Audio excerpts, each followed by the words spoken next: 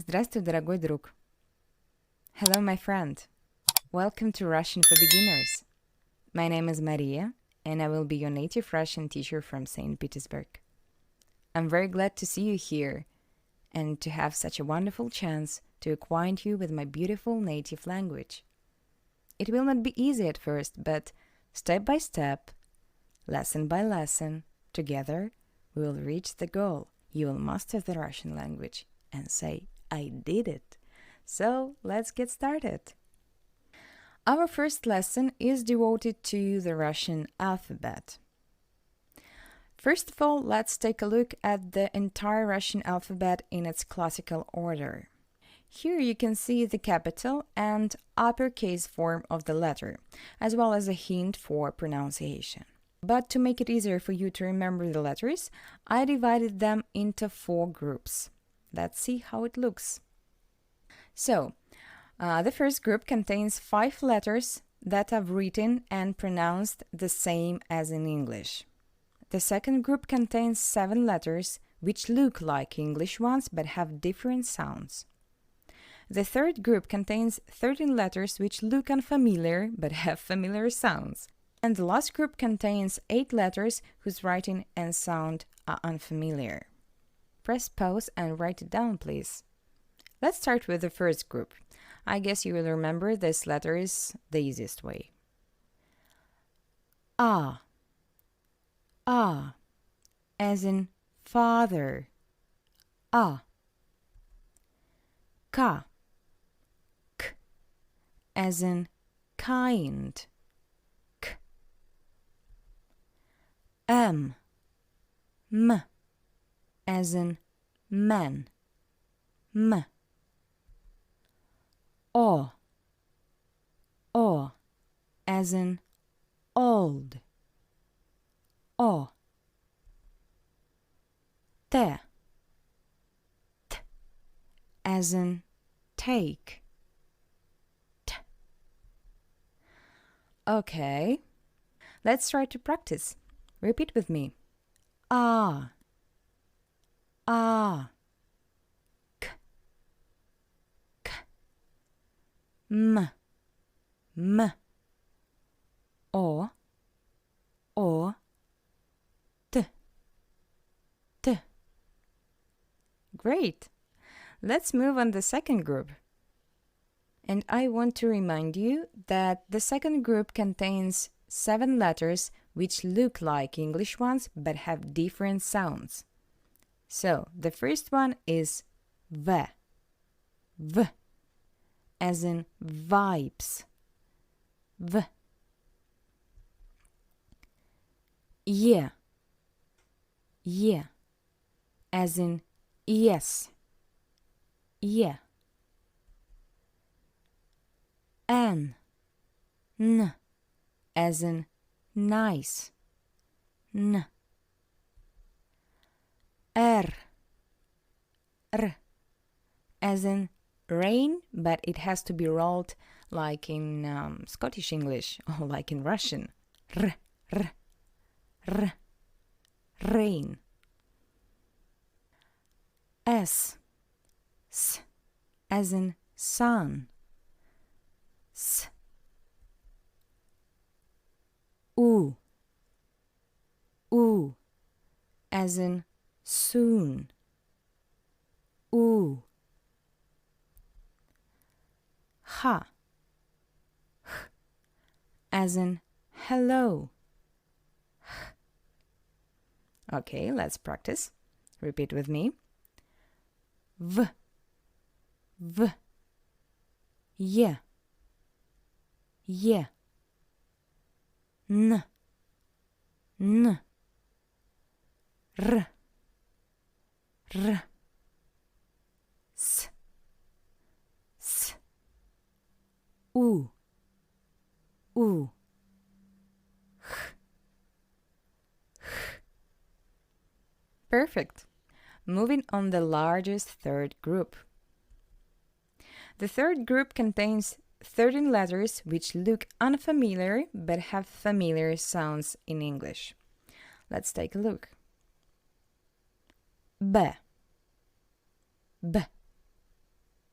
as in baby. B. G. G. As in good. G. D. D. As in date. D. Yo, as in your. Yo. Z. Z. As in zoo or zodiac. Z. E. E. As in meat. I. I kratké. J. As in toy. J. L. L. As in love. L. P. P. As in people. P. F. F. As in fine. F. E. E. As in edit. E. U. U. As in university. U. Ya. Ya. As in yard. Let's repeat what we just learned. B. B. G. G. D. D. Yo. Yo. Z. Z. I. I. Y. Y. L. L. P. P. F. F. E. E. U. U. Ya. Ya. And the last fourth group. The fourth group contains 8 letters whose writing and sound are unfamiliar. J. J. As in pleasure or vision. T. T. As in it's. Ch. Ch. As in chips. Ch. Sha. Sh. As in shape. Sh. Sha. Sh. Okay, this letter is pretty tricky. It sounds a lot like the letter sh, but a little softer. Sh. Not sh, but sh. We can hear the sound between these two words. Well, ship. Sh. Sh. Not sh, but sh. Just keep practicing. Sh. Sh. Sh. Sh. Sh. Sh. Heart sign represents a very short pause. For example, in the word объект. Объект, which means object, and you can hear this little pause between ob and ект. Объект. Ob, pause, ект. Объект.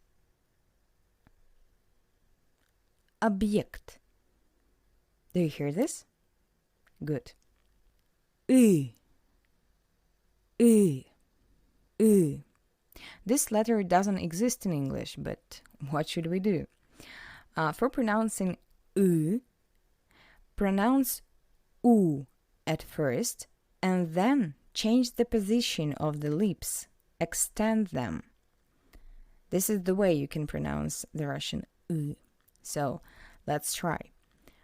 U plus extending lips.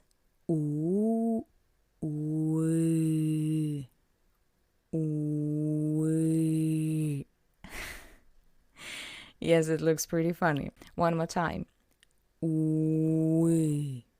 The tongue is located in the same place.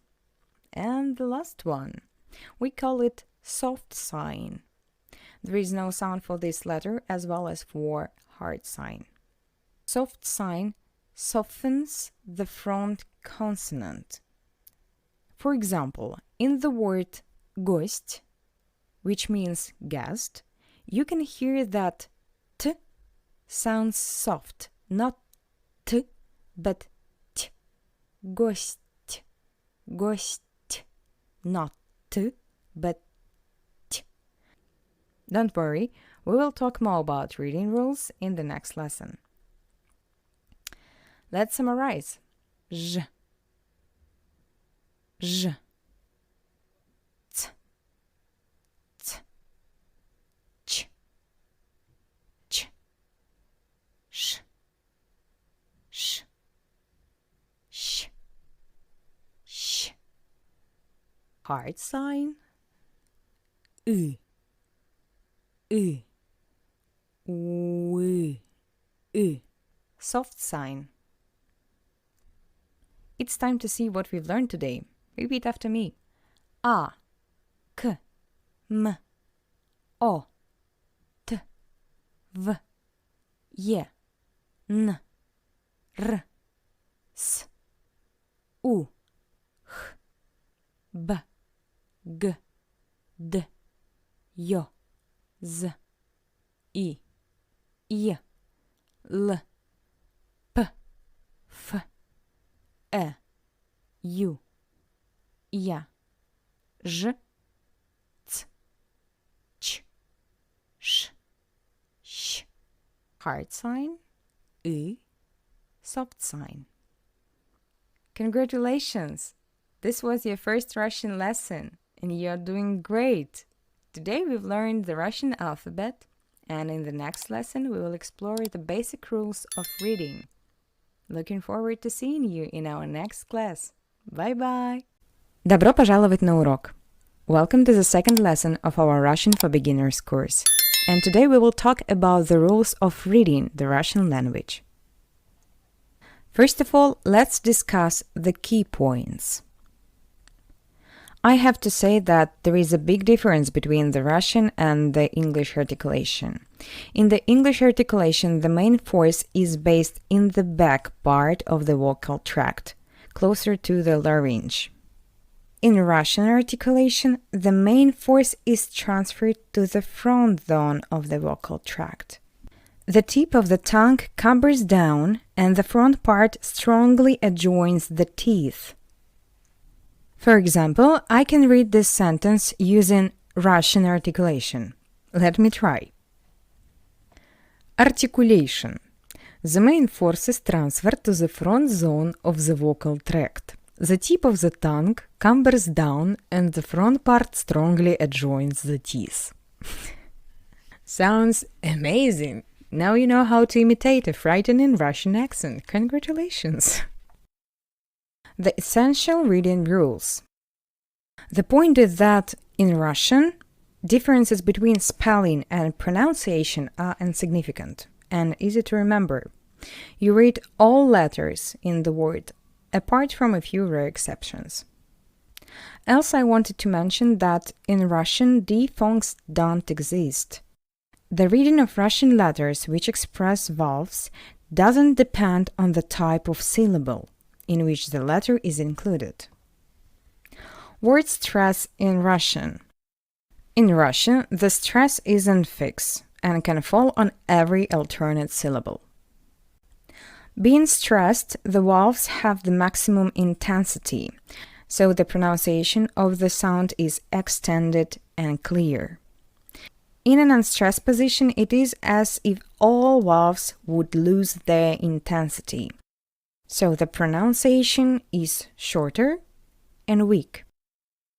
Before getting to know more vowels and consonants in Russian, let's repeat the alphabet that we studied in the previous lesson. Repeat after me.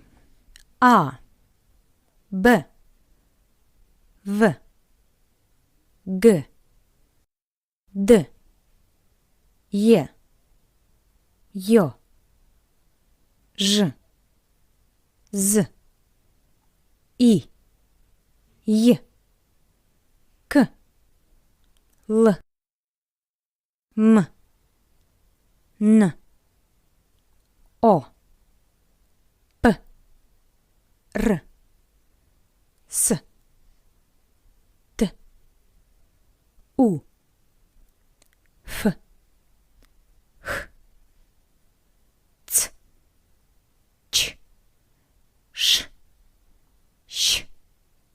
Hard sign. Ü. Soft sign. Ä. U. Ja. Good. Let's talk about hard and soft consonants. Твердые и мягкие согласные. In Russian, most consonants can be hard and soft. This phonetic phenomenon doesn't exist in English, where consonants are pronounced exclusively hardly.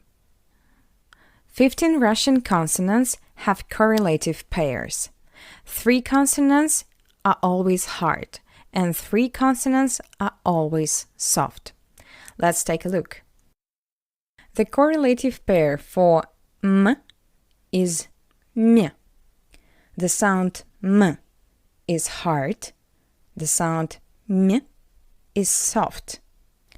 M, m, b, b, p, p, v, v, f, f, d, d,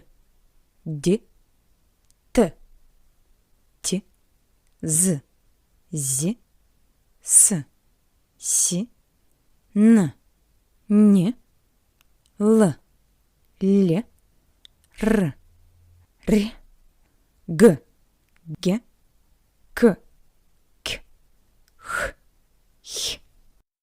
Consonants j, sh, ts are always hard, and consonants ch, sh, y are always soft. The hardness or softness of a consonant depends on the vowel after it.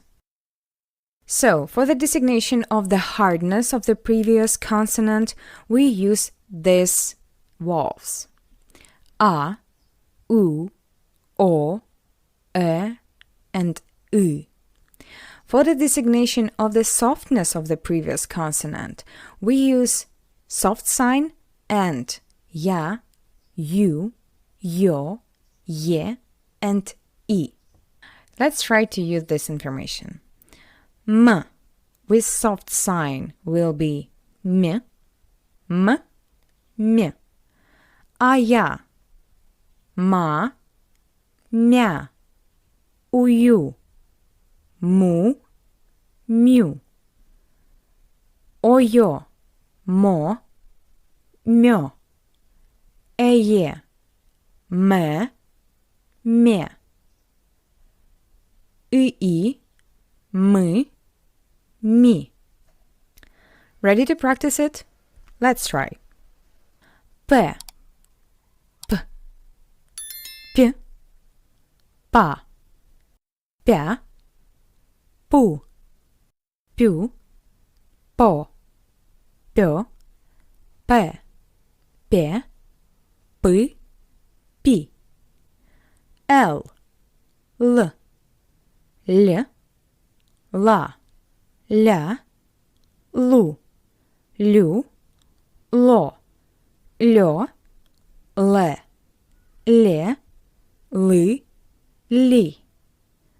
М, м, м, ма, мя, му, мю, мо, мё, мэ, ме, мы, ми. Good. Let's try to read this word. Гость. Гость. As you can see, we have the soft sign after t. That's why it's soft. Гость, гость. It means guest. The next word is мысль. Мысль. As you can see, after M we have U. That's why M is hard. Мысль. And after L we have the soft sign. That's why L is soft. Мысль. Мысль. It means idea. Мир. Мир. We have E after M. That's why M is soft. Мир. It means world. Фильм. Фильм. You can notice that we have E after F and the soft sign after L. That's why F and L are soft. Фильм. Фильм. Which means film. Актер. Актер. You see yo after T. That's why T is soft. Актер. Актер. Which means actor. Let's practice. How will you read these words? I will pronounce word in English, then pause, and then I will read the word in Russian. Okay? Guest. Гость. Idea. Мысль. World. Мир. Film. Фильм. Actor. Актер. Also today I would like to tell about reading rules for unstressed vowels. I've already said that all vowels in an unstressed position are pronounced shortly and weakly. But the absence of stress has a special influence on the pronunciation of the vowels O, ye, and ya. So, the unstressed O.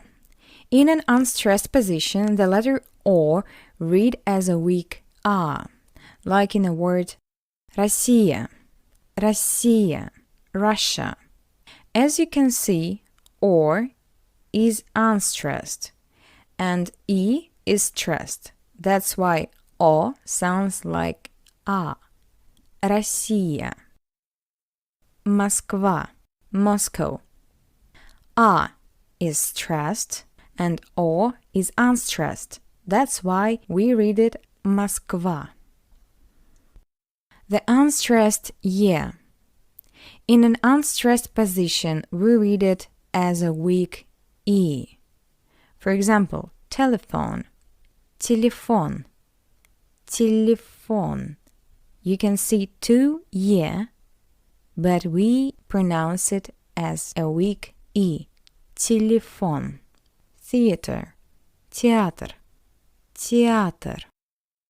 The unstressed ya. In an unstressed position, we read it as something between y and ye. For example, egg, яйцо, яйцо. Japan, Япония, Япония. Okay, let's practice our reading skills. Good. Хорошо, хорошо. Because the first two O are unstressed, that's why we pronounce it as A. Хорошо. Bad. Плохо. Плохо. Home. Дом. Дом. We have O after D, that's why D is hard. Restaurant. Ресторан. Ресторан. First of all, after the first R, we have ye. That's why R is soft. R. Ресторан. Ресторан. Secondly, this ye is unstressed. That's why we pronounce it as E. Ресторан. What else? O is unstressed as well. That's why we pronounce it as A. Ресторан. And after the second R, we have A. That's why this R is hard. Ресторан. Do you hear this? Good. And the last word is subway, metro. And we can see that after M we have Y, that's why M is soft, metro, metro. But Y is unstressed, that's why we pronounce it as E, metro. That's it. Congratulations! Today we studied difficult but very important reading rules. And I also hope you learned to imitate the Russian accent. See you soon at the next class. Bye-bye! Добро пожаловать на урок! Welcome to the third lesson of the Russian for Beginners course. The topic of today's lesson is greetings. But first, we'll repeat what we learned in the previous lesson. Повторение. Revision. Talking about the Russian articulation, the tip of the tongue cumbers down and the front part strongly adjoins the teeth. The next point is that you read all letters in the Russian word apart from few rare exceptions. In Russian, the stress isn't fixed and can fall on every alternate syllable.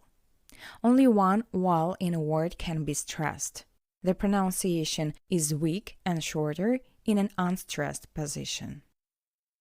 In an unstressed position, the letter O is read as a weak A. Россия, Россия.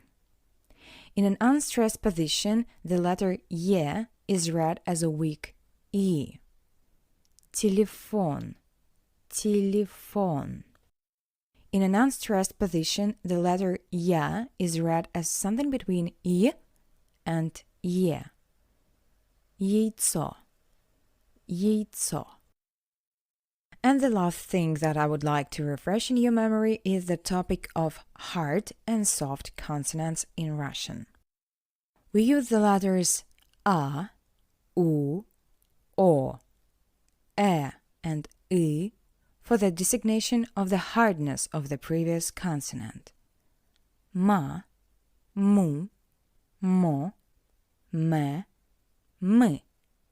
We use the letters soft sign, ya, you, yo, ye, and I for the designation of the softness of the previous consonant. M, mya, mu, myo, me, mi. Now we are going to repeat it by reading out loud the words. Because it's a reading exercise, there is no translation given. Stress mark will be here to facilitate pronunciation and learning. There are no stress markings in the text for native speakers. Let's get started. Repeat after me. Рок, рок. Stress, stress. Since the word stress is of foreign origin, it means stress, we read ye like e, like in English. Stress, stress. And that's why r is hard. Stress, not stress, but stress. Танк, танк. Европа, Европа. Америка, Америка. Турист, турист. Хакер, хакер. Университет, университет. Октябрь, октябрь. Remember that the unstressed O sounds as A.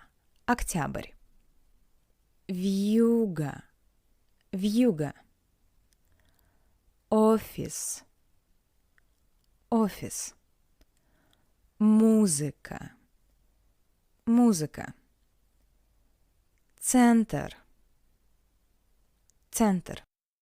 Since this word is of foreign origin as well as stress, we pronounce «е» as «э». Центр.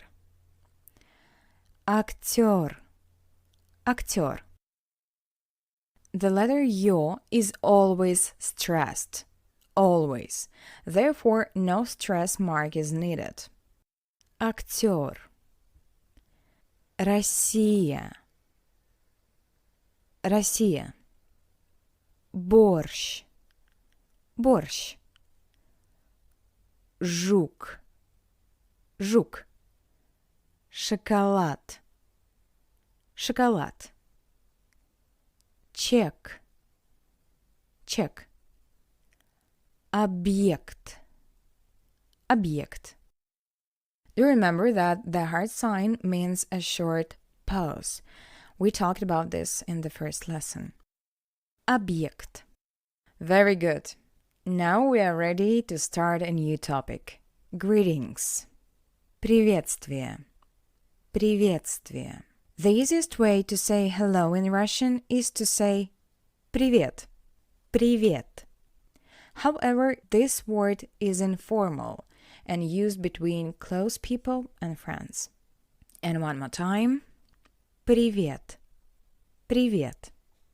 The formal way for the word hello is здравствуйте. Здравствуйте. Здравствуйте.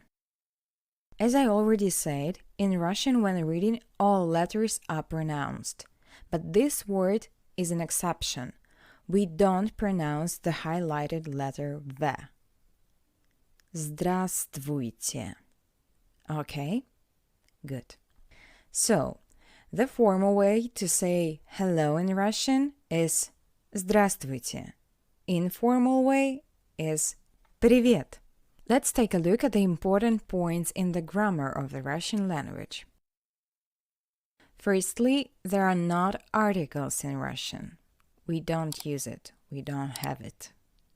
Secondly, in Russian, the verb to be doesn't exist in the present tense. We don't use it for building sentences in the present tense. Therefore, in order to present yourself and say, I am, in my case, I will say, I am Maria, I will use the following construction. Я Maria. There is no verb to be at all. Я, I, Maria, my name. In English, it looks like I, Maria, like iPhone, iPad, iPort. I hope you understand it. There is no verb to be. Okay, let's try to practice it. How will you say, I am Alexander? Я Александр. Я Александр. Please don't forget that in the Russian articulation, the tip of the tongue strongly adjoins the teeth. Я Александр. If you want to reply, nice to meet you, you can say очень приятно. Очень приятно. Literally, it translates as very and pleasantly. Очень приятно. Very pleasantly. Очень приятно. Nice to meet you. Очень приятно. Let's do this exercise using the phrases from the previous slides. Try to fill in the blanks and then we will check it.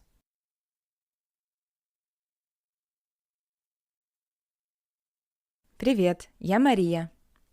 Привет, Мария. Я Александр. Очень приятно. Очень приятно. If you want to ask someone, how are you?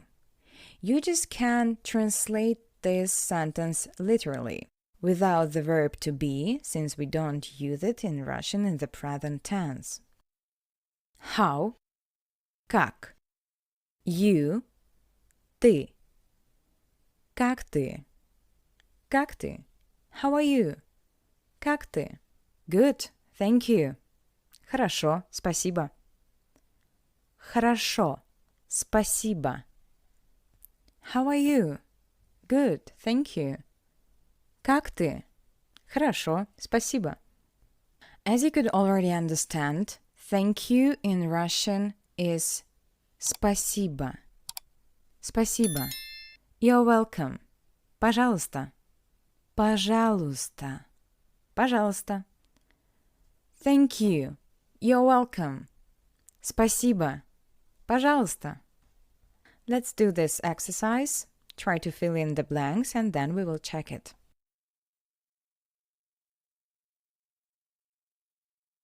So let's check it. Привет, Мария. Привет, Александр. Как ты? Хорошо, спасибо. Как ты? Спасибо, хорошо. And now at normal speed. Привет, Мария. Привет, Александр. Как ты? Хорошо, спасибо. Как ты? Спасибо, хорошо. And the next word is farewell. Прощание. Прощание. Прощание. To say bye in Russian, use this word. Пока. Пока. Bye. Пока. This is in official form. The official form is до свидания. До свидания. That was the last word for today. Let's do a revision. Повторение. Повторение. Repeat after me. Повторяй за мной. Hello. In official form. Привет. Привет. Hello. Official form. Здравствуйте. Здравствуйте. Remember that in this word we don't pronounce the letter V. Здравствуйте. Здравствуйте. Bye. In official form. Пока. Пока. Bye. Official form. До свидания. До свидания. Thank you. Спасибо. Спасибо. You're welcome. Пожалуйста. Пожалуйста. How are you? Как ты? Как ты? Remember, there is no the verb to be. Как ты? Good. Хорошо. Хорошо. Thank you. Спасибо. Спасибо. I am Maria. Я Мария. Я Мария. Спасибо за занятие. Thank you for this class. See you in the next lesson. Пока-пока. Привет. Добро пожаловать на урок.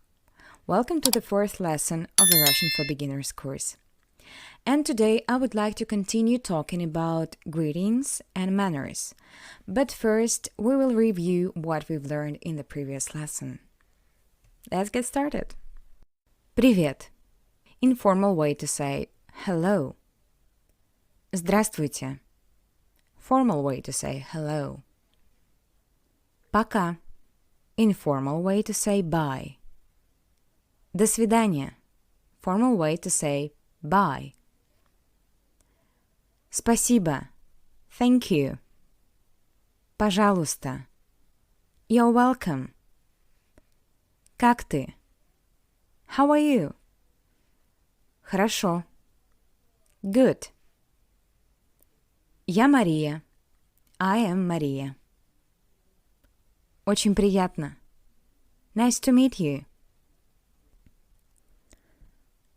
How was it? Was it hard?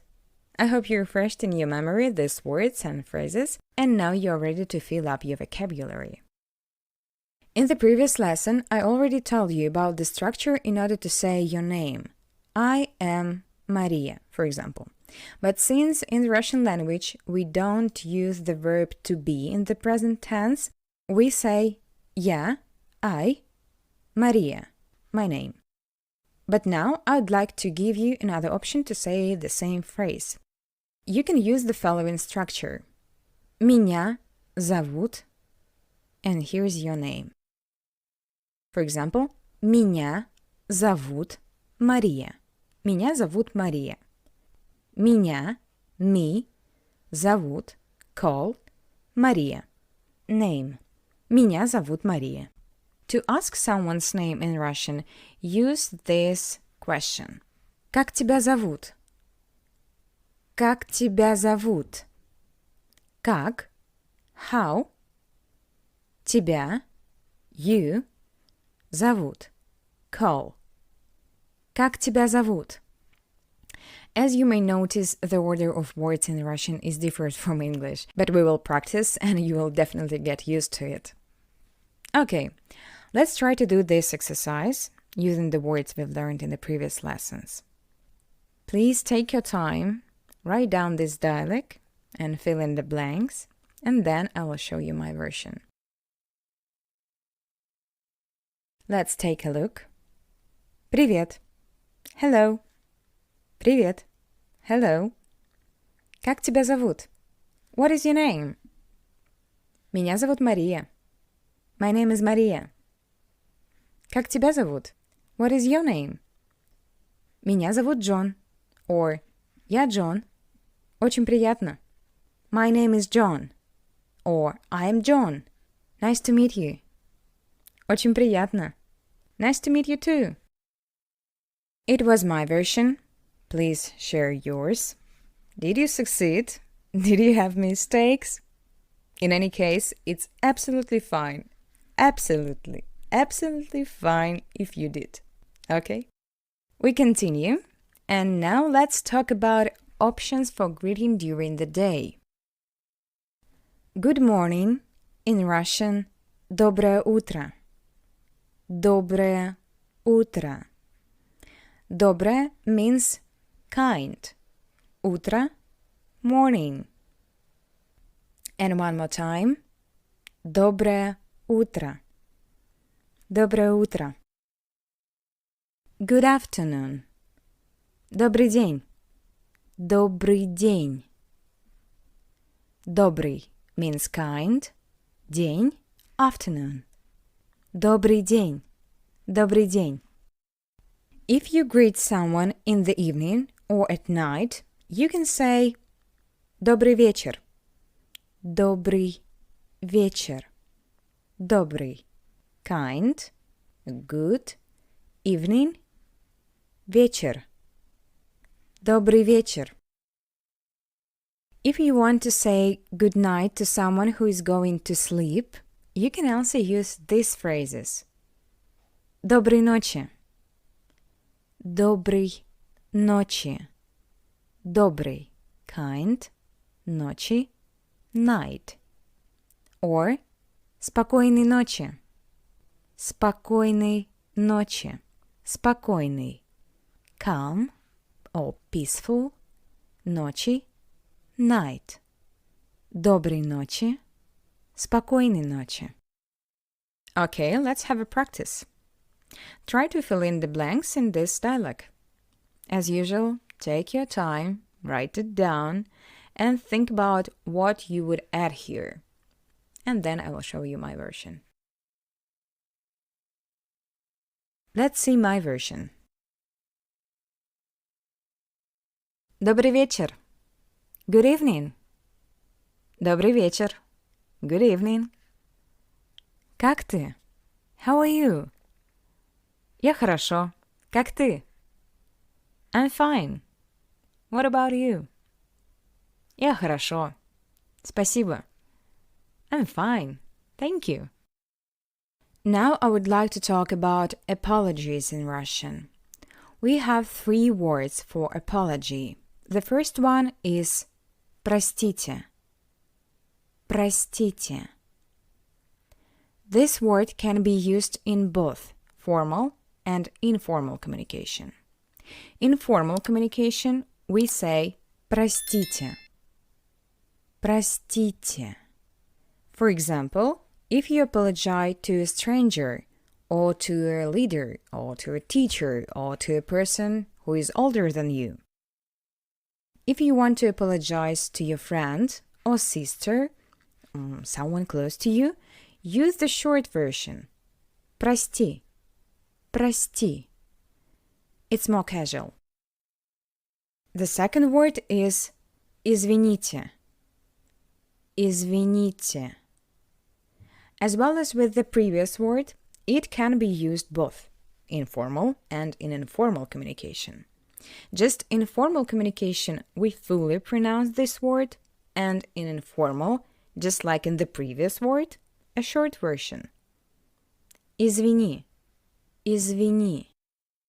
And the last option is the phrase прошу прощения. Прошу прощения. I'm asking for your forgiveness. Прошу. Ask. Прощение. Forgiveness. Прошу прощения. I would say that this phrase is rarely used in everyday life. Rather, this option is suitable for formal communication. For example, if you are late for a meeting, or if you are late for an interview. Also, if you accidentally pushed a stranger and at the same time you, as a polite person, want to apologize, you can also use this phrase. Прошу прощения. Moreover, this is a very beautiful phrase, characteristic of intelligent and educated people, so I advise you to remember it. The key point is that all three words can be used in very different situations, only intonation changes. Let's try to work with intonation. For example, you want to attract the attention of a cashier or a waiter. Just remember how you say it in English. Excuse me. Простите. Извините. Прошу прощения. So it's the same. The only thing, I use the full form of words, since most likely you will not know the cashier or the waiter, and when talking with a stranger, the formal version is used.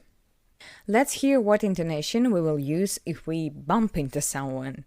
First of all, let's imagine how we would say it in English. Sorry.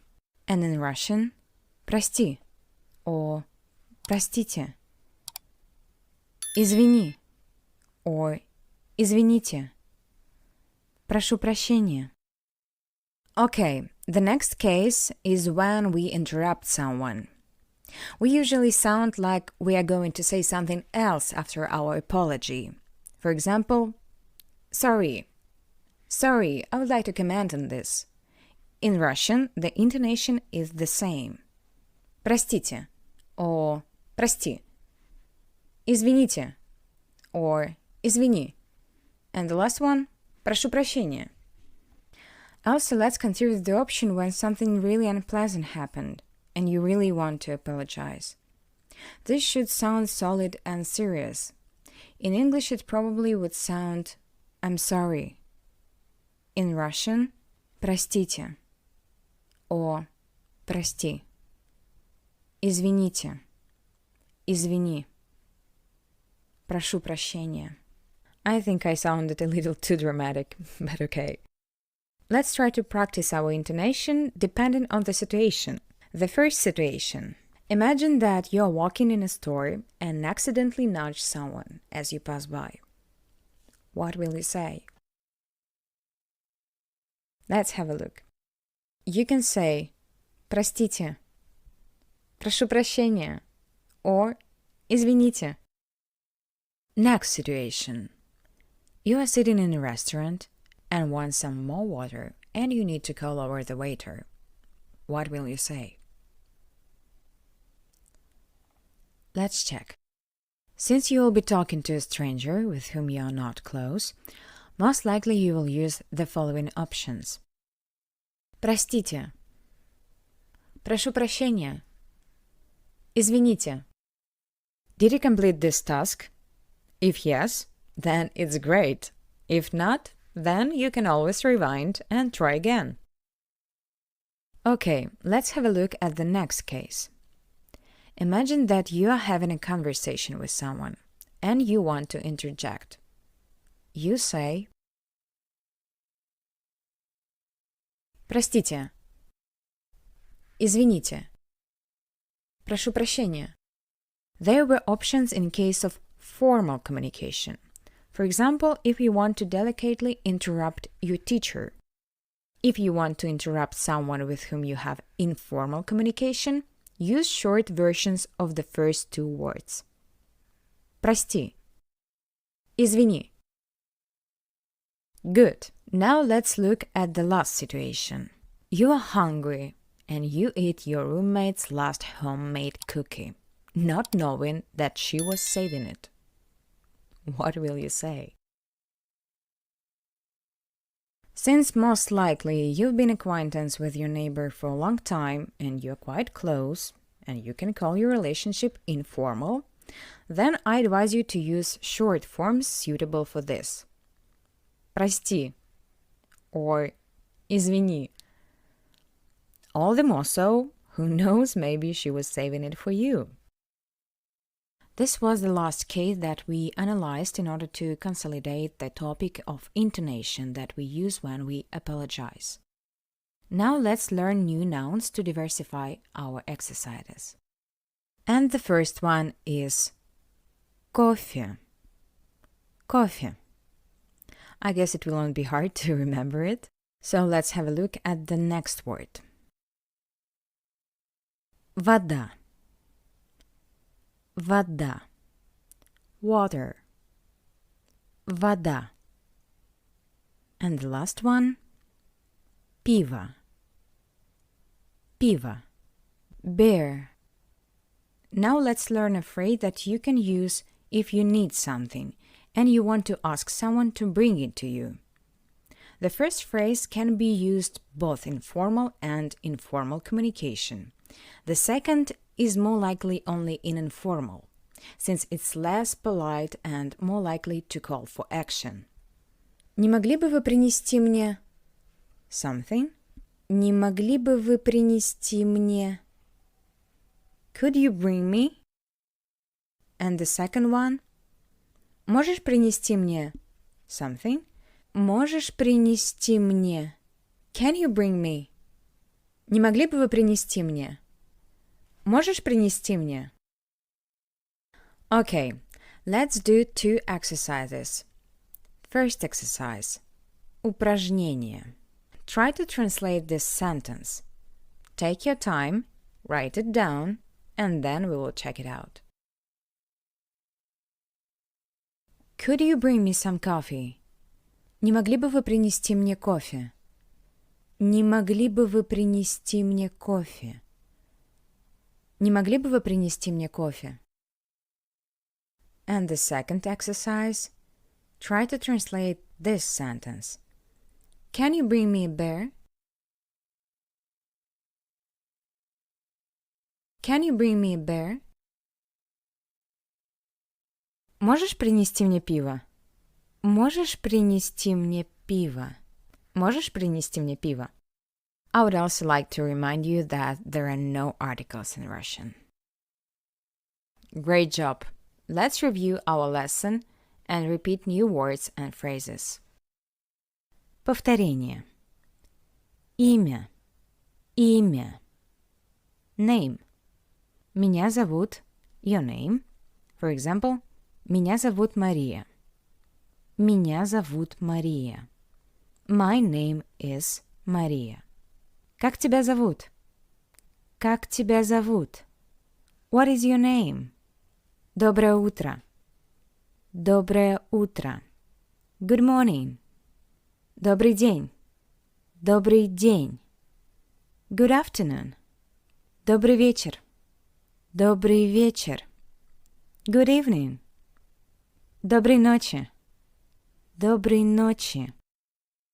Good night. Спокойной ночи. Спокойной ночи. Good night. Простите. Простите. О, прости. Sorry. Прошу прощения. Прошу прощения. Sorry. Excuse me. Извините. Извините or извини. Sorry. Кофе. Кофе. Coffee. Вода. Вода. Water. Пиво. Пиво. Bear. Не могли бы вы принести мне? Не могли бы вы принести мне? Could you bring me? Можешь принести мне? Можешь принести мне? Can you bring me? That's it. Excellent work. We did a great job, and I'm looking forward to seeing you in the next class. Пока-пока. Привет! Добро пожаловать на курс «Русский для начинающих». Hello! Welcome to the Russian for Beginners course. And today we will talk about personal pronouns and the gender of nouns. There are very important topics without which it's impossible to imagine the study of the Russian language. But before we start learning new topics, we will repeat what we studied in the previous lesson. Let's get started. Повторение. Имя. Name. Меня зовут. My name is. Как тебя зовут? What is your name? Доброе утро. Good morning. Добрый день. Good afternoon. Добрый вечер. Good evening. Доброй ночи. Good night. Спокойной ночи. Good night. Простите. О, прости. Sorry. Прошу прощения. Sorry. Excuse me. Извините. Or извини. Sorry. Кофе. Coffee. Вода. Water. Пиво. Bear. Не могли бы вы принести мне? Could you bring me? Можешь принести мне? Can you bring me? So, we remembered the words and phrases from the previous lesson, and now we are ready to start a new topic. The first part of this video is devoted to personal pronouns. Личные местоимения. Личные местоимения. The very first and perhaps most significant pronoun is я. Я, which means I. It's quite logical that we use this pronoun when we talk about ourselves. The next pronoun is мы. Мы, which means we. Let's take a look at the following pronouns. Here I have indicated two pronouns that we use instead of you during a conversation. The fact is that in Russian there are two forms. The first form is used for informal communication, ты, and the second form is used for formal communication, вы. The second form shows a very polite and respectful attitude towards your interlocutor. Okay, let's summarize. You can use the pronoun ты when communicating with friends and family members.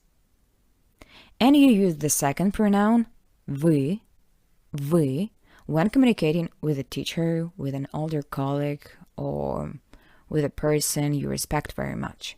Okay? The same pronoun, вы, in Russian is used when referring to a group of people. So this pronoun is also used in the plural. At this point, let's make a conclusion. Whereas the English pronoun you has only one form for singular and plural, in Russian there are two different forms.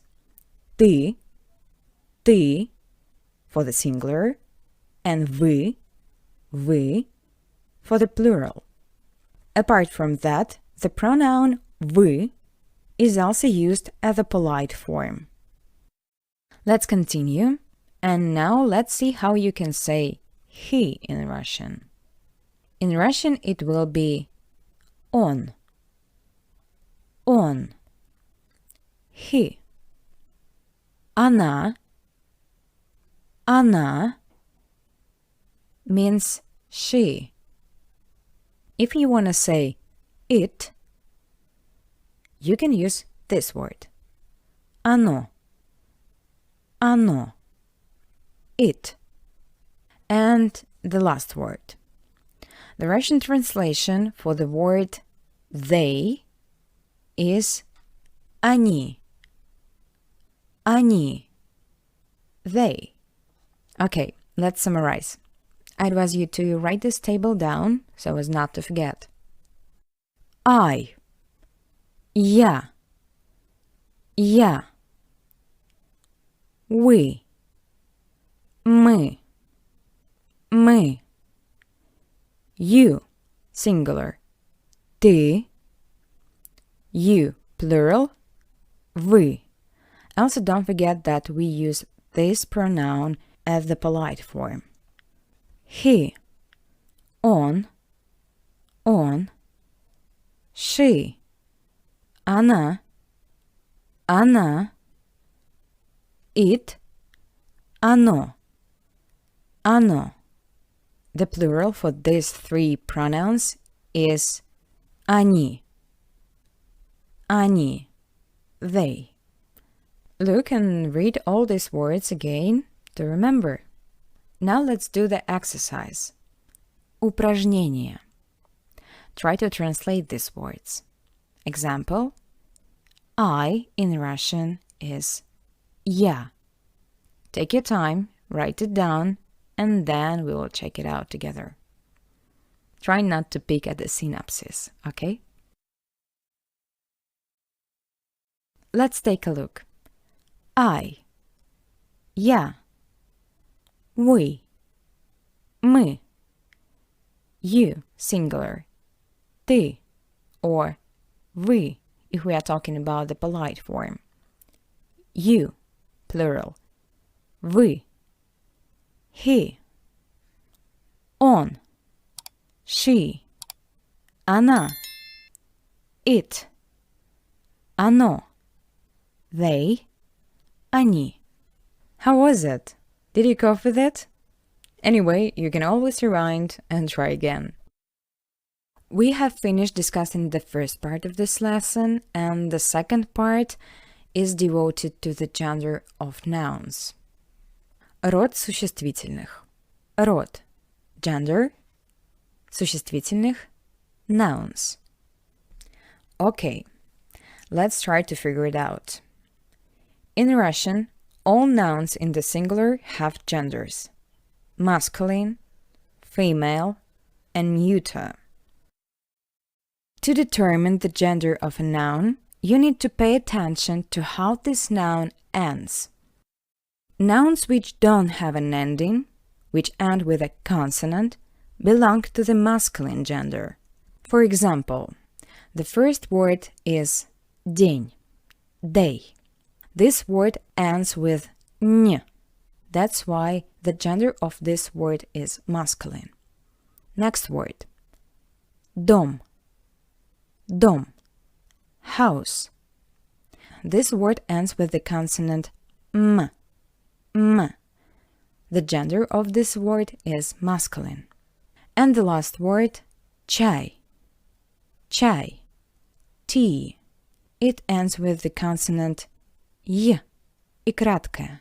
That's why the gender of this word is masculine. Female gender. Nouns which have the ending a or я belong to the female gender. For example, женщина, woman, женщина. It ends with a. Книга, book, книга. This word ends with a as well. Семья, family, семья. This word ends with the vowel я. The gender of these three words is female. Neuter gender. Nouns which have the ending or е belong to the neuter gender. For example, утро, утро, morning, место, место, place. And I want to remind you that in these two words, o sounds like a because it's unstressed. In the first word, U is stressed, O is unstressed, that's why O sounds like a soft A. Утро, место, Е is stressed and O is unstressed. And the last word is море, море, sea. The gender of these three words is neuter. Unfortunately, these are not all the rules that you need to know in order to feel free in determining the gender of nouns in Russian. So the following points should be noted as well. First of all, I have to warn you that you have to be careful with nouns which end with an soft sign. Such nouns belong either to the masculine or to the female gender. Firstly, nouns which end with tel or ar belong to the masculine gender. The ending indicating the gender of the noun I highlighted in bold. Let's take a look at my examples. Словарь, словарь, dictionary. Календарь, календарь, calendar. Писатель, писатель, writer. Secondly, nouns which end with ost or ov, or with a sibilant consonant with a soft sign sh, sh, ch, j, belong to the female gender. Новость, новость, news. Любовь, любовь, love. Вещь, вещь, thing. Ночь, ночь, night. The gender of these words is female. As usual, I advise you to write down this table as it summarizes all the information that we discussed in the previous slides. The ending masculine nouns. Consonant, и краткая, soft sign, тель, and ар. Examples: дом, чай, день, писатель, календарь. And of course we have exceptions. The words мужчина, man, папа, dad, дядя, uncle, дедушка, grandfather, and coffee, coffee. The words мужчина, дедушка, дядя, папа, regardless of their ending, belong to the masculine gender because they refer to male person. The word coffee, coffee, regardless of its ending "ye", belongs to the masculine gender as well. The ending of female nouns. A, я, ость, овь, щ, ш, ч, ж. Examples: женщина, семья, новость, любовь, ночь. And the last column, the ending of neuter nouns. О and е. Examples: утро, море. Exceptions: время, time, and имя, name. The words время and имя, regardless of their ending я, belong to the neuter gender.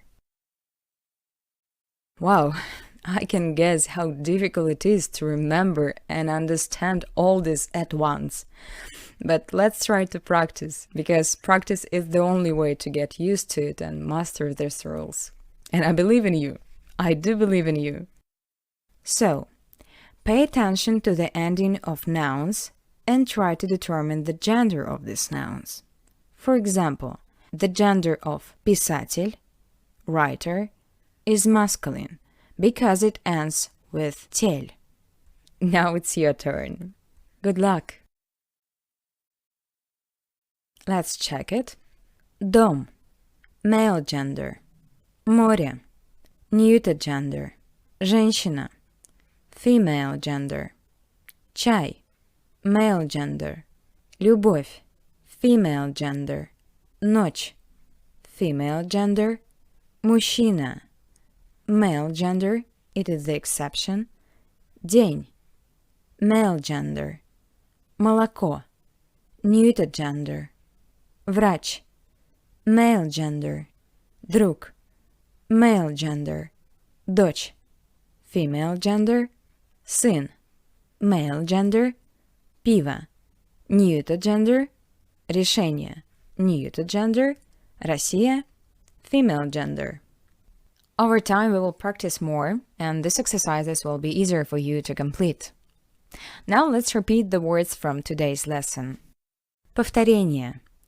I, я, we, мы, you, singular, ты, вы, you, plural, вы, he, он, she, она, it, оно, they, они, woman, женщина, man, мужчина, daughter, дочь, son, сын, love, любовь, friend, друг, house, дом, sea, море, tea, чай. Поздравляю! I sincerely congratulate you on completing this lesson, as I can imagine how difficult it was to take in all this new information. But these topics are really important in the study of the Russian language, so I'm very proud of you, really. And I'm looking forward to our future classes where we can apply this knowledge. See you in the next lesson. Пока-пока. Привет! Добро пожаловать на урок. Welcome to the Russian for Beginners course. The topic of today's lesson is colors.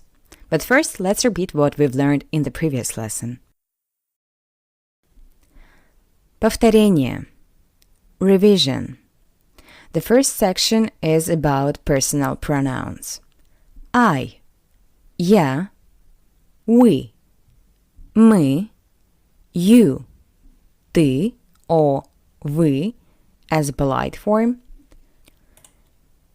you, plural form, вы, he, он, she, она, it, оно, they, они. Okay, let's do a repetition of the new nouns that we've learned. Woman, женщина, женщина, female gender. Man, мужчина, мужчина, male gender. Daughter, дочь, дочь, female gender. Son, сын, сын, male gender. Love, любовь, любовь, female gender. Friend, друг, друг, male gender. House, дом, дом, male gender. Sea, море, море, neuter gender. Tea, чай, чай, male gender. Perfect. Ready to start studying the new topic? Let's see how the colors are called in Russian. Цвета, цвета, colors. A is stressed, ye is unstressed, that's why we pronounce ye as e. Цвета. And the first color is blue. Синий, синий. You can remember this adjective by comparing it with the color of the sea.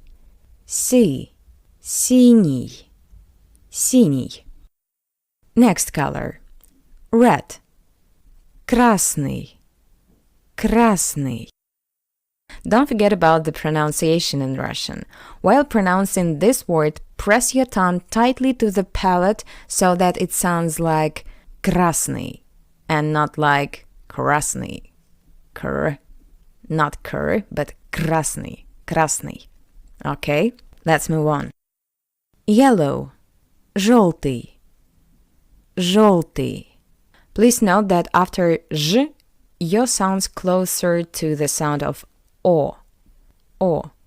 Желтый. Желтый. Not желтый, but желтый. Yo is always stressed. For this reason, I didn't put the stress mark in this word. The next color is green. Зеленый. Зеленый. Yo is always stressed. That's why I didn't put the stress mark in this word. What else? The first ye is unstressed. That's why it sounds closer to the soft e. Зеленый. Зеленый. Good. Next color. Brown. Коричневый. Коричневый. O is unstressed. That's why we pronounce it as a. Коричневый. Purple. Фиолетовый. Фиолетовый. We already discussed that unstressed O sounds like a, so let's move on. Pink. Розовый. Розовый. Black. Черный. Черный. Next color. White. Белый. Белый. Gray. Серый. Серый. And the last one. Orange. Оранжевый. Оранжевый. Finally, at least one color that sounds a little similar to how it's pronounced in English. Orange. Оранжевый. It was the last color, so now it's practice time. Упражнение. Exercise. Describe these colors shown on the screen in Russian. It's okay if you can't remember all of them, because we will practice more. Don't rush, press pause, and then we'll check it together. Okay? Let's see what we got. Синий. Красный. Желтый. Зеленый. Коричневый. Фиолетовый. Розовый. Черный. Белый. Серый. And the last one, оранжевый. So, how was it? How many words did you manage to reproduce? Anyway, let's add new words to your vocabulary so that we can practice colors in specific phrases. And the first one is table. Стол. Стол. In this word, there is only one vowel, so only it can be stressed. For this reason, I didn't put the stress mark in this word. One more time. Table. Стол. Стол. And the next word is chair. In Russian, it's стул. Стул. Same, there is only one vowel here, so the stress is defined. I hope it will be quite easy for you to remember this couple of words, стол и стул, table and chair, because they differ only by one letter. Стул, стол. Right? Right. Let's move on. Bag, сумка, сумка. Next word. Book, книга, книга. Mirror, зеркало, зеркало. And the last one, pen, ручка, ручка. Well done. Since we are going to try to connect a noun with an adjective in our exercises, and at the same time in Russian adjectives change the ending for each gender differently, so first let's quickly recall how the gender of a noun is determined.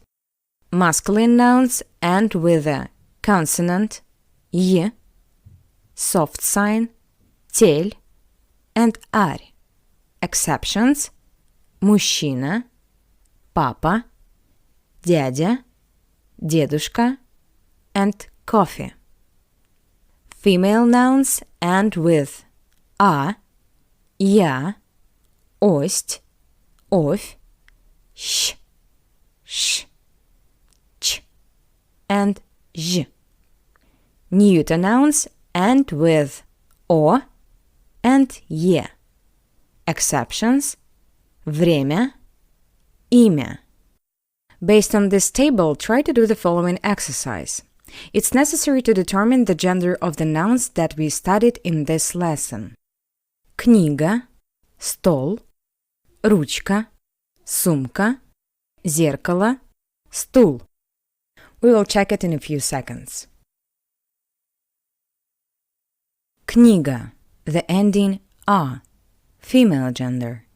Стол, the ending l, it is a consonant, male gender. Ручка, the ending a, female gender. Сумка, the ending a, female gender. Зеркало, the ending o, neuter gender. And the last one, стул, the ending l, male gender. So, we remember the topic of noun genders, and now let's move on to discussing adjectives in Russian.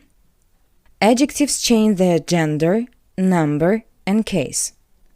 In this lesson, we will study forms of the nominative case of adjectives. In the Russian language, there are two main variants of adjectives endings: hard and soft. You can identify the variant by the singular masculine nominative case form of an adjective, because this form is given in dictionaries, masculine form. So, the ending y or oy indicates the hard variant. These endings change to aya, oye, ye, depending on the target gender for which you are going to use an adjective. Masculine, y, oy. Female, aya. Neuter, oye.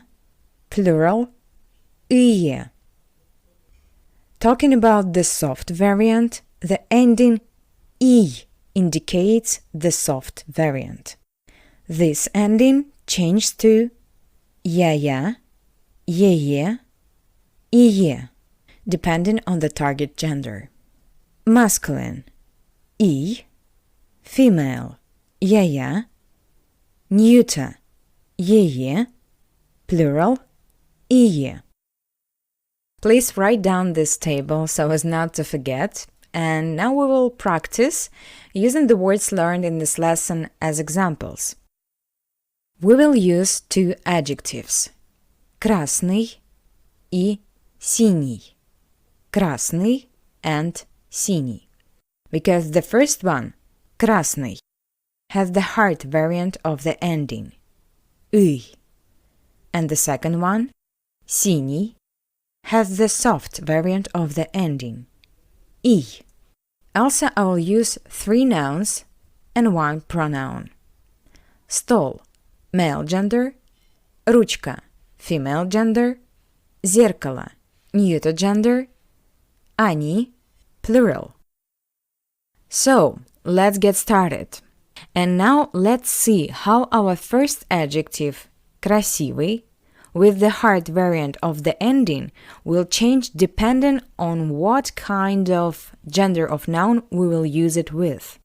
Since in dictionaries, all adjectives indicated in the form correspond to the masculine gender, then in the first column of the masculine gender, we see our adjective, красный, in the same form in which we originally wrote it down. Therefore, in order to pronounce the phrase a red table, you just need to connect our adjective, красный, with our masculine noun, стол. Красный стол. Красный стол. Thus, it's easiest to combine adjectives with masculine nouns in the nominative case, because for this you just need to use the forms that are indicated in dictionaries without changing any endings. For the female gender, the ending of our adjective y changed to ая. Красный goes to красная. The noun for the female gender that we will use is ручка, pen. A red pen. Красная ручка. красная ручка. Красный стол, красная ручка. The neuter gender. The ending of our adjective «ый» changed to «ое». Красный goes to красное. The neuter noun that we are using is зеркало, mirror. A red mirror, красное зеркало. Красное зеркало. Красный стол, красная ручка, красное зеркало. The plural ending of the adjective changed from «ый» to «ые». Красный goes to красные. Since we will study the plural of nouns a little bit later, therefore in this column we use the plural pronoun they, они. They are red, они красные. Красные. Они красные. Let's summarize. Красный стол, красная ручка, красное зеркало, они красные. And now at normal speed. Красный стол, красная ручка, красное зеркало, они красные. Okay, now it's time to see how the ending of the adjective with the soft ending will change. Our adjective is синий, синий, blue. Masculine gender. Синий, синий, синий стол, a blue table.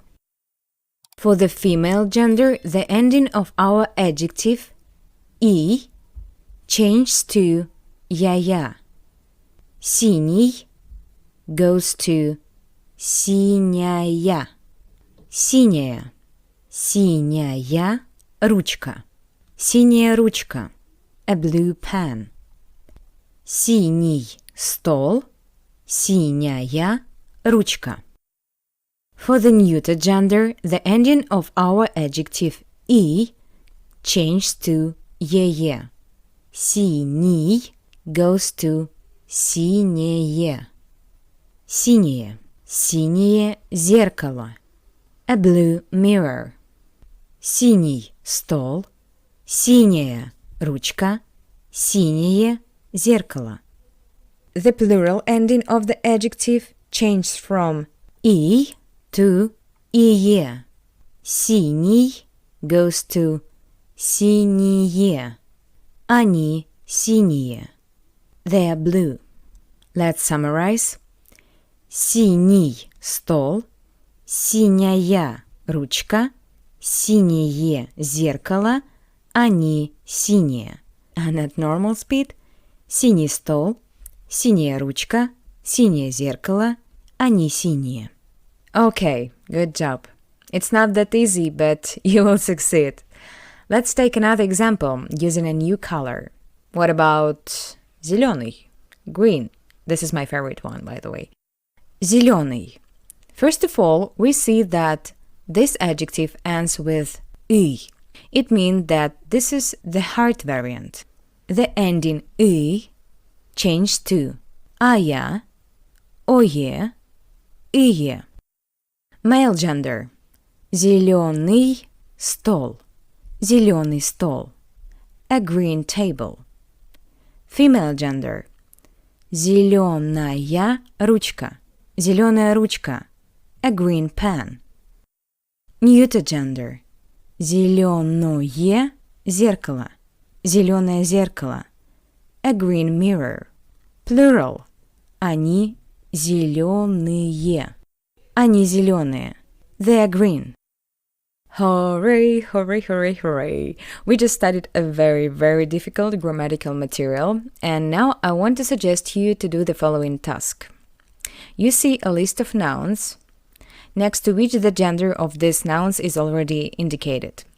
Your task is to write an adjective corresponding to the color next to the noun. Work on the endings of these adjectives, taking into account the gender of nouns. Take your time, press pause, and then check the correct answers.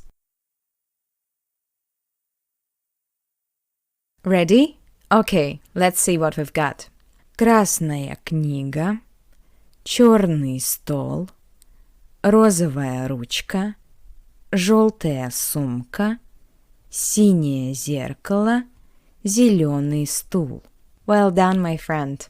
Let's take a quick look at what we learned today. Повторение. Revision. Blue. Синий. Red. Красный. Yellow. Желтый. Green. Зеленый. Brown. Коричневый. Purple. Фиолетовый. Pink. Розовый. Black. Черный. White. Белый. Gray. Серый. Orange. Оранжевый. Table. Стол. Chair. Стул. Bag. Сумка. Book. Книга. Mirror. Зеркало. Pen. Ручка. And I just wanted to make sure that you wrote down this table. Please do it if you haven't done it yet. That's all for today. I wish you a good day and see you at the next lesson. Пока-пока. Привет, дорогой друг. Добро пожаловать на урок. Hello, my dear friend. Welcome to the Russian for Beginners course. It's still me, Maria, and I'm your native Russian tutor. The topic of today's lesson is the basic numbers in Russian, but before, as usual, we will recall the material studied in the previous lesson. Повторение. Revision. Blue. Синий. Red. Красный. Yellow. Желтый. Green. Зеленый. Brown. Коричневый. Purple. Фиолетовый. Pink. Розовый. Black. Черный. White. Белый. Gray. Серый. Orange. Оранжевый. Table. Стол. Chair. Стул. Bag. Сумка. Book. Книга. Mirror. Зеркало. Pen. Ручка. Okay, great. Now let's get down to the new topic. And today we're gonna talk about numbers. First, let's start with numbers from 1 to 19. Please repeat after me. Don't write anything down right now because after the first 19 numbers, there will be a generalizing scheme for memorizing and you will write it down. But now, just repeat after me, okay? Number in Russian is число, plural form числа, числа. And the first one is 0, ноль, ноль, ноль. 1, один, один, один. 2, два, два, два. 3, три, три, три. 4, четыре, четыре, четыре. 5, пять, пять, пять. 6, шесть, шесть, шесть. 7, семь, семь, семь. 8, восемь, восемь, восемь. 9, 9, 9, 9. 10, 10, 10, 10. 11, 11, 11, 11. 12, 12, 12, 12. 13, 13, 13, 13. 14, 14, 14, 14. 15, 15, 15, 15. 16, 16, 16, 16. 17, 17, 17,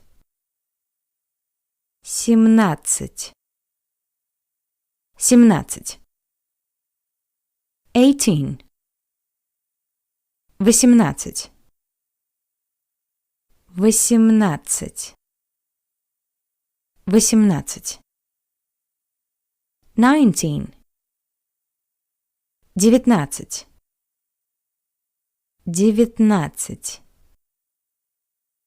19, 19. Okay, now let's summarize. In the left column, you can see numbers from 1 to 9. 1, 2, 3, 4, 5, 6, 7, 8, 9.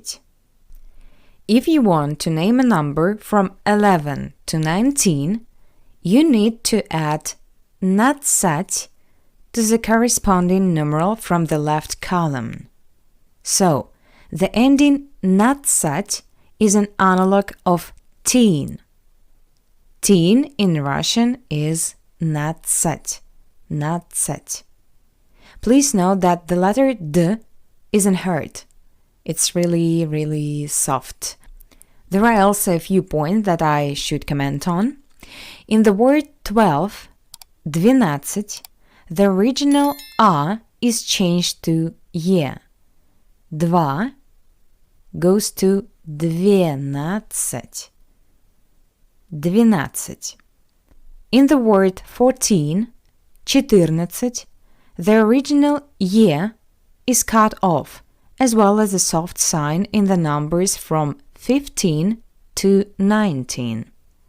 So let's try to read them in pairs by comparing the number from the left column with the number from the right column. 1, 11, 2, 12, 3, 13, 4, 14, 5, 15, 6, 16, 7, 17, 8, 18, 9, 19. And 2 points important for the pronunciation of the numbers from the second column. Firstly, I remind you that the letter D is not pronounced. And secondly, in the numbers from 15 to 19, since the soft sign is cut off, the preceding consonant becomes hard. For example, 8, 8, 18, 18, 8,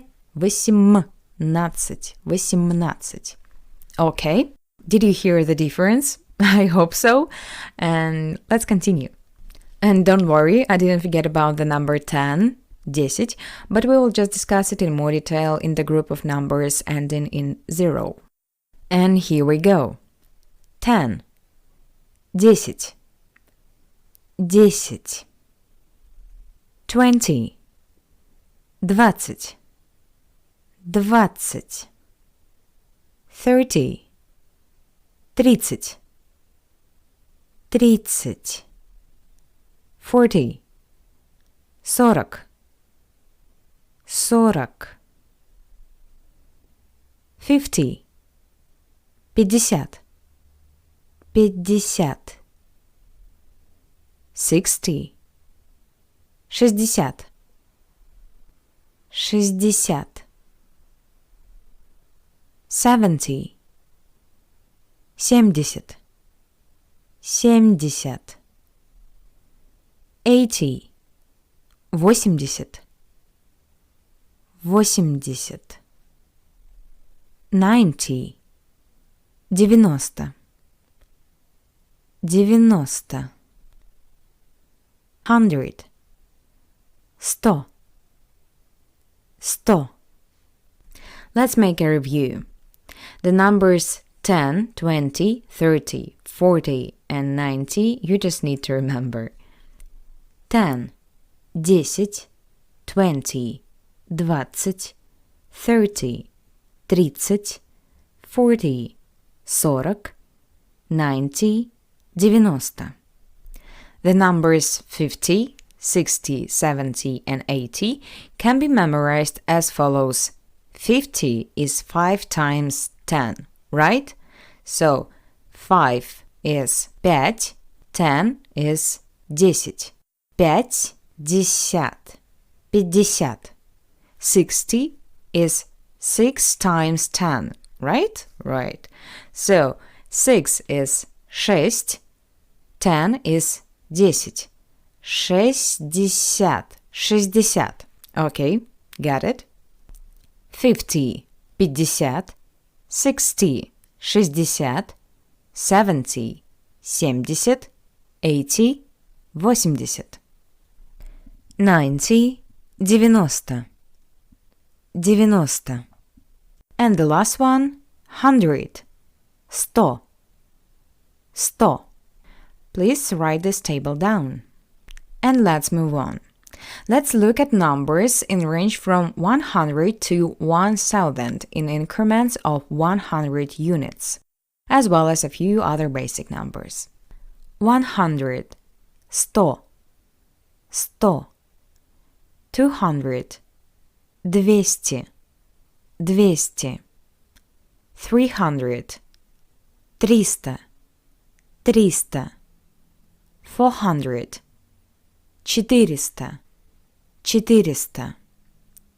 500, 500, 500. 600, 600, 600. 700, 700, 700. 800, 800, 800. 900, 900, 900.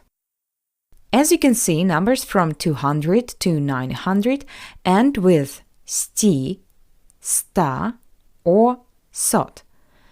All these endings are variations of the word 100. Sto, sto, sti, sta, sot. And as you can see, the numbers from 500 to 900 end with sot. 500, 600, 700, 800, 900.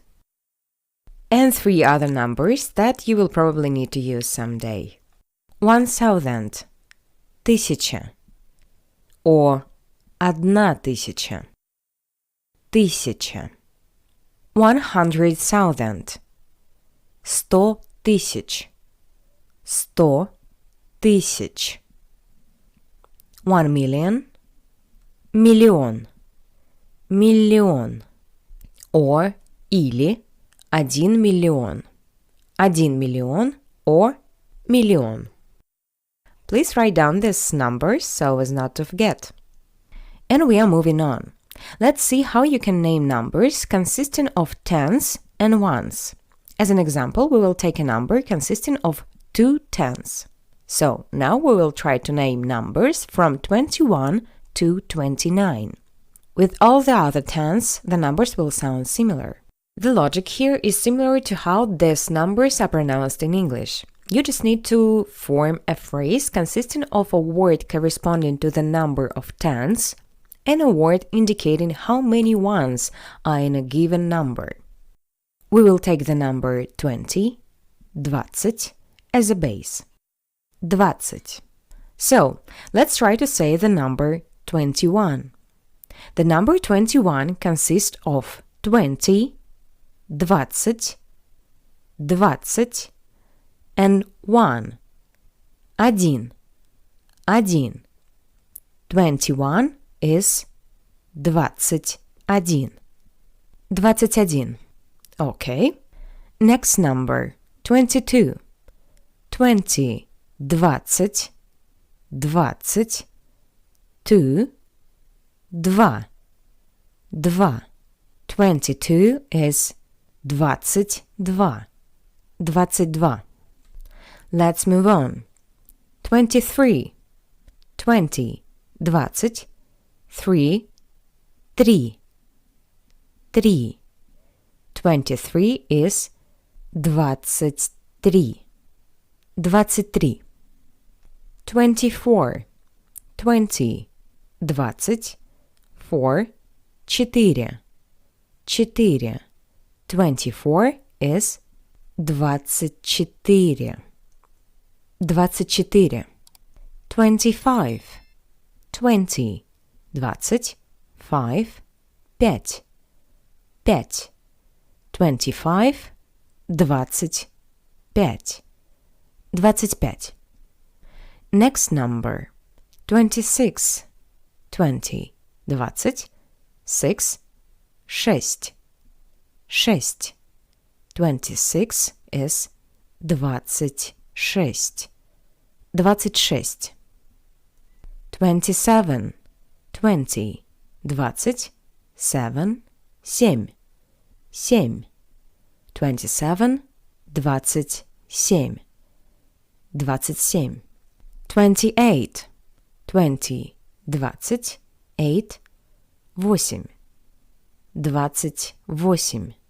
28. And the last one, 29. 20, 20, 9, 9. 9. 29, 29. 29. As I said, all other numbers consisting of a larger number of tens will be formed in a similar way.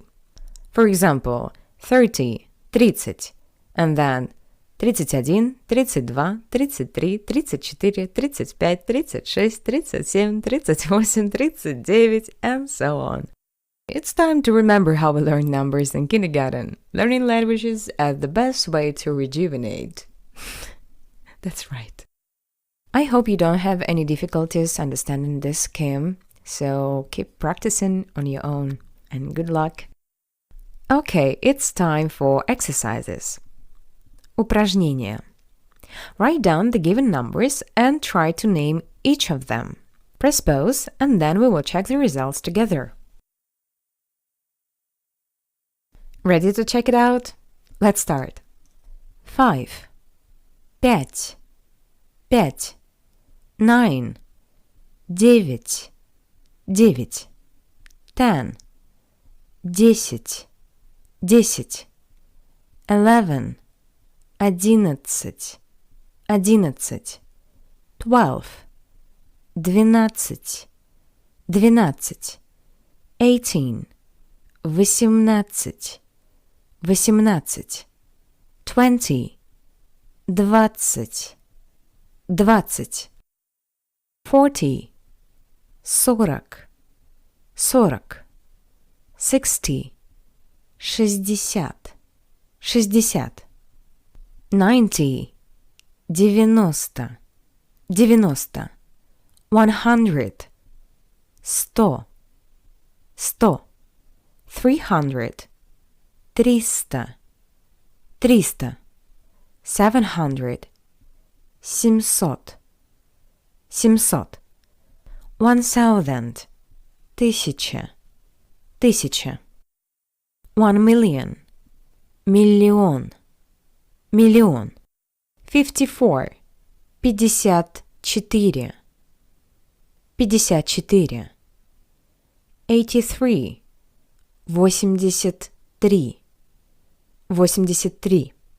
79, 79,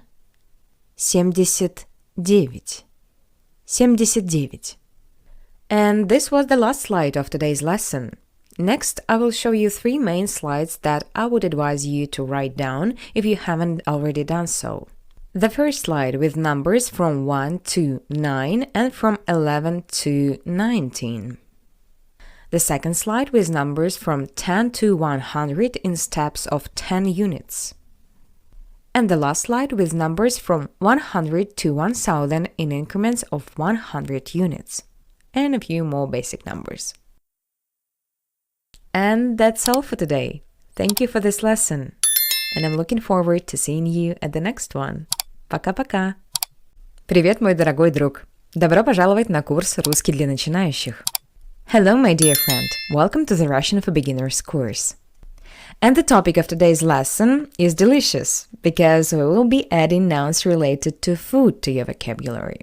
But as usual, let's repeat the previous topic and remember the basic numbers in Russian. And the first numbers from 1 to 9. Repeat after me. 1, 2, 3, 4,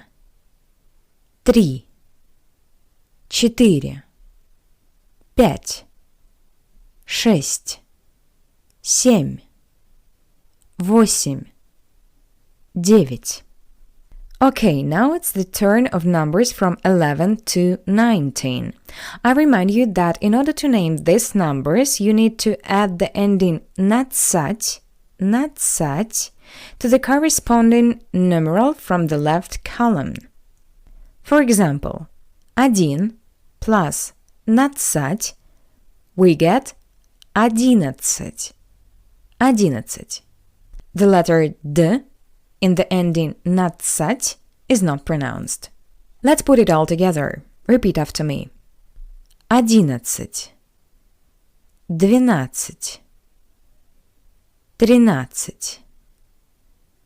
15, 16, 17, 18, 19. The next slide with numbers from 10 to 100. 10, 20, 30, 40, 50, 60, 70, 80, 90, 100. And the last numbers from 100 to 1000, and a few more important numbers. 100, 200, 300, 400, 500, 600, 700, 800, 900, 1000, 100,000, million. So, after we revisited the previous topic, let's move on and talk about food. But let me mention one more phonetic aspect in the Russian language so that later you don't have any questions as to why a certain word sounds one way and not another. And I want to tell you about modification of voiced consonants. In Russian as well as in English, the consonants are divided into 2 categories: voiced and voiceless consonants. The voiced consonants b, v, g, d, ž, z, l, m, n, r, y, and the voiceless consonants p, f, k, t, sh, s, ch, sh, ts. Okay. In Russian, some consonants have voiced or unvoiced counterparts. There are 6 pairs. The first pair is b, p, b, p. Then v, f, v, f, g, k, g, k, d, t, d, t, ž, š, ž, š, z, s, z, s. So, the Russian voiced consonants can be in a weak position, and because of the specifics of the Russian articulation, voiced consonants in a weak position can be modified. The voiced consonant is pronounced like the corresponding to it voiceless sound. The modification takes place in 2 cases: if the voiced consonant is in the end of a word, or if it is before voiceless consonants. Let's take a closer look at the first case: a voiced consonant at the end of a word. For example, in the word друг, which means friend. At the end of this word, we see the letter G, друг, but we pronounce it as друг, друг. And the reason is that the voiced consonant G at the end of the word is read as a pair to it voiceless consonant K. G changed to K. Друг. Next example, the word клуб, which means club. The voiced consonant B changed to P. Клуб. Клуб. And one more example, the word этаж. Этаж, which means a floor in a building. First floor, second floor, первый этаж, второй этаж, and so on. The voiced consonant Ж changed to Ш. Ж, Ш. Not этаж, but этаж. Этаж. Okay, and the second case for this rule: a voiced consonant before voiceless consonants. For example, in the word сказка, which means fairy tale. Just look, the voiced consonant Z stands before the voiceless consonant K. That's why we pronounce Z as its voiceless analog S. Z, S. Not сказка, but сказка. Сказка. Z goes to S. Сказка. And the second example is the word выставка, which means exhibition. The voiced consonant V stands before the voiceless consonant K. That's why we pronounce V as its voiceless analog F. V, F, V, F. Выставка. Not выставка, but выставка. Okay, I hope you understood this rule. It will help you to better comprehend words and understand native speakers. In this lesson, there will be several examples that are suitable for this rule as well. And finally, let's talk about food, my friend. Ding, ding, ding, ding, ding, ding. Food in Russian is еда. Еда. Since the first ye is unstressed, that's why it sounds like something between ye and ye. Еда. Еда. Our first word in this group is bread. Хлеб. Хлеб. Not хлеб, but хлеб. P, p. Because the voiced consonant b is at the end of this word. That's why it's read like the voiceless consonant p, p. Bread, хлеб. Next word, rice, рис, рис. Egg, яйцо, яйцо. Meat, мясо, мясо, pork, свинина, свинина, chicken, курица, курица, beef, говядина, говядина, fish, рыба, рыба. The next group of words is vegetables. Vegetables in Russian is овощи, овощи. Lettuce, латук, or или салат латук, латук. Салат латук. Salat means salad. Salat латук.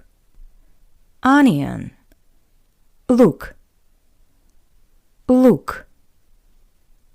Garlic in Russian is чеснок, чеснок.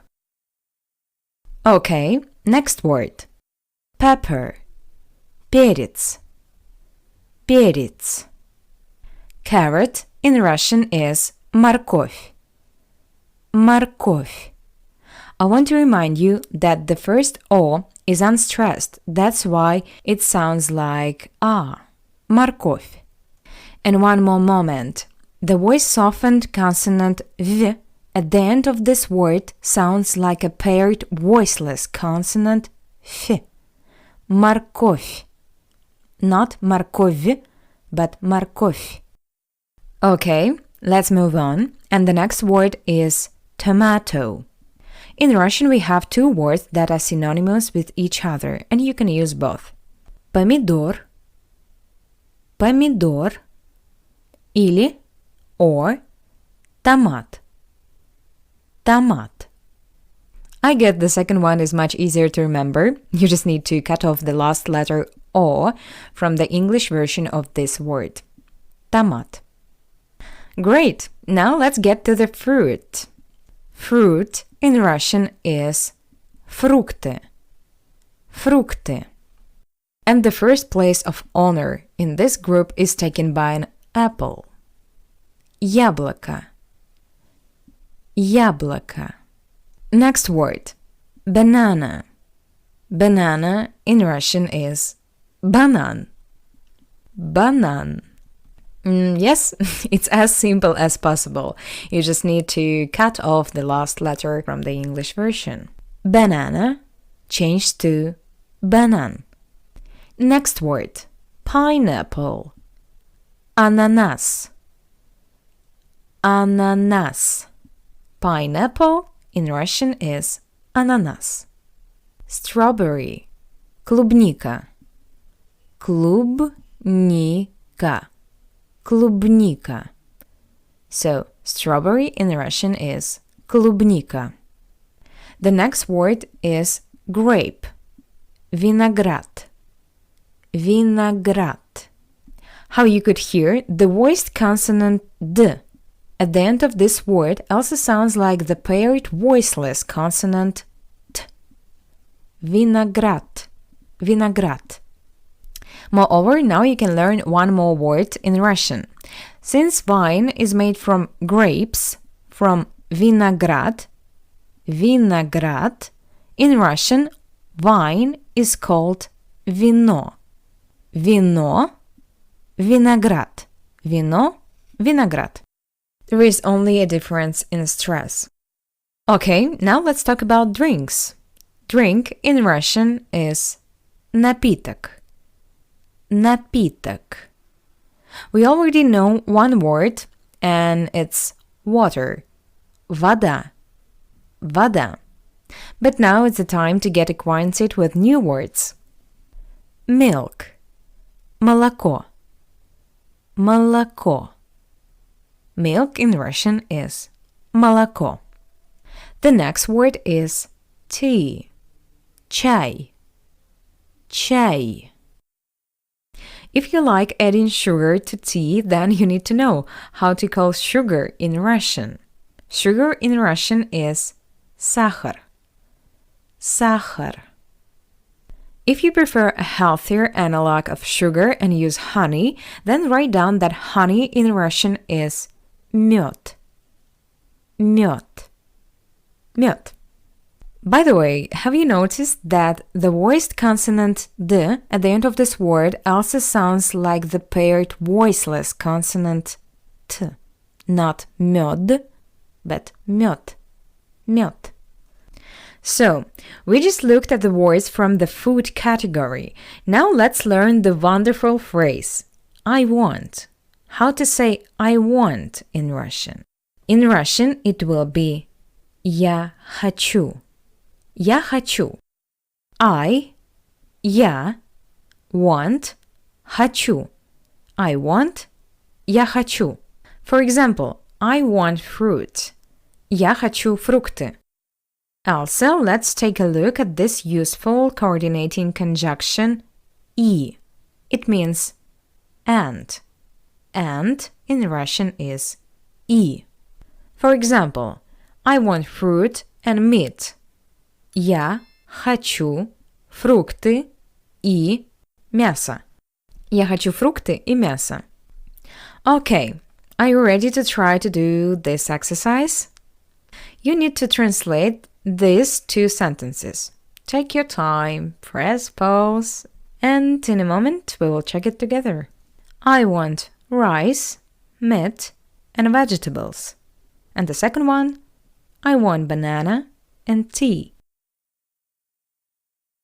Okay, let's look what we've got. The first sentence, the translation is Я хочу рис, мясо и овощи. The second sentence, Я хочу банан и чай. How was it? Was it hard? Anyway, you can try to do this exercise one more time if you made any mistakes. It's okay. Now, let's review the material we learned today. Food. Еда. Еда. Bread. Хлеб. Хлеб. Rice. Рис. Рис. Egg. Яйцо. Яйцо. Meat. Мясо. Мясо. Chicken. Курица. Курица. Pork. Свинина. Свинина. Beef. Говядина. Говядина. Fish. Рыба. Рыба. Vegetables. Овощи. Овощи. Lettuce. Салат латук, or just латук. Onion. Лук. Лук. Garlic. Чеснок. Чеснок. Pepper. Перец. Перец. Carrot. Морковь. Морковь. Tomato. Помидор или томат. Помидор. Томат. Fruit. Фрукты. Фрукты. Apple. Яблоко. Яблоко. Banana. Банан. Банан. Pineapple. Ананас. Ананас. Strawberry. Клубника. Клубника. Grape. Виноград. Виноград. Drink. Напиток. Напиток. Milk. Молоко. Молоко. Tea. Чай. Чай. Sugar. Сахар. Сахар. Honey. Мед. Мед. I want. Я хочу. Я хочу. And и. И. That's all for today. Congratulations! Now you know the words on the topic of food in Russian, which mean that if you suddenly find yourself in a Russian-speaking country, then you will never be hungry. And this is wonderful news, by the way. And yeah, on this nice note, I say see you soon. Bye-bye. Пока-пока. Привет, мой дорогой друг. Добро пожаловать на курс «Русский для начинающих». Hello, my dear friend. Welcome to the Russian for Beginners course. And today we will talk about animals and verbs of the first conjugation in the present tense. But first, let's review the material from the previous lesson. Повторение. Food, еда, bread, хлеб, rice, рис, egg, яйцо, meat, мясо, chicken, курица, pork, свинина, beef, говядина, fish, рыба, vegetables, овощи, lettuce, салат латук or just латук, onion, лук, garlic, чеснок, pepper, перец, carrot, морковь, tomato, помидор или томат, fruit, фрукты,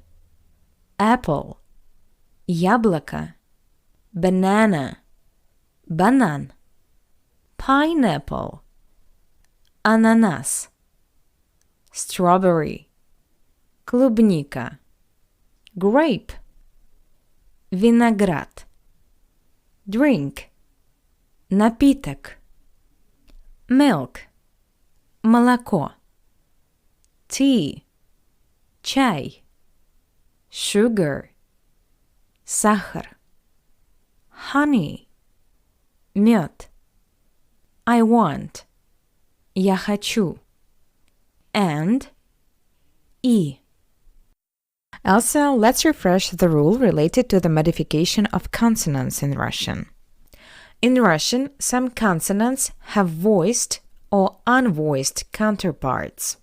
There are 6 pairs. The first pair is b, p, then v, f, g, k, d, t, ž, sh, z, s.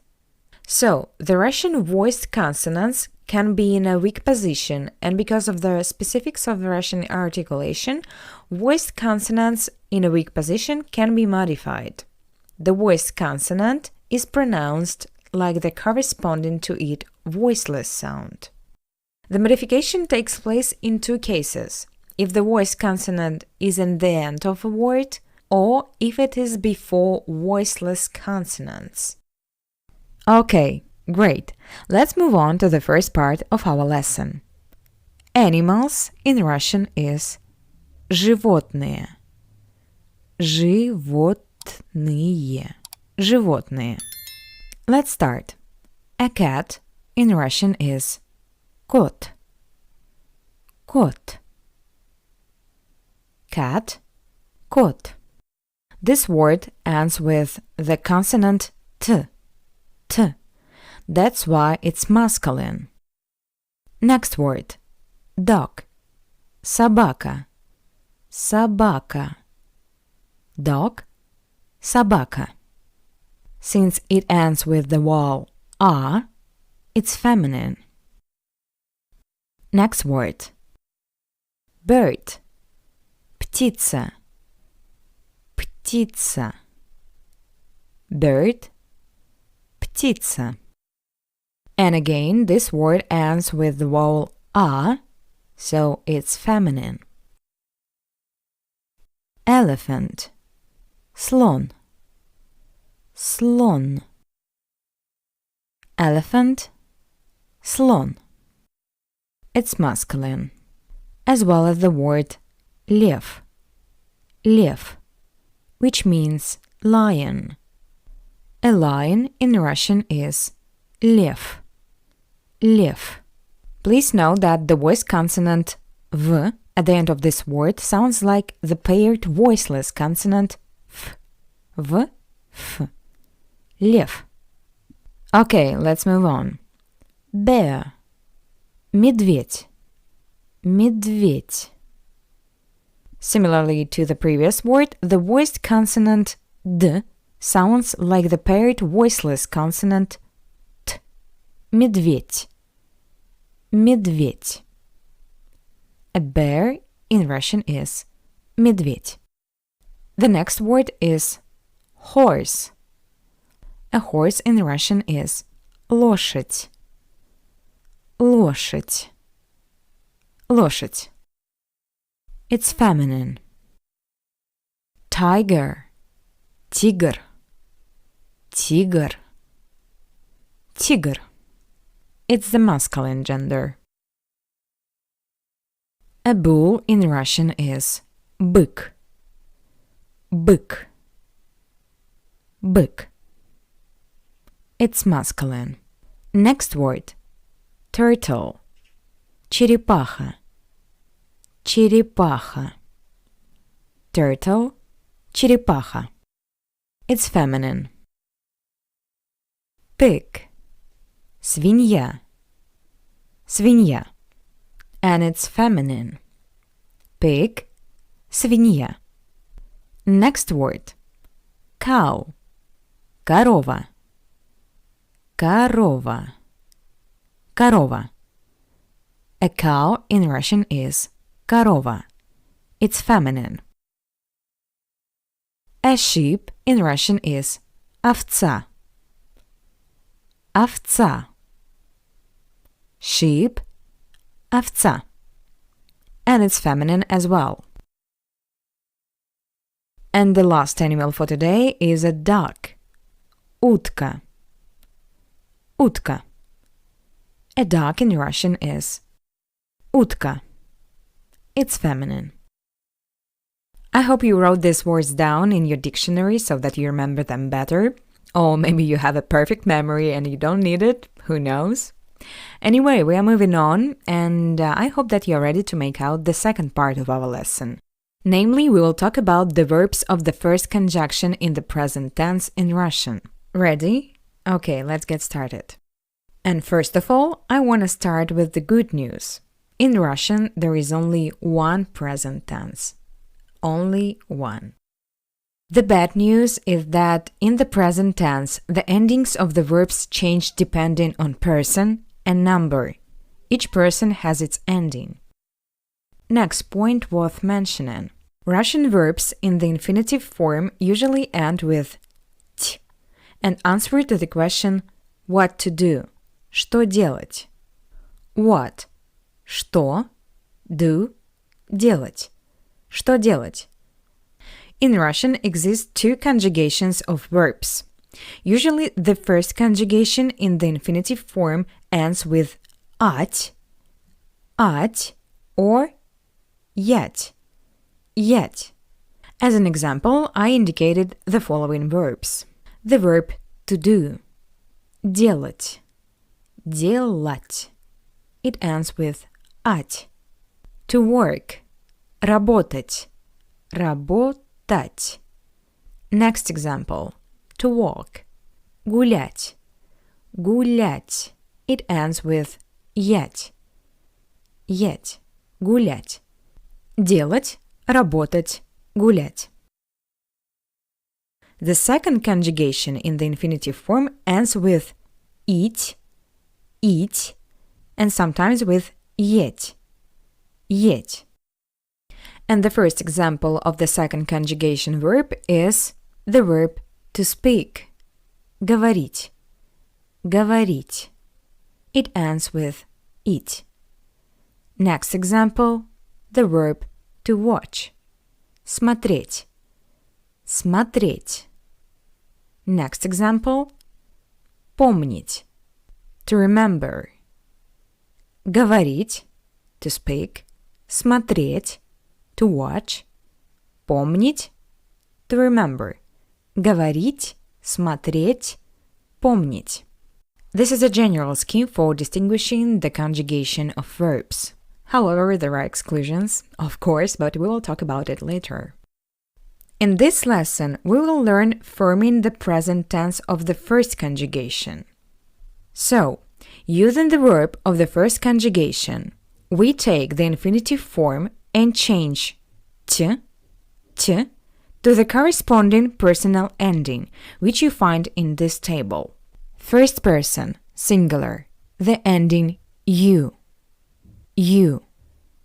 Second person, singular, the ending yesh. Third person, singular, the ending yet.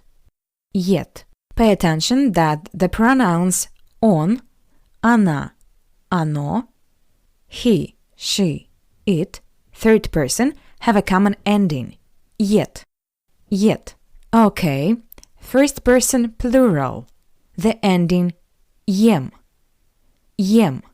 Second person plural, the ending ете. Third person plural, the ending ют. Please write down this scheme. So, one more time. Using the verb of the first conjugation ending with at or yet, it's necessary to replace the ending t with the corresponding personal ending, which you can find in this table. To practice, let's start by learning a few basic verbs of the first conjugation. Get ready to write down and repeat after me. And the first verb is to run. Бегать. To run, бегать. As you can see, this verb ends with at. Бегать. This is the verb of the first conjugation. To run, бегать. Next verb. To walk. Гулять. To walk, гулять. This verb ends with yet. This ending tells us that this is the verb of the first conjugation. To walk, гулять. To jump, прыгать.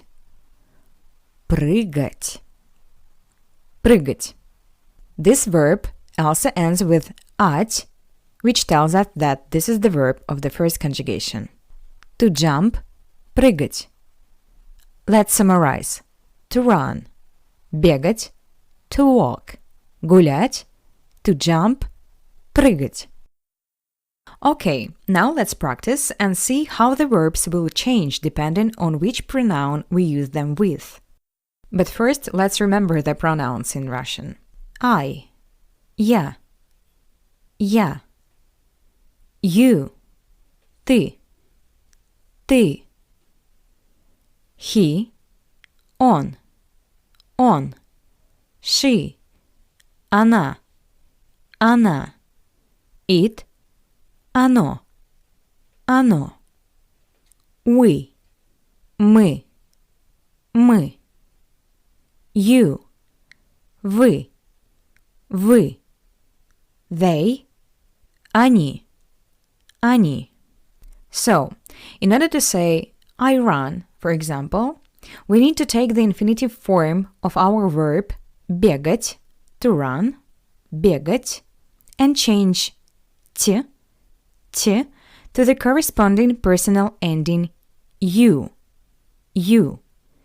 Бегать changed to бегаю. Бегать, бегаю. Я бегаю. I run. Я бегаю. As you can see, I separated the ending t with a vertical line so that you understand which part of the word remains unchanged and which will be replaced. If you want to say you run in Russian, you need to change t to the ending ешь. Бегать changed to бегаешь. Бегаешь. You run. Ты бегаешь. Ты бегаешь. Next group, He runs, she runs, it runs. The pronouns он, he, она, she, and оно, it, have the common ending «ет». He runs. Он бегает. Он бегает. She runs. Она бегает. Она бегает. It runs. Оно бегает. Оно бегает. Okay, let's move on. First person, plural. And we take the infinitive form of our verb and change to the corresponding personal ending «ем». Мы бегаем. We run. Мы бегаем. Мы бегаем. Second person, plural. You run.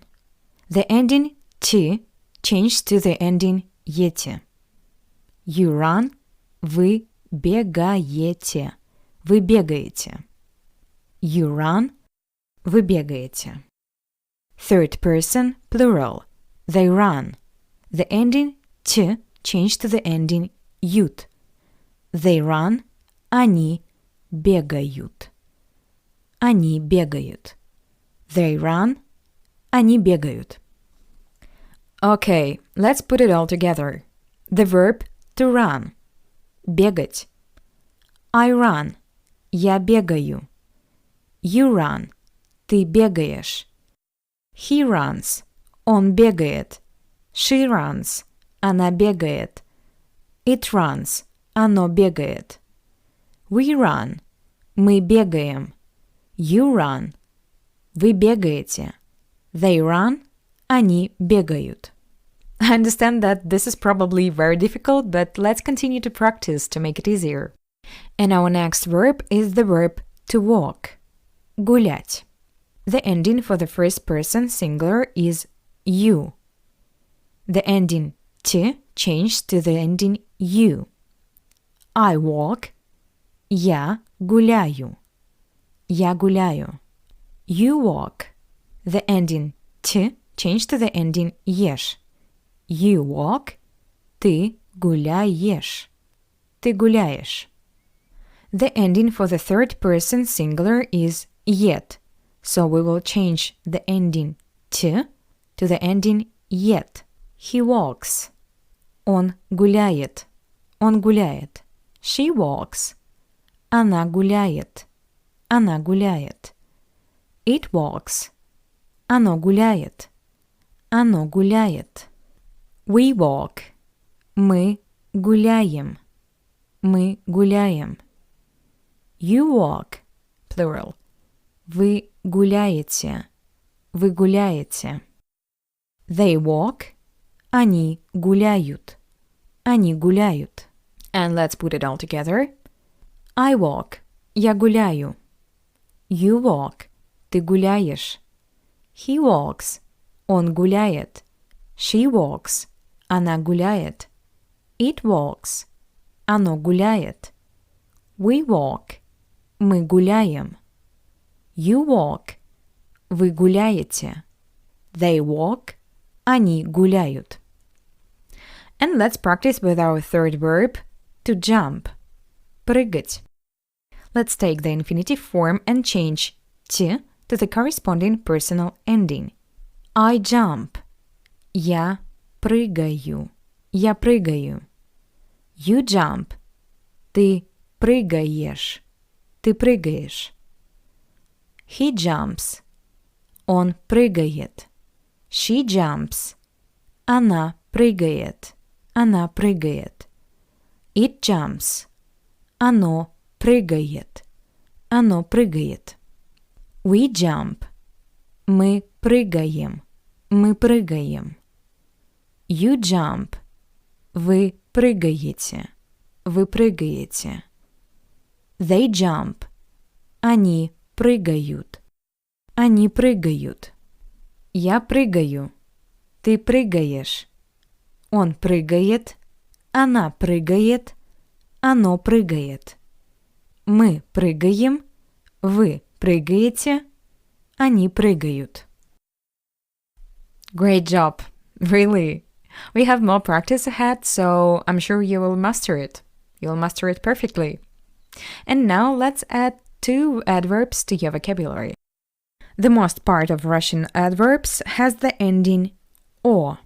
And here's the first adverb for you. Fast. Быстро. Быстро. Fast in Russian is быстро. The second adverb is slowly. Медленно. Медленно. Slowly in Russian is медленно. Now is the time for practice. Here you can see the verbs studied today. However, pay attention to their endings, which indicate that a specific kind of pronoun or noun is used with them. Your task is to form sentences using pronouns and animal names you know. Also, you can add adverbs. Take your time, and then I will show my version. Okay? Let's see my variant. Я гуляю медленно. Я гуляю медленно. I walk slowly. Лошадь бегает быстро. Лошадь бегает быстро. A horse runs fast. Кот прыгает. Кот прыгает. A cat jumps. But let me remind you that there is only one present tense in Russian. Therefore, these sentences can also mean the present continuous action. It all depends on the context. So we can translate the first sentence «Я гуляю медленно» as «I walk slowly» or «I'm walking slowly». Лошадь бегает быстро. A horse runs fast. Or a horse is running fast. Кот прыгает. A cat jumps. Or a cat is jumping. Okay, take another look at this pivot table to remember which endings are used according to person and number. And the final part of today's lesson is the repetition of new words. Повторение.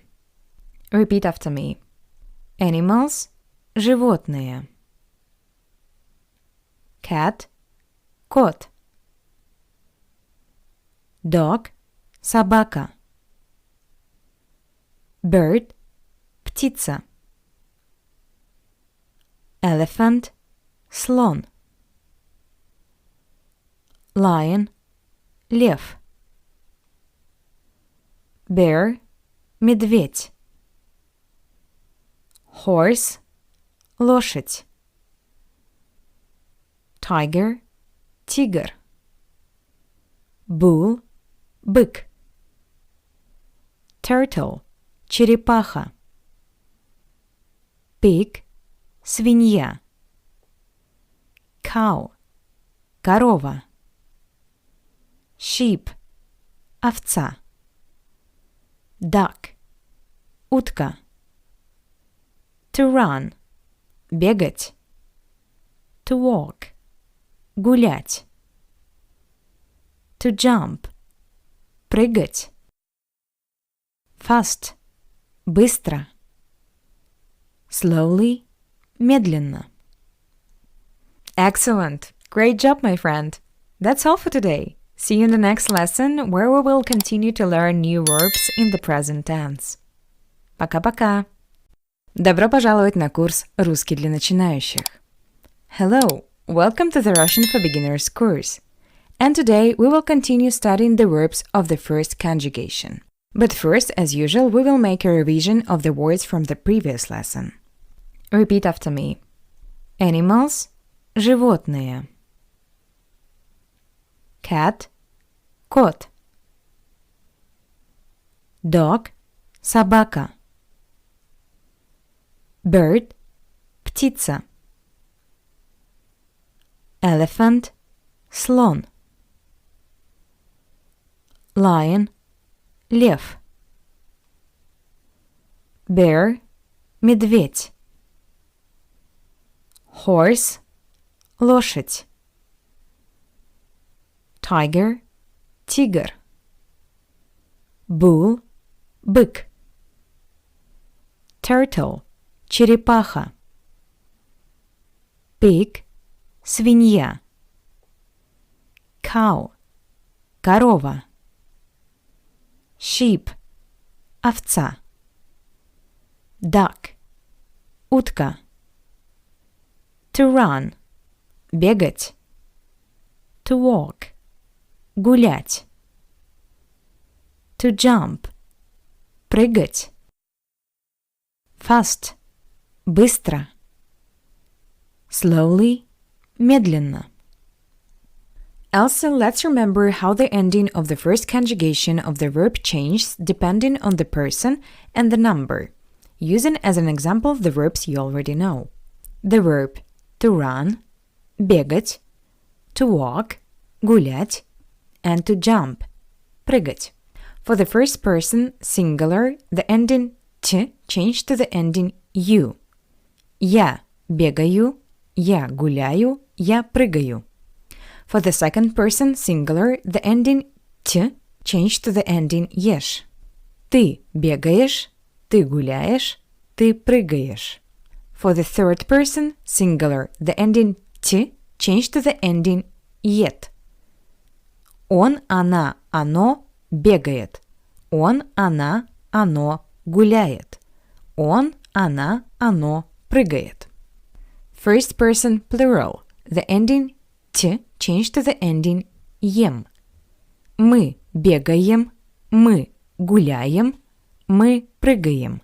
Second person plural, the ending «т» changed to the ending «ете». Вы бегаете, вы гуляете, вы прыгаете. And last case. For the third person plural, the ending «т» changed to the ending «ют». Они бегают, они гуляют, они прыгают. Great! We remembered the modifications of the verb of the first conjugation, and now let's learn a few new verbs. And here we see a useful phrase consisting of the verb to do and the noun exercise.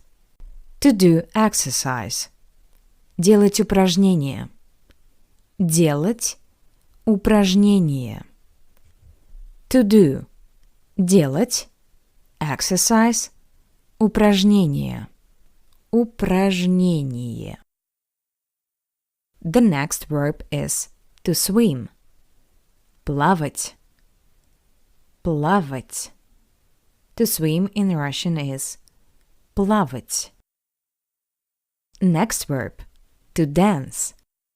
Танцевать. Танцевать. To dance.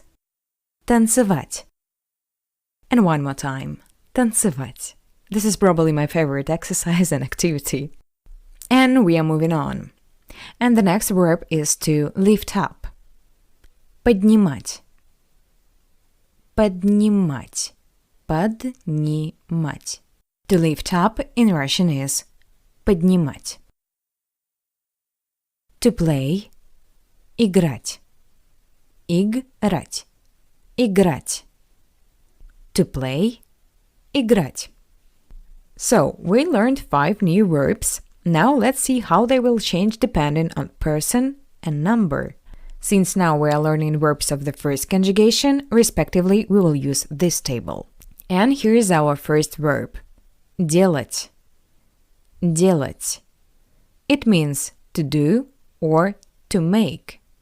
And I want to remind you that this vertical line separates the unchanging part from the ending, which will change depending on the person and the number. Also, I want to remind you that there is only one present tense in Russian. Therefore, if you want to say in Russian, I do, I am doing, I have been doing, for all 3 cases we use only one scheme. Я делаю. Also, please note that this scheme doesn't work for the present perfect tense in English. The analog of the present perfect tense will be the past tense in Russian. But we will talk about it later. So, I do, I am doing, I have been doing, я делаю. You do, you are doing, you have been doing, ты делаешь. I hope you understand that there is only one present tense in Russian, therefore I will use only one analog of the English present tense to save you time. He does, she does, it does. Or he makes, she makes, it makes. Он делает, она делает, оно делает. We do, we make. Мы делаем. Мы делаем. You do or you make. Вы делаете. Вы делаете. They do, they make. Они делают. Они делают. Okay, now let's see how the verb to swim changes. To swim in Russian is плавать. Плавать. And the scheme is the same. We will take the infinitive form and change to the corresponding personal ending. I swim. Я плаваю. Я плаваю. You swim. Ты плаваешь. Ты плаваешь. Ты плаваешь. He swims. Он плавает. Он плавает. She swims. Она плавает. Она плавает. It swims. Оно плавает. Оно плавает. We swim. Мы плаваем. Мы плаваем. You swim. Вы плаваете. Вы плаваете. And the last one. They swim. Они плавают. Они плавают. Okay, great. Are you ready for a more difficult case? I hope so. Let's figure out how the verb to dance is conjugated. To dance in Russian is танцевать. Танцевать. And everything is fine with this ending t, because it changed to the corresponding personal ending normally. But the problem is in the underlined part of this verb Ева. Ева. This part is only in the infinitive. When conjugating, this part of the word is replaced in all cases by u. U. So, the unchanging part in all forms will be not танцева, but танцу. I dance. Я танцую. Я танцую. You dance. Ты танцуешь. Ты танцуешь. He dances. Он танцует. Он танцует. She dances. Она танцует. Она танцует. It dances. Оно танцует. Оно танцует. We dance. Мы танцуем. Мы танцуем. You dance. Вы танцуете. Вы танцуете. They dance. Они танцуют. Они танцуют. Okay, now it's time to conjugate the verb to lift up. Я поднимаю. Я поднимаю. Ты поднимаешь. Ты поднимаешь. Он поднимает. Он поднимает. Она поднимает. Она поднимает. Оно поднимает. Оно поднимает. Мы поднимаем. Мы поднимаем. Вы поднимаете. Вы поднимаете. Они поднимают. Они поднимают. This time I didn't use the translation in English, and I hope that this didn't make it difficult to understand, because over time I will translate less so that you get used to the Russian language more. And we have the last verb we learned before, to conjugate. This is the verb to play. Играть. Играть. Try to repeat after me, okay? Я играю. Я играю. Ты играешь. Ты играешь. Он играет. Он играет. Она играет. Она играет. Оно играет. Оно играет. Мы играем. Мы играем. Вы играете. Вы играете. Они играют. Они играют.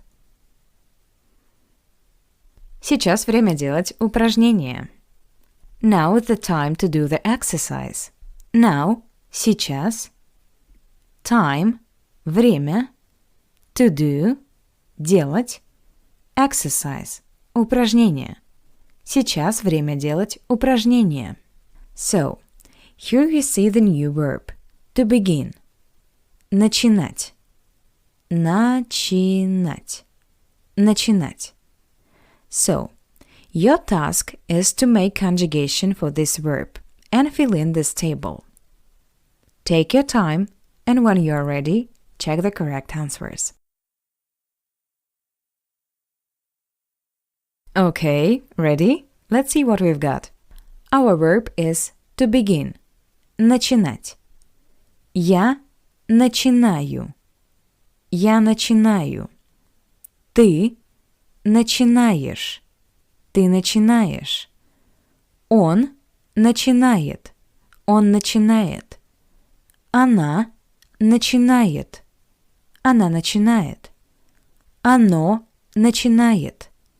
Оно начинает. Мы начинаем.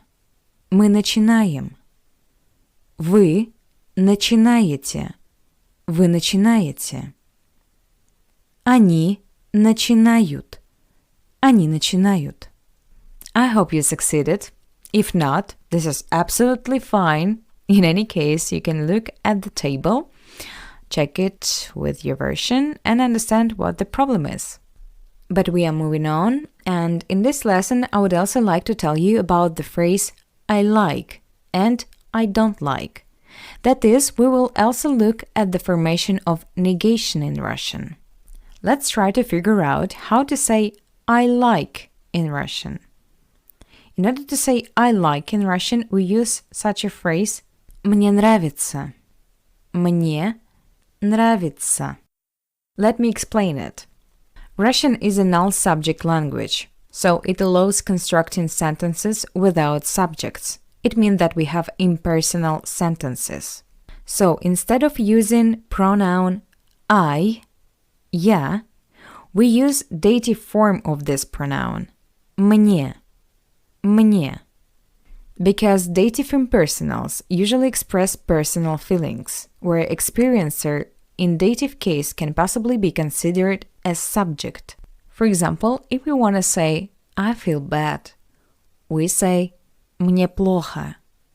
Плохо, it's adverb and it means badly. If I want to say I feel good, I say Мне хорошо. Мне хорошо. Хорошо, it's also the adverb and it means good. So, if we want to say I like, we say Мне нравится. Мне нравится. Мне нравится. Don't worry, the cases of the Russian language, including the dative case, we will study later. But for now, just remember this useful phrase. Мне нравится. Okay, good. But what to do if you don't like something? For this, let's see how negation is formed in Russian. Actually, everything is not so hard, because in order to convert any statement into a negation, all you need to do is to place не, it means no, before the word you want to negate. I dance, я танцую. But if I don't dance, it means that I want to negate the word танцую. So, I add не before the verb. Я не танцую. Я не танцую. I don't dance. Я не танцую. He swims. Он плавает. He doesn't swim. Он не плавает. You run. Вы бегаете. You don't run. Вы не бегаете. As you can see, the negation in Russian is formed the same regardless of person and number. Therefore, if you want to say I don't like, In Russian, it will be «Мне не нравится». Мне не нравится. Мне не нравится. Okay, and here's the last exercise for today. You need to supplement this sentence with any verb you want and translate it into Russian. For example, I like to swim. Мне нравится плавать. And I don't like to swim. Мне не нравится плавать. Write your sentences and then we will look at mine. And here is my variant. I like to dance. Мне нравится танцевать. Мне нравится танцевать. Мне нравится танцевать. I don't like to run. Мне не нравится бегать. Мне не нравится бегать. Мне не нравится бегать. Honestly, it's very close to the truth. Let's make a revision. Повторение. Repeat after me. Повторяй за мной. Repeat after me. Повторяй за мной. To do exercise. Делать упражнение. To walk. Гулять. To run. Бегать. To jump. Прыгать. To swim. Плавать. To dance. Танцевать.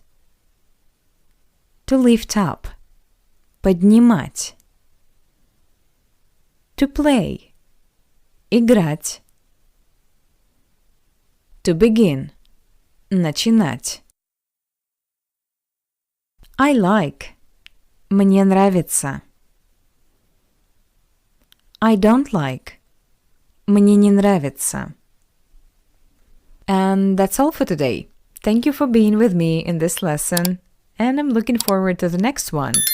Have a nice day, evening or morning, and see you soon. Bye-bye. Пока-пока. Привет, дорогой друг. Добро пожаловать на курс «Русский для начинающих». Hello, my dear friend. Welcome to the Russian for Beginners course. And today we will continue to learn important verbs in Russian and take a closer look at the verbs of the second conjugation. But first, let's review what we learned in the previous lesson. Повторение. Repeat after me. Повторяй за мной. Repeat after me. Повторяй за мной. To do exercise. Делать упражнение. To walk. Гулять. To run. Бегать. To jump. Прыгать. To swim. Плавать. To dance. Танцевать. To lift up. Поднимать.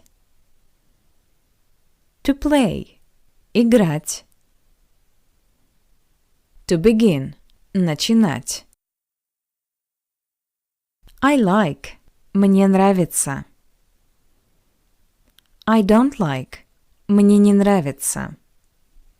Okay, great. As I say, today we will talk about the present tense of the second conjugation verbs.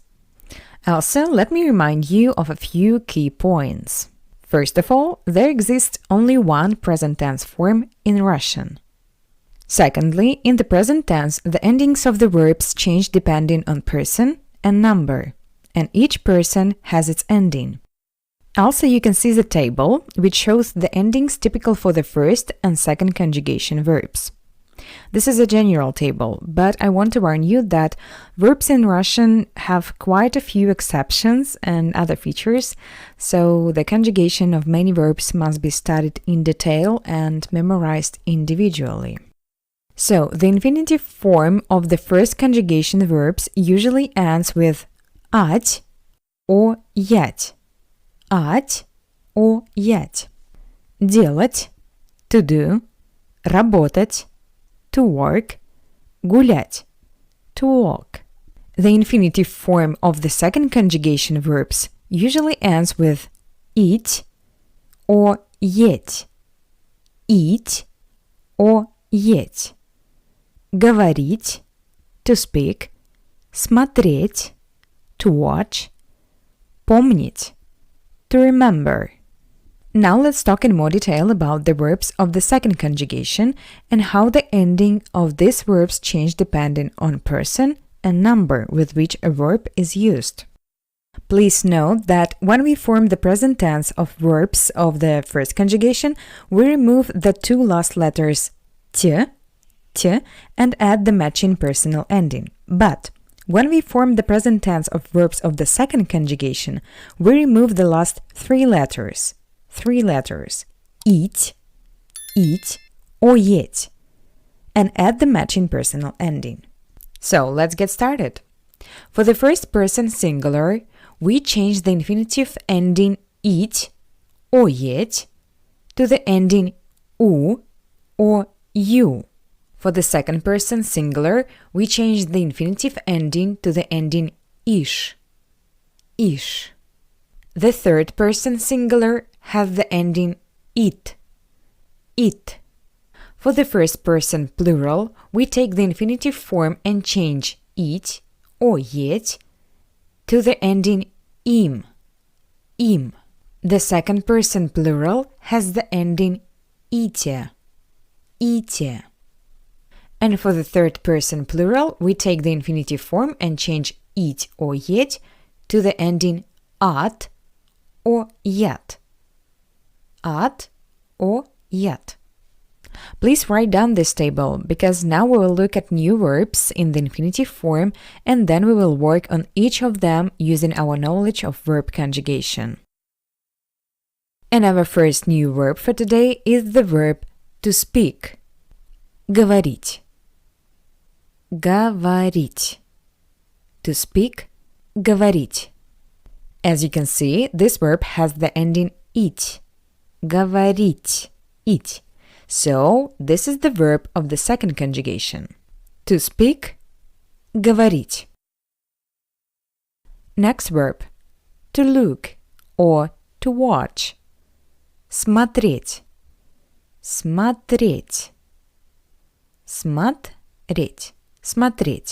The ending еть, смотреть. It means that this is the verb of the second conjugation.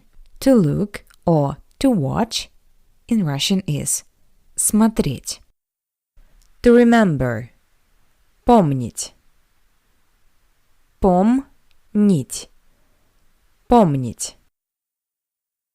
To walk. Ходить.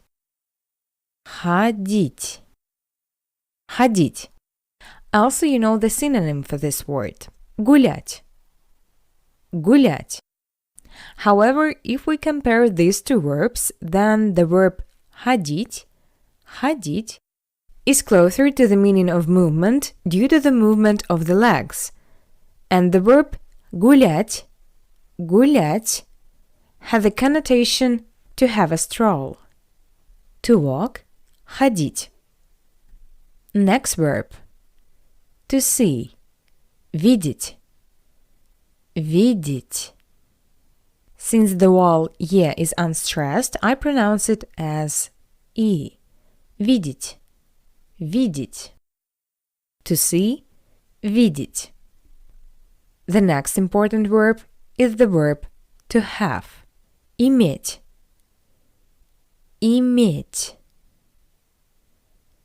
To have, иметь. To go. Идти.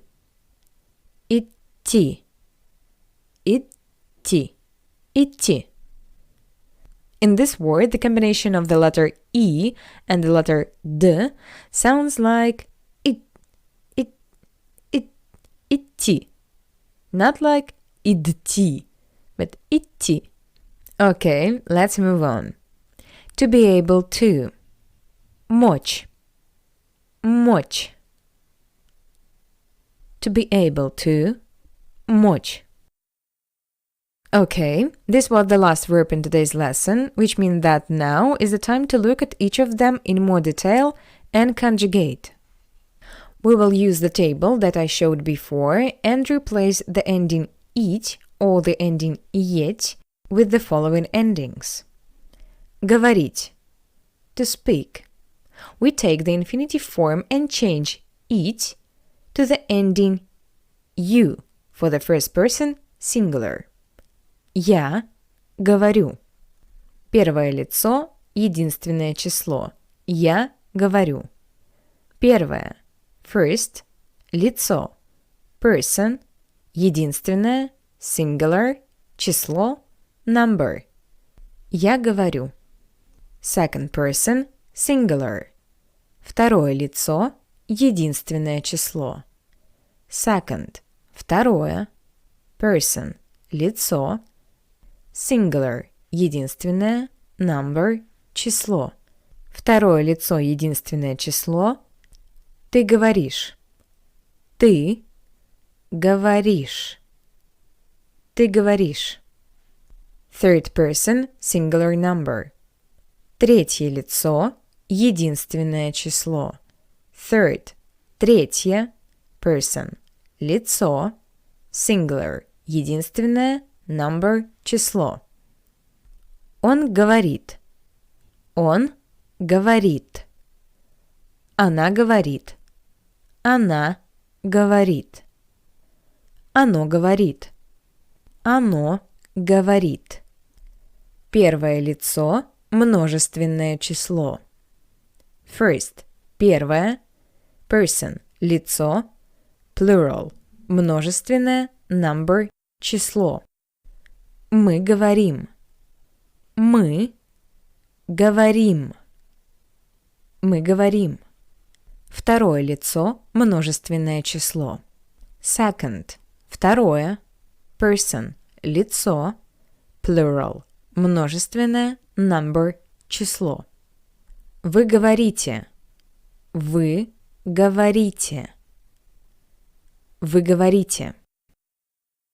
Третье лицо. Множественное число. Third. Третье. Person. Лицо. Plural. Множественное. Number. Число. Они говорят. Они говорят. Они говорят.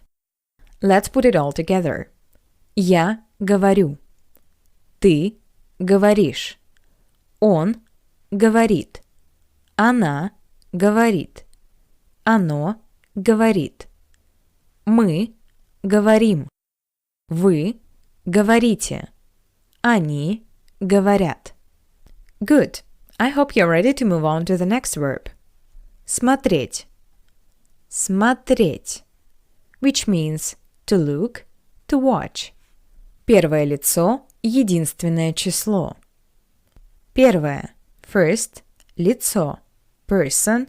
Единственное. Singular. Число. Number. Я смотрю. Я смотрю. We take the infinitive form and change the ending yet to the ending you. Я смотрю. Similarly, we will take the infinitive form and change the ending yet to the corresponding personal ending. Второе лицо – единственное число. Второе – second – лицо. Person – единственное. Singular – число. Number. Ты смотришь. Ты смотришь. Третье лицо – единственное число. Третье – third – лицо.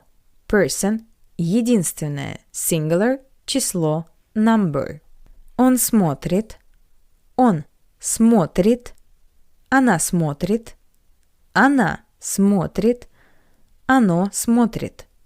Оно смотрит. Первое лицо – множественное число. Первое – first – лицо. Person – множественное. Plural – число. Number. Мы смотрим. Мы смотрим. Мы смотрим. Второе лицо – множественное число. Второе – second – лицо. Person – множественное. Plural – число. Number. Вы смотрите. Вы смотрите. Вы смотрите. Третье лицо – множественное число.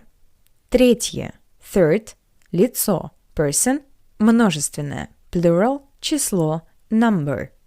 Они смотрят. Они смотрят. Они смотрят. Next verb. To remember. Помнить. Помнить. Первое лицо – единственное число. Я помню. Я помню. Второе лицо – единственное число. Ты помнишь. Ты помнишь. Третье лицо – единственное число. Он помнит. Он помнит. Она помнит. Она помнит. Оно помнит. Оно помнит. Первое лицо – множественное число. Мы помним. Мы помним. Второе лицо – множественное число. Вы помните. Вы помните. Третье лицо – множественное число. Они помнят. Они помнят. Next verb. To walk.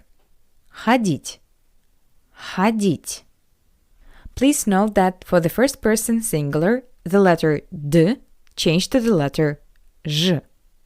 Итак, so. Первое лицо – единственное число. Я хожу. Я хожу. Второе лицо – единственное число. Ты ходишь. Ты ходишь. Третье лицо – единственное число. Он ходит. Он ходит. Она ходит. Она ходит. Оно ходит. Оно ходит. Первое лицо – множественное число. Мы ходим. Мы ходим. Второе лицо – множественное число. Вы ходите. Вы ходите. Третье лицо – множественное число. Они ходят. Они ходят. Lesson by lesson, I will use less and less English and switch to Russian, and I hope that you start to get used to it and immerse yourself in Russian. But we are moving on, and our next verb is to see. Видеть. Видеть. Первое лицо – единственное число. Я вижу. Я вижу. Второе лицо – единственное число.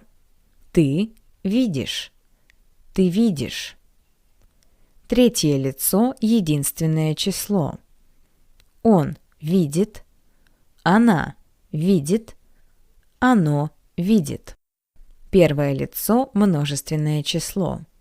Мы видим. Мы видим. Второе лицо – множественное число. Вы видите. Вы видите. Третье лицо – множественное число. Они видят. Они видят. To have – иметь. Иметь. And despite the ending «еть», this verb refers to the verb of the first conjugation. Please write this table down and repeat after me. Я имею. Я имею. Ты имеешь. Ты имеешь. Он имеет. Он имеет. Она имеет. Она имеет. Оно имеет. Оно имеет. Мы имеем. Мы имеем. Вы имеете. Вы имеете. Они имеют. Они имеют. It was the verb to have. But if you want to say in Russian, I have, you should use the phrase У меня есть. У меня есть. And as you can see, this construction has different logic. In the Russian language, есть is an archaic form of the verb to be in the present tense. And this form is literally translated into English as there is or there are, and it's used only in this construction. So, if you want to say, I have a book, for example, in Russian it will be У меня есть книга. У меня есть книга. У меня есть книга is literally translated into English as there is a book at me. У меня есть книга. I have a book. У меня есть кот. I have a cat. У меня есть собака. I have a dog. And so on. And one more moment. Please pay attention that the phrase у меня means in my life or in the space of my life. So we use this phrase to describe our mood, our state, our life. Итак, so the phrase «У меня все хорошо» means I'm fine. У меня, in my life, все, everything, хорошо, is fine. У меня все хорошо. Everything is fine in my life. This is a very useful phrase, so be sure to write it down, okay? And next in line we have an irregular verb, to go. Идти. Идти. Я иду. Я иду. Ты идешь. Ты идешь. Он идет. Он идет. Она идет. Она идет. Оно идет. Оно идет. Мы идем. Мы идем. Вы идете. Вы идете. Они идут. Они идут. Please repeat after me, because there is no other way to learn it. Я иду. Ты идешь.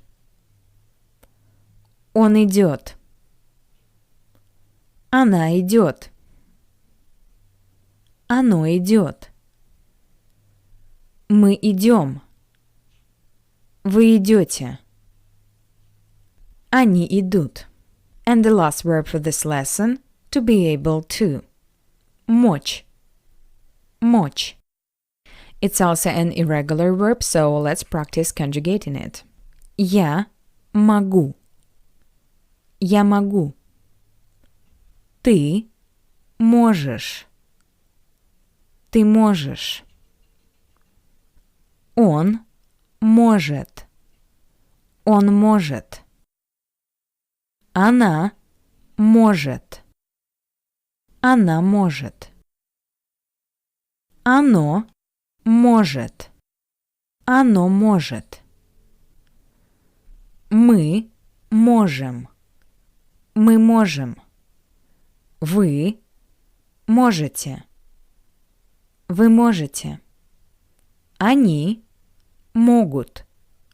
Они могут. Since this is an irregular verb, you know what to do, right? It means repeat after me. Я могу. Ты можешь. Он может. Она может. Оно может. Мы можем. Вы можете. Они могут. Great job, my friend. Great job, really. It's time to consolidate what we have learned and to do this exercise. Your task is to translate these sentences. When you're ready, check the correct answers. Ready? Let's check it. I remember. Я помню. He speaks. Он говорит. They can. Они могут. You walk. Ты ходишь. We go. Мы идем. She sees. Она видит. I have. Я имею. или о у меня есть. Я имею или у меня есть. And another similar exercise. Упражнение. Take your time, and when you're ready, we will check it. Okay, let's see what we've got. They go. Они идут. I speak. Я говорю. You can. Ты можешь. We remember. Мы помним. She goes. Она идет. I see. Я вижу. He walks. Он ходит. Okay, let's make a revision of our vocabulary. To speak. Говорить. To look, to watch. Смотреть. To remember. Помнить. To walk. Ходить. To see. Видеть. To have. Иметь. I have. У меня есть. To go. Идти. To be able to. Мочь.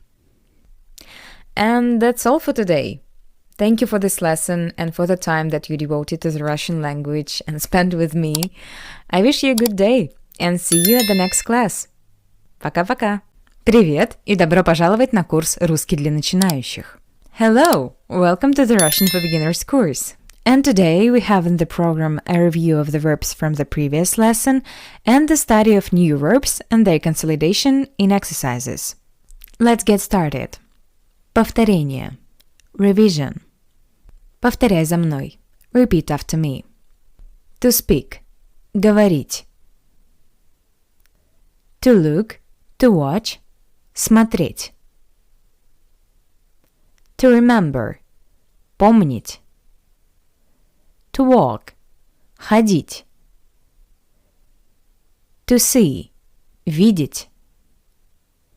To have. Иметь. I have. У меня есть. To go. Идти. To be able to. Мочь. Great. As I said, today you will add new verbs to your vocabulary. Important verbs, part 3. Важные глаголы, часть 3. Важные, important, глаголы, verbs. Часть 3, part 3. And the first and really important verb is to know. Знать. Знать. To know in Russian is знать. As usual, first we will make a general overview of all the verbs and then conjugate each of them. To know, знать. Next verb, to understand. Понимать. Понимать. Понимать. To understand. Понимать. To think. Думать. Думать. Думать. To think in Russian is думать. And the next verb is to listen. Слушать. Слушать. Слушать. To listen. Слушать. To buy. Покупать. Покупать. Покупать. To buy in Russian is покупать. Next verb. To give. Давать. Давать. Давать. To give. Давать. To want. Хотеть. Хотеть. To want. Хотеть. And the next verb is to eat. Есть. Есть. Есть. To eat. Есть. And the last verb we will work with in this lesson is the verb to put. Класть. класть. Класть. To put in Russian is класть. Okay, now let's move on to the main part of today's lesson. Perhaps you have noticed that most of the verbs that I just showed you end with the ending at. At. This means that these verbs belong to the first conjugation. So now you can see the table for the first conjugation verbs so that you understand what to rely on.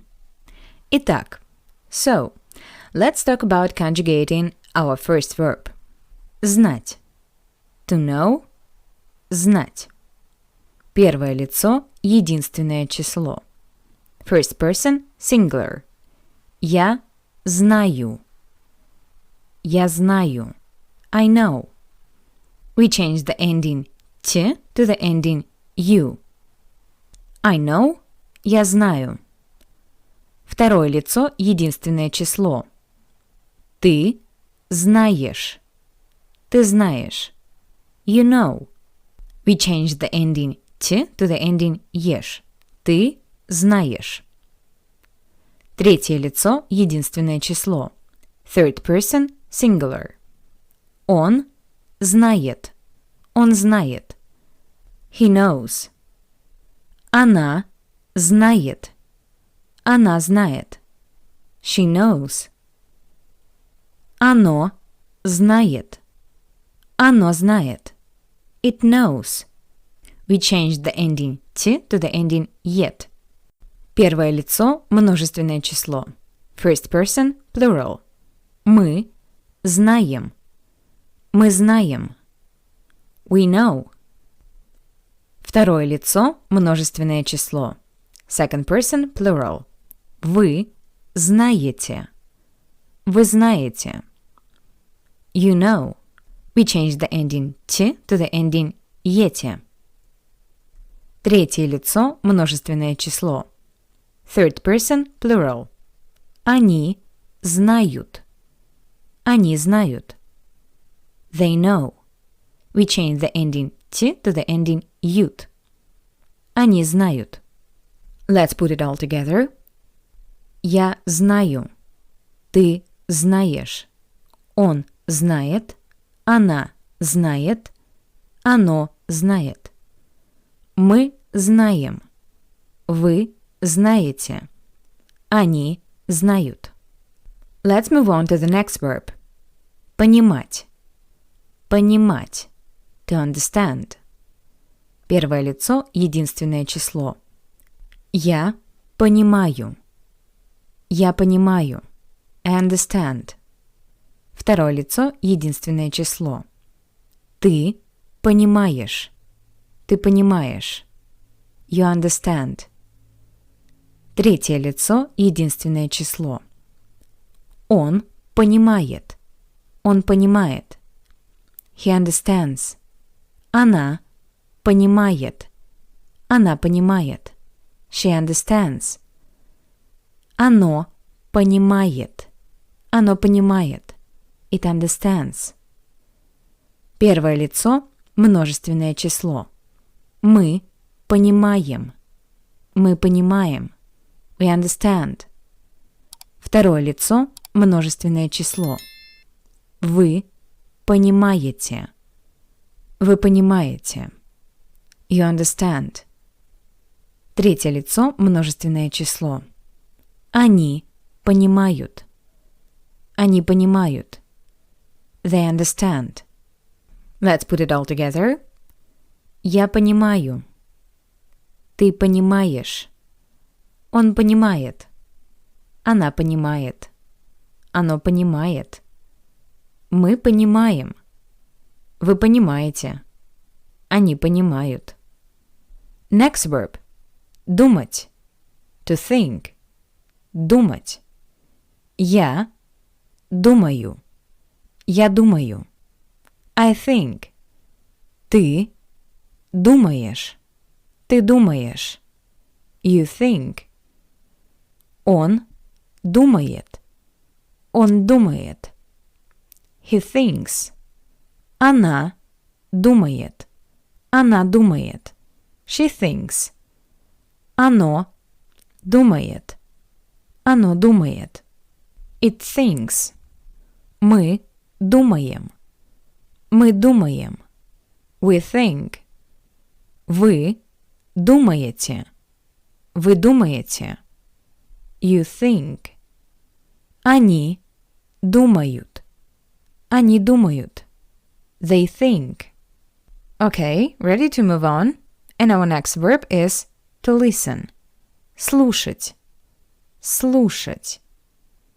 Я слушаю. Я слушаю. I listen. Ты слушаешь. Ты слушаешь. You listen. Он слушает. Он слушает. He listens. Она слушает. Она слушает. She listens. Оно слушает. Оно слушает. It listens. Мы слушаем. Мы слушаем. We listen. Вы слушаете. Вы слушаете. You listen. Они слушают. Они слушают. They listen. Покупать. To buy. Покупать. Я покупаю. Я покупаю. I buy. Ты покупаешь. Ты покупаешь. You buy. Он покупает. Он покупает. He buys. Она покупает. Она покупает. She buys. Оно покупает. Оно покупает. It buys. Мы покупаем. Мы покупаем. We buy. Вы покупаете.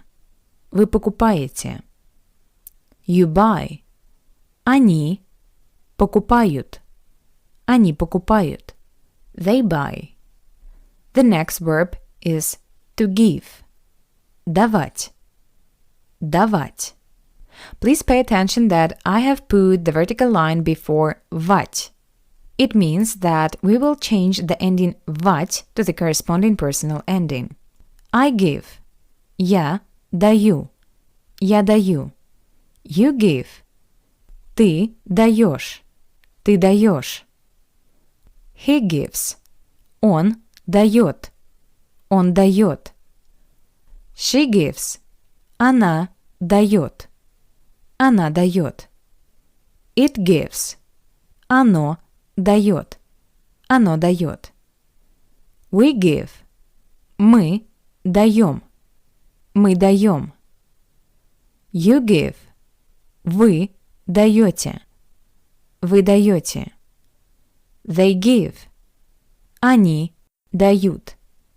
Они дают. You probably noticed that in some cases the letter ye is replaced by the letter yo. As I said, unfortunately, there are many peculiarities in the Russian language, which is why we consider each studied verbs in their conjugations in such detail. But the good news is that the letter yo is always under stress. So in words where you see the letter yo, you don't need to think about which syllable to put the stress on, because it's uniquely defined. But we are moving on, and our next verb is to want. Хотеть. Хотеть. The peculiarity of this verb is that in the singular, the given verb is conjugated as the verb of the first conjugation, and in the plural, as the verb of the second conjugation. Also, in the singular, the letter t changed to the letter ch. I want. Я хочу. Я хочу. You want. Ты хочешь. Ты хочешь. He wants. Он хочет. Он хочет. She wants. Она хочет. Она хочет. It wants. Оно хочет. Оно хочет. We want. Мы хотим. Мы хотим. You want. Вы хотите. Вы хотите. They want. Они хотят. Они хотят. The next verb we will work on is the verb to eat. Есть. Есть. This is an irregular verb, so write down its conjugation. I eat. Я ем. Я ем. You eat. Ты ешь. Ты ешь. He eats. Он ест. Он ест. She eats. Она ест. Она ест. It eats. Оно ест. Оно ест. We eat. Мы едим. Мы едим. You eat. Вы едите. Вы едите. They eat. Они едят. Они едят. Usually the topic of food is very popular, so it's a useful verb. And let's put it all together. Я ем. Ты ешь. Он ест. Она ест. Оно ест. Мы едим. Вы едите. Они едят. And the last verb of today's lesson is to put. Класть. Класть. This is the verb of the first conjugation. However, when conjugating, it's necessary to replace the ending st to the personal ending, and before that add the letter d. I put. Я кладу. Я кладу.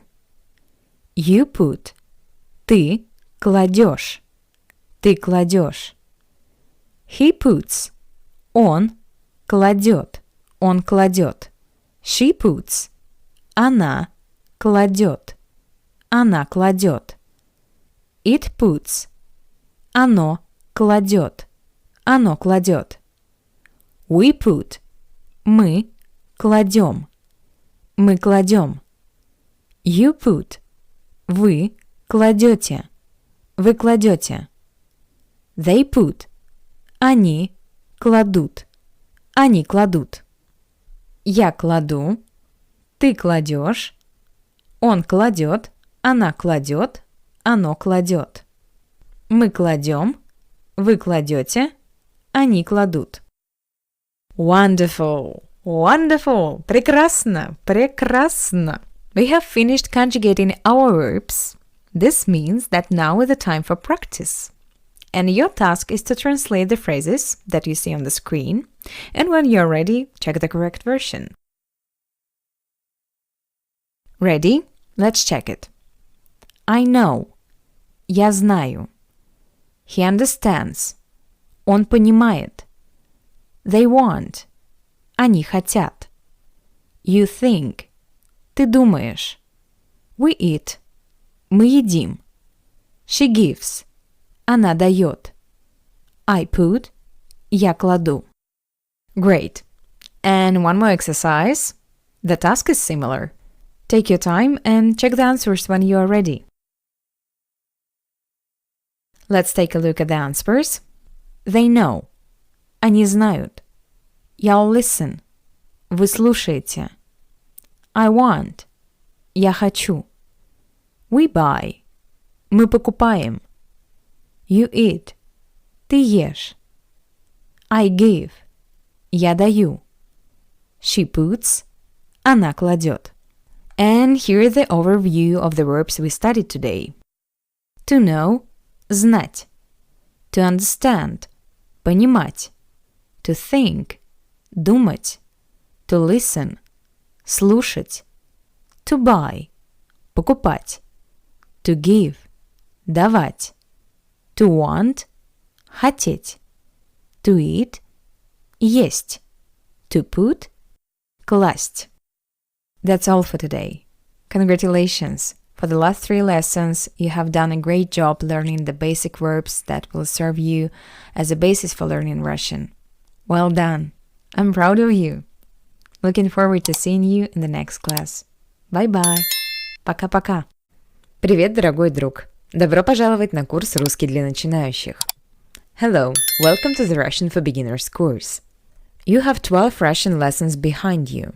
Our next lesson will focus on reviewing the most important aspects, adding new information, and practice.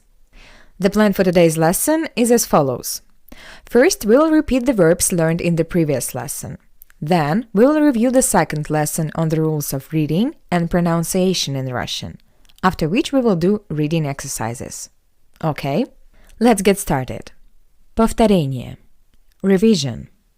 To know – знать. To understand – понимать. To think – думать. To listen – слушать. To buy – покупать. To give – давать. To want – хотеть. To eat – есть. To put – класть. Great. Now we will start with a theory that you are already familiar with, but which needs to be consolidated. And after that, there will be several slides with new information. First of all, let's discuss the key points. In Russian articulation, the main force is transferred to the front zone of the vocal tract. The tip of the tongue covers down, and the front part strongly adjoins the teeth. The essential reading rules. The point is that, in Russian, differences between spelling and pronunciation are insignificant and easy to remember. You read all letters in the word, apart from a few rare exceptions. Also, I wanted to mention that in Russian, diphthongs don't exist. The reading of Russian letters which express vowels doesn't depend on the type of syllable in which the letter is included. Word stress in Russian.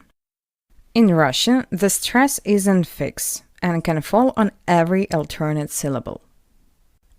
Being stressed, the vowels have the maximum intensity, so the pronunciation of the sound is extended and clear. In an unstressed position, it is as if all vowels would lose their intensity, so the pronunciation is shorter and weak. Also today, I would like to tell about reading rules for unstressed vowels. I've already said that all vowels in an unstressed position are pronounced shortly and weakly, but the absence of stress has a special influence on the pronunciation of the vowels O, ye, and ya. So, the unstressed O. In an unstressed position, the letter O read as a weak A, like in the word Россия, Россия, Russia, Москва, Moscow. The unstressed Ye. In an unstressed position, we read it as a weak E. For example, telephone, телефон, телефон, theater, театр, театр. The unstressed ya. In an unstressed position, we read it as something between y and ye. For example, egg, яйцо, яйцо. Japan, Япония, Япония. Let's talk about hard and soft consonants. Твердые и мягкие согласные. In Russian, most consonants can be hard and soft. This phonetic phenomenon doesn't exist in English, where consonants are pronounced exclusively hardly. 15 Russian consonants have correlative pairs. 3 consonants are always hard, and 3 consonants are always soft. Let's take a look. The correlative pair for m is m. The sound m is hard.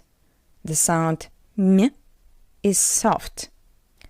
M, m, b, b, p, p, v, v, f, f, d, d, t, t, z, z, s, si, N, Н, Л, Л, Р, Р, Г, Г, К, К, Х, Х.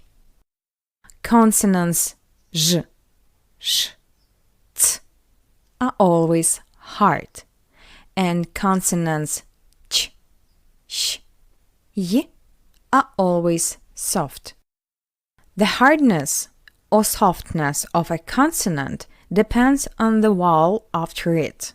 So, for the designation of the hardness of the previous consonant, we use these vowels: A, U, O, E, and U.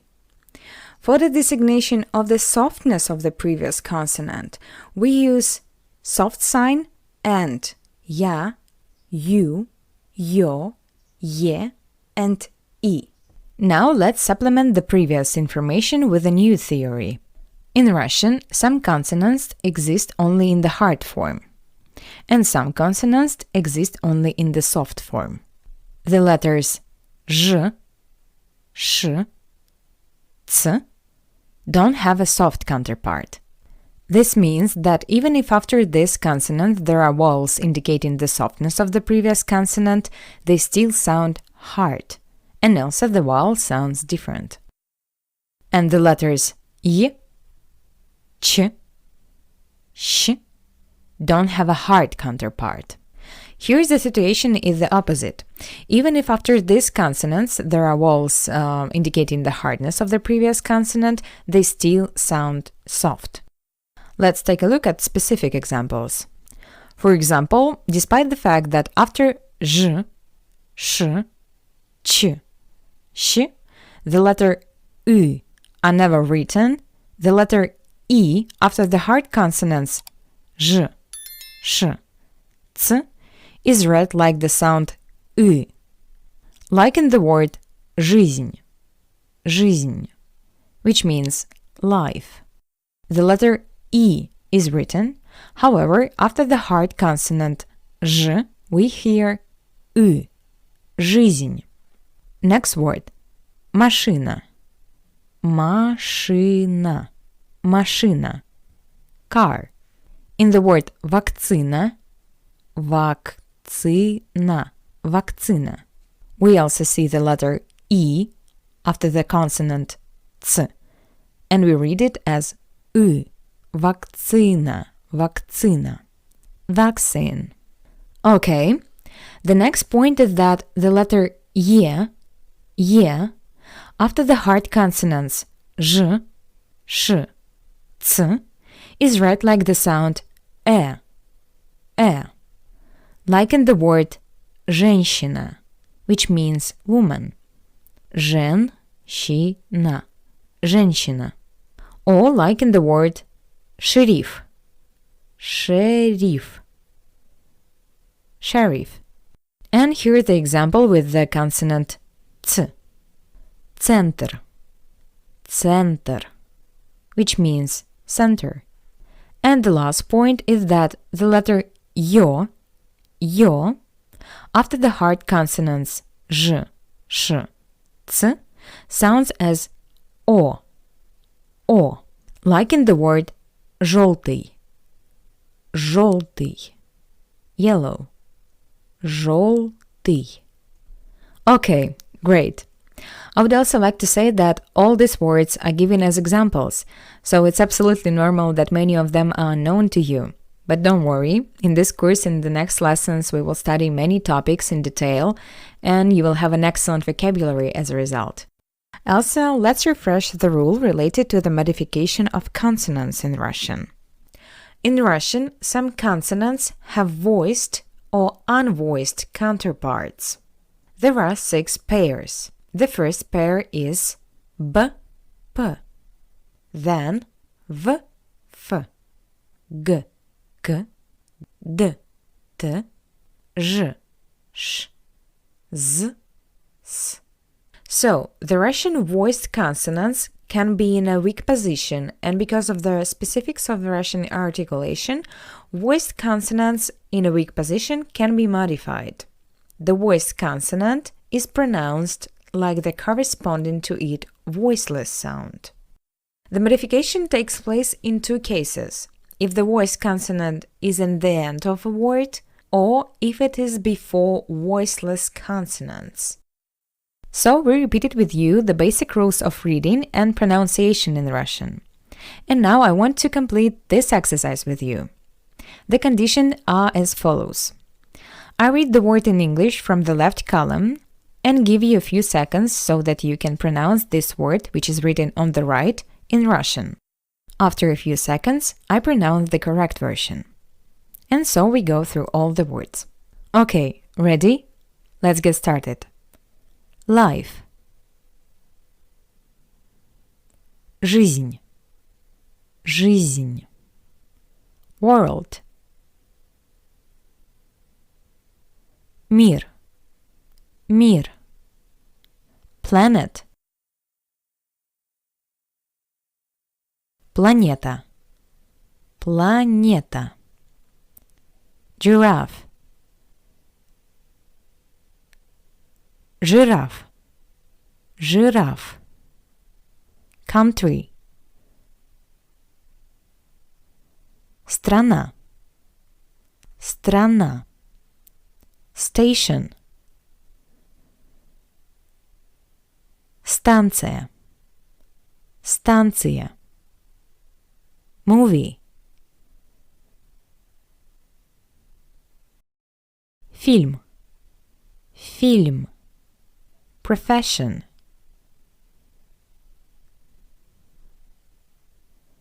Профессия. Профессия. Tourist. Турист. Турист. Teacher. Учитель. Учитель. Engineer. Инженер. Инженер. Dance. Танец. Танец. Now. Сейчас. Сейчас. Did you succeed? Were there any difficulties? Anyway, you can try again, take notes and test yourself again. And that's all for today. Thank you for this class. And I'm looking forward to seeing you in the next lesson. Have a nice day. Your Russian teacher, Maria. Пока-пока. Привет. Добро пожаловать на курс «Русский для начинающих». Hello. Welcome to the Russian for Beginners course. In this lesson, we will review the lesson on the topic of greetings. Приветствие. Greetings. Greetings in Russian is приветствие. And the first way to say hello is привет. Greetings. Приветствие. Hello. Привет. Приветствие. Привет. And it's worth recalling that привет, привет, this is an informal way to say hello. And here is the formal way to say hello. Здравствуйте. Здравствуйте. Здравствуйте. The bold letter V is not pronounced. Здравствуйте. Okay, before remembering the phrases that we use when meeting someone, I want to remind you of a few important points. First point, that there are not articles in Russian. And the second one, in Russian, the verb to be doesn't exist in the present tense. So, if you want to say your name in Russian, you just need to cut off the verb to be from the English version. You just need to say I and add your name. For example, I am Maria. Я Maria. Я. I, Maria. It is my name. I don't think that it's hard, so let's move on. Another way to say your name is to use the following phrase. Меня зовут, and here's your name. For example, меня зовут Мария. Меня, me, зовут, call, Maria, my name. Okay, let's summarize.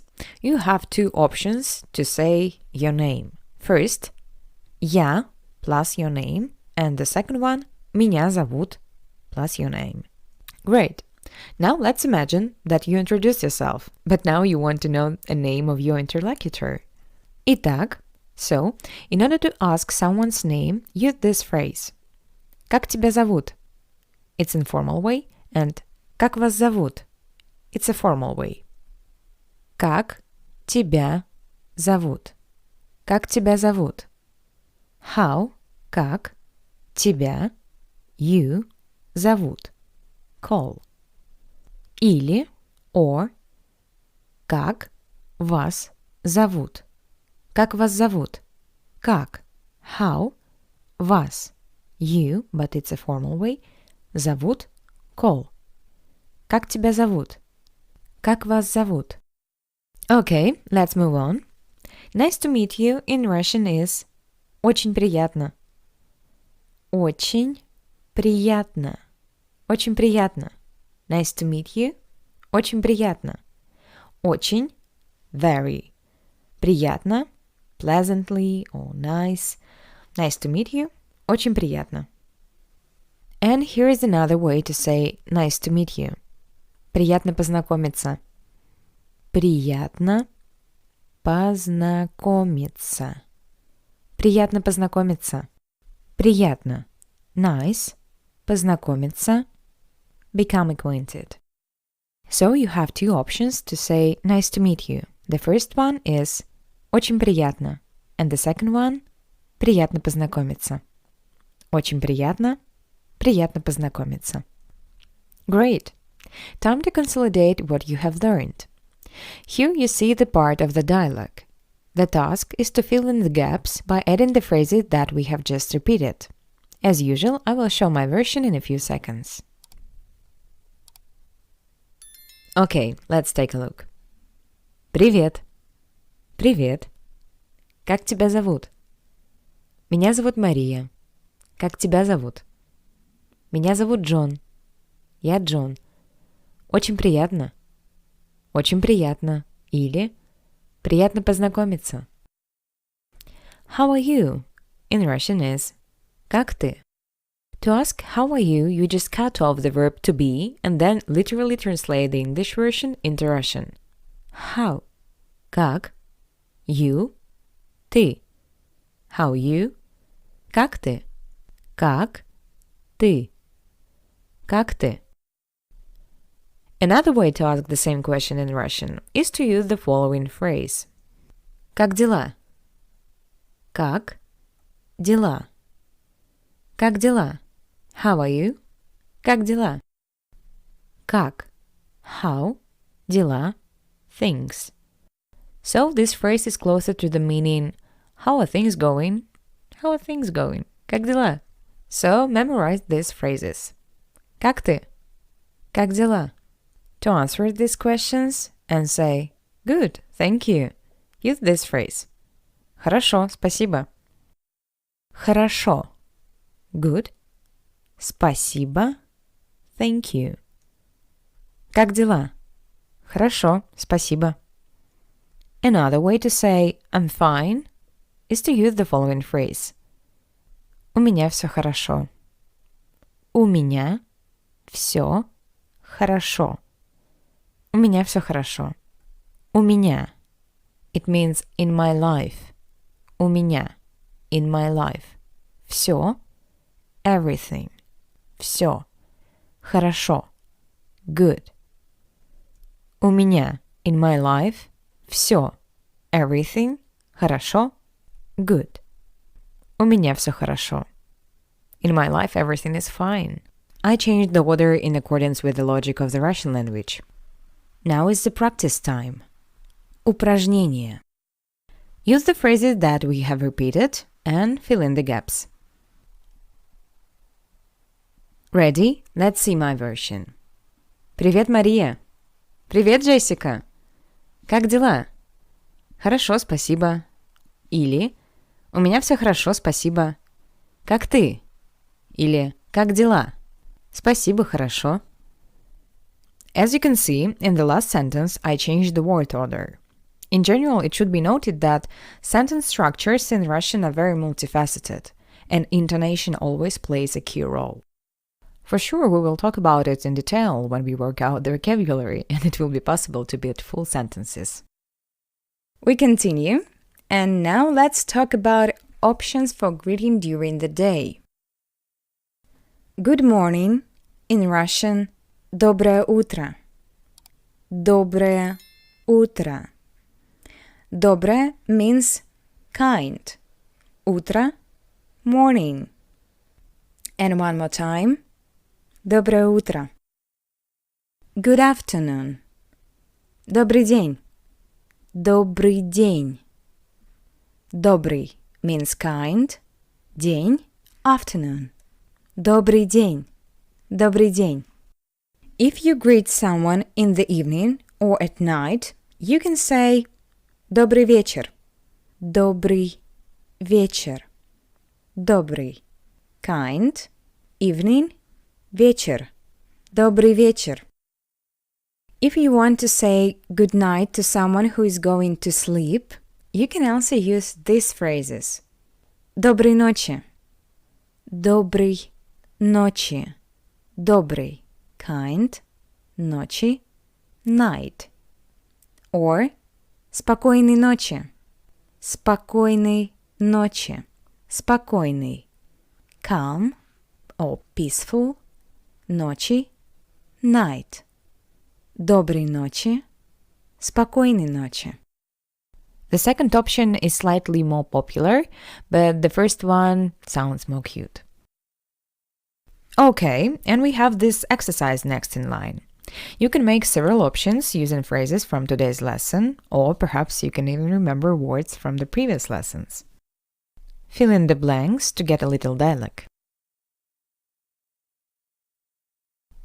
Let's take a look at my version. Добрый день. Добрый день. Как дела? У меня все хорошо. Как ты? Хорошо, спасибо.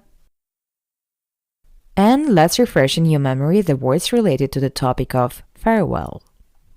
Прощание. Прощание. Пока. Пока. Informal way to say bye.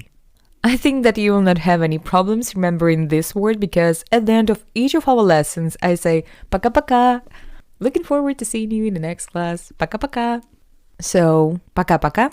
Bye-bye. До свидания. It is a formal way to say bye. До свидания. До свидания. If we translate it literally, then до, it means to or before. Свидание means meeting. It may seem that this phrase can only be used if the next meeting is supposed, but in fact, it's used even if you understand that you will never see this person again, but at the same time, you are in a formal relationship with this person. So it's necessary to use this formal version of farewell. And one more time, до свидания. Another great option to say goodbye to someone, especially if this is a person close to you and you definitely will see him or her, you can use this phrase. До встречи. До встречи. До встречи. До встречи. This phrase translates as see you. До встречи. And it was the last word for today. Let's make a revision of today's lesson. Repeat after me. Greetings. Приветствие. Hello, informal way. Привет. Hello, formal way. Здравствуйте. I am plus name. Я. And here's your name. My name is, and here's your name. Меня зовут, your name. What is your name? Informal way. Как тебя зовут? Formal way. Как вас зовут? Nice to meet you. Очень приятно. Nice to meet you. Приятно познакомиться. How are you? Как ты? How are things going? Как дела? I'm fine, thanks. Хорошо, спасибо. Everything is fine. У меня все хорошо. Good morning.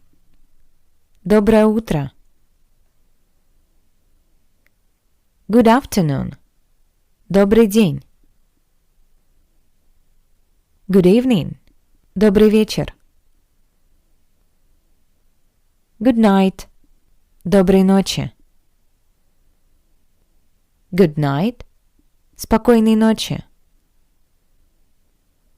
Farewell. Прощание. Bye. Informal way. Пока. Bye. Formal way. До свидания. See you. До встречи. That's all for today. Thank you for this lesson and see you in the next class. До встречи на следующем уроке. Пока-пока. Привет, дорогой друг. Добро пожаловать на курс «Русский для начинающих». Hello, my dear friend. Welcome to the Russian for Beginners course. Let's start by reviewing the previous lesson. And let's try a new format. I will read the words in Russian, and you try to remember their meaning. I will say the correct version in a few seconds. Ready? Let's try. Приветствие. Greetings. Привет. Hello. Informal version. Здравствуйте. Hello, formal version. Я Мария. I am Maria. Of course, my name is here as an example. If your name is Colin, then you'll say that я Colin. Colin, я Colin, я Colin. This is what happens when Russian and English articulations meet in your head, and you start to get confused about which language you speak and which articulation to use. It's mixed. Okay, let's continue. Меня зовут. My name is... And don't forget to add your name here. Очень приятно. Nice to meet you. Приятно познакомиться. Other way to say nice to meet you. Как ты? How are you? Как дела? How are things going? Хорошо, спасибо. Good, thank you. У меня все хорошо. Everything is fine with me. Or everything is fine with my life. Доброе утро. Good morning. Добрый день. Good afternoon. Добрый вечер. Good evening. Доброй ночи. Good night. Спокойной ночи. Good night. Прощание. Farewell. Пока. Informal way to say bye. До свидания. Formal way to say bye. And the last one. До встречи. See you. Excellent. In this lesson, we will review the topic of manners. And the first word is пожалуйста. Please. Пожалуйста. Пожалуйста. Please note that the letter y is not pronounced. Пожалуйста. Not пожалуйста, but пожалуйста. Please. Пожалуйста. Next word. Спасибо. Thank you. Or большое спасибо. This phrase means thank you very much. Большое means big. Спасибо. Thanks. So literally, this phrase can be translated as Big thanks. Большое спасибо. Спасибо – it's a noun, and большое – it's an adjective. The noun спасибо ends with the letter O. It means that it's neuter, and our adjective is declined in accordance with the gender of our noun. Большое, большое, большое спасибо. Big thanks. Thank you very much. You're welcome in Russian is пожалуйста. Пожалуйста. So, итак, the word пожалуйста is used both to ask for something and then it has the meaning please. For example, can you give me an apple, пожалуйста? Can you give me an apple, please?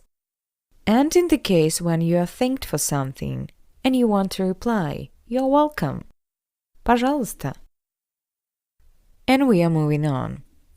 In Russia, apologizing, we use 3 words. And this is the first of them. Sorry in Russian is простите. Простите. This word can be used in both formal and informal communication. In formal communication, we say простите.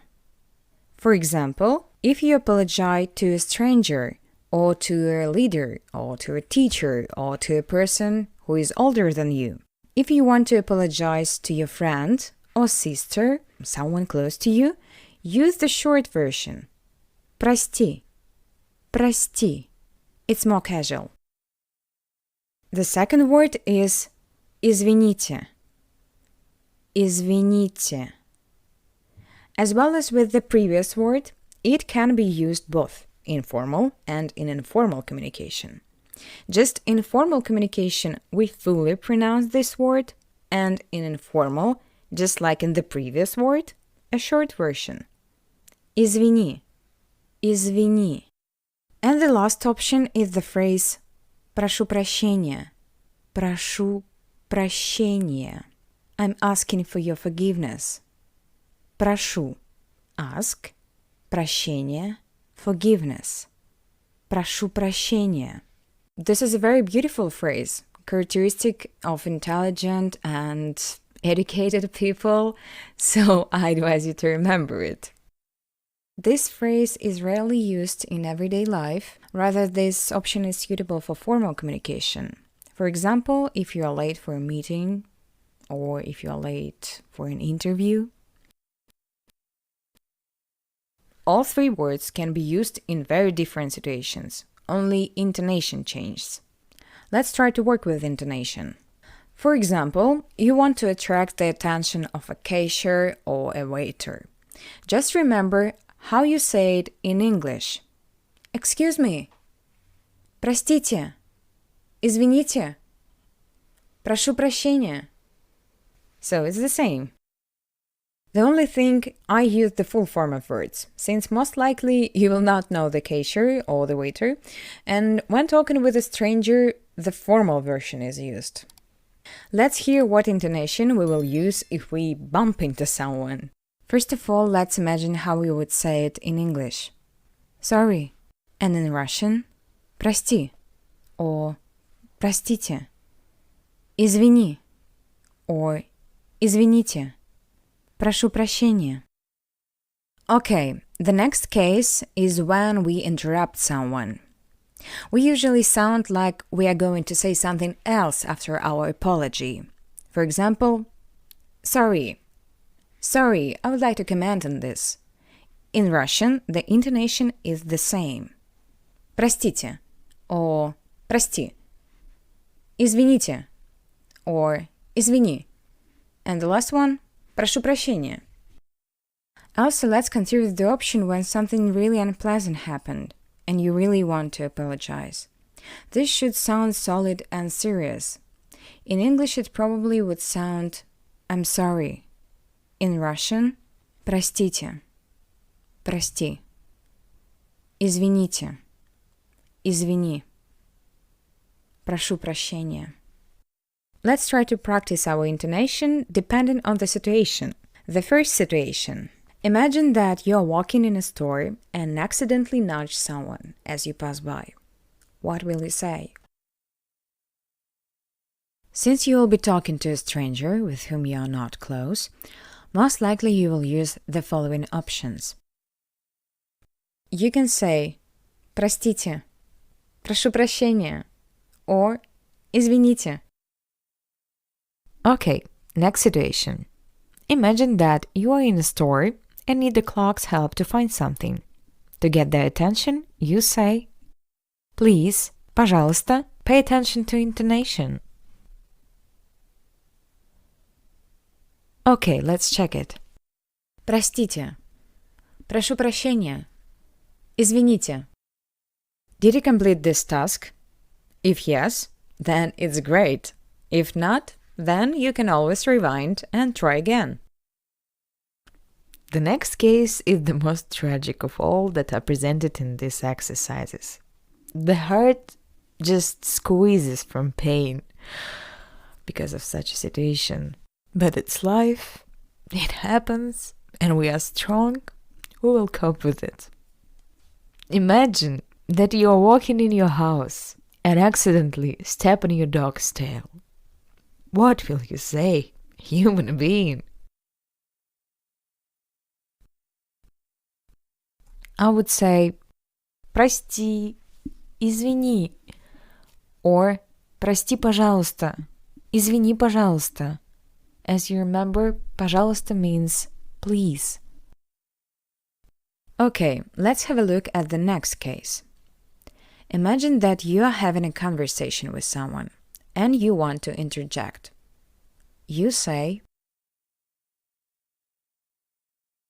Простите, извините, прошу прощения. There were options in case of formal communication. For example, if you want to delicately interrupt your teacher.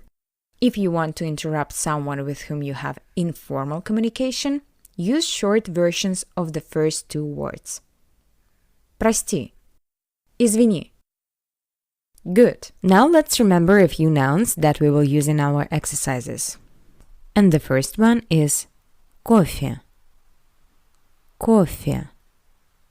Which means coffee.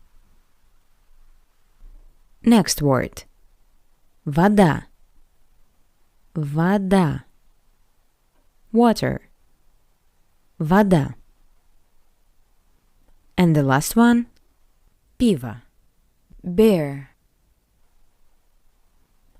Now let's learn a phrase that you can use if you need something and you want to ask someone to bring it to you. The first phrase can be used both in formal and informal communication. The second is more likely only in informal, since it's less polite and more likely to call for action. Не могли бы вы принести мне something? Не могли бы вы принести мне? Не могли бы вы принести мне? Could you bring me? And the second one? Можешь принести мне something? Можешь принести мне? Можешь принести мне?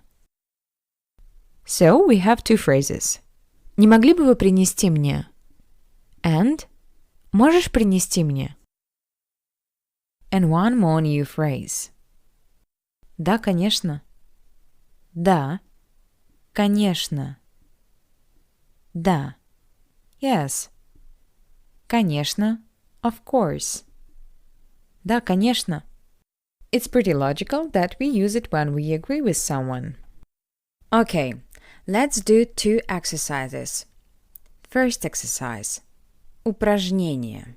Try to translate this sentence. Take your time, write it down, and then we will check it out. Okay, ready? Let's check it. Could you bring me some coffee? Не могли бы вы принести мне кофе? Не могли бы вы принести мне кофе? Second exercise. Imagine that your friend is asking you to bring him a bear. Can you bring me a bear? What will you say? Let's assume you're a good friend and don't mind helping your friend. You have enough free time to provide him with this service and you'll be only happy to do this.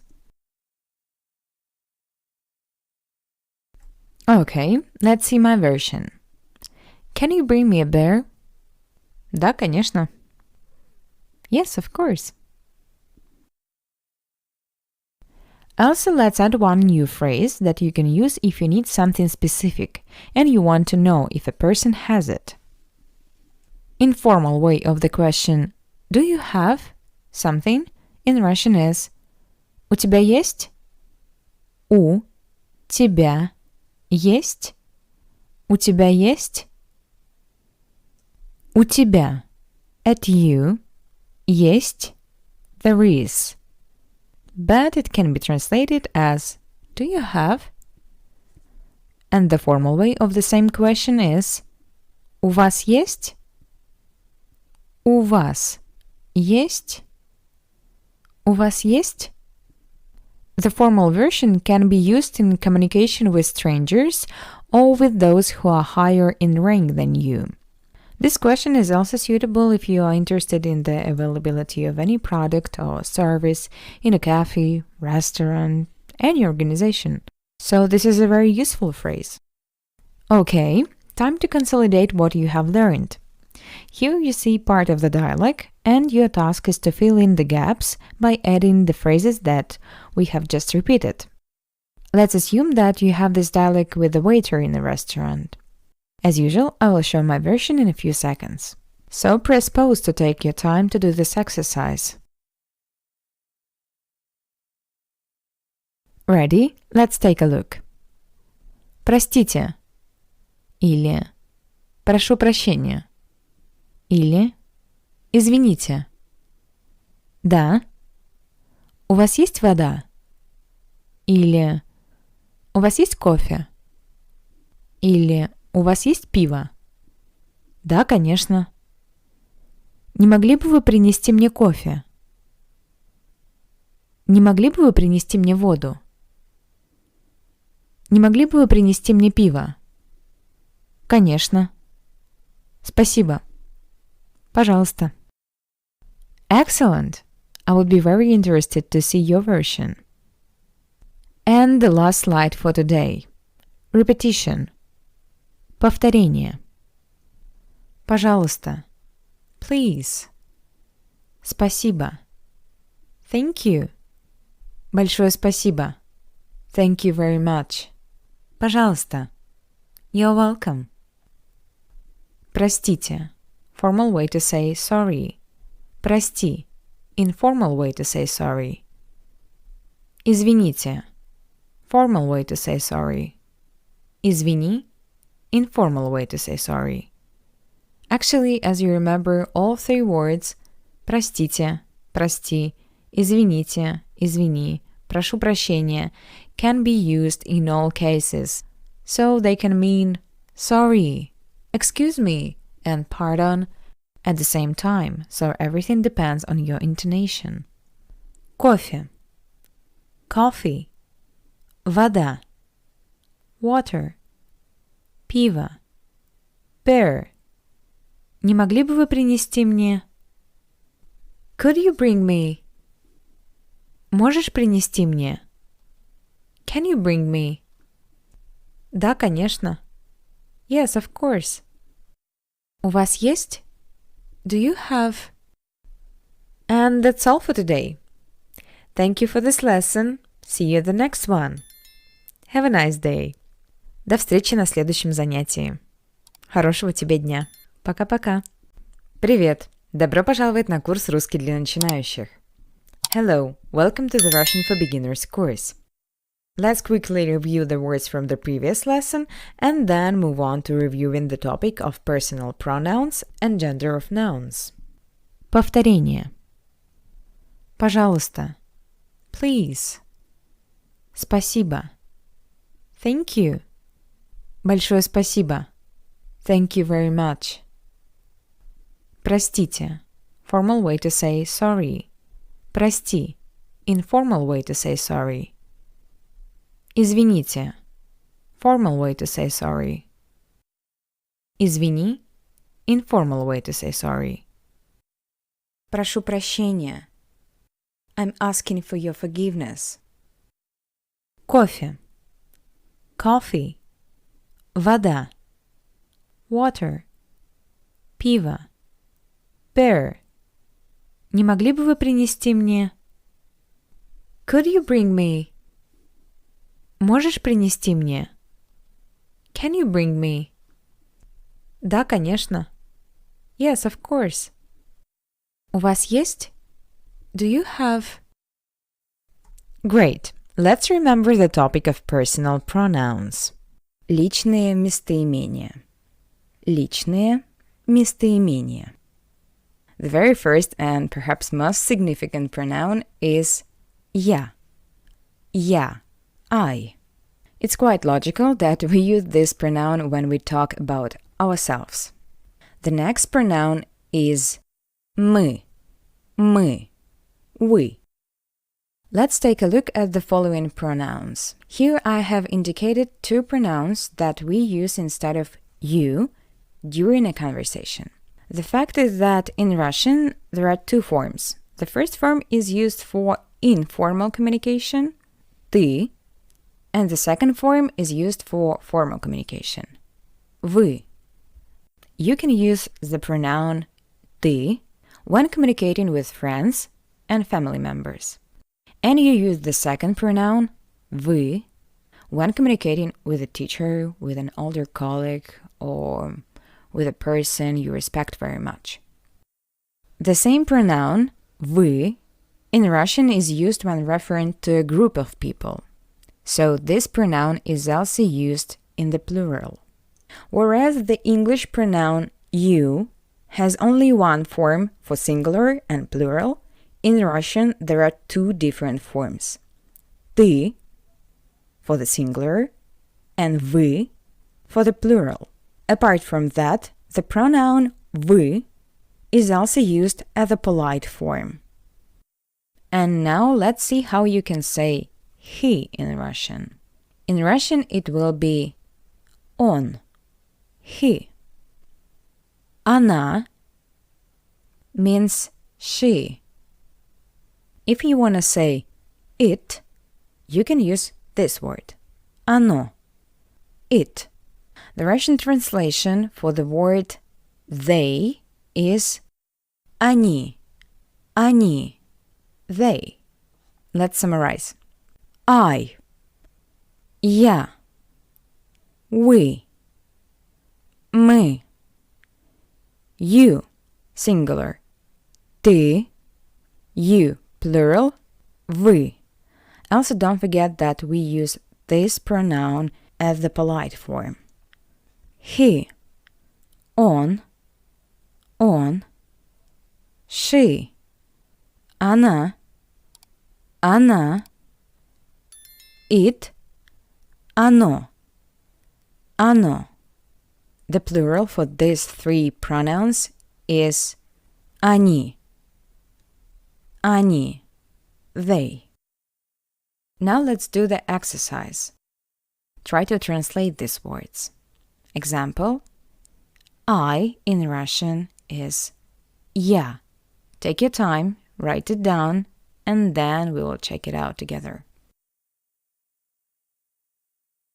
Let's take a look. I, я, we, мы, you, singular, ты, or вы, if we are talking about the polite form, you, plural, вы, he, он, she, она, it, оно, they, они. We have finished discussing the first part of this lesson, and the second part is devoted to the gender of nouns. Род существительных. Род – gender, существительных – nouns. In Russian, all nouns in the singular have genders: masculine, female, and neuter. To determine the gender of a noun, you need to pay attention to how this noun ends. Nouns which don't have an ending, which end with a consonant, belong to the masculine gender. Dom, dom, house. This word ends with the consonant m, m. The gender of this word is masculine. Female gender. Nouns which have the ending a or ya belong to the female gender. For example, семья, family, семья. This word ends with the vowel ya. The gender is female. Neuter gender. Nouns which have the ending or ye belong to the neuter gender. For example, утро, утро, morning, место, место, place. And I want to remind you that in these two words, o sounds like a because it's unstressed. Unfortunately, these are not all the rules that you need to know in order to feel free in determining the gender of nouns in Russian. So the following points should be noted as well. First of all, I have to warn you that you have to be careful with nouns which end with an soft sign. Such nouns belong either to the masculine or to the female gender. Firstly, nouns which end with tel or ar belong to the masculine gender. The ending indicating the gender of the noun I highlighted in bold. Let's take a look at my examples. Словарь, словарь, dictionary. Календарь, календарь, calendar. Писатель, писатель, writer. Secondly, nouns which end with ost or ov, or with a sibilant consonant with a soft sign sh, sh, ch, j, belong to the female gender. Новость, news. Любовь, love. Вещь, thing. Ночь, night. The gender of these words is female. Let's summarize. The ending masculine nouns.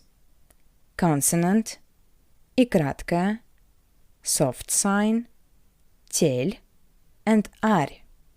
Examples: дом, чай, день, писатель, календарь. And of course we have exceptions. The words мужчина, man, папа, dad, дядя, uncle, дедушка, grandfather, and coffee, coffee. The words мужчина, дедушка, дядя, папа, regardless of their ending, belong to the masculine gender because they refer to male person. The word кофе, coffee, regardless of its ending ye, belongs to the masculine gender as well. The ending of female nouns. А, я, ость, овь, щ, ш, ч, ж. Examples: женщина, семья, новость, любовь, ночь. The ending of neuter nouns. О and е. Examples: утро, море. Exceptions: время, time, and имя, name. The words время and имя, regardless of their ending ya, belong to the neuter gender. Practice time. Pay attention to the ending of nouns and try to determine the gender of these nouns. For example, the gender of писатель, writer, is masculine because it ends with тель. Now it's your turn. Good luck! Let's check it. Дым, masculine. солнце, neuter, девочка, feminine, сок, masculine, мечта, feminine, ночь, feminine, мужчина, masculine, сон, masculine, небо, neuter, зонт, masculine, мост, masculine, трава, feminine, город, masculine, дерево, neuter, место, neuter, страна, feminine. I hope you have written down some basic information tables on the topic of personal pronouns and gender of nouns. So, to review today's lesson, you can just take a look at them one more time. And that's all for today. See you soon. Bye-bye. Пока-пока. Привет. Добро пожаловать на курс «Русский для начинающих». Hello. Welcome to the Russian for Beginners course. In the previous lesson, we repeated the topic of noun genders. And this topic is very closely related to the topic of plural nouns. Since now you are already more familiar with the Russian language, I think it's time to study this topic. And then we will continue to review our lessons, but already using information about the plural of nouns. So, to make the plural form of a noun, you need to define two moments. The first moment, the gender of the noun. The second moment, it's necessary to determine the noun ends with a hard or soft ending. Don't worry, now we will review the theory for these steps. And let's start with the first step. To determine the gender of a noun, you need to pay attention to how this noun ends. The ending masculine nouns. Consonant, и краткая, soft sign, тель, and ар. Examples: дом, чай, день, писатель, календарь. And of course we have exceptions.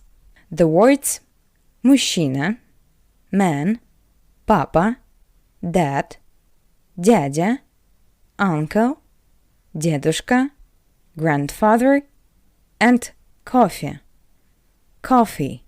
The words мужчина, дедушка, дядя, папа, regardless of their ending, belong to the masculine gender because they refer to male person. The word coffee, coffee, regardless of its ending «е», belongs to the masculine gender as well. The ending of female nouns.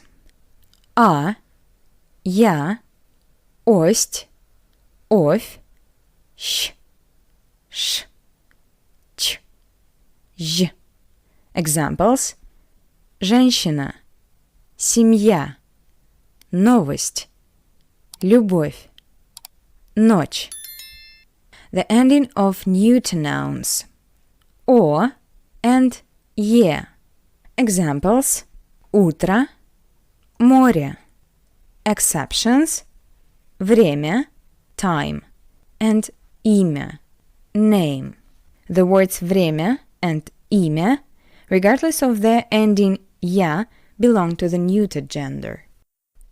Great, let's get to the second step, hard and soft endings. Nouns can end with both consonants and vowels. So let's remember about hard and soft consonants and hard and soft vowels separately. Hard and soft consonants. As you can remember, there are 18 hard consonants in Russian, among which 3 don't have a soft pair. Therefore, if the noun ends with a consonant m, b, p, v, f, d, t, z, s, n, l, r, g, k, h, j, sh, ц, then this is the hard ending. But if we add the soft sign to the 15 consonants having the soft pair, then we will get the soft ending. It can be the ending м, б, п, в, F, D, T, Z, S, N, L, R, G, K, H. And of course, the ending is considered soft if the word ends with ch, sh, y, since these consonants are always soft. Great, now let's move on to hard and soft vowels. The hard variants of the ending of a noun in the singular are o, and o. If a noun in the singular ends with ya or ye, ya, ye, then this is a soft ending. Okay, and now we're ready to move on to the main part of today's lesson. Let's talk about formation of plural nouns. Here you can see the table, which I strongly advise you to write down so that it would be easier for you to remember the mechanism of transition from singular to plural. Let's discuss what we see. Generally, masculine and feminine nouns have the same endings in the plural. It is the ending u in the hard variant, and the ending e in the soft variant. The plural of masculine nouns in the hard variant is formed by simply adding the ending u. For example, the word tomato, tamat, tamat.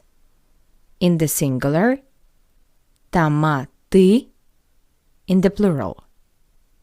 Tamat plus ü, tamati. Tamat, tamate. Banana, banan. Banan in the singular, banani, banani. In the plural, banan plus ü, banani. If a masculine noun in the ending has a soft consonant, the plural is formed by changing y, or the soft sign, into the ending e. E. For example, writer, писатель, писатель, писатель. In the singular, писатель. In the plural, писатели. We changed the soft sign into e. Писатели, писатели. Писатель, писатели. Museum, музей. In the singular, and in the plural, музеи, музеи. Музей, музеи. Okay, let's move on. The plural of feminine nouns in the hard form is formed by changing the ending a into ü. For example, mama in the singular, in the plural, mamy. Mama, mamy. We changed a into ü. Mama, mamy.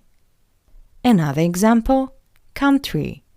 Страна, страна, страны, страна, страны. And yes, unfortunately, in the plural, the stress setting has changed. And this is not uncommon in the Russian language. So every word, in every case, number, declination must be memorized separately. But don't worry about it. I believe there is no need for such perfectionism at the very beginning, especially. Everyone will understand you anyway, so don't worry about it. Okay, let's continue. In the soft variant, the plural of feminine nouns is formed by changing the ending ya, or the soft sign into e. For example, family, семья, семья. In the plural, семьи, семьи. In the singular, семья. In the plural, семьи. We changed ya into e. Сім'я, сім'ї. As you can see, here the stress has also changed. Another example, news, новость, новость. In the plural, новости, новости. In the singular, новость. In the plural, we change the soft sign into E. Новости, новость, новости. And the last block. The plural of neuter nouns is formed by changing the ending or into a in the hard variant. For example, word, слово, слово. In the plural, слова, слово, слова. It's a tricky one, right? Because in the singular, the last O is unstressed, that's why we pronounce it as a, слово. But in the plural, we change the stress. That's why the first O is unstressed and we pronounce it as a, слова, слово, слова. Another example, window, окно. In the plural, окна. Singular, окно, plural, окна. In the soft variant, the plural of neuter nouns is formed by changing the ending «е» into «я». For example, sea. The singular form is море. The plural form is моря. Море, моря. We changed the ending «е» into «я». Море, моря. Now let's practice together. First block, masculine nouns. And the first part ends with hard consonants. That's why we add the letter «ы» at the end of these words. Hour, час, часы. Cat, кот, коты.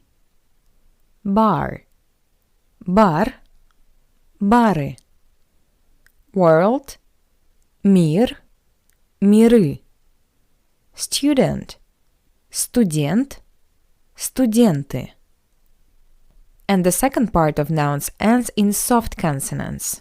So we will change the soft sign or «е» into «и». Vocabulary, словарь, словари. Museum, музей, музеи. Baker, пекарь, пекари. Creator, создатель, создатели. Next block, feminine nouns. The first part includes nouns with the hard ending «а». That's why we will change this ending into «ы». Car, машина, машины. Firm, фирма, фирмы. School, школа, школы. Couple, пара, пары. Dream, мечта, мечты. And the second part includes nouns with the soft variant of endings. So we change «я» or the soft sign into «и». Night, ночь, ночи. Family, семья, семьи. News, новость, новости. Week, неделя, недели. And the last block, neuter gender. In the hard variant of ending, we change «о» into «а». Word, слово, слова. Business, дело, дела. Number, число, числа. Wine, вино, вина. Window, окно, окна. And in the soft variant of ending, we change «е» into «я». Sea, море, моря. Solution – решение, решения. Message – сообщение, сообщения. Field – поле, поля. And now it's time for practice. It's your turn. Try to complete this exercise, and after a few seconds we will check it out. Of course, you can write down the words that you consider important for yourself in your dictionary, but gradually in the next lessons we will go through all the topics in detail, and these words are given as an example and practice of the past theory. So it's up to you. Ready? Let's check it. Проспект. Проспекты. Журнал. Журналы. Театр. Театры. Правило. Правила. Here's the difference is noticeable and important only when writing, because when pronouncing, everything sounds the same, since in the singular, the letter O is unstressed. Therefore, it sounds like A, as well as in the plural. Вопрос. Вопросы. Компания. Компании. Гость. Гости. Great. Let's move on. And there is one more point that is definitely worth discussing. In Russian, we have such a rule. The vowel «ы» is never written after the consonants «к», «г», «х», «ж», «sh», «ch», «sh». Therefore, if a masculine or feminine noun has one of these consonants at the end, the plural is formed by adding the ending «e», even if a noun ends with the hard variant of ending in the singular. Just let's compare. On the left side, there are nouns ending in hard consonants. So in the plural, we just added the letter «ы». Театр, театры. Theater, theaters. Продукт, продукты. Product, products. Вопрос, вопросы. Question, questions. Журнал, журналы. Journal, journals. And on the right, there are words ending with the consonants listed before. And as we can see, in the plural, the letter «и» is added to these nouns. Врач, врачи. Doctor, doctors. Урок, уроки. Lesson, lessons. Собака, собаки. Dog, dogs. Банк, банки. Bank, banks. With this rule in mind, try to do this exercise. Take your time, press pause, and after a few seconds I will show the correct answers. Let's see what we've got. Repeat after me. Сумка, сумки. Ручка, ручки. Час, часы. Парк, парки. Книга, книги. Магазин, магазины. Коллега, коллеги. Урок, уроки. How was it? Did you succeed? If you have any difficulties, you can look at the theoretical material again. Perhaps there is a moment that you didn't take into account. And the last part of today's lesson is devoted to special cases of the formation of the plural of nouns. There are some exceptions, but for the basic communication, it's enough to know the following words. Just write down this table. Day, день. Days, дни. День, дни. Human or person, человек. People, люди. Человек, люди. Friend, Друг. Friends. Друзья. Друг. Друзья. Brother. Брат. Brothers. Братья. Брат. Братья. Sister. Сестра. Sisters. Сестры. Сестра. Сестры. Child. Ребенок. Children. Дети. Ребенок. Дети.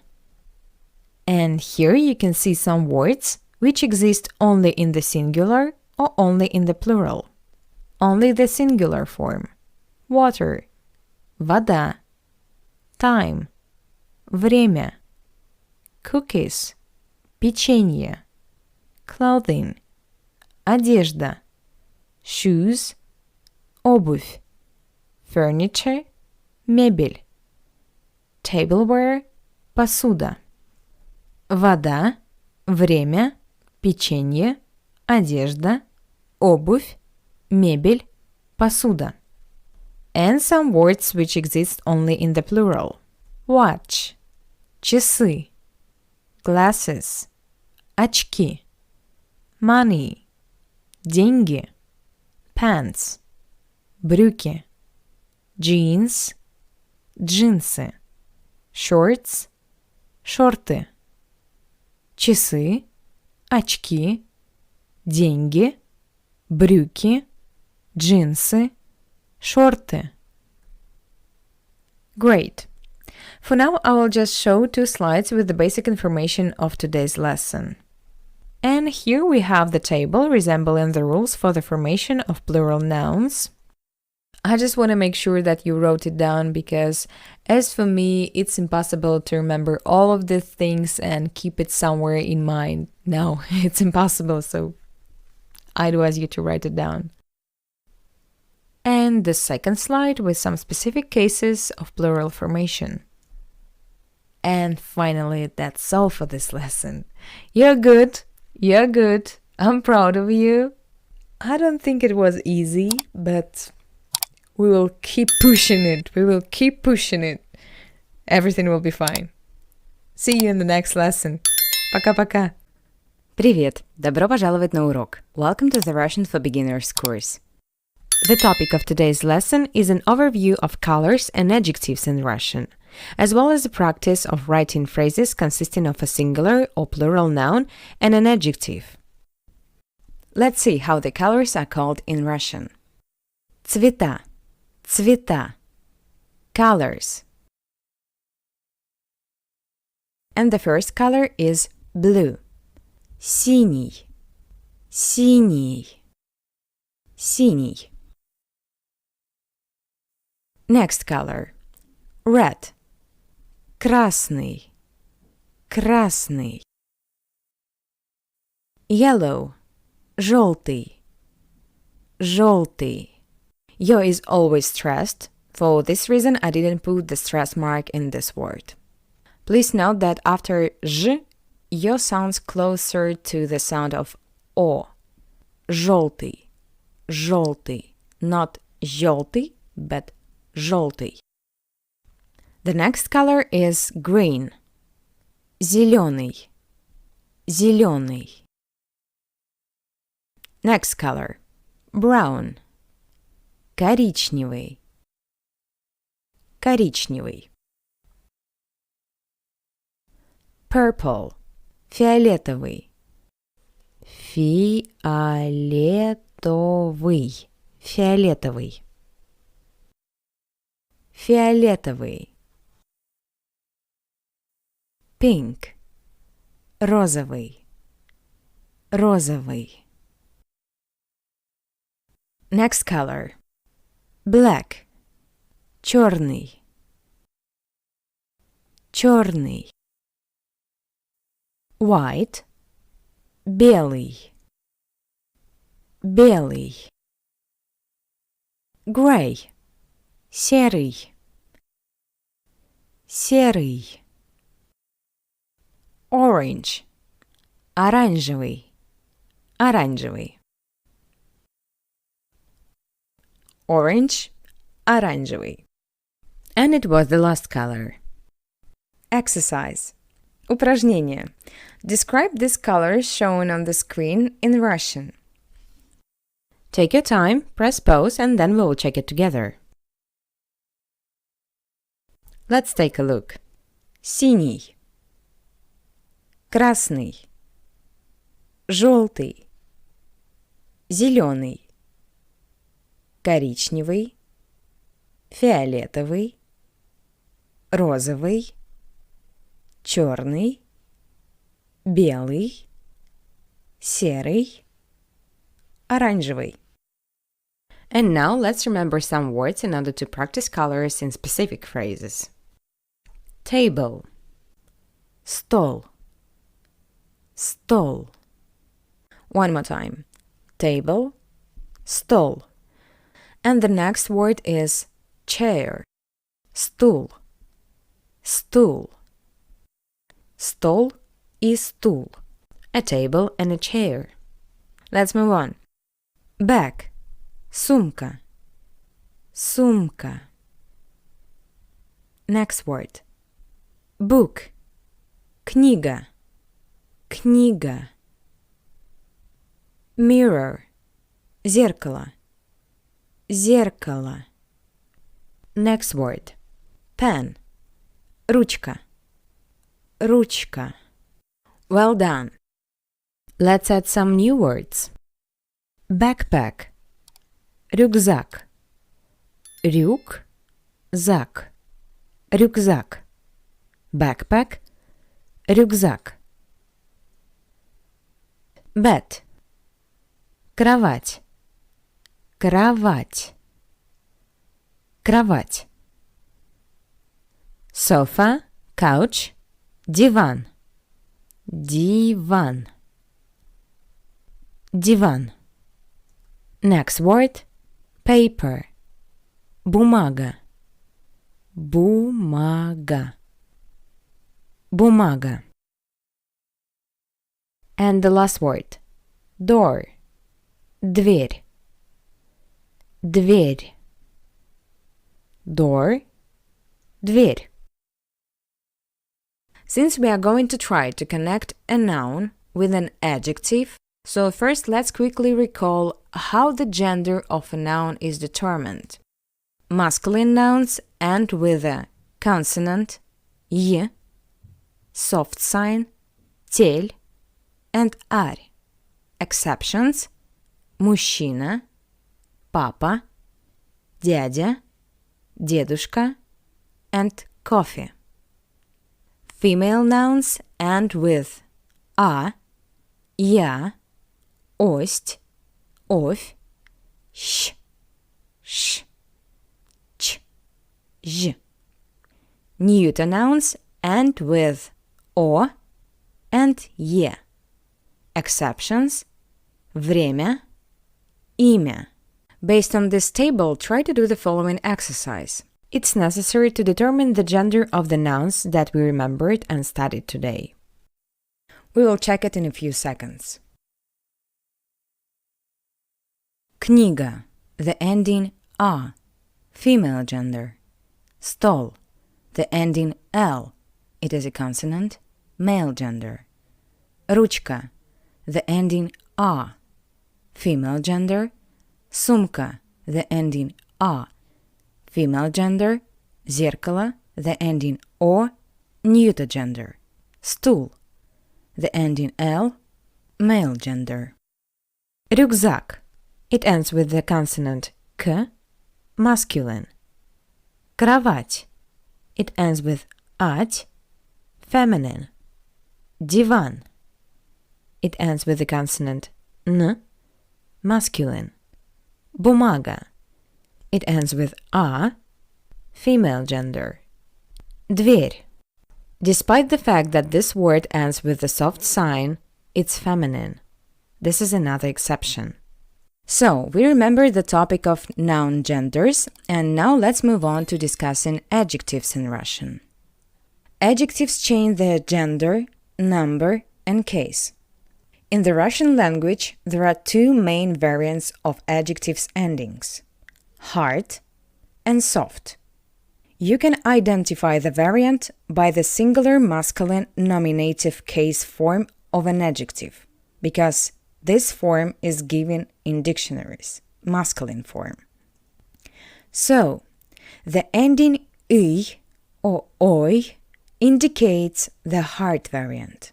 These endings change to aya, oye, iye, depending on the target gender for which you are going to use an adjective. Masculine, y, oi. Female, aya. Neuter, oye. Plural, iye. Talking about the soft variant, the ending I indicates the soft variant. This ending changes to ya, ye, iye, depending on the target gender. Masculine, I. Female, ya. Neuter, ye.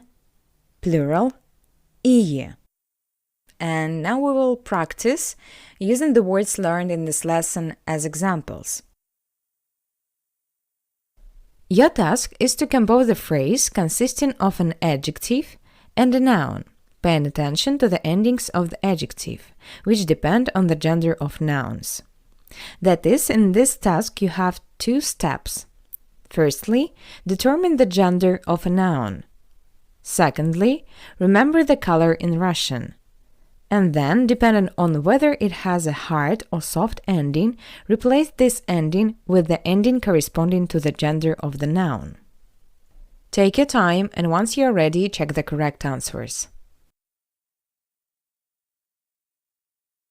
Красная бумага. Красная бумага. Бумага – feminine. Черный рюкзак. Черный рюкзак. Рюкзак – masculine. Розовая ручка. Розовая ручка. Ручка – feminine. Желтая дверь.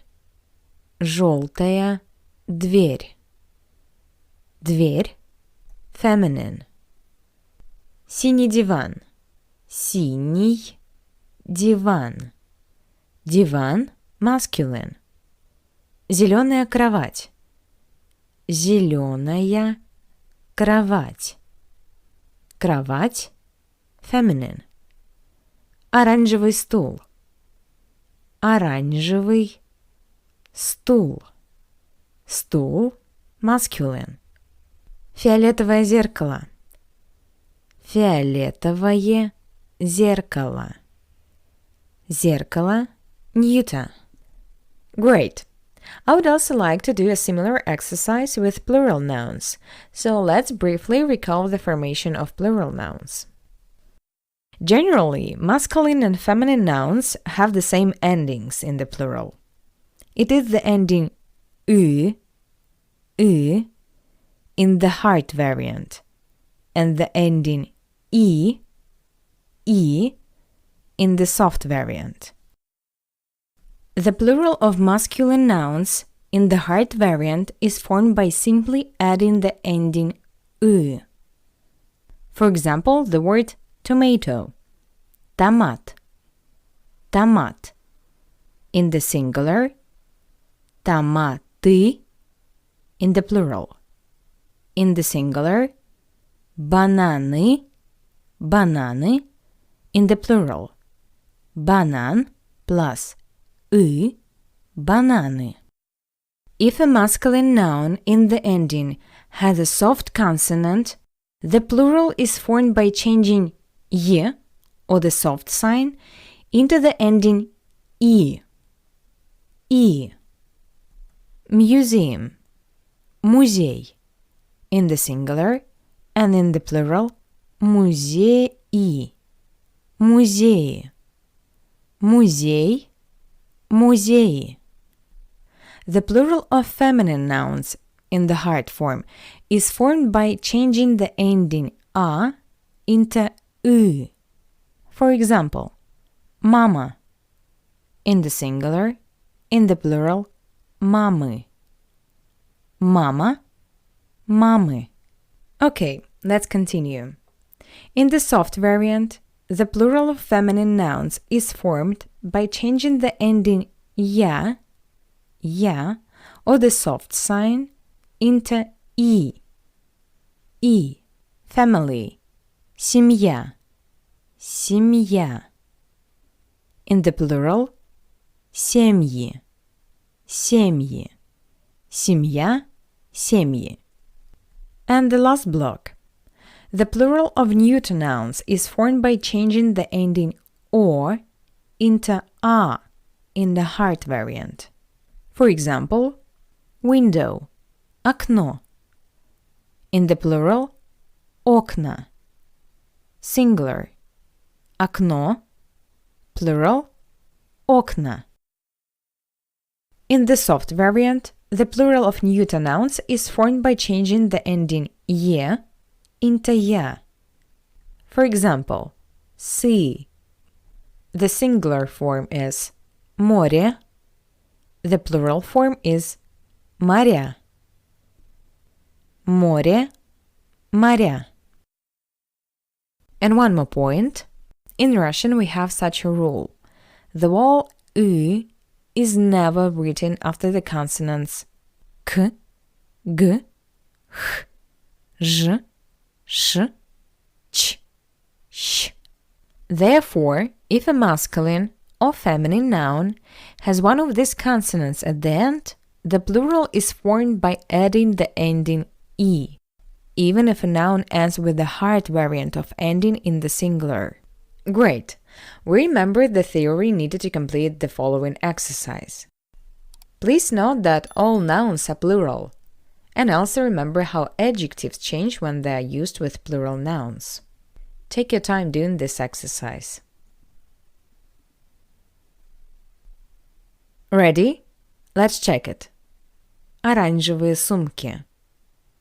Оранжевые сумки. Красные диваны. Красные диваны. Желтые зеркала. Желтые зеркала. Черные ручки. Черные ручки. Зеленые книги. Зеленые книги. Розовые рюкзаки. Розовые рюкзаки. Фиолетовые кровати. Фиолетовые кровати. Синие столы. Синие столы. Well done! Now let's do a final review of the words from today's lesson. Vocabulary is everything, so repeat after me. Blue – синий. Red – красный. Yellow – желтый. Green – зеленый. Brown – коричневый. Purple – фиолетовый. Pink – розовый. Black – черный. White – белый. Gray – серый. Orange – оранжевый. Table – стол. Chair – стул. Bag – сумка. Book – книга. Mirror – зеркало. Pen – ручка. Backpack – рюкзак. Bed – кровать. Couch – диван. Paper – бумага. Door – дверь. И это все на сегодня. До встречи на следующем занятии. And that's all for today. See you at the next lesson. Bye-bye. Пока-пока. Привет, дорогой друг. Добро пожаловать на курс «Русский для начинающих». Hello, my dear friend. Welcome to the Russian for Beginners course. In this lesson, we will review the topic of numbers in Russian. Get ready to repeat a lot after me because this is the best way to remember, and your articulation should get used to the pronunciation of Russian words. Let's start with a score from 0 to 19. Repeat after me. 0, ноль, ноль. 1, один, один. 2, два, два. 3, три, три. 4, четыре, четыре. 5, пять, пять. 6, шесть, шесть. 7, семь, семь. 8, восемь, восемь. 9, девять, девять. 10, десять, десять. 11, одиннадцать, одиннадцать. 12, двенадцать, двенадцать. 13, тринадцать, тринадцать. 14, четырнадцать, четырнадцать. 15, пятнадцать, пятнадцать. 16, шестнадцать, шестнадцать. 17, семнадцать, семнадцать. 18, восемнадцать, восемнадцать. 19, девятнадцать, девятнадцать. Now let's summarize. If you want to name a number from 11 to 19, you need to add nadsat to the corresponding numeral from the left column. So, the ending nadsat is an analog of teen. Teen in Russian is nadsat, nadsat. Please note that the letter D isn't heard. It's really soft. There are also a few points that I should comment on. In the word 12, двенадцать, the original A is changed to E. Два goes to двенадцать. Двенадцать. In the word 14, четырнадцать, the original E is cut off, as well as a soft sign in the numbers from 15 to 19. So let's try to read them in pairs by comparing the number from the left column with the number from the right column. Один, одиннадцать. Два, двенадцать. Три, тринадцать. Четыре, четырнадцать. Пять, пятнадцать. Шесть, шестнадцать. Семь, семнадцать. Восемь, восемнадцать. Девять, девятнадцать. Okay, let's do this exercise. I call the number in English, and your task is to remember and pronounce this number in Russian. In a few seconds, I will voice the correct pronunciation. Let's try. 10, 10, 11, 11, 12, 12, 13,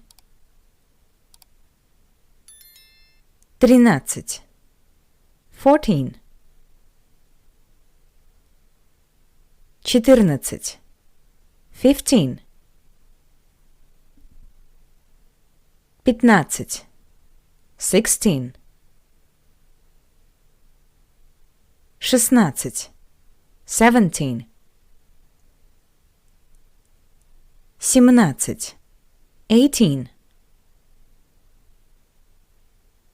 18. 19. 19. Great! Now let's take a look at the numbers from 10 to 100 in steps of 10. Repeat after me. 10. 10. 10.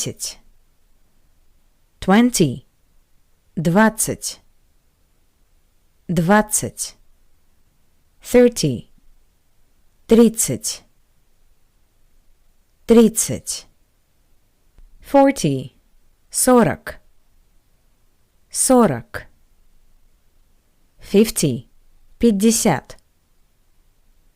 50. 60. 60. 60. 70. 70. 70. 80. 80. 80.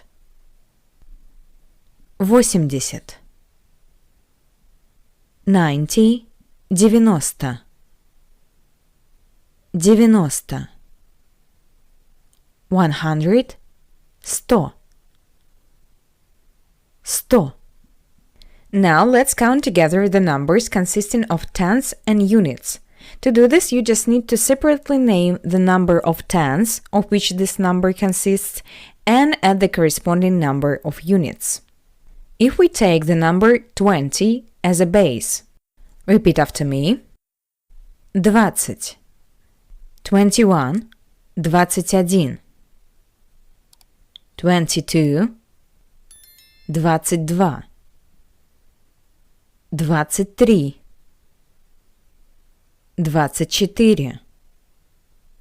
25. 26. 27. 28. 29. Next slide. 30. 30. 31.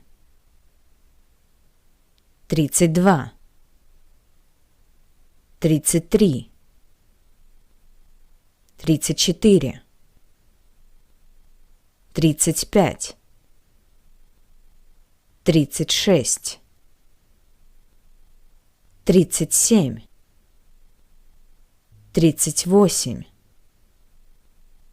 38. 39. Next slide. 40. 40.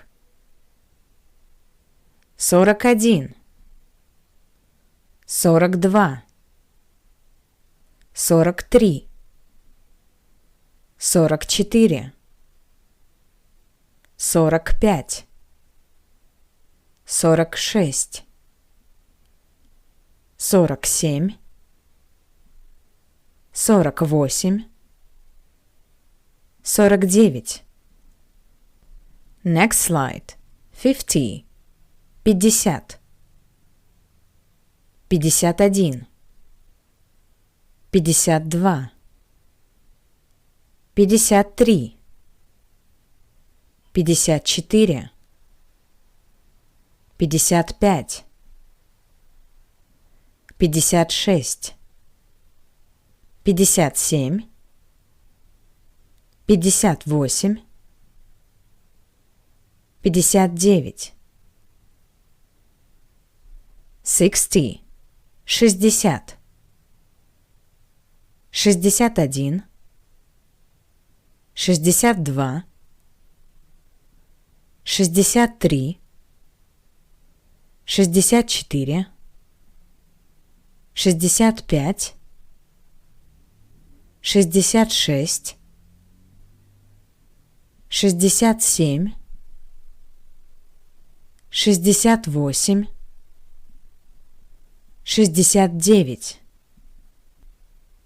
70. 70, 71, 72, 73, 74, 75, 76, 77, 78,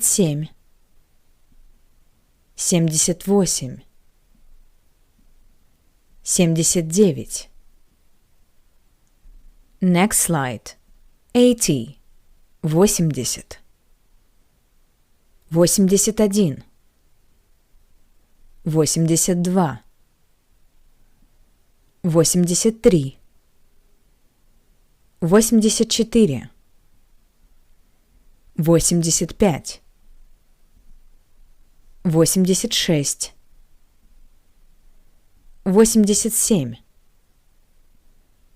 86, 87, 88, 89. And the last slide in this block. 90, 90, 91, 92, 93, 94, 95,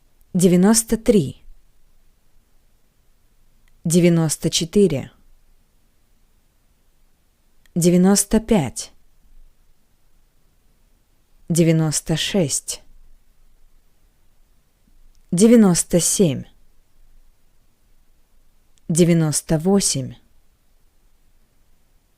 98, 99. Great! I believe that if you repeat it after me, then by the end you at least have already learned the numbers from 1 to 9, because they were repeated in all these slides. Therefore, we continue to study and practice pronunciation. Please feel free to speak the words with me. Don't be shy. And now we have numbers from 100 to 1000 next in line with a step of 100 units. Repeat after me, as the way these numbers are formed is different from the English version. 100, 100, 100, 200, 200, 200,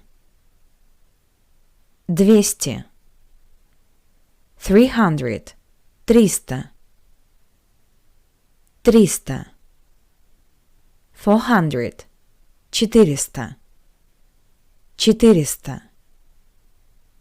500, 500, 500,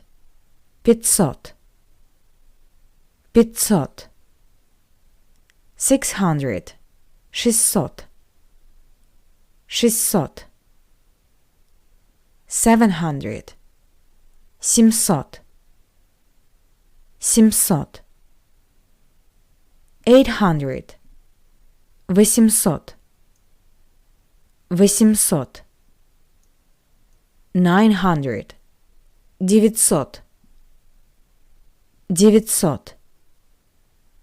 1000, 1000,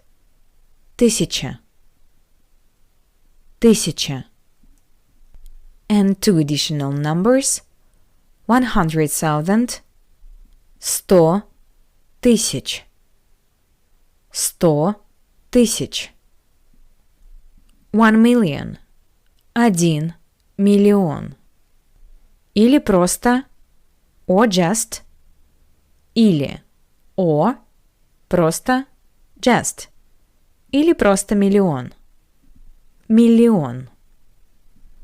Okay, now let's take a look at the numbers consisting of hundreds, tens, and ones. The scheme of naming such numbers is the same as in English. We separately name the number of hundreds, tens, and ones, plus a special case if at the end we have a number from 11 to 19. We don't divide these numbers into tens and ones. Let's try. For example, 101, 100, 100, 1, 1, 101, 101. Next number, 102, 102, 100, 100, 2, 2, 102. 120, 100, 100, 20, 20. 120. 120. 200. 200. 200. 201. 200. 200. 1. 1. 201. 201. 202. 202. 200. 200. 2. 2. 202. 250. 200. 200. 50. 50. 250. 250. Let's move on. 300. 300. 300. 301. 301. 301. 302. 302. 302. 371. 371. 300. 300. 70. 70. 1. 1. 371. 371. Next number. 400. 400. 400. 468. 468. 400. 400. 60. 60. 8. 8. 468. Next number. 500. 500. 500. 527.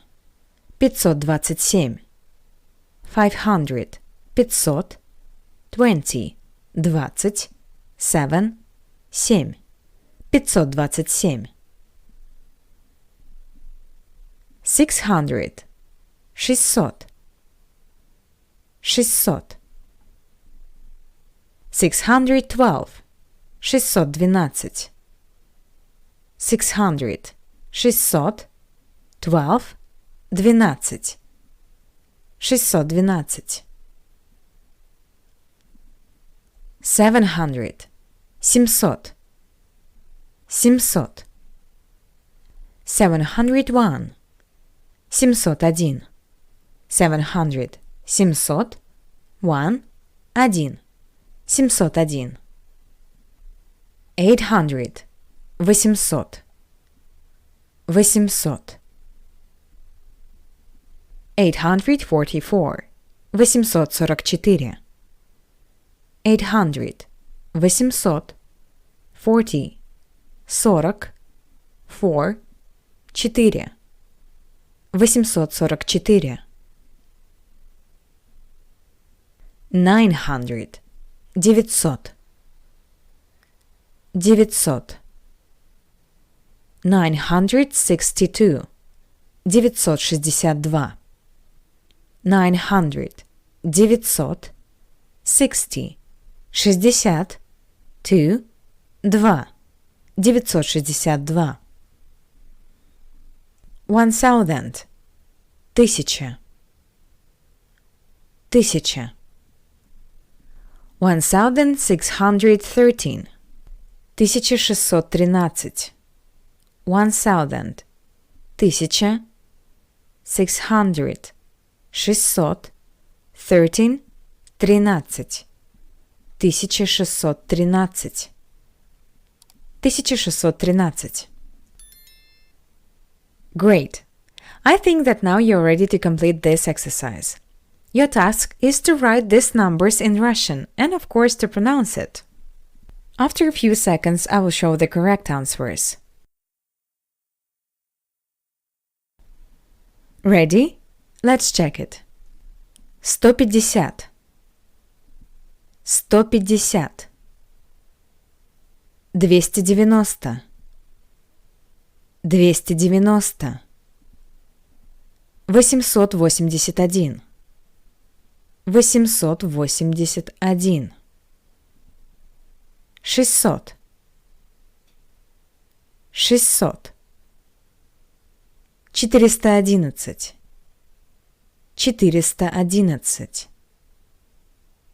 411. 411. 570. 570. 301. 301. 1000. 1000. 963. 963. Okay, great job. I think it would be a mockery to do some kind of repetition now, but the only thing I can recommend you is to voice all the numbers that you meet in life in Russian. The bus number that you use, the prices in the store, your phone number, the time at which you need to wake up, count the sheep before bedtime. Okay, you got me, right? Thank you for this lesson. Looking forward to the next one. And have a nice day. Пока-пока. Привет, дорогой друг. Добро пожаловать на курс «Русский для начинающих». Hello, my dear friend. Welcome to the Russian for Beginners course. Today we'll remember how to name animals in Russian, talk about the verbs of the first conjugation, and also we will do exercises in which we will practice the conjugation of the verbs in accordance with the gender of nouns and the number. But first, let's remember the new information from the previous lesson. And let's talk about the dative case of personal pronouns. The dative generally corresponds to the English word to. To me, мне, to you, informal, тебе, to you, formal, вам, to him, ему, to her, ей, to it, ему, to us, нам, to you, plural, вам, to them, им. For example, if you want to say give me, to give in Russian is давать, me, мне. Give me, давать мне. Give you, давать тебе, или давать вам. Give him, давать ему. Give her, давать ей. Give it, давать ему. Give us, давать нам. Give you, plural, давать вам. Give them, давать им. Мне, тебе, вам. Ему, ей, ему.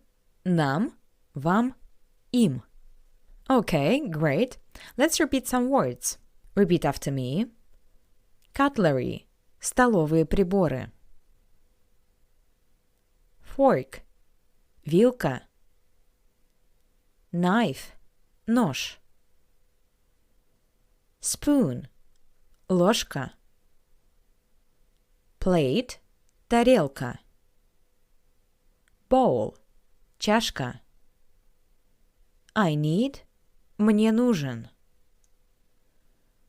Now let's remember how to call animals in Russian. Animals in Russian is животные. Животные. Животные.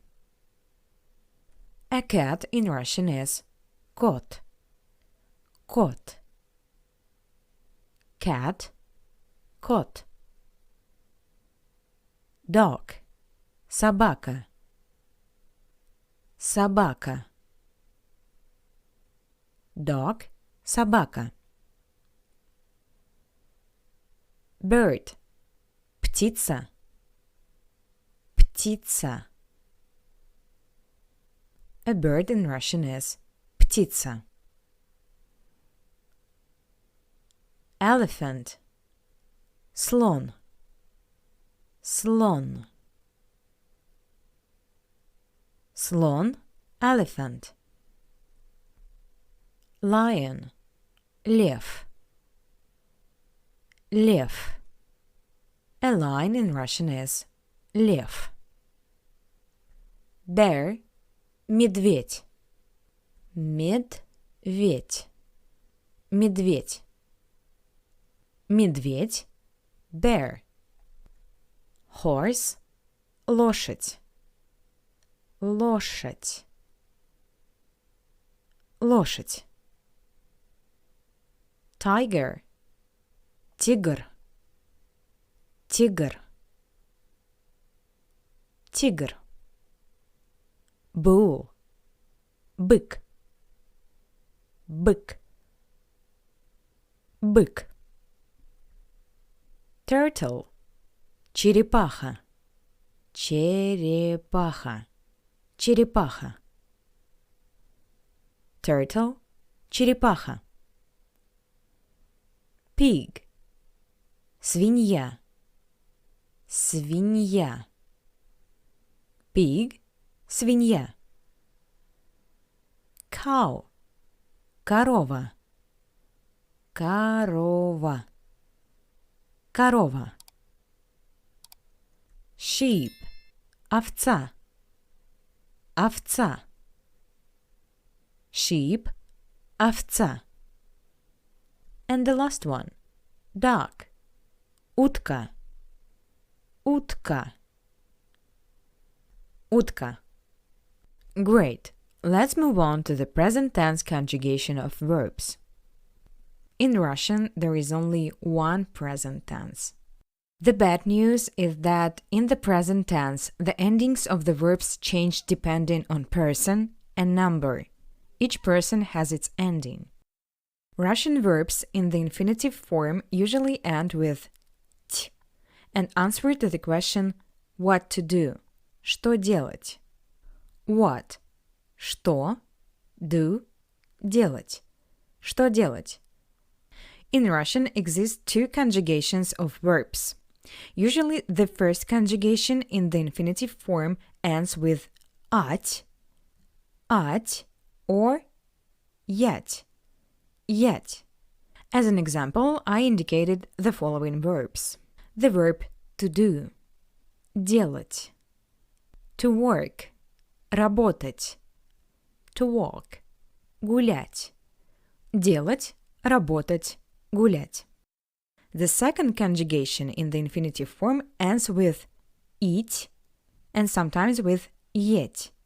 And the first example of the second conjugation verb is the verb to speak, говорить. Next example, to watch, смотреть.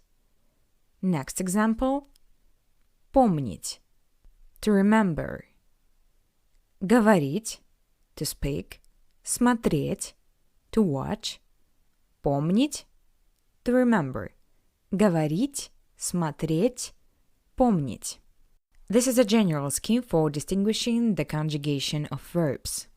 So, using the verb of the first conjugation, we take the infinitive form and change t to the corresponding personal ending, which you find in this table. To practice, let's remember a few verbs of the first conjugation. Repeat after me.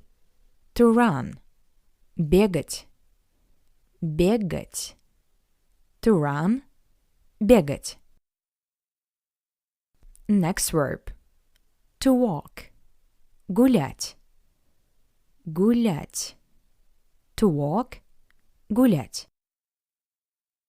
To jump, прыгать, прыгать, прыгать. Let's summarize. To run, бегать, to walk, гулять, to jump, прыгать. Okay, now let's practice and see how the verbs will change depending on which pronoun we use them with. But first, let's remember the pronouns in Russian. I, я, you, second person singular, ты, he, он, she, она, it, оно, we, мы, you, second person plural, вы, they, они. So, your task is to conjugate the verbs that we have just repeated using this table. And the first verb is to run, бегать. Some cells are done. For example, second person singular. You run, ты бегаешь. We run, мы бегаем. The rest of the cells with a question mark must be filled in. I will show you the correct version in a few seconds. To complete this task, you can pause the video. Ready? Let's check it. Я бегаю. Ты бегаешь. Он бегает. Она бегает. Оно бегает. Мы бегаем. Вы бегаете. Они бегают. Я бегаю. Ты бегаешь. Он бегает. Она бегает. Оно бегает. Мы бегаем. Вы бегаете. Они бегают. Okay, let's move on. And here's a similar task with the verb to walk. Гулять. Fill in the blanks and then check the correct answers. Ready? Let's check it. Я гуляю. Ты гуляешь. Он гуляет. Она гуляет. Оно гуляет. Мы гуляем. Вы гуляете. Они гуляют. Я гуляю. Ты гуляешь. Он гуляет. Она гуляет. Оно гуляет. Мы гуляем. Вы гуляете. Они гуляют. And the same exercise with the last verb. To jump. Прыгать. Let's see what we've got. Я прыгаю. Ты прыгаешь. Он прыгает. Она прыгает. Оно прыгает. Мы прыгаем. Вы прыгаете. Они прыгают. Я прыгаю. Ты прыгаешь. Он прыгает. Она прыгает. Оно прыгает. Мы прыгаем. Вы прыгаете. Они прыгают. Great job! Let's remember some adverbs. Fast. Быстро. Быстро. Быстро. Fast. Быстро. Slowly. Медленно. Медленно. Медленно. High. Высоко. Высоко. High. Высоко. This is a new adverb, so write it down in your dictionary. And the last exercise in this lesson. You need to translate these sentences. The word order in the Russian version will be the same. Noun plus verb plus adverb. Please note that some nouns are plural, so don't forget to take this into account when conjugating verbs. Press pause and play the video when you're ready to check it. Let's take a look. Horses run fast. Лошади бегают быстро. Лошади бегают быстро. Horse in the singular. Лошадь. In the plural. Лошади. To run. Бегать. Third person plural. Бегают. Они бегают. They run. Лошади бегают. Fast. Быстро. Лошади бегают быстро. A turtle walks slowly. Черепаха гуляет медленно. Черепаха гуляет медленно. Turtle. Черепаха. Walks. Гуляет. Slowly. Медленно. Черепаха гуляет медленно. Cats jump high. Коты прыгают высоко. Коты прыгают высоко. Cats. Коты. Cat in the singular. Кот. In the plural. Коты. To jump. Прыгать. But it's the third person, plural. Прыгают. Прыгают. Прыгать. Прыгают. High. Высоко. Коты прыгают высоко. And that was the last exercise for today. You're good.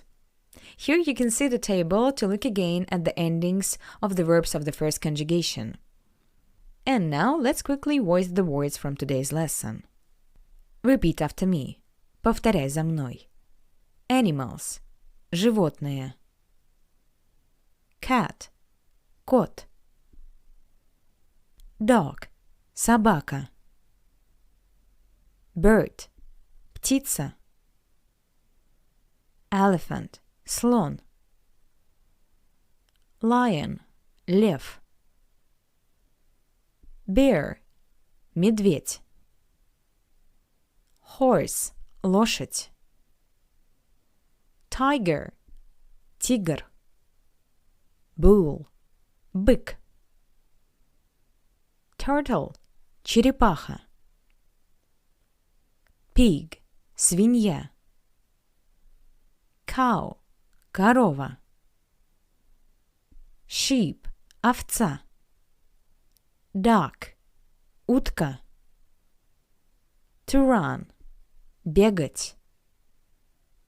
To walk – гулять. To jump – прыгать.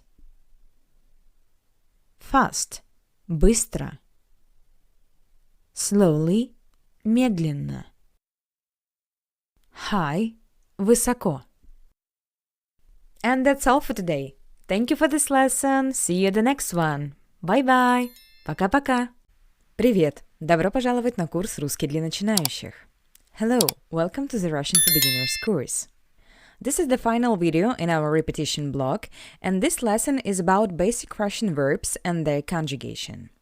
First of all, let's start with the verbs of the first conjugation. Now we will recall several verbs in their infinitive form, then there will be a table reminding about the rules of conjugation, and then a few exercises to work out these rules. Okay, let's get started. And the first verb is to do. Делать. Делать. To do exercise. Делать упражнение. Делать упражнение. Упражнение means exercise. Next verb, to swim. Плавать. Плавать. To swim. Плавать. To dance. Танцевать. Танцевать. Танцевать. To dance. Танцевать. To lift up. Поднимать. Поднимать. Поднимать. To lift up. Поднимать. And the last verb in this section, to play. Играть. Играть. Играть. To play. Играть. Okay, let's remember how the ending of the first conjugation of verbs changes. We take the infinitive form and change to the corresponding personal ending. Я, the ending you. Ты, the ending ешь. Он, она, оно, the ending ет. Мы, the ending ем. Вы, the ending ете. Они, the ending ют. And here the exercise. Your task is to conjugate the verb to do. Делать. When you are ready, check the correct version, which I will show in a few seconds. Ready? Let's check it. Я делаю. Ты делаешь. Он делает. Она делает. Оно делает. Мы делаем. Вы делаете. Они делают. Okay, let's move on. And here we have the same exercise. You need to conjugate the verb to play. Играть. Играть. Let's check it. Я играю. Ты играешь. Он играет. Она играет. Оно играет. Мы играем. Вы играете. Они играют. You can pause and say these phrases again. And we have the next verb. I want to know that this verb is quite tricky. It has its own peculiarity. Despite the fact that this is the verb of the first conjugation, it conjugates a little differently. Try to remember for yourself what this feature is, and then check with my version. I hope you can remember, but I don't feel like prompting. Okay, let's take a look. The verb to dance, танцевать, танцевать. The peculiarity of this verb is that the ending t changes in the usual way, and the preceding part Ева, Ева, is replaced in all forms by U. So let's see what we get. Я танцую, я танцую. Ты танцуешь, ты танцуешь. Он, она, оно танцует. Он танцует, она танцует, оно танцует. Мы танцуем, мы танцуем. Вы танцуете, вы танцуете. Они танцуют, они танцуют. I don't know if you remembered this feature. It's okay if you forget, really. But I'm glad that we repeated the conjugation of this verb because I believe it's a beautiful verb and it's worth it. I like it. Мне нравится. And here is our next phrase. I like. Мне нравится. Мне нравится. I like. Мне нравится.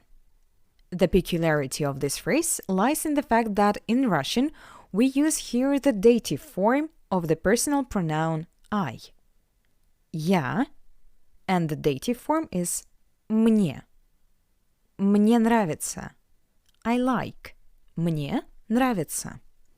And in order to convert a statement into a negation, you need to place не, which means no, before the word you want to negate. Pretty easy. I dance, я танцую.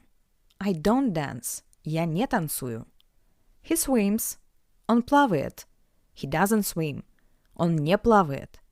You run, вы бегаете. You don't run, вы не бегаете. So if you want to say I don't like, you just need to place не before нравится. Мне не нравится. Мне не нравится. I don't like. Let's practice it. Your task is to compose sentences and translate them into Russian. Let's take a look at my version. Мне нравится танцевать. I like to dance. Мне нравится танцевать. The verb to dance, танцевать, is an infinitive form. Next sentence. Мне не нравится бегать. I don't like to run. Мне не нравится бегать. Мне не нравится бегать. I don't like to run. Мне нравится перец. I like pepper. Мне нравится перец. Мне нравится перец. I like pepper. Но мне не нравится лук. Мне не нравится лук. I don't like onion. Мне не нравится лук. Let's move on, and now is the time to remember how the verbs of the first conjugation differ from the verbs of the second conjugation.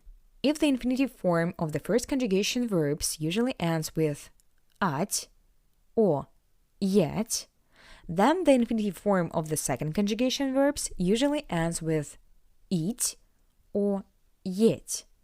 For example, the verb to speak, говорить, говорить. To speak, говорить. Another example, to look, to watch, смотреть, смотреть. To look, to watch, смотреть. To remember, помнить, помнить. To remember, помнить. To walk. Ходить. Ходить. To walk. Ходить. To see. Видеть. Видеть. To see. Видеть. To have. Иметь. Иметь. To have. Иметь. Okay, and here you can see how the second conjugation verbs changes. We take the infinitive form and change eat or еть to the corresponding personal ending. Я, the ending у or ю. Ты, the ending иш. Он, она, оно, the ending it. Мы, the ending им. Вы, the ending ите. Они, the ending at or ят. And let's practice with our first verb. To speak. Говорить. Говорить. Your task is to conjugate this verb. When choosing between the endings у or ю and at or ят, try to use your intuition relying on the peculiarities of Russian articulation. It's time to check it. Я говорю. Я говорю. Ты говоришь. Ты говоришь. Он, она, оно говорит. Он говорит, она говорит, оно говорит. Мы говорим. Мы говорим. Вы говорите. Вы говорите. Они говорят. Они говорят. Next exercise. The verb to remember. Помнить. Помнить. Take your time, fill out the table, and then check it with the right answers. Let's check it. Я помню. Ты помнишь. Он помнит, она помнит, оно помнит. Мы помним. Вы помните. Они помнят. The verb to see. Видеть. Видеть. Try to remember how this verb is conjugated. Pay attention that the letter d is underlined. It means that when conjugated, it changed to some other letter for the first person singular. Let's take a look. Я вижу. The letter D changed to the letter Ж. Я вижу. Ты видишь. Он видит. Она видит. Оно видит. Мы видим. Вы видите. Они видят. So we remembered the rules for conjugation of verbs of the first and second types. Now let's refresh other basic verbs. Repeat after me and try to determine the type of the verb at the same time. To know. Знать. Знать. To know. Знать.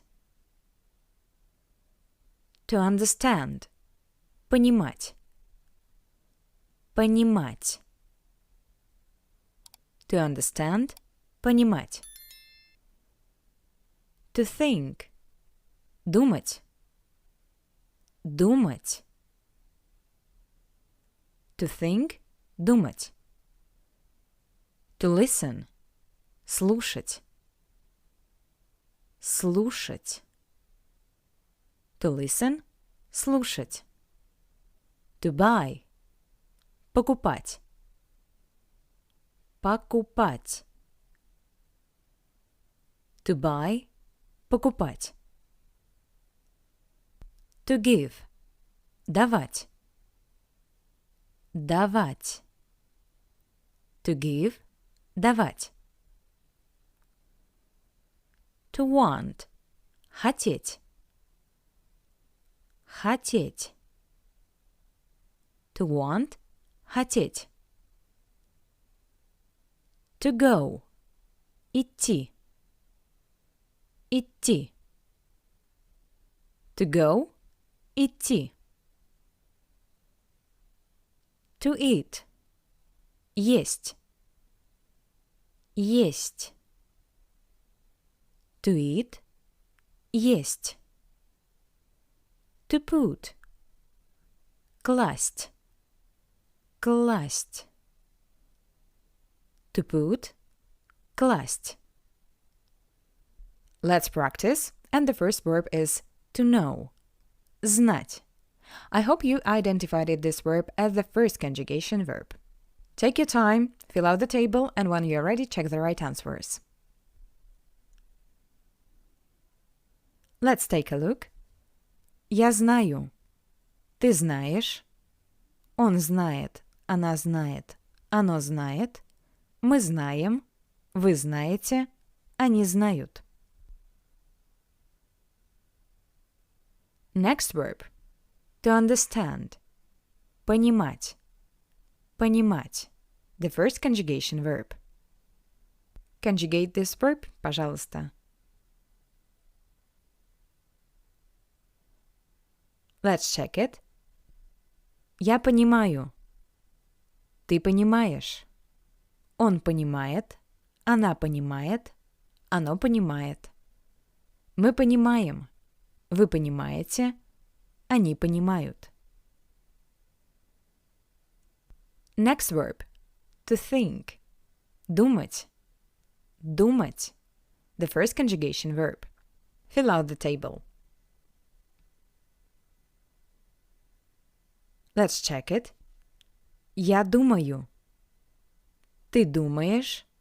Он думает. Она думает. Оно думает. Мы думаем. Вы думаете. Они думают. Next exercise. The verb to listen. Слушать. Слушать. The first conjugation verb. Let's check how this verb conjugates. Я слушаю. Ты слушаешь. Он слушает. Она слушает. Оно слушает. Мы слушаем. Вы слушаете. Они слушают. The verb to give. Давать. Давать. The first conjugation verb. Please note that the vertical line is in front of the вать. Вать. Try to guess what this means and fill out the table. Let's take a look. Я даю. Ты даешь. Он дает. Она дает. Оно дает. Мы даем. Вы даете. Они дают. Also, you may or may not have remembered that when conjugating, in this verb, the letter «е» replaced by the letter «ё». Ты даешь. Он, она, оно дает. Мы даем. Вы даете. Next exercise. The verb to want. Хотеть. Despite the fact that this verb ends with «еть», and it would seem that this is the verb of the second conjugation, the peculiarity of this verb is that for the singular forms, the rules for conjugation of verbs of the first type are used. As well as in the first column, the letter t, changed to another letter. Try to remember which letter it is. Let's check it. Я хочу. Ты хочешь. Он хочет. Она хочет. Оно хочет. Мы хотим. Вы хотите. Они хотят. As you can see, in singular forms, the letter t is replaced by the letter ch. Also, in the first column, the rules for conjugation of verbs of the first type work.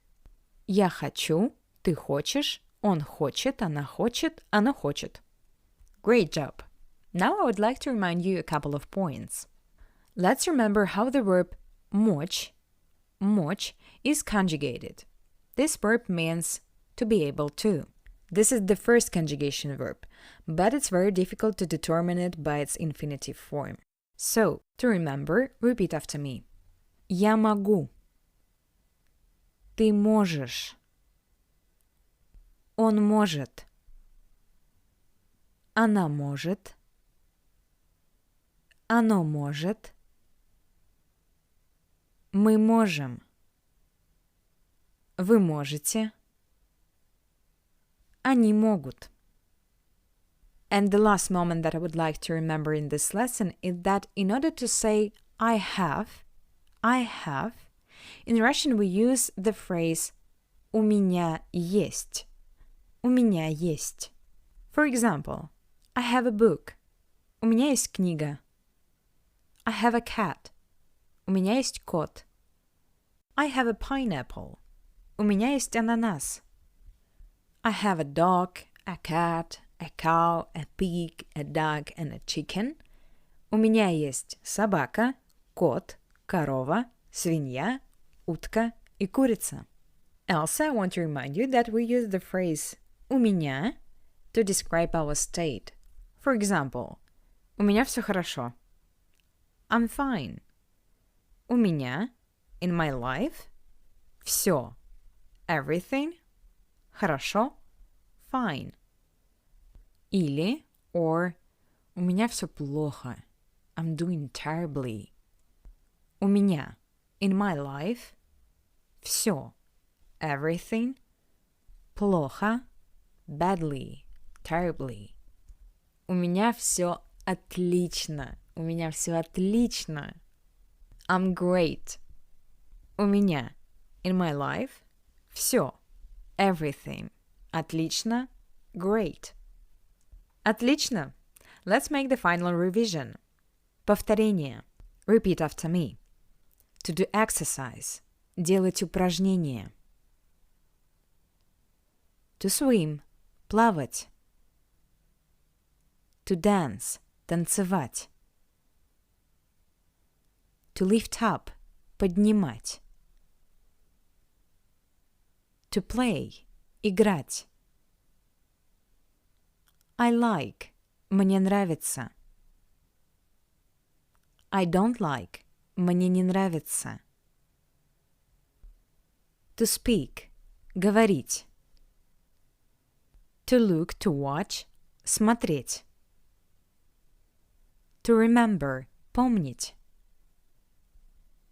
To walk. Ходить. To see. Видеть.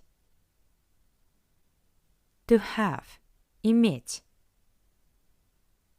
To know. Знать. To understand. Понимать. To think. Думать. To listen. Слушать. To buy. Покупать. To give. Давать. To want. Хотеть. To go. Идти. To eat. Есть. To put. Класть. To be able to. Мочь. I have. У меня есть. Отлично! Great! Congratulations! That's all for today and see you in the next lesson. I wish you to have a nice day. Bye-bye! Пока-пока! Привет! Добро пожаловать на курс «Русский для начинающих». Hello! Welcome to the Russian for Beginners course. And today we will learn words related to the topic dates. But first, let's do a repetition of the previous topic. Repeat after me. Повторяй за мной. To do. Делать. To do exercise. Делать упражнение. To swim. Плавать. To dance. Танцевать. To lift up. Поднимать. To play. Играть. I like. Мне нравится. I don't like. Мне не нравится. To speak – говорить. To look, to watch – смотреть. To remember – помнить. To walk – ходить. To see – видеть. To have – иметь. To know – знать. To understand – понимать. To think – думать. To listen – слушать. To buy – покупать. To give – давать. To want – хотеть. To go – идти. To eat – есть. To put – класть. To be able to – мочь. I have – у меня есть. Okay, ready to learn new words? Let's get started. Dates in Russian is даты. Даты. Dates, даты. This is the plural form of this word. The singular form is data. Date, data. Dates, даты. Дата, даты. Day, день. День. Ты можешь помнить это слово. You may remember this word from our lesson on greetings, when we learned the phrase «добрый день». Добрый день. Добрый день. Good afternoon.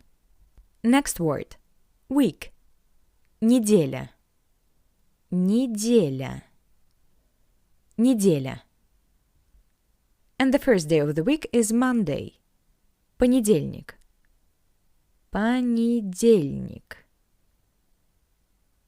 Понедельник. Monday. Понедельник. Tuesday. Вторник. Вторник. Tuesday. Вторник. The letter V, being in front of the voiceless consonant T, sounds like its paired voiceless consonant F. Вторник. Not вторник, but вторник. Вторник. Wednesday. Среда. Среда. Wednesday. Среда. Next word. Thursday. Четверг. Четверг. Четверг. The consonant G at the end of this word also sounds like its paired voiceless consonant K. Четверг. Четверг. Friday. Пятница. Пятница. Friday. Пятница. Saturday. Суббота. Суббота. Saturday. Суббота. And the last day of the week is Sunday. Воскресенье. Воскресенье. Sunday. Воскресенье. The day of the week, Sunday, воскресенье, is named after the resurrection of Jesus. Resurrection in Russian is воскрешение. So Sunday, воскресенье, is the day that Jesus was resurrected. Иисус воскрес means Jesus has resurrected. Maybe it will be easier for someone to remember this way. Sunday, воскресенье. Отлично. Great. Let's move on. Month. Месяц. Месяц. Month. Месяц. January. Январь. Январь. January. Январь. February. Февраль. Февраль. February. Февраль. March. Март. Март. March. Март. April. Апрель. Апрель. April. Апрель. May. Май. Май. May. Май. June. Июнь. Июнь. June. Июнь. July. Июль. Июль. July. Июль.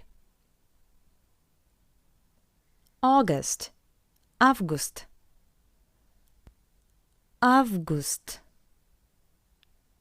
August. Август. September. Сентябрь. Сентябрь. September. Сентябрь. October. Октябрь. Октябрь. October. Октябрь. November. Ноябрь. Ноябрь. November. Ноябрь. And the last one, December. Декабрь. Декабрь. December. Декабрь. And here we have the last word of today's lesson. Year. Год. Год. Year. Год. Отлично. Great. Now it's time to practice. Here you see the days of the week in the correct order, but some days of the week are missing, and your task is to fill in the blanks. Ready? Let's check it together and repeat after me. Повторяй за мной. Monday. Понедельник. Tuesday. Вторник. Wednesday. Среда. Thursday. Четверг.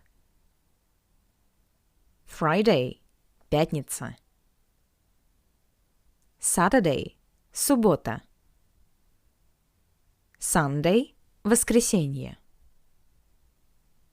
And another task similar to the previous one, but on the topic of month. Take your time to fill in the blanks, and when you are ready, check with the correct answers. Let's take a look. Repeat after me. January. Январь. February. Февраль. March. Март. April. Апрель. May. Май.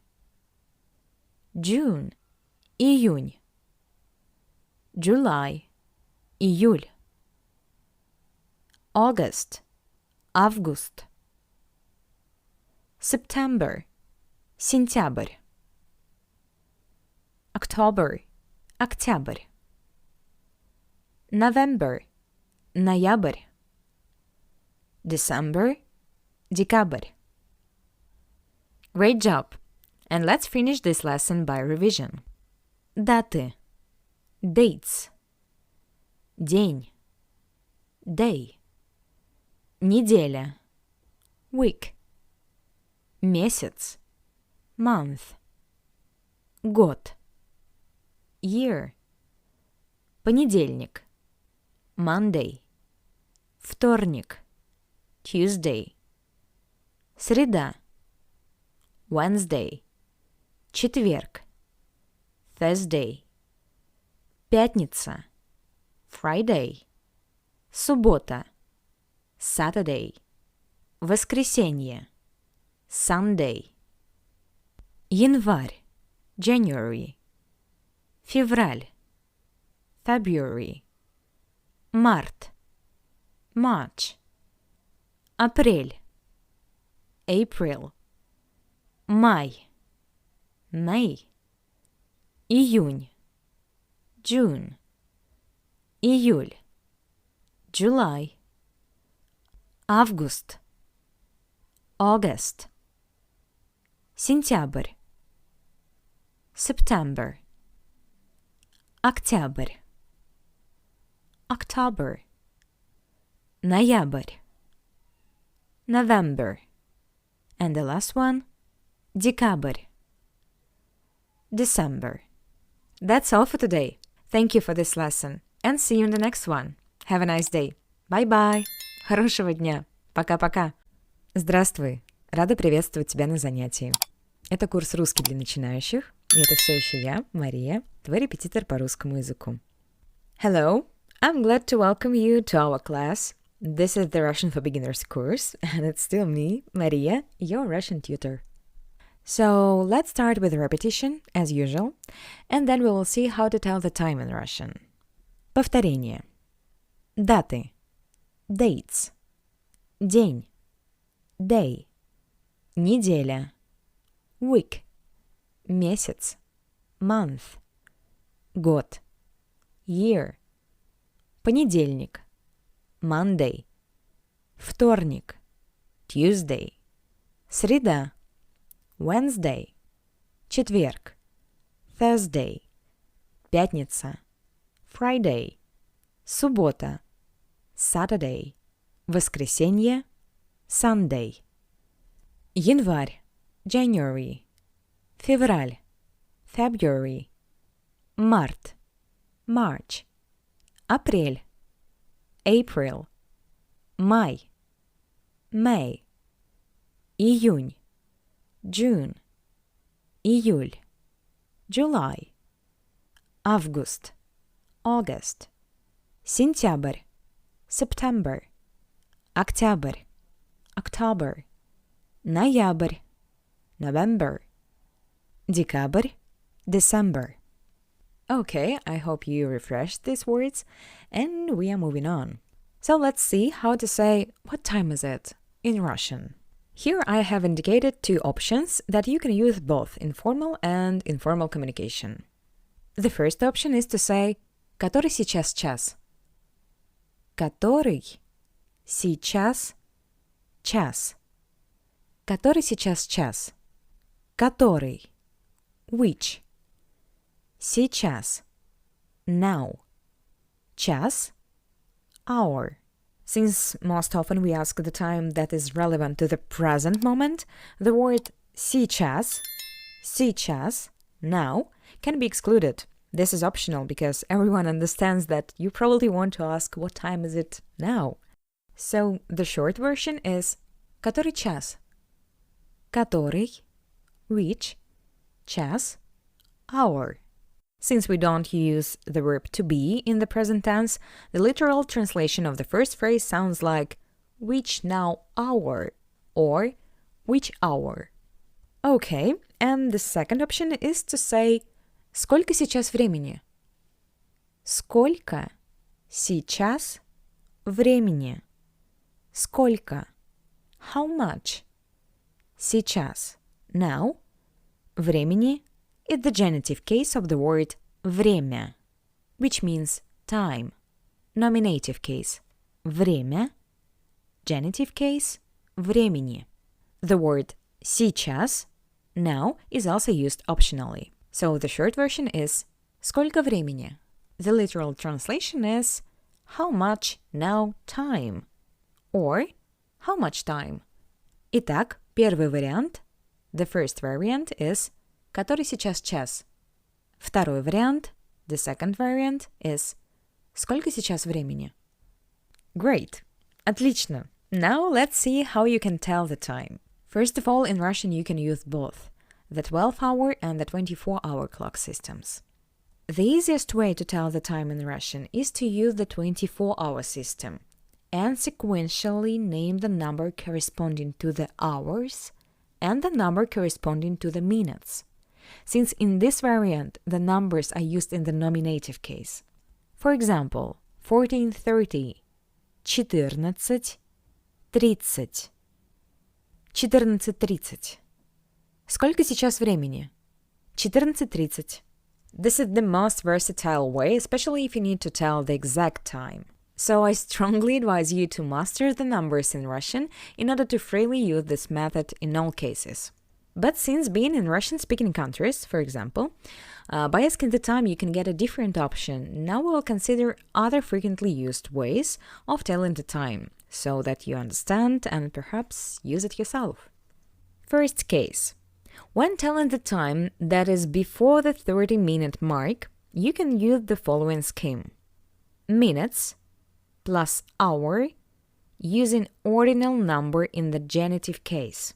For example, if you want to say 5:15, 5:15, using this variant of telling the time, it will be 15 минут шестого.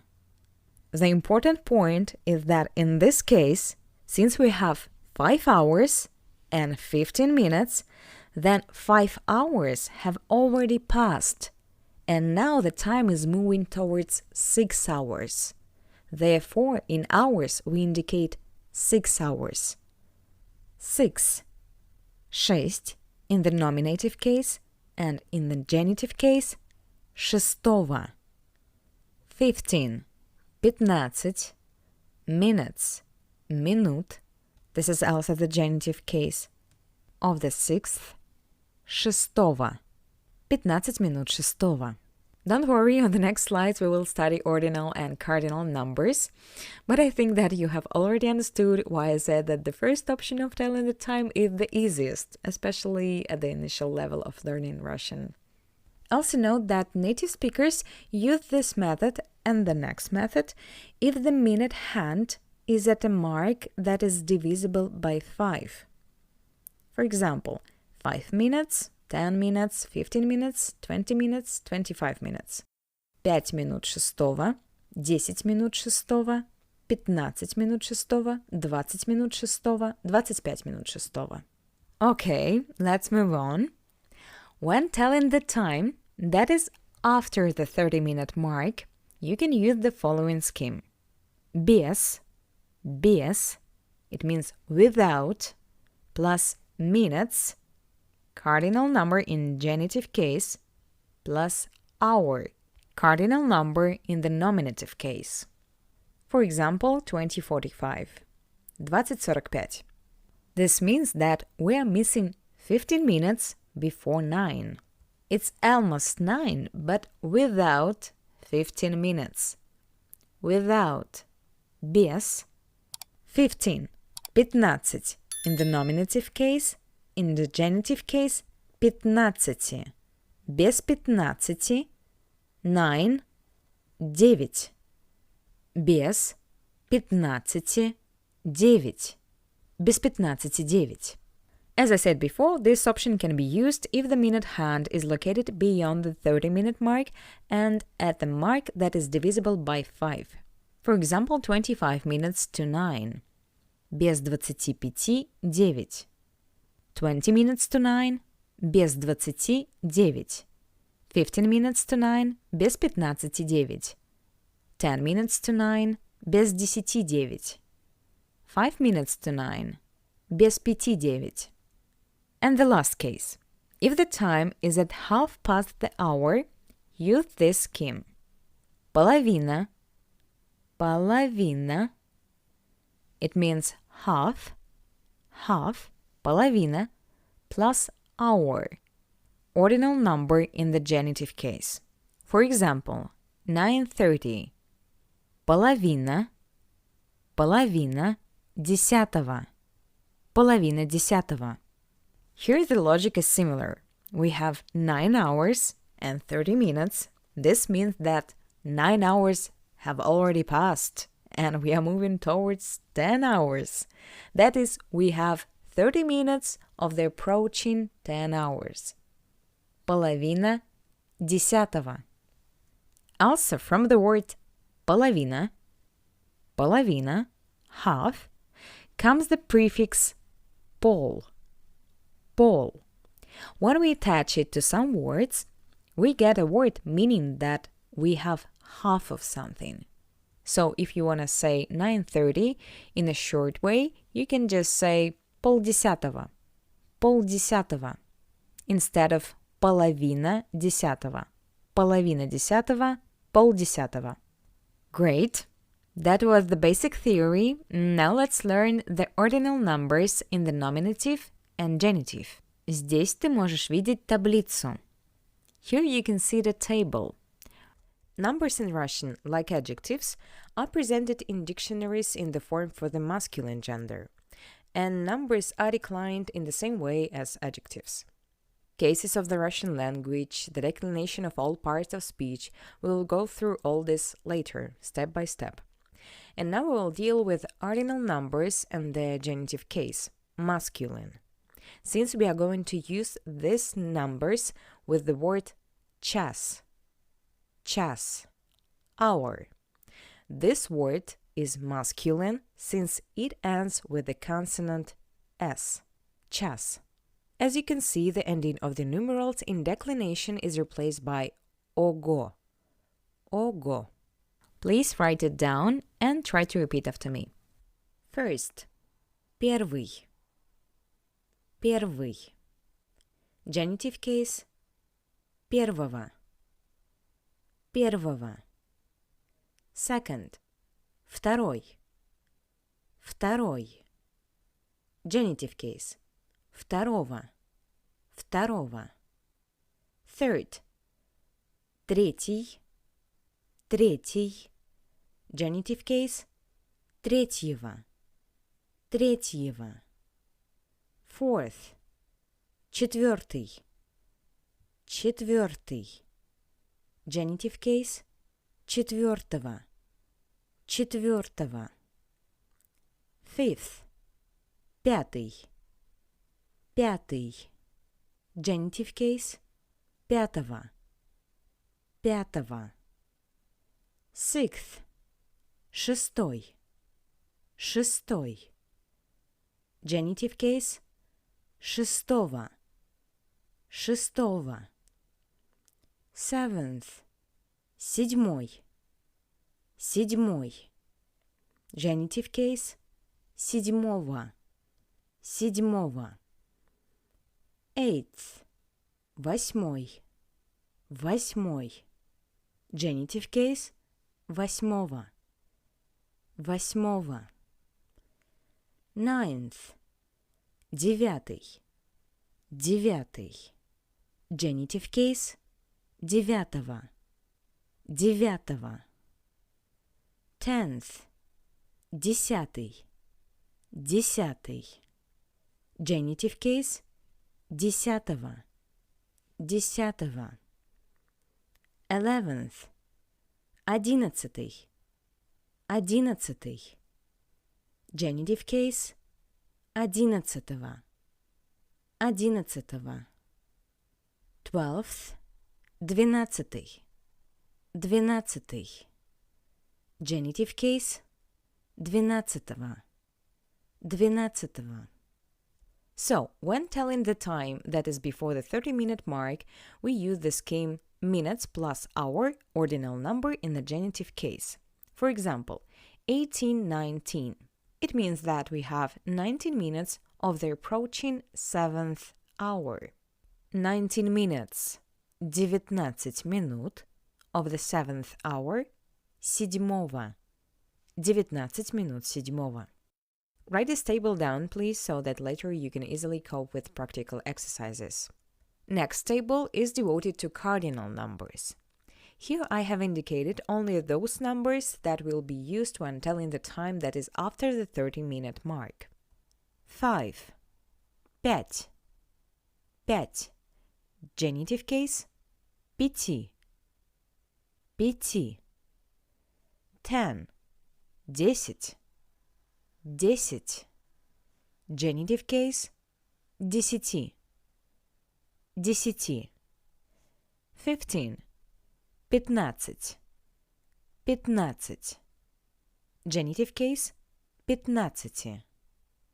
Пятнадцати. 20. Двадцать. Двадцать. Genitive case. Двадцати. Двадцати. 25. Двадцать пять.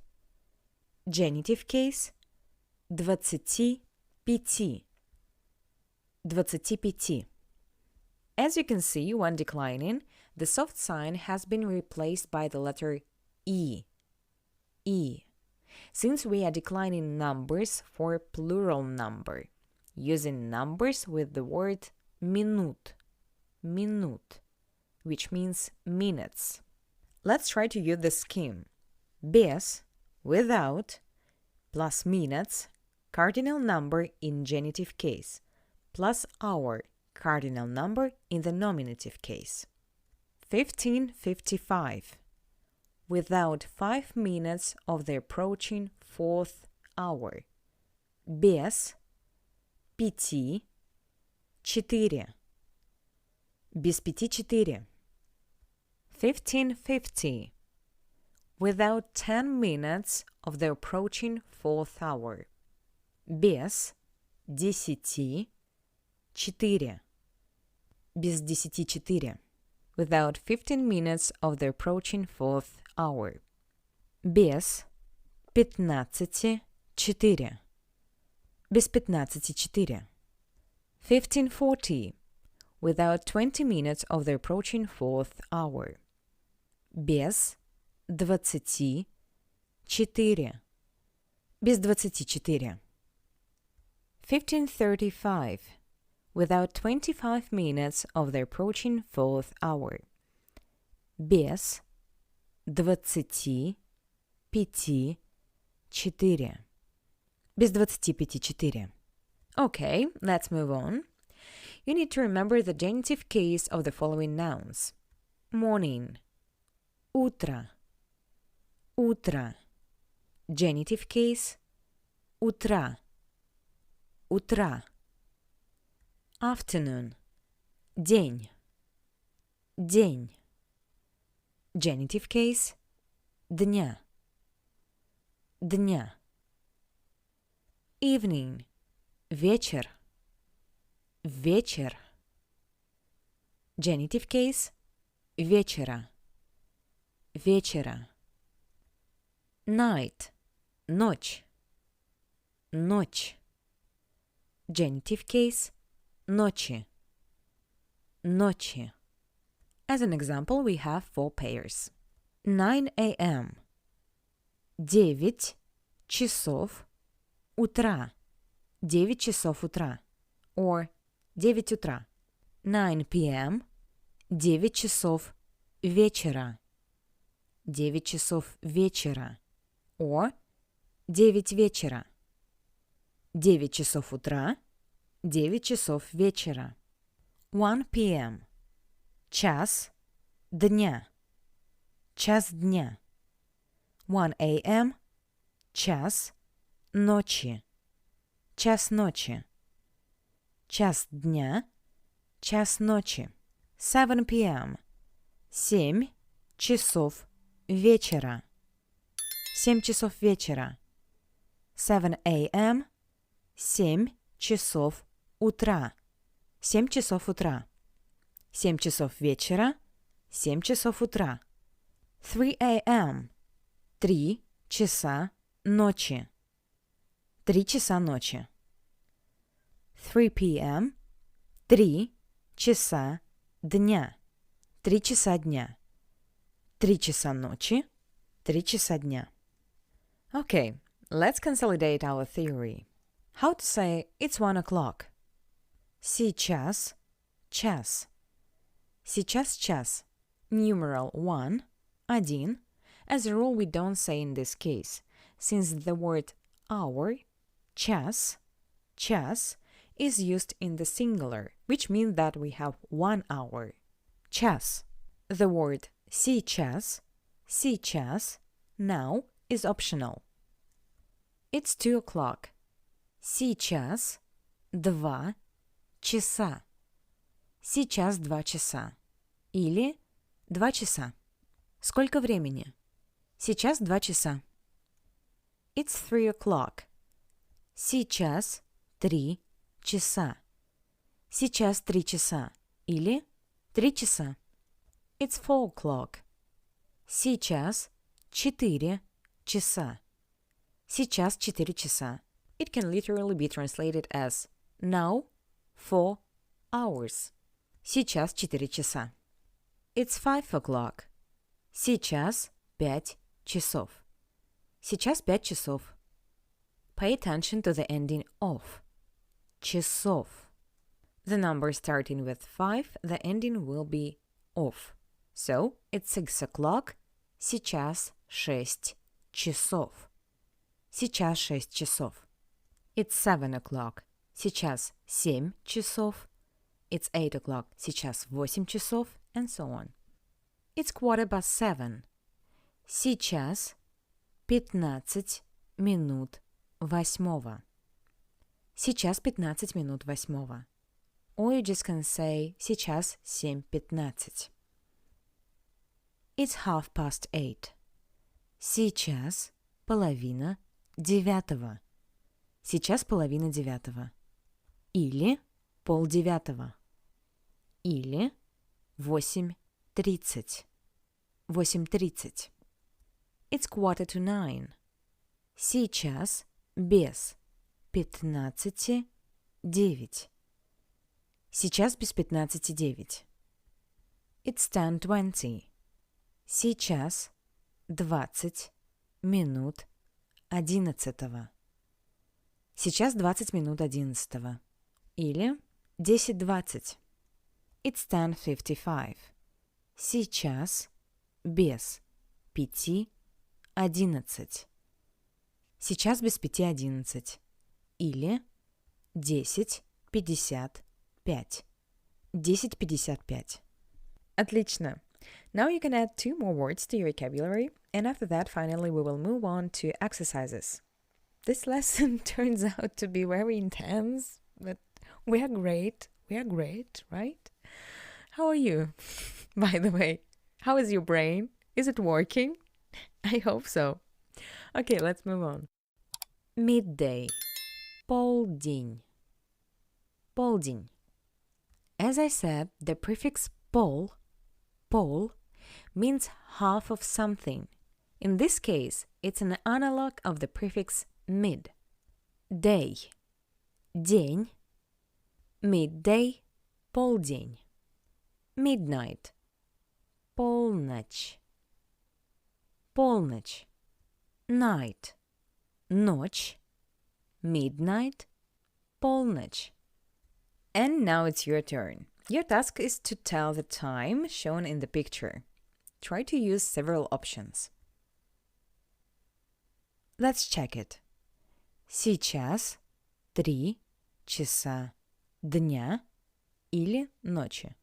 Сейчас 3 часа дня или сейчас 3 часа ночи. Next exercise. And the task is similar. Let's check it. Первый вариант. Первый вариант. First variant.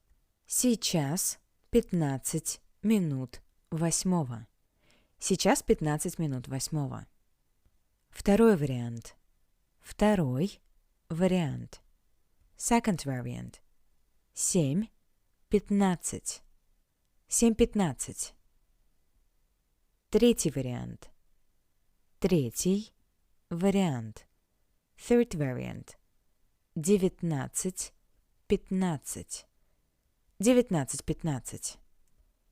One more exercise. Let's check it. Первый вариант. Сейчас половина 2. Сейчас половина 2. Второй вариант. Час 30. Час 30. Третий вариант. 13:30. 13:30. And here the last exercise. Let's check it. Первый вариант. Сейчас без 15:05. Сейчас без 15:05. Второй вариант. Сейчас 4:45. Сейчас 4:45. Третий вариант. Сейчас 16:45. Сейчас 16:45. Отлично! Thank you for this lesson. for your time and diligence, because this lesson wasn't only about learning the new topic, but also it was a great practice of working with numbers. So, thank you again for the lesson and see you in the next one. Bye-bye. Пока-пока. Здравствуй. Добро пожаловать на курс «Русский для начинающих». Hello, welcome to the Russian for Beginners course. In this lesson, we will learn interrogative words and also consider the types of questions depending on whether the question refers to a subject, an object, or a verb. Let's get started. Questions. Вопросы. Вопросы. It's plural. Question. Вопрос. Вопрос. Since this word ends with the consonant s, it means that this is masculine, and the plural form of the masculine word ends with the ending y. Вопрос, singular, вопросы, plural. Question, вопрос, questions, вопросы. Простите, у меня есть вопрос. Excuse me, I have a question. Простите, у меня есть вопрос. I hope you haven't forgotten this phrase. I have in Russian is у меня есть. У меня есть вопрос. I have a question. And the first question word is what? Что? Что? This question is used for inanimate objects, as well as in the case when we ask a question about the verb. For example, what is it? What? Что? The verb to be doesn't exist in the present tense in Russian. It. Это. Что это? It can be literally translated as what it. What it. Что это? What? Что? Next question word. Who? Кто? Кто? This question word is used in relation to animate objects, that is, in relation to people and animals. For example, you came to a meeting with your friends and you see a stranger, perhaps very nice, and you want to know who he is or who she is, so you ask your friend, who is it? Кто это? Кто это? Or if you're in a zoo and you see something fluffy and beautiful, but you're not very good at zoology, so you ask, кто это? Кто это? Next question. Why? Почему? Почему? Почему? For example, we have a statement, she doesn't like to dance. She, она, doesn't like, не любит, to dance, танцевать. Она не любит танцевать. And we are interested to know why.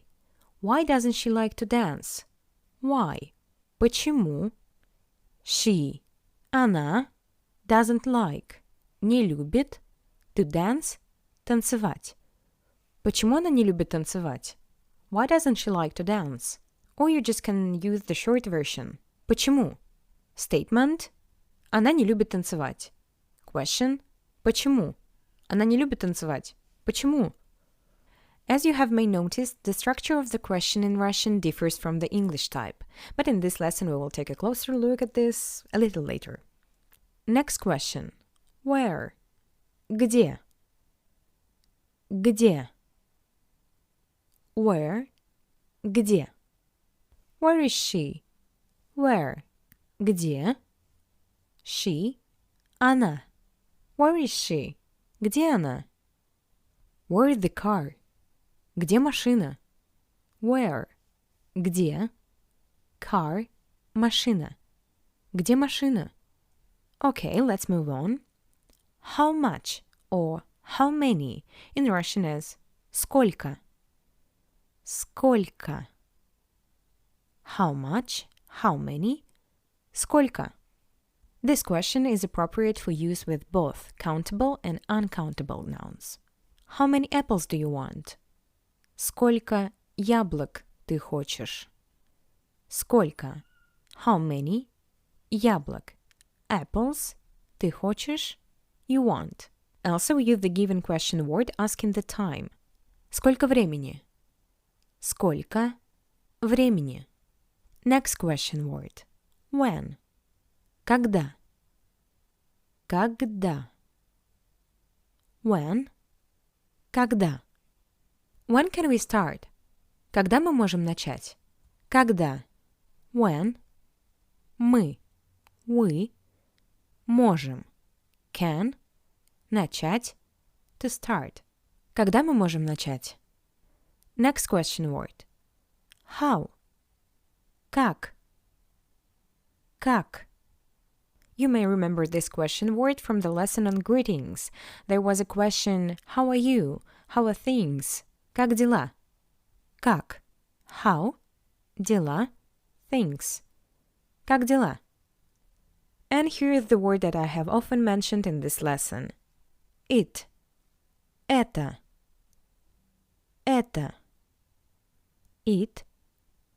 Это. Что это? What is it? Кто это? Who is it? Отлично. Давай сделаем упражнение.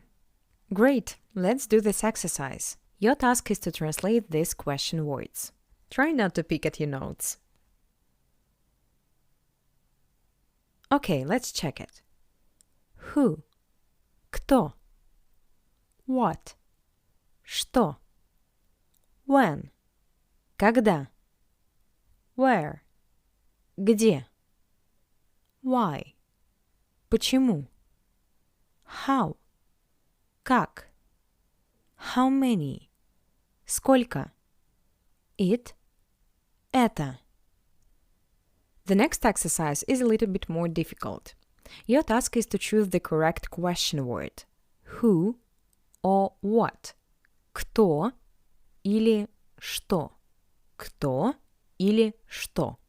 Based on the answer indicated on the right. For this, you need to pay attention to the part in which the answer is indicated and determine whether is it an animate or inanimate object. At the same time, this is an additional practice of the learned vocabulary. When you are ready, check the correct answers. Let's take a look. Кто это? Это кошка. Who is it? This is a cat. Кошка is an animated noun. Что это? Это книга. What is it? This is a book. Book. Книга. Inanimated noun. Что это? Это стол. What is it? This is a table. Table. Стол. Inanimated noun. Кто это? Это девочка. Who is it? It is a girl. Girl. Девочка. Animated noun. Кто это? Это собака. Who is it? It is a dog. Dog. Собака. Animated noun. Кто это? Это Иван и Николай. Who is it? This is Ivan и Николай. Ivan и Николай are probably people, living people, so we use the question word кто. Кто это? Это Иван и Николай. Что это? Это сумка. What is it? This is a bag. Bag. Сумка. Inanimated noun. Что это? Это яблоко. What is it? It is an apple. Apple. Яблоко. Inanimate noun. Okay, great. Now let's talk about special questions. And the first part is devoted to questions about the subject.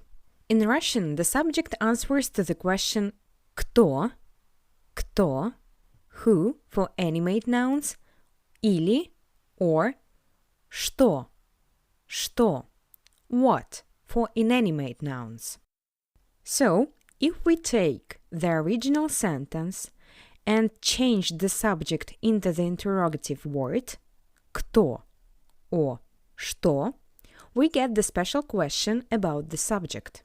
The second important point in the question sentences is that after кто and что, the verb always has the personal form of the third person in the singular, so it has the ending yet. Yet. For example, we have the starting sentence Джон читает книгу. Джон читает книгу. John is reading a book. Our subject is John. So we change the subject John into the interrogative word кто. The verb to read, читать, читать, its infinitive form, in the personal form of the third person in the singular has the ending «ет». Читать, читает. Кто читает книгу? Starting sentence. Джон читает книгу. Question sentence. Кто читает книгу? Next example. Мы понимаем русский язык. Мы понимаем русский язык. We understand Russian. First step. We have the subject мы, we. And we change this subject into the interrogative word кто, кто. Second step. We take our verb and form the third person singular. The verb to understand, понимать. Мы понимаем. The third person in the plural. Он, она, оно понимает. Понимает. The ending «ет». Let's connect the first and second step.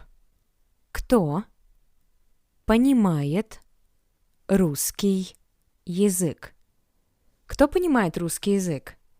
Мы понимаем русский язык. Next example. Анастасия и Мила играют в волейбол. Анастасия и Мила играют в волейбол. Anastasia and Mila play volleyball. Or Anastasia and Mila are playing volleyball. We have two subjects, Anastasia и Mila. We change our subjects into the interrogative word кто. Then we change the form of our verb to the third person singular. The verb to play, играть, infinitive form, third person singular, играет. Кто играет в волейбол? Кто играет в волейбол? Who plays volleyball? Кто играет в волейбол? Анастасия и Мила играют в волейбол. Next example. Музыка играет. Музыка играет. Music plays. We have the inanimate subject музыка, music, so we change it into the interrogative word что. Что. Our verb to play, играть, играть, in the original sentence is already in the third person singular, играет. So we leave it unchanged in the interrogative sentence. Музыка играет. Что играет? Музыка играет. What is playing? Music is playing. And the last example. Компьютеры работают. Компьютеры работают. Computers are working. We have the inanimate subjects компьютеры, компьютеры, and we change it into the interrogative word что, что. Also, we change the form of the verb to the third person singular by adding the ending «ет». To work – работать.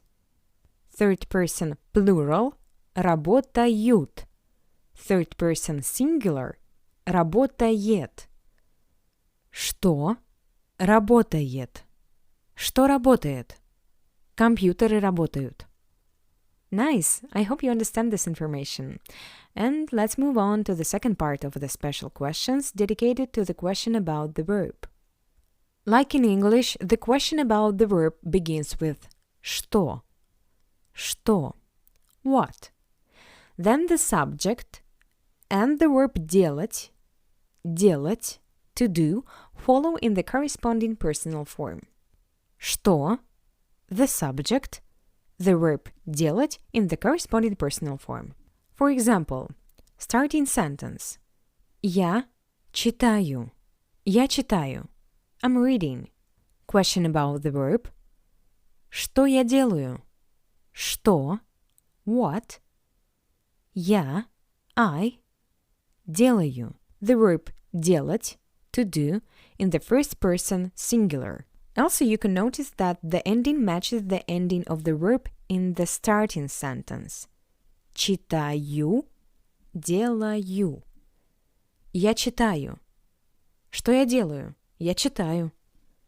Also pay attention that as there is not a fixed word order in Russian, in the question the subject can be in front of or after the verb. For example, что я делаю or что делаю я. It's the same. Okay, let's take a look at the next example. Starting sentence. Ты читаешь. Ты читаешь. You're reading. So, to ask a question about the verb, we put the interrogative word what, что, at the beginning of the sentence. And then we change the original verb to the verb to do, делать, keeping the ending of the original verb. Читаешь, делаешь. Что ты делаешь? Ты читаешь. Next example. Он читает, она читает или оно читает. Что он делает? Что она делает? Что оно делает? Он читает, она читает, оно читает. Мы читаем. Мы читаем. We are reading. What are we doing? Что мы делаем? Что мы делаем? Читаем, делаем. Что мы делаем? Мы читаем. Вы читаете. Вы читаете. Читаете, делаете. Что вы делаете? Вы читаете. What are you doing? You're reading. Они читают. Они читают. Читают, делают. Что они делают? Они читают. What are they doing? They are reading. And the last part devoted to the special question about the object. The direct object is what the action is directed to. For example, in the sentence Джон читает книгу. Джон читает книгу. John is reading a book. The word книгу, a book, is a directed object. And like in English, in Russian the direct inanimate object answers to the question что? Что? What? To compose a special question to an object, you just need to remove this object from the original sentence and put the interrogative word что in the front of the sentence, and also change the intonation. For example, я читаю книгу. Я читаю книгу. Что я читаю? Я читаю книгу. Ты читаешь книгу. Ты читаешь книгу. Что ты читаешь? Ты читаешь книгу. Он читает книгу, она читает книгу, оно читает книгу. Что он читает? Он читает книгу. Мы читаем книгу. Что мы читаем? Мы читаем книгу. Вы читаете книгу. Что вы читаете? Вы читаете книгу. Они читают книгу. Что они читают? Они читают книгу. Nice! I hope you have written down and understood the theory regarding the 3 types of questions, and now you are ready to complete the following exercise. Your task is to translate these sentences, and in a few seconds I will show the correct answers. But don't rush, press pause.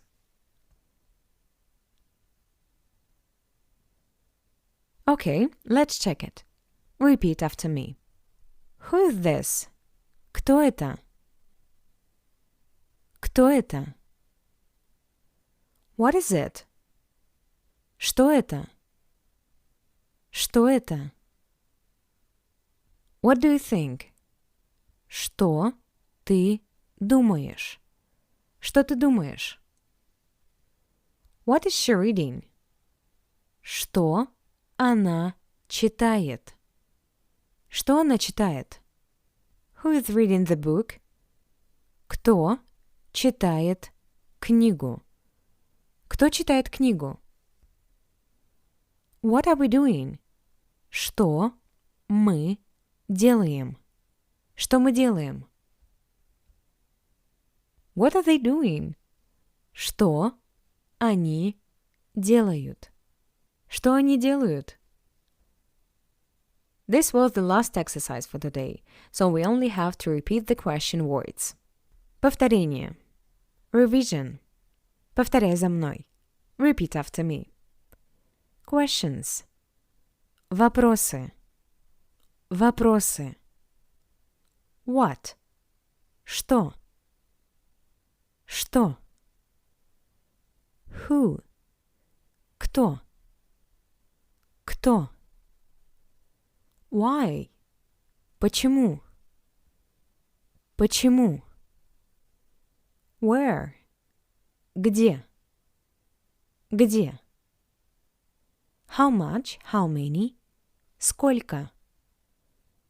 Сколько? When? Когда? Когда?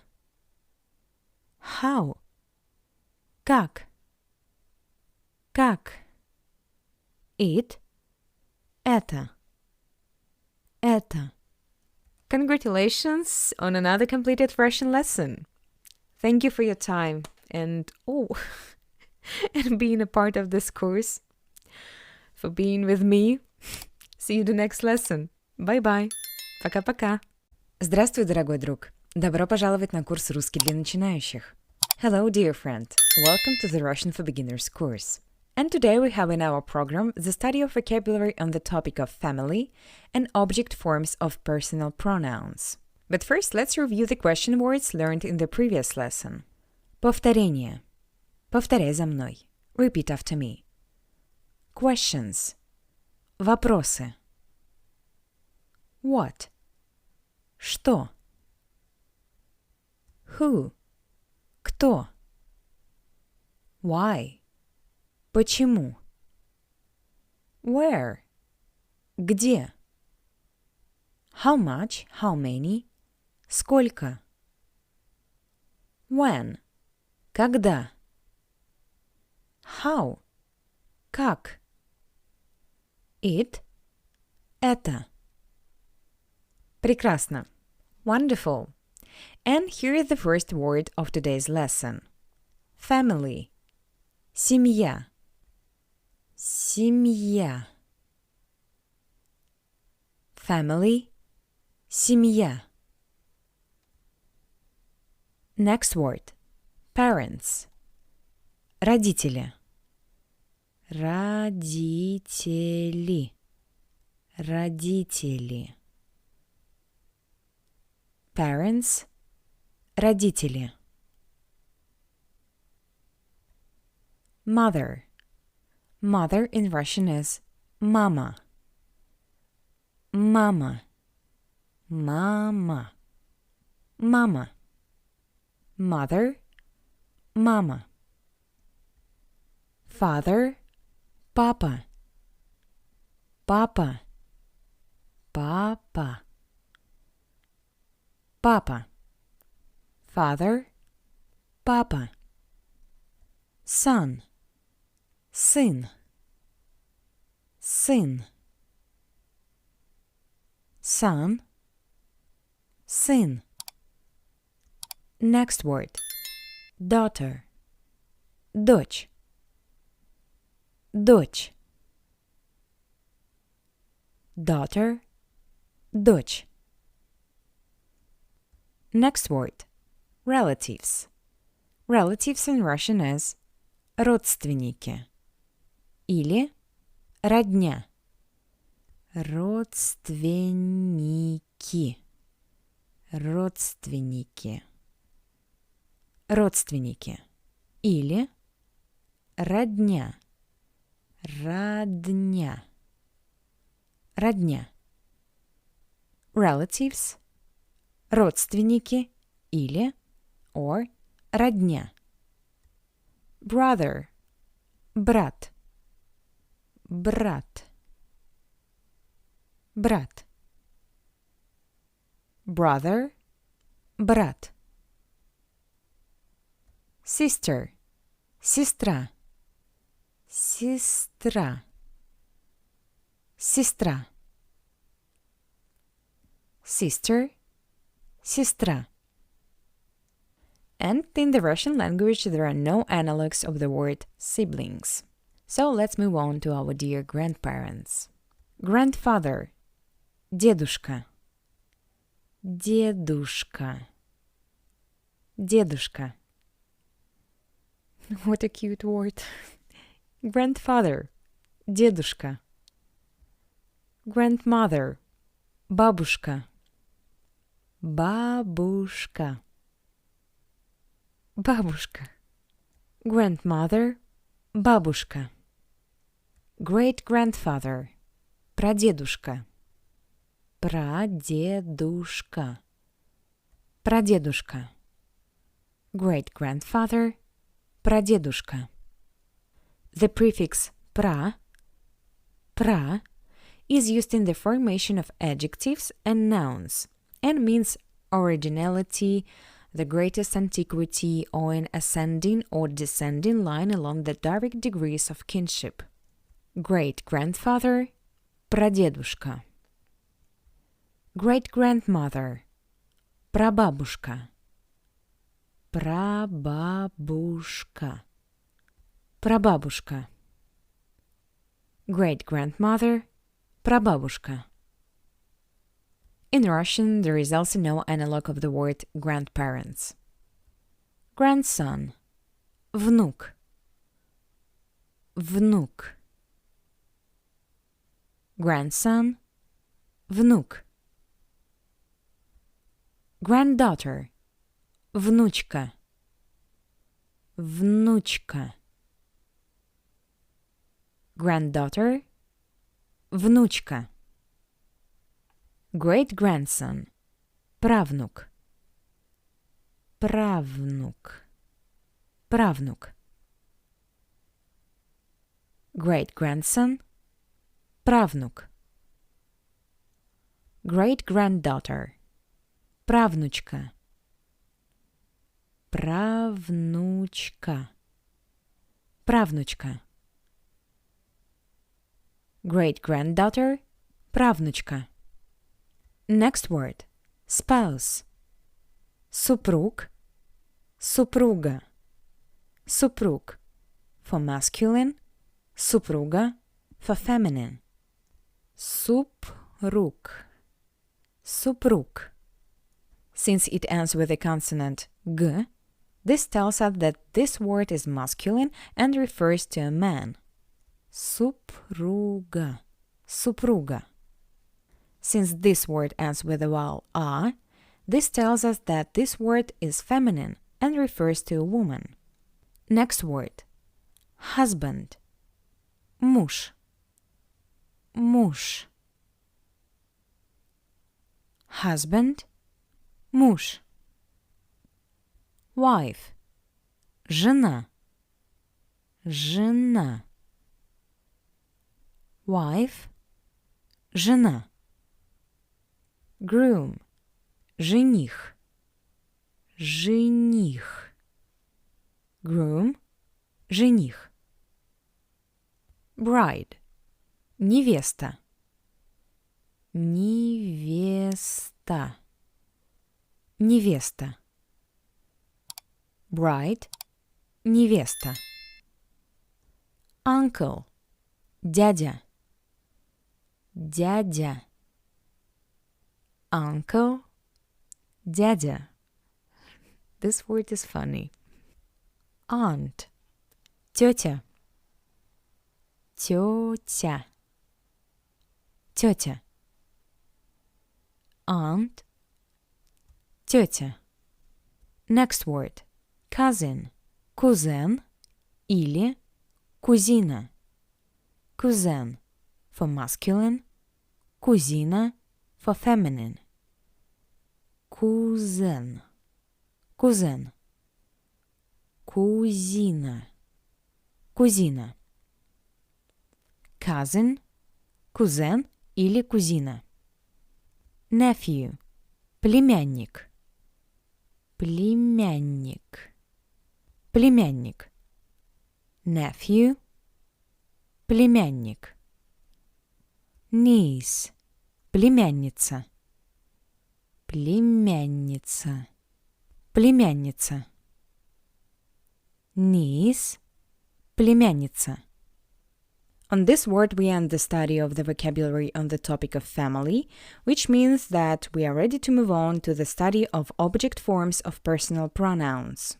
As in English, in Russian the personal pronouns also have object forms. The object form of personal pronouns is used in sentences like her name is, I know him, I love them, or I understand you.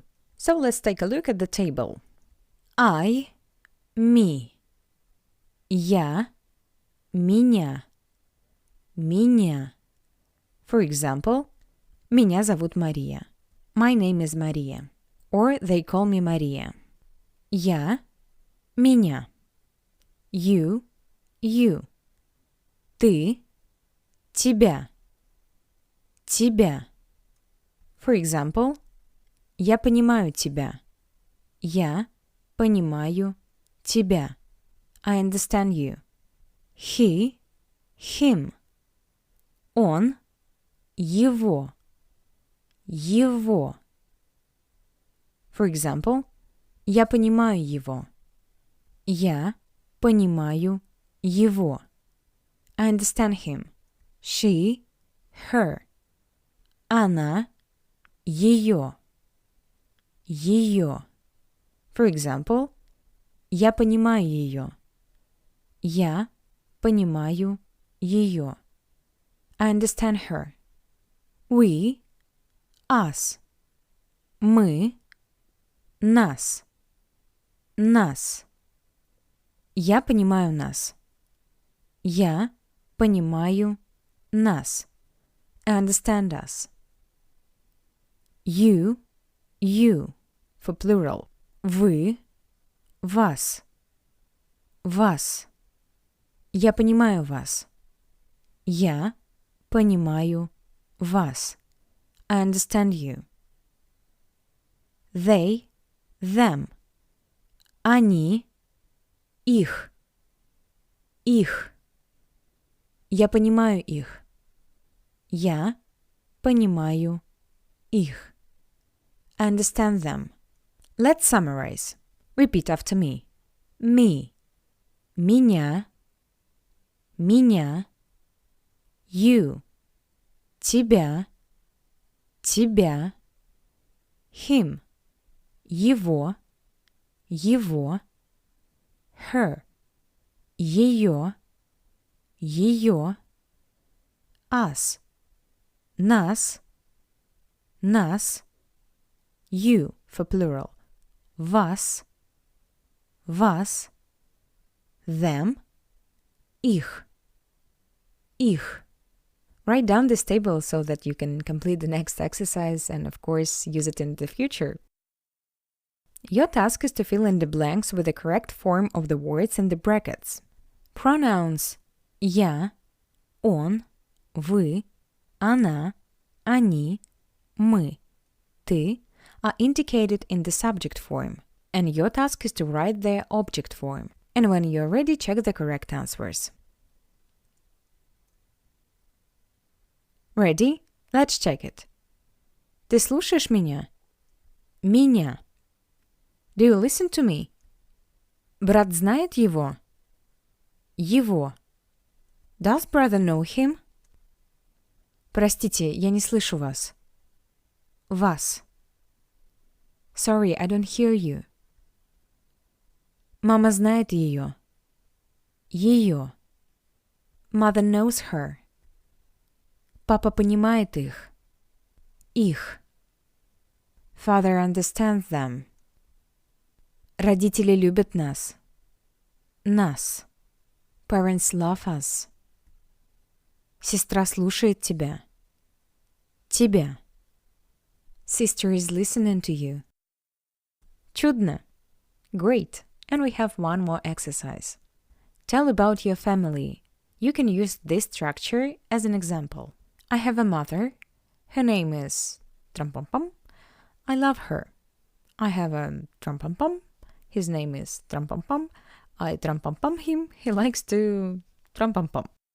Take your time, try to use as many words that you know as possible, mention as many family members as possible, use the verbs, nouns, and object pronouns that you know today.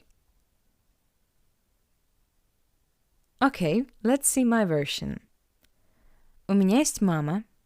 I have a mother. Ее зовут Оксана. Her name is Oksana. Я люблю ее. I love her. У меня есть папа. I have a father. Его зовут Сергей. His name is Сергей. Я обожаю его. I adore him. Он любит играть в настольный теннис. He likes to play table tennis. У меня есть сестра. I have a sister. Ее зовут Валерия. Her name is Valeria. Я понимаю ее. I understand her. Она любит танцевать. She likes to dance. In my example, I use the construction I have. У меня есть. Also, I use the object forms of pronouns ее, ее, его, его, ее, ее. Also, I highlighted in bold two verbs that are new to you. Я люблю ее. I love her. To love. Любить. Любить. It ends with it, so it's the second conjugation verb. First person singular. Люблю. Я люблю. Я люблю ее. I love her. And the second verb is to adore. Обожать. Обожать. It ends with ать, so it's the first conjugation verb. First person singular. Я обожаю. Я обожаю. Я обожаю его. I adore him. And table tennis in Russian is настольный теннис. Настольный теннис. As you may remember, table in Russian is стол. Стол. Table tennis. Настольный теннис. This was the last exercise for this lesson. Let's do a quick review. Повторение. Повторяй за мной. Family. Семья. Parents. Родители. Mother. Мама. Father. Папа. Son. Сын. Daughter. Дочь. Relatives. Родственники. Или родня. Brother. Брат. Sister. Сестра. Grandfather. Дедушка. Grandmother. Бабушка. Great-grandfather. Прадедушка. Great-grandmother. Прабабушка. Grandson. Внук. Granddaughter. Внучка. Great-grandson. Правнук. Great-granddaughter. Правнучка. Spouse. Супруг. Супруга. Husband. Муж. Wife. Жена. Groom. Жених. Bride. Невеста. Uncle. Дядя. Aunt. Тетя. Cousin. Кузин. Или кузина. Nephew. Племянник. Niece. Племянница. Замечательно. Great. And here's the table reminding you of the object forms of the personal pronouns. Me. Меня. You. Тебя. Him. Его. Her. Ее. Us. Нас. You. Plural. Вас. Them. Их. And that's all for today. Thank you for this lesson. I'm very glad that now you know such important words in Russian and you can describe your family members. Have a nice day, and I wish you all the best for you and your family. Пока-пока. Здравствуй. Добро пожаловать на курс «Русский для начинающих». Hello, welcome to the Russian for Beginners course. In this lesson, we will talk about how to express your emotions in Russian and also consider the dative case of personal pronouns. But first, let's review the vocabulary learned in the previous lesson. Повторение. Повторяй за мной. Family. Семья. Parents. Родители. Mother. Мама. Father. Папа. Son. Сын. Daughter. Дочь. Relatives. Родственники. Или родня. Brother. Брат. Sister. Сестра. Grandfather. Дедушка. Grandmother. Бабушка. Great-grandfather. Прадедушка. Great-grandmother. Прабабушка. Grandson. Внук. Granddaughter. Внучка. Great-grandson. Правнук. Great-granddaughter. Правнучка. Spouse. Супруг. Супруга. Husband. Муж. Wife. Жена. Groom. Жених. Bride. Невеста. Uncle. Дядя. Aunt. Тетя. Cousin. Кузин. Или кузина.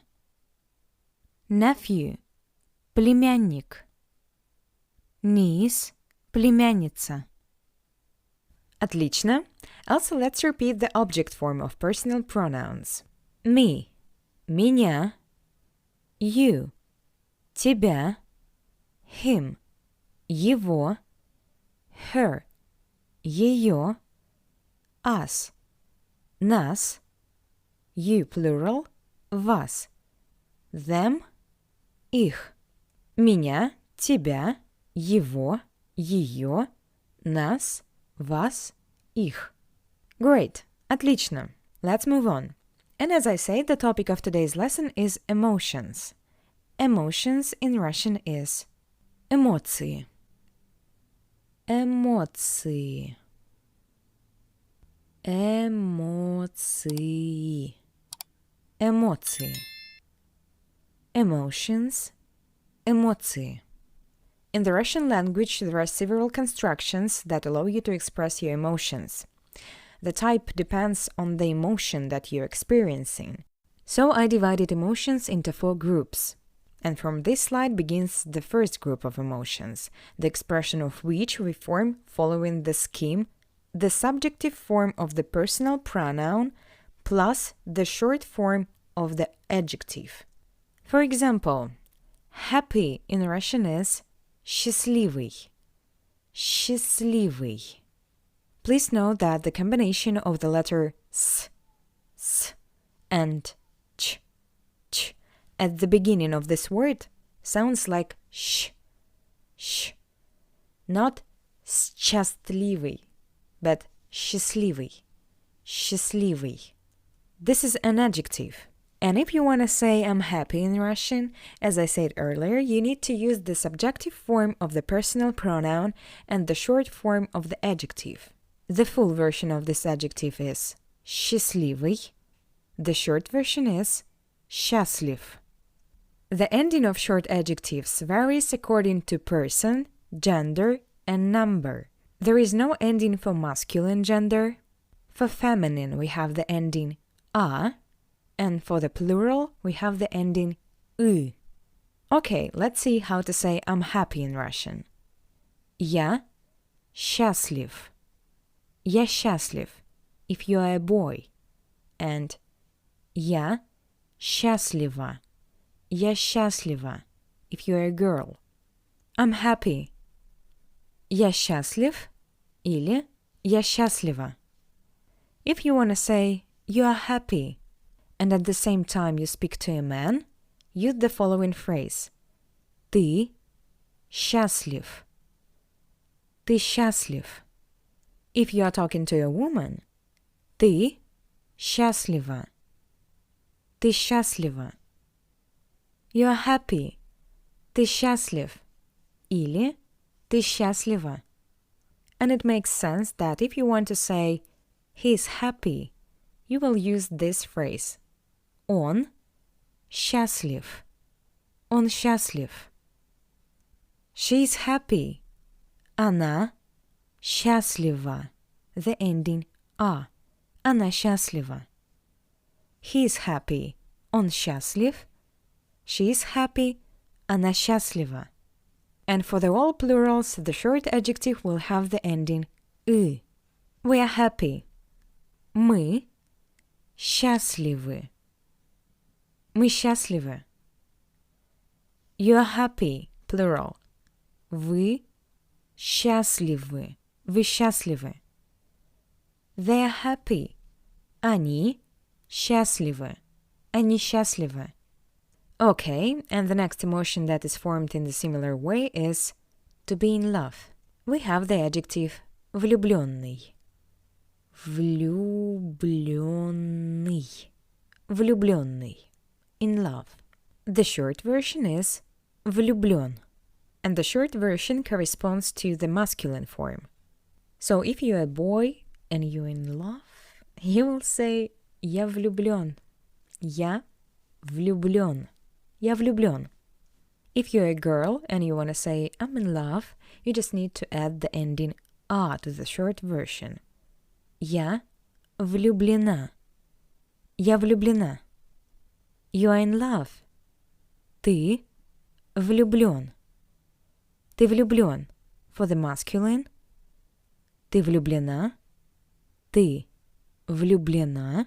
Ты влюблена. For the feminine. He is in love. Он влюблен. Он влюблен. She is in love. Она влюблена. Она влюблена. And we have the ending «ы» for the plural. We are in love. Мы влюблены. Мы влюблены. You are in love. Вы влюблены. Вы влюблены. They are in love. Они влюблены. Они влюблены. Okay, next emotion. Embarrassed in Russian is смущенный. Смущенный. Смущенный. This is an adjective. Here the logic is similar. I'm embarrassed. Я смущен. Я смущен. Или я смущена. Я смущена. You are embarrassed. Ты смущен. Ты смущен. Или ты смущена. Ты смущена. He is embarrassed. Он смущен. Он смущен. She is embarrassed. Она смущена. Она смущена. We are embarrassed. Мы смущены. Мы смущены. You are embarrassed. Вы смущены. Вы смущены. They are embarrassed. Они смущены. Они смущены. Please note that the letter yo is perceived only in the full version of the adjective as well as in the masculine gender. In other cases, it changed to the letter е. Е. Он смущен. Она смущена. Е. Okay, next emotion in this group. Surprised. Удивленный. Удивленный. Удивленный. Here the logic is similar. Moreover, the letter yo is also perceived only in the full form of the adjective and in the masculine forms. I'm surprised. Я удивлен. Я удивлен. Или я удивлена. Я удивлена. You are surprised. Ты удивлен. Ты удивлен. Или ты удивлена. Ты удивлена. He is surprised. Он удивлен. Он удивлен. She is surprised. Она удивлена. Она удивлена. We are surprised. Мы удивлены. Мы удивлены. You are surprised. Вы удивлены. Вы удивлены. They are surprised. Они удивлены. Они удивлены. Okay, next word in this group. Напуганный. Напуганный.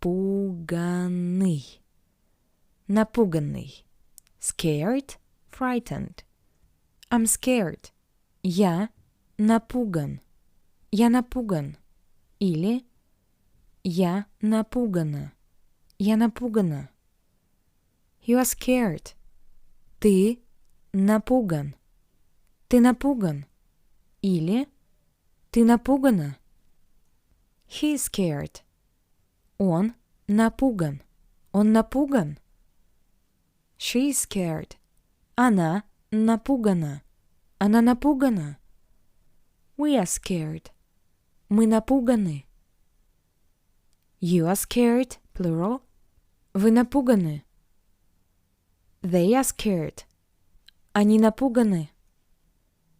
Next emotion. Расстроенный. Расстроенный. Расстроенный. Frustrated. I'm frustrated. Я расстроен. Я расстроен. Или я расстроена. You are frustrated. Ты расстроен. Ты расстроен. Или ты расстроена. Ты расстроена. He is frustrated. Он расстроен. Он расстроен. She is frustrated. Она расстроена. Она расстроена. We are frustrated. Мы расстроены. Мы расстроены. You are frustrated. Вы расстроены. Вы расстроены. They are frustrated. Они расстроены. Они расстроены. And the last word in this group, in which emotions are expressed according to the scheme, the subjective form of the pronoun plus the short form of the adjective. Злой. Злой. Злой. Angry. I'm angry. Я зол. Я зол. Или я зла. Я зла. You're angry. Ты зол. Ты зол. Или ты зла. Ты зла. He's angry. Он зол. Он зол. Или она зла. Она зла. We are angry. Мы злы. Мы злы. You're angry. Вы злы. Вы злы. They're angry. Они злы. Они злы. Отлично. Great. And we are moving on to the second group of emotions, the expression of which is formulated according to the following scheme. The dative form of the personal pronoun plus the word of the category of state. And first of all, let's study the dative case of personal pronouns. In general, the Russian dative case is used to represent the indirect object.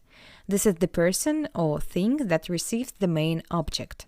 And the dative generally corresponds to the English word to.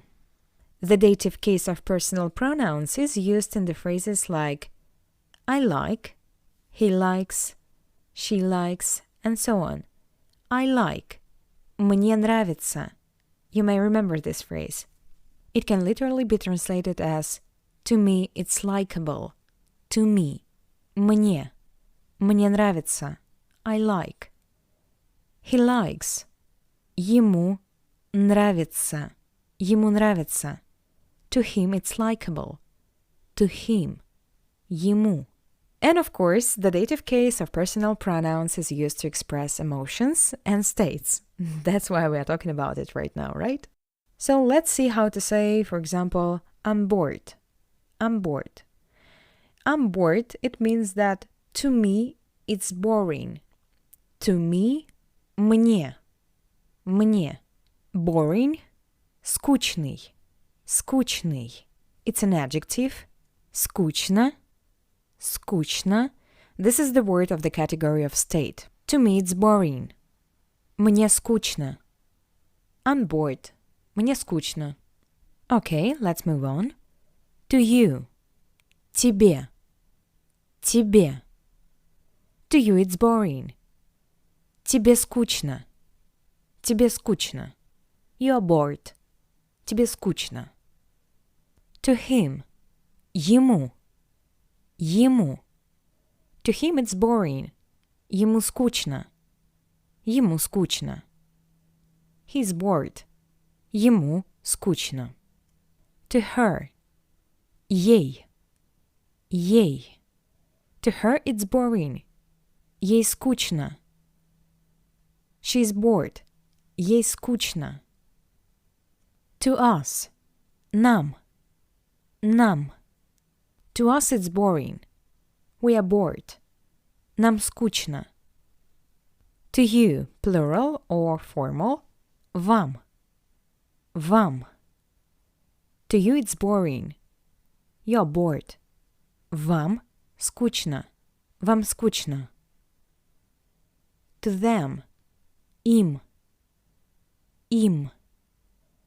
To them it's boring. They are bored. Им скучно. Им скучно. Let's summarize. To me. Мне. To you.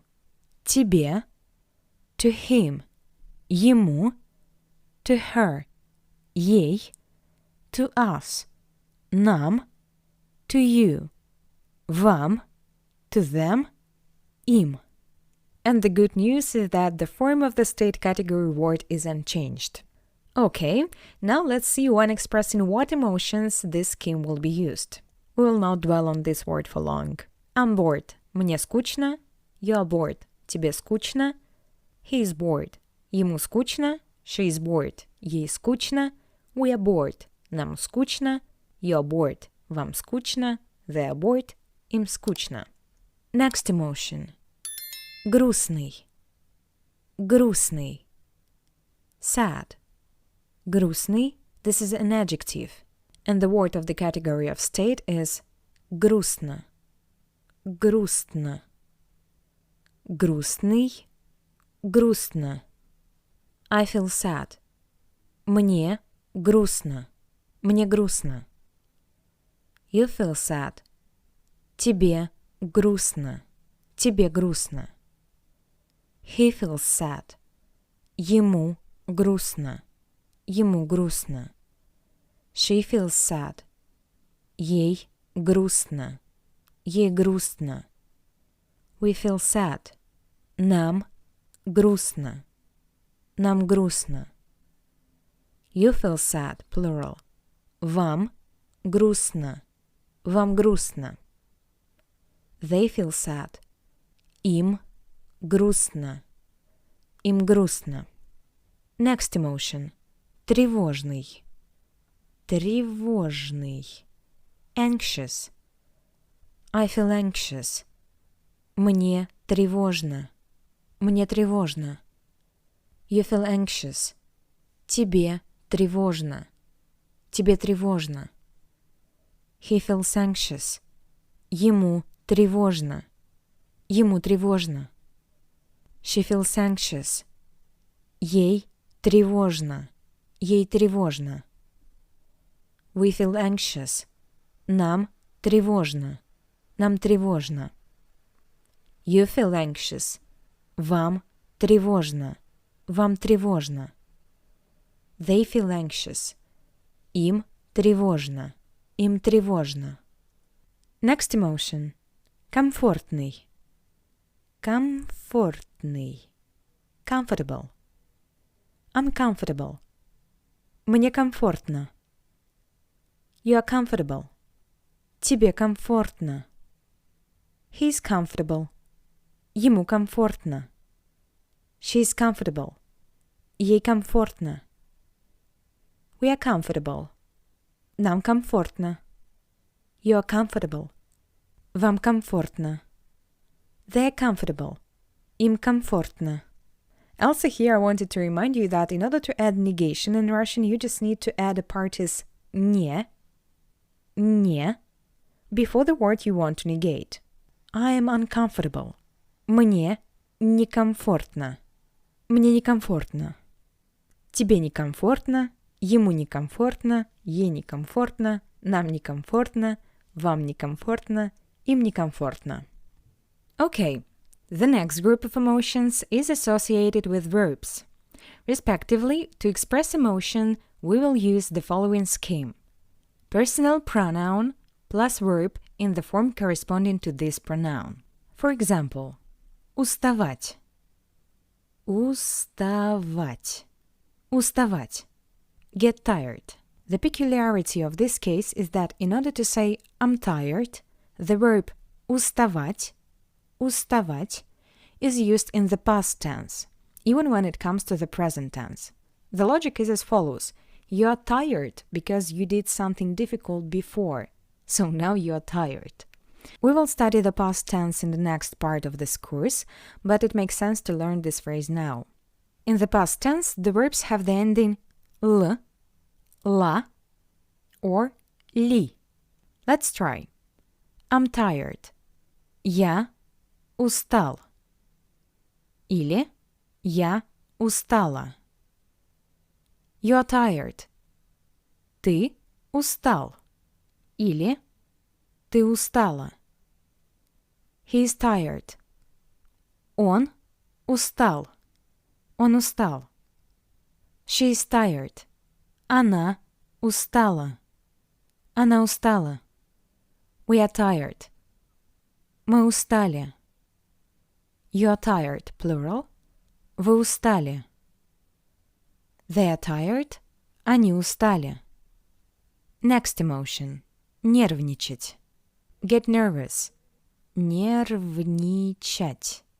Нервничать. This is the first conjugation verb.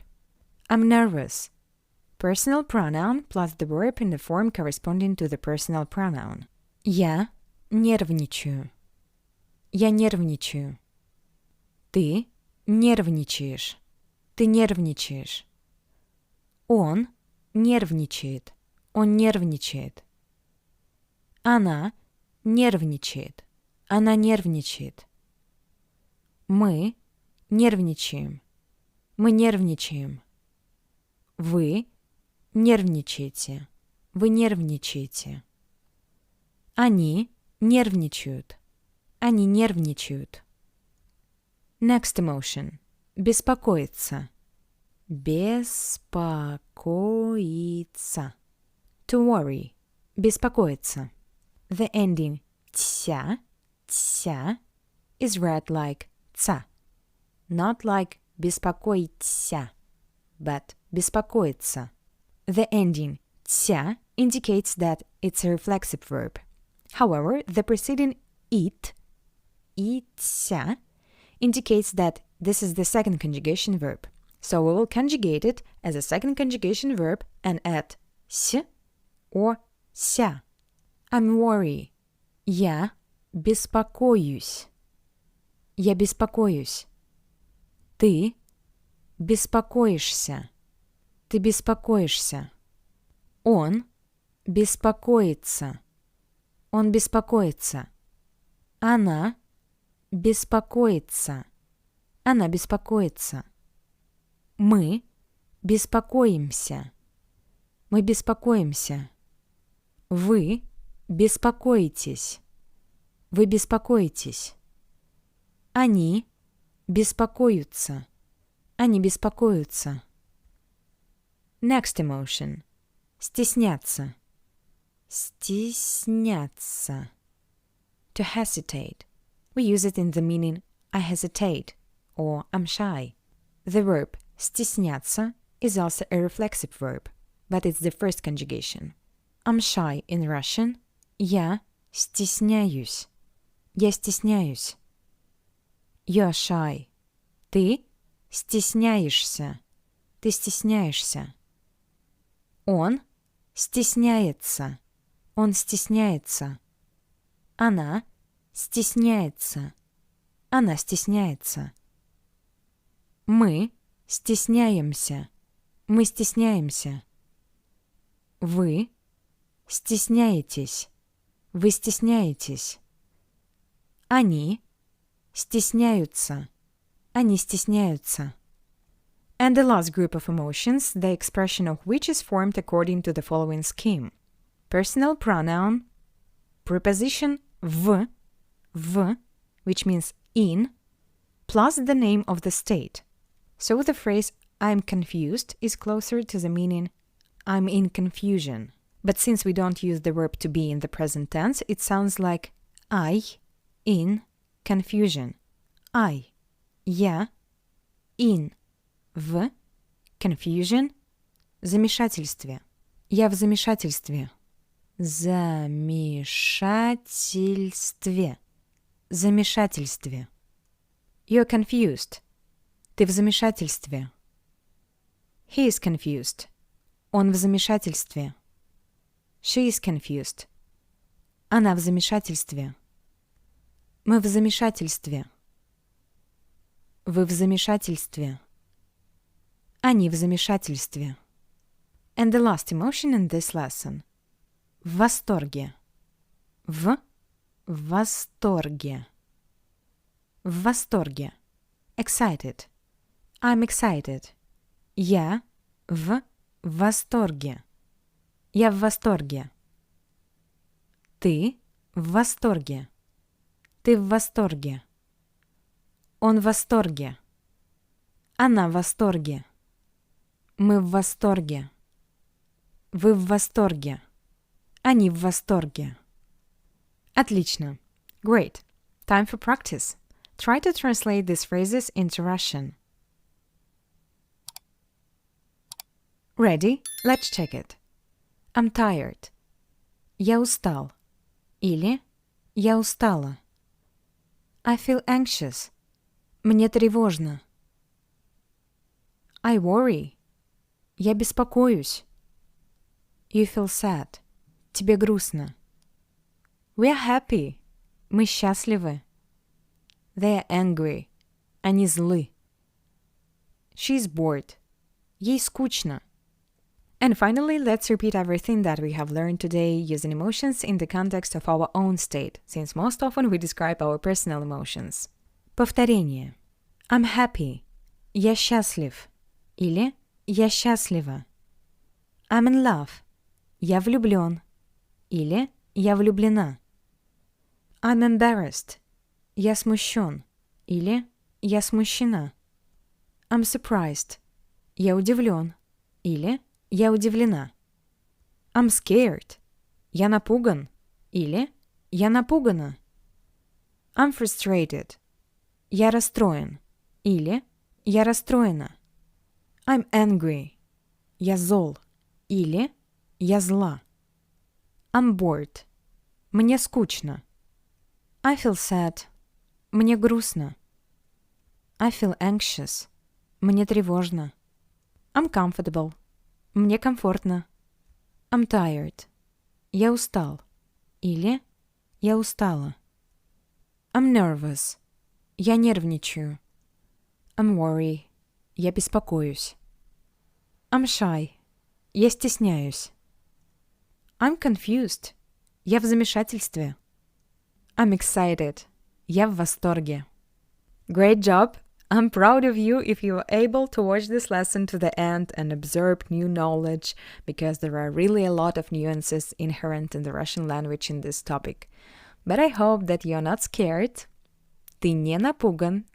Ты не напуган. Ты не напуган. You're not scared, but rather happy. Но ты счастлив. You're happy, ты счастлив, to learn new things. А я счастлива помогать тебе. And I'm happy to help you. So see you at the next lesson. Bye-bye. Пока-пока. Привет. Рада приветствовать тебя на уроке, посвященному частям тела и императивам. Hello. Glad to welcome you to a lesson on body parts and imperatives. But before we start a new topic, let's repeat the previous one. Повторение. I'm happy. Я счастлив. Или я счастлива. I'm in love. Я влюблен. Или я влюблена. I'm embarrassed. Я смущен. Или я смущена. I'm surprised. Я удивлен. Или я удивлена. I'm scared. Я напуган. Или я напугана. I'm frustrated. Я расстроен. Или я расстроена. I'm angry. Я зол. Или я зла. I'm bored. Мне скучно. I feel sad. Мне грустно. I feel anxious. Мне тревожно. I'm comfortable. Мне комфортно. I'm tired. Я устал. Или я устала. I'm nervous. Я нервничаю. I'm worried. Я беспокоюсь. I'm shy. Я стесняюсь. I'm confused. Я в замешательстве. I'm excited. Я в восторге. Отлично. Now we are ready to learn new vocabulary. And our first word is body. Тело. Тело. Body. Тело. Next word. Head. Голова. Голова. Голова. Head. Голова. Face. Лицо. Лицо. Лицо. Face. Лицо. Eyes. Глаза. Глаза. Глаза. Eyes. Глаза. Brows. Брови. Брови. Брови. Brows. Брови. Nose. Нос.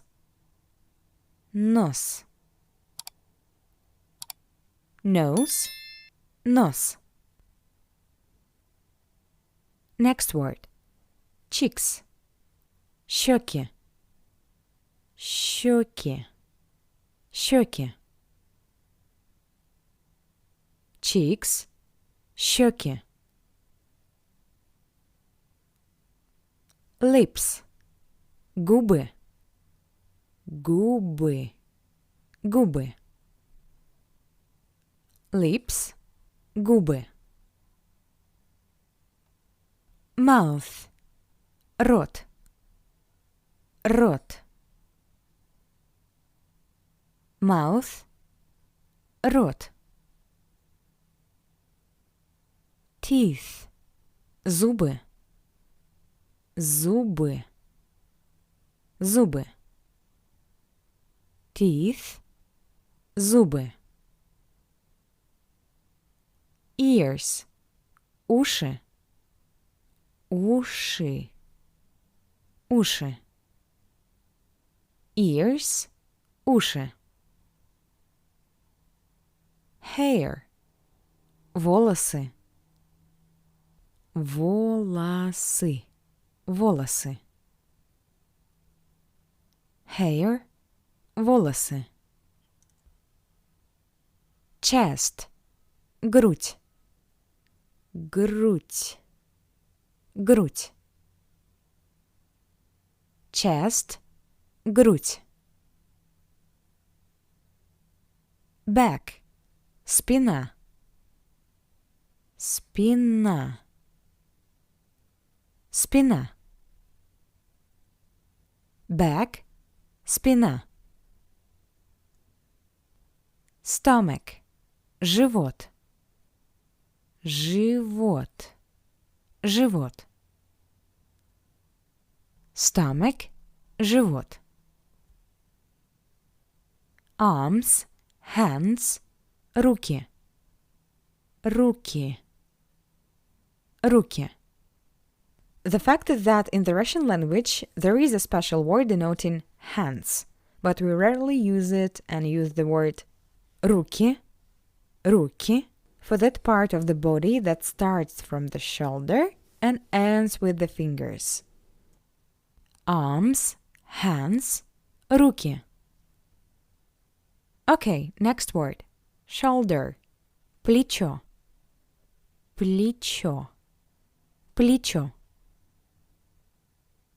Shoulder. Плечо.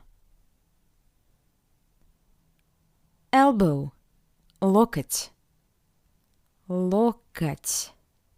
Локоть. Elbow. Локоть. Wrist. Запястье. Запястье. Запястье. Wrist. Запястье. And here is the word that means hands. Hands. However, it's used quite rarely. Кисти. Кисти. Кисти. Hands. Кисти. Next word. Fingers. Пальцы. Пальцы. Пальцы. Fingers. Пальцы. Hip. Бедро. Бедро. Бедро. Hip. Бедро. Next word. Here the case is the same as with the hands. Most often, when it comes to the part of the body that starts from the hip and ends with the toes, we call it collectively ноги. Ноги. So if after a long walk in uncomfortable shoes, your feet hurt, then you can say мои ноги болят. It's like my legs hurt. Мои ноги. My legs. Using the word ноги. Okay, next word. Knee. Колено. Колено. Колено. Knee. Колено. Ankle. Лодыжка. Лодыжка. Лодыжка. Ankle. Лодыжка. Please note that the letter J in front of the voiceless consonant k sounds like its paired consonant sh. Лодыжка. Лодыжка. Not лодыжка, but лодыжка. Лодыжка. Softly. If you still want to specify those parts of the legs that start from the ankle and ends with the toes, you can use the following word. Стопы. Стопы. Feet. Стопы. In Russian, there is no special word for toes as in English, so the analog of the word toes in Russian is a combination of two words. Пальцы, пальцы, fingers, ног, of legs. Пальцы ног. Toes, пальцы ног. To complete the exercise that will be in this lesson, we need this verb of the first conjugation. To touch. Трогать. Трогать. Трогать. I touch. Я трогаю. You touch. Ты трогаешь. He touches. Он трогает. She touches. Она трогает. It touches. Оно трогает. We touch. Мы трогаем. You touch. plural. Вы трогаете. They touch. Они трогают. Great! We remembered the conjugation of the first type of verbs, and the final point of the theory of this lesson is imperatives. Императивы. Императивы. Императивы. To build an imperative for verbs which stem ends in a consonant, we take the third-person plural form, drop the verb's ending, and add e for the singular or informal form, or we add ite for the plural or formal form. For example, the verb to look, to watch, смотреть. Смотреть. The third-person plural form is смотрит. Смотрит. We take the ending it, we drop it, and change it into the ending e for the singular, смотри, смотри, or we change it into the ending ite for the plural, смотрите, смотрите, смотри for the singular, смотрите for the plural. To form a negative imperative, you just need to add a partis не before your verb. Look, смотри. Don't look, не смотри. And for the plural or formal form, look, смотрите. Don't look, не смотрите. Another example, the verb to speak, говорить. Говорить. Its stem ends with the consonant r. The third-person plural form is говорит. Говорит. We drop the ending it, and change it into e or ite. Говори. Speak. Говори. Don't speak. Не говори. And for the plural, speak. Говорите. Or don't speak. Не говорите. Great. Now let's take a look at the second case. To build imperative for verbs which stem ends in a vowel, take the third-person plural form, drop the verb's ending, and add ye for the singular or informal form, or add yite for the plural or formal form. For example, the verb to listen, слушать, слушать. Its stem ends with the vowel a. The third-person plural form is слушает, слушает. So we drop the ending yet, and change it into ye for the singular. Слушай, listen, слушай. Don't listen, не слушай. Or we change it into ите for the plural. Listen, слушайте. Or don't listen, не слушайте. And the last example with the verb to touch, трогать. Трогать. The third-person plural, трогает. The imperative form for the singular, трогай. Touch, трогай. Don't touch, не трогай. And for the plural, touch, трогайте. Don't touch, не трогайте. Excellent! Превосходно! Превосходно! And it's exercise time. First of all, your task is to read these sentences and then translate them into English. When you're ready, check the correct answers. Ready? Let's check it. Possessive pronouns in your variants may be absent. Не трогай волосы. Don't touch your hair. Они трогают колени. They touch their knees. Не трогай руки. Don't touch your hands. Не трогай уши.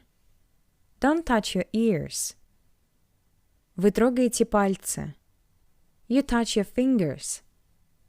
Не трогай стопы. Don't touch your feet. Я трогаю нос. I touch my nose. Не трогай глаза. Don't touch your eyes. Она не трогает губы. She doesn't touch her lips. Не трогай рот. Don't touch your mouth. Nice. Прекрасно. Прекрасно. Great. Let's repeat what we learned today. Повторяй за мной. By the way, повторяй. It's imperative form. Повторять. To repeat. Повторяй. It is the imperative form. Okay. Body. Тело. Head. Голова. Face. Лицо. Eyes. Глаза. Brows. Брови. Nose. Нос. Cheeks. Щеки. Lips. Губы. Mouth. Рот. Teeth. Зубы. Ears. Уши. Hair. Волосы. Chest. Грудь. Back. Спина. Stomach. Живот. Arms. Hands. Руки. Shoulder. Плечо. Elbow. Локоть. Wrist. Запястье. Hands. Кисти. Fingers. Пальцы. Hip. Бедро. Legs. Feet. Ноги. Knee. Колено. Ankle. Лодыжка. Feet. Стопы. Toes. Пальцы ног. To touch. Трогать.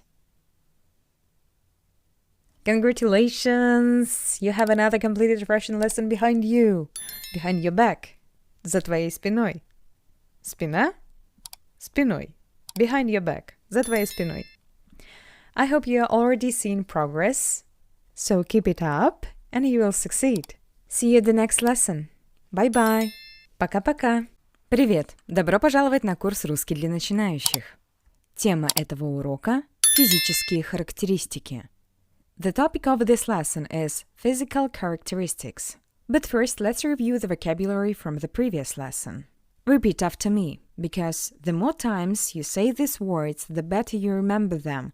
After all, language learning is directly related to the movement of our tongue and our articulation in general. We can say that articulation also has a memory, muscle memory.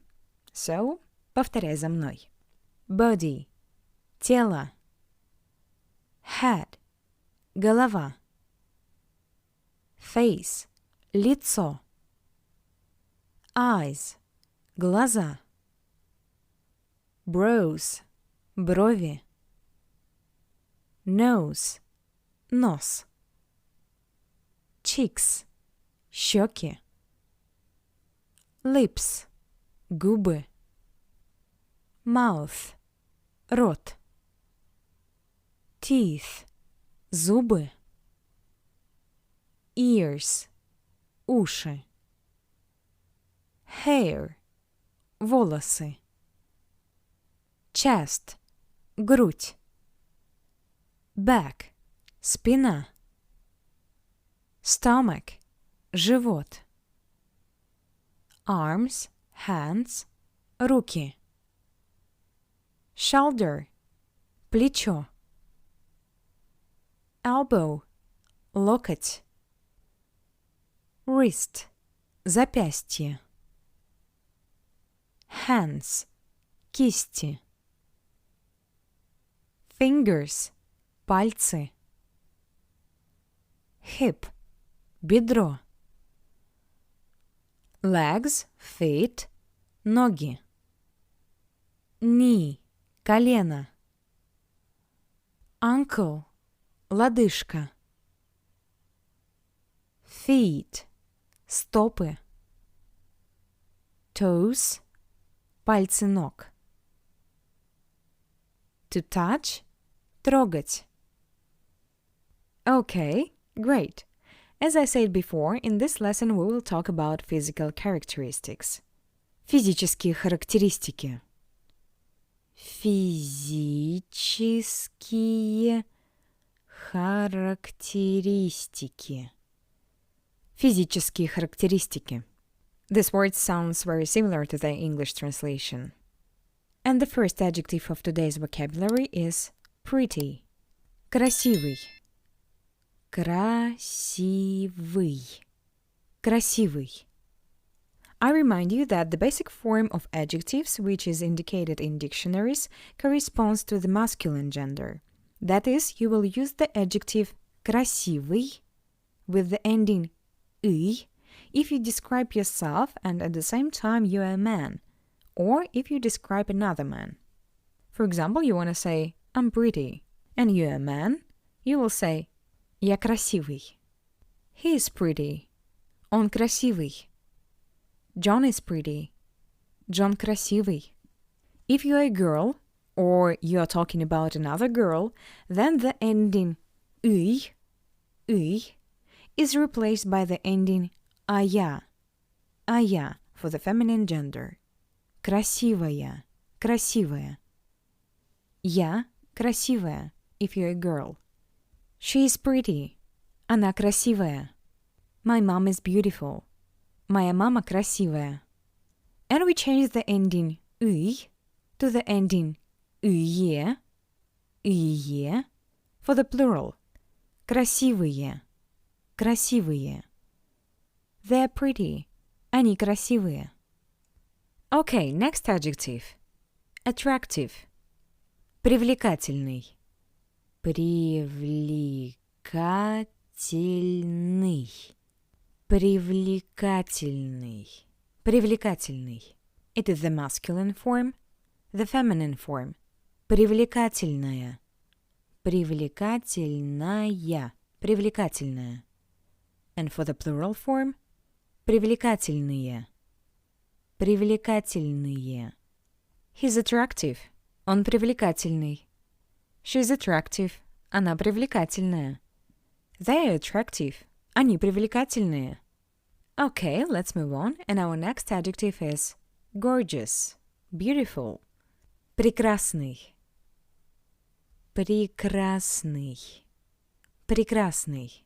As you could already understand, for this adjective and for all subsequent ones, I indicate the first ending corresponding to the masculine gender, the second ending corresponding to the feminine gender, and the third ending corresponds to the plural. He is gorgeous. Он прекрасный. She is gorgeous. Она прекрасная. They are gorgeous. Они прекрасные. But for this particular adjective, native speakers tend to use the short form. But you can use the full one. Don't worry, in this case, such a compliment is nice to receive in any form. He's gorgeous. Он прекрасен. She's gorgeous. Она прекрасна. They're gorgeous. Они прекрасны. Next adjective, good-looking. Приятный. Приятный. Приятный. Он приятный. Он приятный. Она приятная. Она приятная. Они приятные. Они приятные. Next adjective, cute. This word has two fairly equivalent synonyms, so I indicated both. The first one, симпатичный. Симпатичный. Симпатичный. Он симпатичный. Он симпатичный. Она симпатичная. Она симпатичная. She's cute. They're cute. Они симпатичные. Они симпатичные. And the second synonym is милый. Милый. Милый. Он милый. Он милый. Она милая. Она милая. She's cute. They're cute. Они милые. Они милые. Next adjective. Tall. Высокий.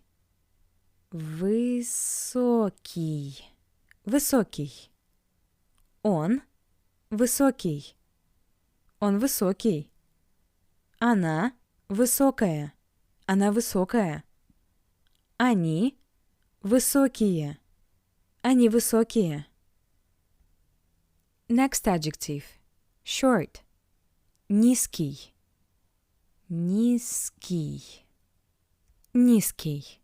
The voiced consonant Z before the voiceless consonant K sounds like its paired voiceless consonant S. Низкий. Not низкий, but низкий. Он низкий. Он низкий. Она низкая. Она низкая. Они низкие. Они низкие. Of course, it all depends on intonation, but in general, this option is not too polite, rather just a statement of fact. A more polite option is to say невысокий. Невысокий. Невысокий. Adding не, we get the negation of the word tall. Высокий. Tall. Высокий. Short. Невысокий. Высокий. Невысокий. Tall. Short. By the way, it works with all adjectives, so use it freely, please. For example, she's cute. Она симпатичная. She's not cute. Она не симпатичная. Okay. He's short. Он невысокий. She's short. Она невысокая. They're short. Они невысокие. Next adjective. Thin. Skinny. And the direct translation is худой. Худой. Худой. Он худой. Он худой. Она худая. Она худая. Они худые. Они худые. But this option may sound harsh to someone, so a more polite form that sounds softer and more positive is стройный. Стройный. Стройный. Он стройный. Она стройная. Они стройные. Next adjective. Fat. Again, the first option sounds rude to a person, and I hope that you'll never have a desire to use this word, and of course you will never hear it addressed to you. But perhaps you will find this option in the literature. Fat. Толстый. Толстый. Толстый. Он толстый. Она толстая. Они толстые. And the second option is much more polite and softer. Полный. Полный. Полный. Он полный. Она полная. Они полные. Next adjective. Ugly. Direct translation is уродливый. Уродливый. Уродливый. Он уродливый. Она уродливая. Они уродливые. Since this option is very rude, it's better to use an adjective непривлекательный. Непривлекательный. Непривлекательный. Not attractive. Он непривлекательный. Она непривлекательная. Они непривлекательные. Next adjective. Muscular. Мускулистый. Мускулистый. Мускулистый. Он мускулистый. Она мускулистая. Они мускулистые. Let's move on to nouns for hair color. Brunette. Brunette. Brunette. Brunette. For the masculine and for the feminine, брюнетка. Брюнетка. Брюнетка. Он брюнет, она брюнетка. Brown-haired. Masculine. Шатен. Шатен. Шатен. Feminine. Шатенка. Шатенка. Шатенка. Он шатен. Она шатенка. As you can see, the ending ka is added to transform from masculine to feminine. Шатен – шатенка. Брюнет – брюнетка. Next word. Blonde. Masculine. Блондин. Блондин. Блондин. Feminine. Блондинка. Блондинка. Блондинка. Он блондин. Она блондинка. Next word. Gray-haired. Masculine. Седой. Седой. Седой. Feminine. Седая. Plural. Седые. Он седой. Она седая. Они седые. Gray hair. Седые волосы. Седые волосы. Next word. Red-haired. Masculine. Рыжий. Рыжий. Рыжий. Feminine. Рыжая. Plural. Рыжие. Рыжие. Red hair. Рыжие волосы. Он рыжий. Она рыжая. Они рыжие. Next adjective. Pale. Masculine. Бледный. Бледный. Бледный. Feminine. Бледная. Бледная. Plural. Бледные. Бледные. Он бледный. Она бледная. Они бледные. Next phrase is eyes color. Цвет глаз. Цвет глаз. Цвет глаз. Цвет. Color. Глаз. Of eyes. How you can remember eyes in Russian? Глаза. Глаза. In this phrase, the word глаза is in the genitive form, which means belonging. Of eyes, глаз. Color of eyes, цвет глаз. For example, brown color of eyes. Коричневый цвет глаз. Коричневый цвет глаз. Gray color of eyes. Серый цвет глаз. Or when describing eyes, you can use the following scheme. Plural adjective plus eyes. Коричневые глаза. Коричневые глаза.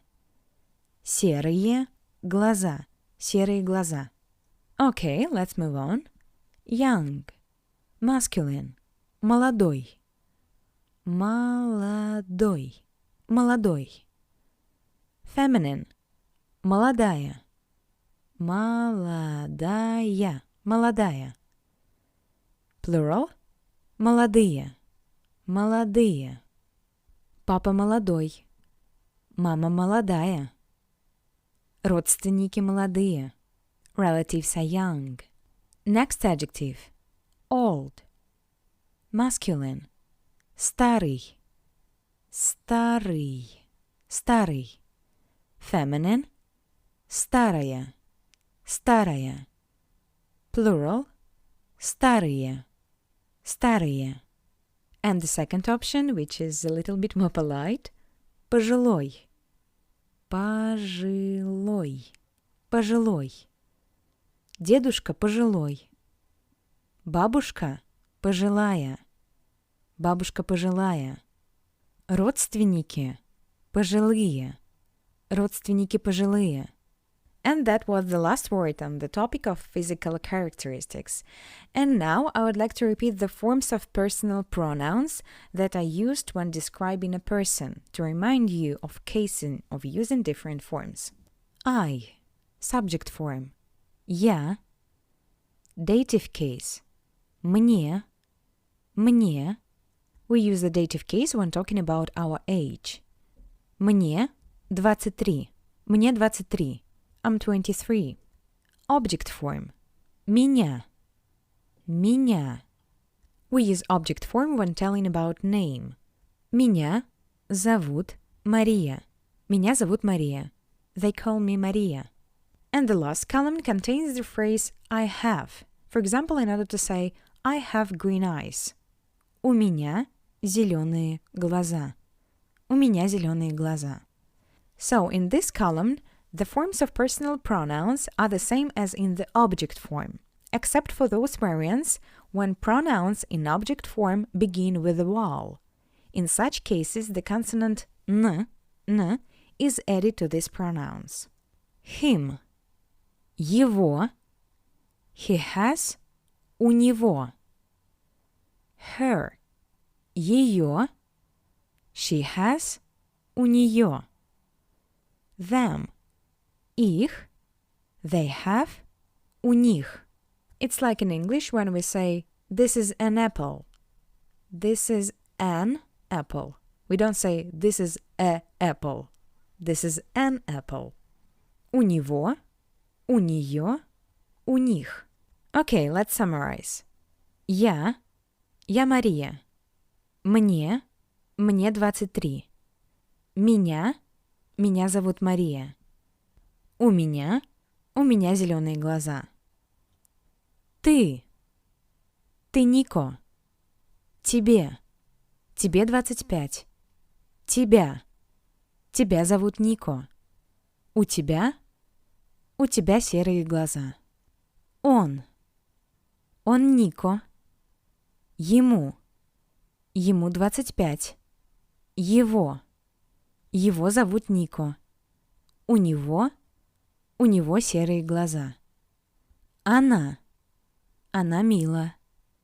Ей 25.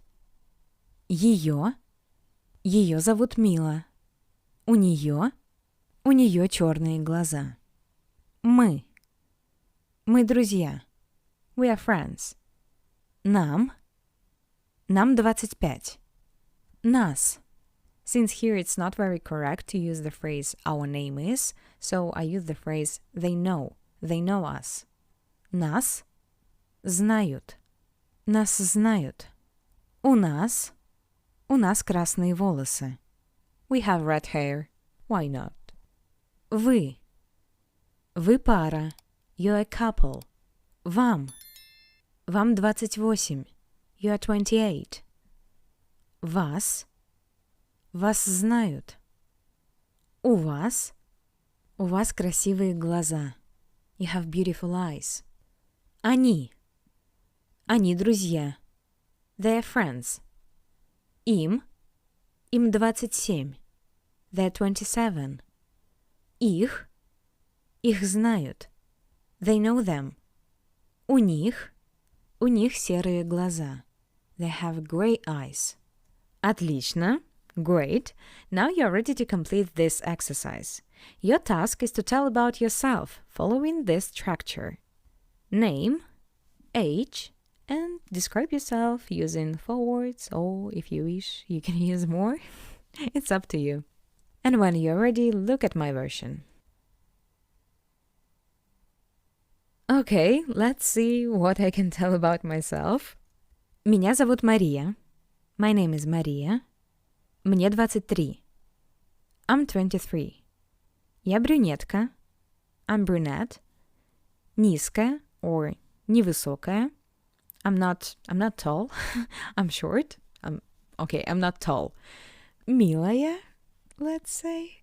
I'm cute. И у меня зеленые глаза. I have green eyes. It's very unfair that I can't see your version and get to know you better because you know everything about me. You know the names of my parents, what they like to do, you know how old I am. Oh my god. Okay, at least write in the comments about yourself because I read it. Okay, we have another exercise in this lesson. But first let's add one more question to your vocabulary. How does he look like? Or how does she look like? Как он выглядит? Или как она выглядит? Как? How? Он. He. Выглядит. Infinitive form. Выглядеть. Выглядеть. To look like. But we use the third person singular since we use it with он and она. He and she. Как он выглядит? How does he look like? Как она выглядит? How does she look like? Great! Here is our last exercise in this lesson. Your task is to listen to the text that I will speak, write it down, and translate it. If necessary, you can rewind to listen again. Okay? Ready? Let's start. Привет. Ее зовут Александра. Привет. Ее зовут Александра. Ей 28. Ей 28. Она молодая, высокая, привлекательная брюнетка. Она молодая, высокая, привлекательная брюнетка. У нее серые глаза. Серые глаза. Она молодая, высокая, привлекательная брюнетка. У нее серые глаза. And one more time. Привет, ее зовут Александра, ей 28. Она молодая, высокая, привлекательная брюнетка. У нее серые глаза. Did you manage to write it down? Don't forget to translate. And in a few seconds, I will show the correct answer. Okay, let's take a look. Привет. Hello. Ее зовут Александра. Her name is Alexandra. Ей 28. She's 28. Она молодая, высокая, привлекательная брюнетка. У нее серые глаза. She's young, tall, attractive brunette. She has gray eyes. Отлично. Great. We just have to do the final repetition of the words learned today. I will use only the masculine form. Повторяй за мной. Pretty. Красивый. Attractive. Привлекательный. Gorgeous. Прекрасный. Good looking. Приятный. Cute. Симпатичный. Или милый. Tall. Высокий. Short. Низкий. Или невысокий. Thin. Худой. Или стройный. Fat. Толстый. Или полный. Ugly. Уродливый. Или непривлекательный. Muscular. Мускулистый. Brunette. Брюнет. Или брюнетка. Brown-haired.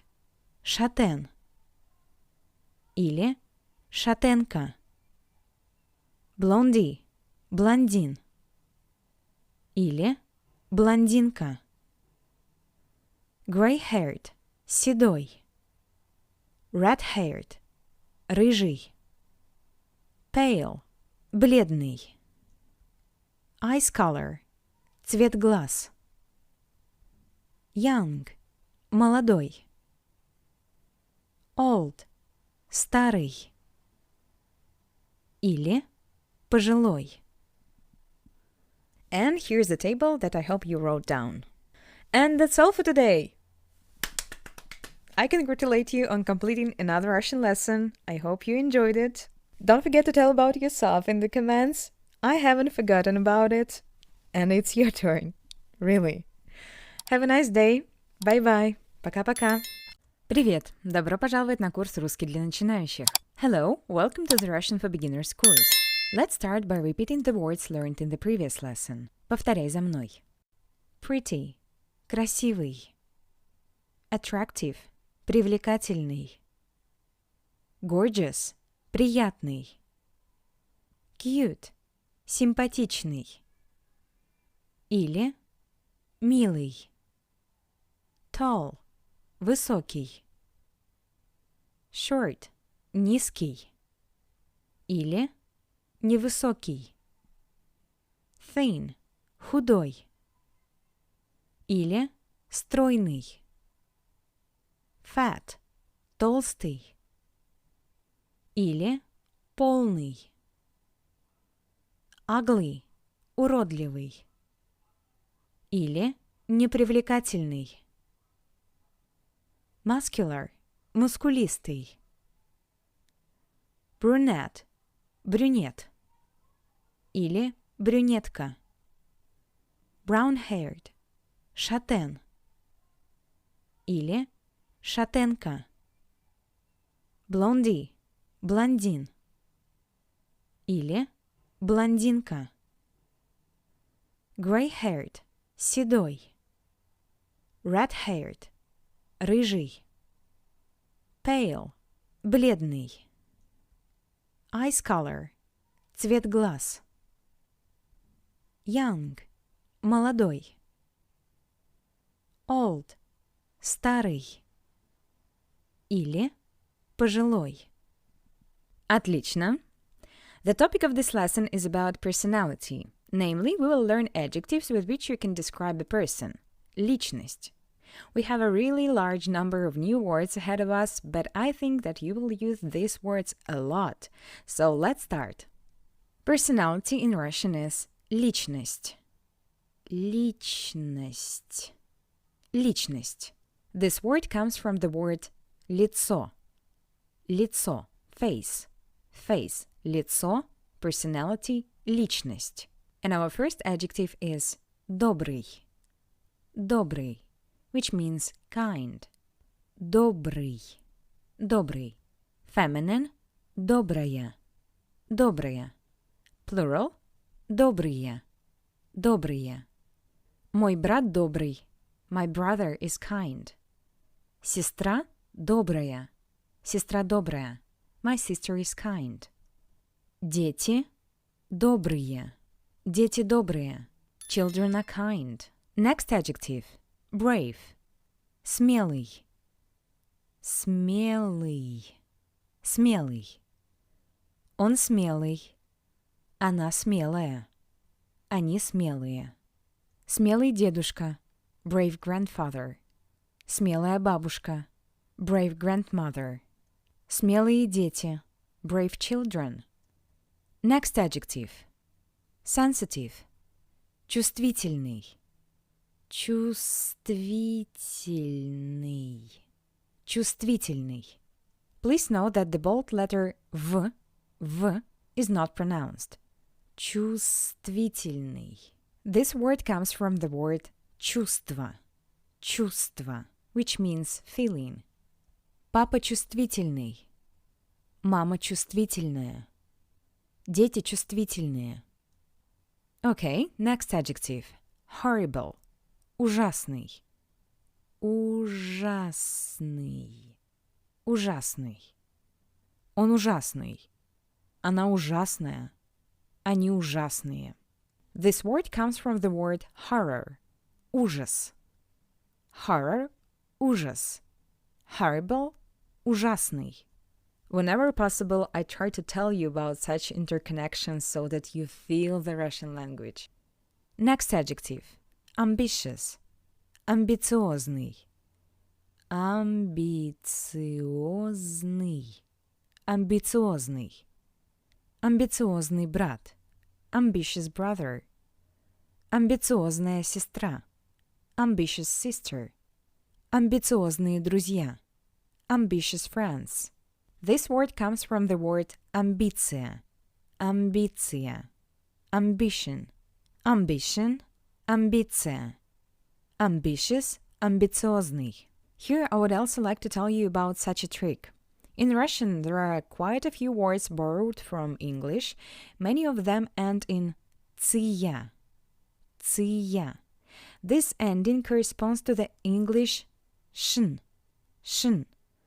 For example, ambition, амбиция, collection, коллекция, action, акция, aviation, авиация. Okay, let's move on. Next adjective. Passionate. Страстный. Страстный. Страстный. Он страстный. Она страстная. Они страстные. This word comes from the word страсть. Страсть, which means passion. Passion – страсть. Passionate – страстный. Next adjective – careful – осторожный. Осторожный. Осторожный. Папа осторожный. Мама осторожная. Дети осторожные. Next adjective. Cynical. Циничный. Циничный. Циничный. Он циничный. Она циничная. Они циничные. Cynical. Циничный. Next adjective. Dependent. Зависимый. Зависимый. Зависимый. Он зависимый. Она зависимая. Они зависимые. Dependence. Зависимость. Зависимость. Dependence. Зависимость. Dependent. Зависимый. Also, this word is used in the meaning of addiction, for example, to alcohol or illegal substances. Addiction – зависимость. Addiction person – зависимый человек. Next adjective – independent – независимый. Независимый. Независимый. As you remember, the prefix не gives us a negation. Dependent – зависимый. Independent – независимый. Он независимый. Она независимая. Они независимые. Next adjective. Strong. Сильный. Сильный. Сильный. Он сильный. Она сильная. Они сильные. This word comes from the word strength. Сила. Сила. Strength. Сила. Strong. Сильный. Next adjective. Funny. Веселый. Веселый. Веселый. Брат веселый. Сестра веселая. Дети веселые. This word comes from the word fun. Веселье. Веселье. Fun. Веселье. Funny. Веселый. Next adjective. Sweet. Милый. Милый. Милый. Он милый. Она милая. Они милые. Sweet. Милый. Next adjective. Polite. Вежливый. Вежливый. Вежливый. Вежливый брат. Вежливая сестра. Вежливые дети. Smart. Умный. Умный. Умный. Он умный. Она умная.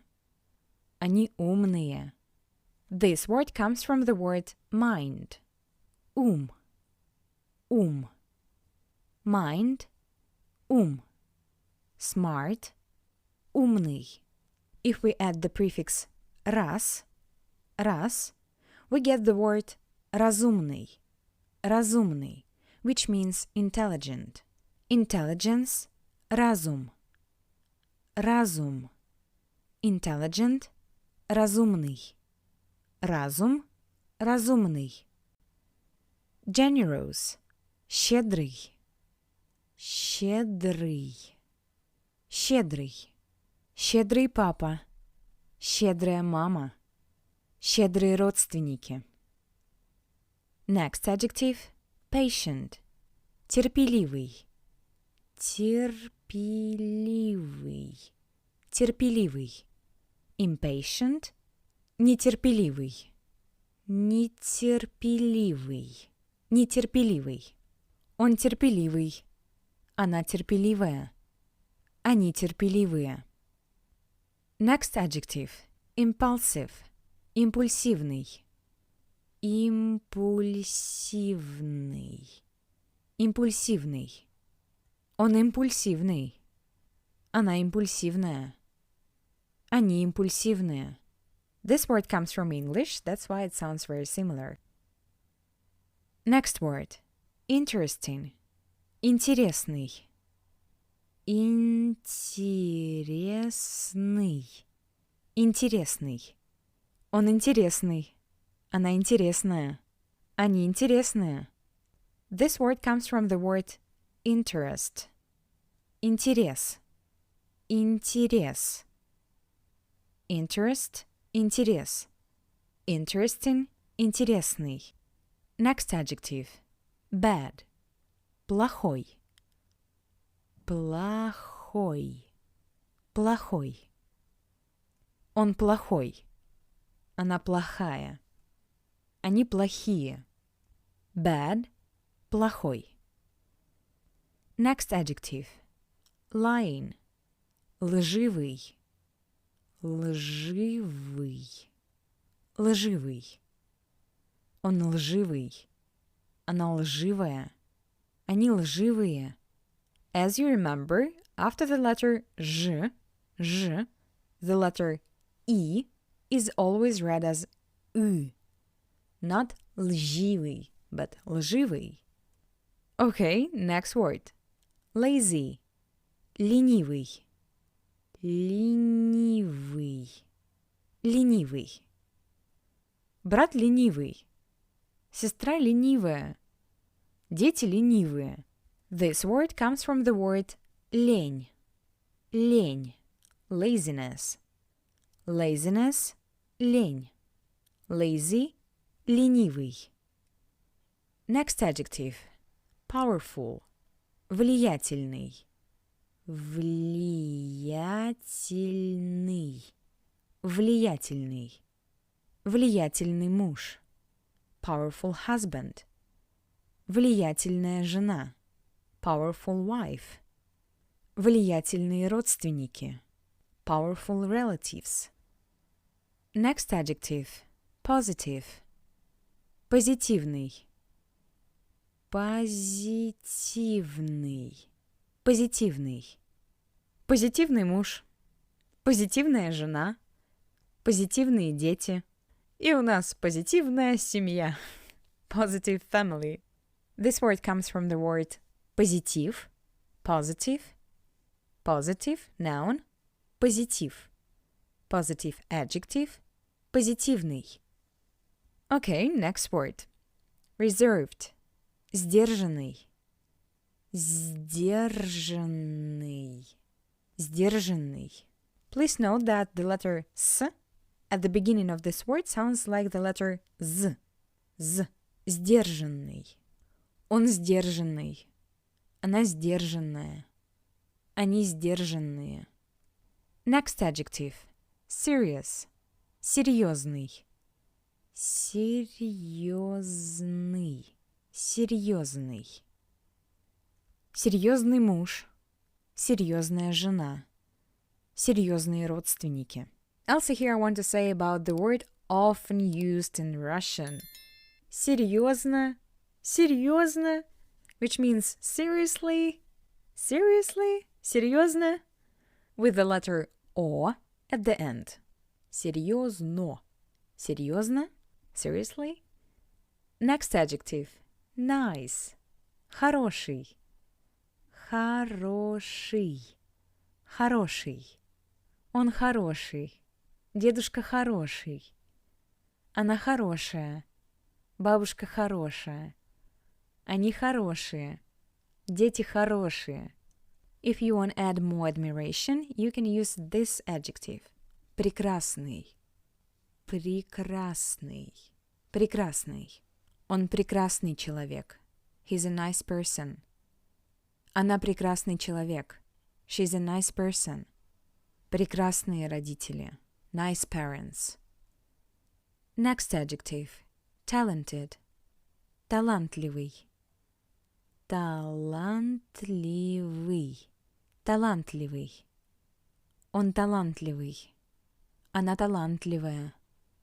Они талантливые. This word comes from the word талант. Talent. Talent. Талант. Talented. Талантливый. And that was the last word on the topic of personality. But before we start doing exercises, write down this question. Какой ты человек? Какой ты человек? Какой ты человек? What kind of person are you? Ready? Let's get to the exercise. And your task is to tell about yourself, to tell about your personality. Расскажи мне о своей личности. Расскажи, tell, мне, to me, о своей, about your, личности, personality. You can start with «Я человек, пам-пам-пам», but note that then the adjectives will refer to the word человек, person, человек, which is masculine. So all adjectives will be masculine, even if you're a girl. And that's fine. That's right. It's okay. Or you can start with «Я», I, and then list the adjectives, using the form according to your gender. And when you're ready, you can see my version. Let's take a look.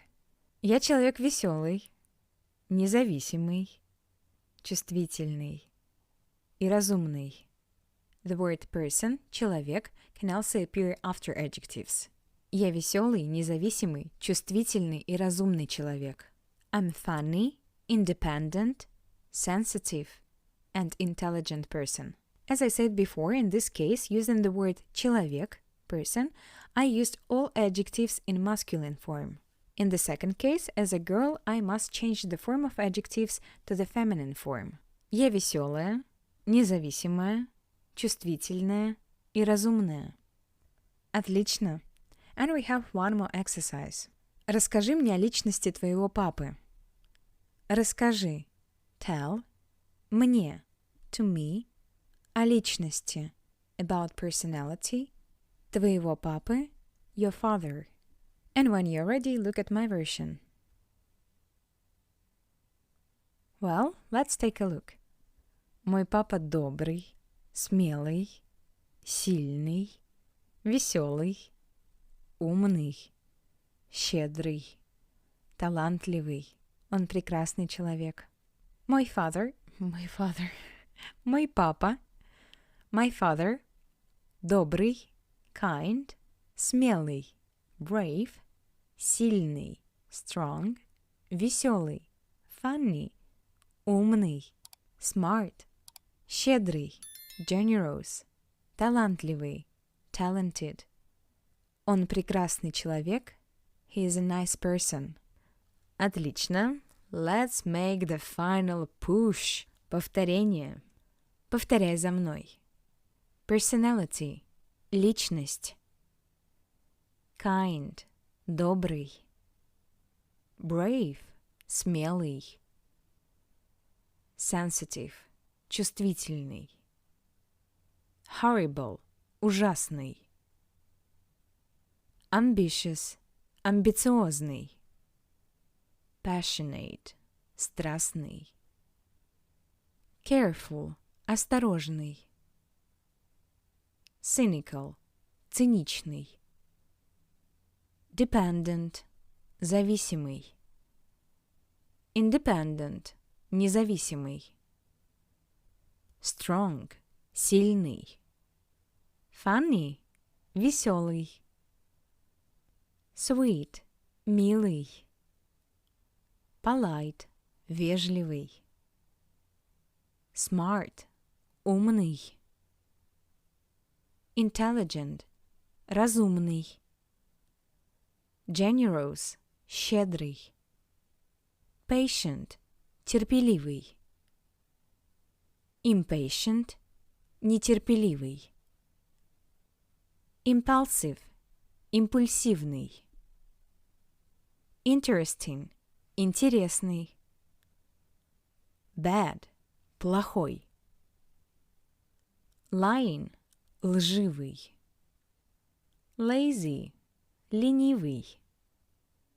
Powerful. Влиятельный. Positive. Позитивный. Reserved. Сдержанный. Serious. Серьезный. Nice. хороший или прекрасный. Talented, талантливый. What kind of person are you? Какой ты человек? Great job! Отличная работа! Congratulations on one more Russian lesson you have completed. Many useful and frequently used words have been added to your dictionary, and this is great. By the way, if you have any thoughts regarding this course, if you have any wishes, please share them, because I just want to know that you get maximum benefit and pleasure from learning Russian with me. So feel free to share your opinion. And see you the next lesson. Bye-bye. Пока-пока. Привет. Добро пожаловать на курс «Русский для начинающих». Today we will add to your vocabulary some new words on the topic related to supermarket and shopping. But first, let's repeat the words learned in the previous lesson. Повторяй за мной. Personality – личность. Kind – добрый. Brave – смелый. Sensitive – чувствительный. Horrible – ужасный. Ambitious – амбициозный. Passionate – страстный. Careful – осторожный. Cynical – циничный. Dependent – зависимый. Independent – независимый. Strong – сильный. Funny – веселый. Sweet – милый. Polite – вежливый. Smart – умный. Intelligent – разумный. Generous – щедрый. Patient – терпеливый. Impatient – нетерпеливый. Impulsive – импульсивный. Interesting – интересный. Bad – плохой. Lying – лживый. Lazy – ленивый. Powerful – влиятельный. Positive – позитивный. Reserved – сдержанный. Serious – серьезный. Nice – хороший. Или прекрасный. Talented – талантливый. What kind of person are you? Какой ты человек? Great! And here's the first word for today. Supermarket. Supermarket. Supermarket. Supermarket. This word is borrowed from English, therefore to pronounce this word in Russian you just need to read the English version with the Russian accent. Supermarket. Supermarket. Supermarket. How you can understand, it's all about the sound r. R in English. R in Russian. R. Market. Market. Market. Market. Supermarket. This word is great for training Russian pronunciation, so try to pronounce this word until it sounds close to mine. By the way, many people ask about accents in the Russian language, but as such, we practically don't have accents of the Russian language. That is, the Russian language of a literate person, for example, from Moscow, Siberia, and Kamchatka. Moscow, Siberia, and Kamchatka will sound the same, and we understand each other traveling all over Russia. Let's just say that there is a classical Russian language, and it's spoken by most people throughout Russia. Well, only in some regions where there are other languages besides Russian, such as in the Caucasian part of Russia, for example, a Caucasian pronunciation can be noted. So that is, come to Russia with your knowledge of the Russian language. You can feel free to travel throughout Russia. Don't worry, you will be understood everywhere. So every time foreigners hear my Russian speech and say, "Oh, we like your type of Russian accent," I'm like, accent? I don't have accent. It's kind of difficult to explain that I have no accent. This is classical Russian, in which probably 90% of Russians speak exactly the same. This was a little additional information about the Russian language and about Russia, and we move on to the next word. Price. Цена. Цена. Цена. Price. Цена. One of the way to ask the cost is to ask a question «Какая цена?» Какая цена? Какая цена? What is the price? Price. Цена. Next word. Discount. Скидка. Скидка. Скидка. The voiced consonant D in front of the voiceless consonant K sounds like its paired consonant T. D. T. Скидка. T. T. Скидка. Sale. Распродажа. Распродажа. Распродажа. Sale. Распродажа. This word comes from the word продажа. Продажа, which means selling. Selling. Продажа. Sale. Распродажа. Next word. Plastic bag. Пластиковый пакет. Plastic. Пластиковый. Пластиковый. Пластиковый. The beginning of the word duplicates the English translation plus овый. Пластик, овый, пластиковый. Bag, пакет. Пакет, пакет. Plastic bag, пластиковый пакет. Since unfortunately in Russia I think about 99% of people use plastic bags, then we rarely talk about an alternative. So when a seller asks you, пакет нужен? Пакет нужен? Do you need a bag? You're automatically offered a plastic bag, because a plastic bag is initially assumed under the bag. So when you mean a plastic bag, you can just say пакет. Пакет. Without пластиковый, just пакет. Okay, let's move on. Paper bag. Бумажный пакет. Paper. Бумажный. Бумажный. Бумажный. Bag. Пакет. Бумажный пакет. In this case, if you need a paper bag, then you need to specify this and explain that you need a paper bag. Бумажный пакет. Бумажный. Otherwise, you will be given a plastic one. Okay, next word.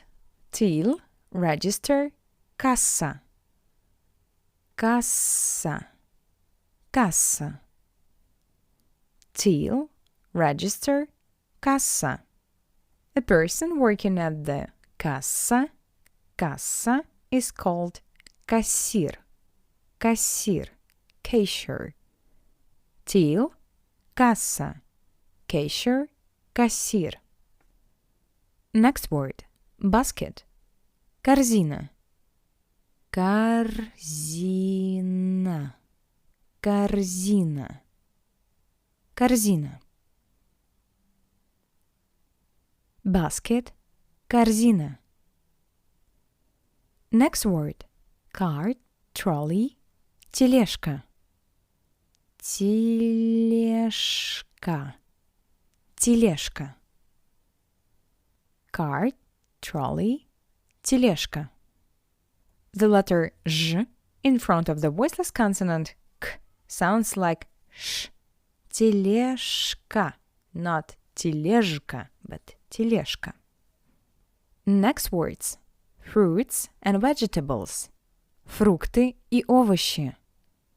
Фрукты и овощи. Fruits. Фрукты and і vegetables – овочі. Fruits and vegetables – фрукти і овочі. I think that you remember these words from the topic about food, so we are moving on. Oh, just like this word. Meat. Мясо. Мясо. Мясо. Meat. Мясо. Next word. Dairy. Молочные продукты. Молочные. Молочные. Milk. Продукты. Продукты. Продукты. Products. Dairy, milk products. Молочные продукты. The second indicated word is a slang word, but quite often used. Молочка. Молочка. Молочка. Dairy, молочка. Молочка. Молочные продукты. Next word. Pasta. Макароны. Макароны. Макароны. As you can see, this word has a plural form. Макароны. Макароны. Next word. Bread. Хлеб. Хлеб. Хлеб. Bread. Хлеб. Loaf. White bread. Батон. Батон. Батон. In Russia, there is a clear division between bread, хлеб, and white bread, батон. Хлеб, батон. Next word. Sweets. Сладости. Сладости. Сладости. Sweets. Сладости. To buy. Покупать. Покупать. Покупать. At the same time, let's remember the rules of conjugation of verbs so that you don't forget what we studied earlier. First of all, you need to determine the conjugation of this verb. And in a few seconds, I will show the correct answers. Ready? Let's check it. This is the first conjugation verb. So, я покупаю. Я покупаю. Ты покупаешь. Ты покупаешь. Он, она, оно покупает. Покупает. Мы покупаем. Мы покупаем. Вы покупаете. Вы покупаете. Они покупают. Они покупают. To buy – покупать. This is the imperfect form of this verb. And in the phrase I want to buy – я хочу купить. Я хочу купить. Я – I хочу. Want – купить – to buy. The perfect form of this verb is used. Купить. To buy – купить. I want to buy. Я хочу купить. He wants to buy. Он хочет купить. Он хочет купить. Мы хотим купить. Мы хотим купить. And so on. Okay, next verb. To cost. Стоить.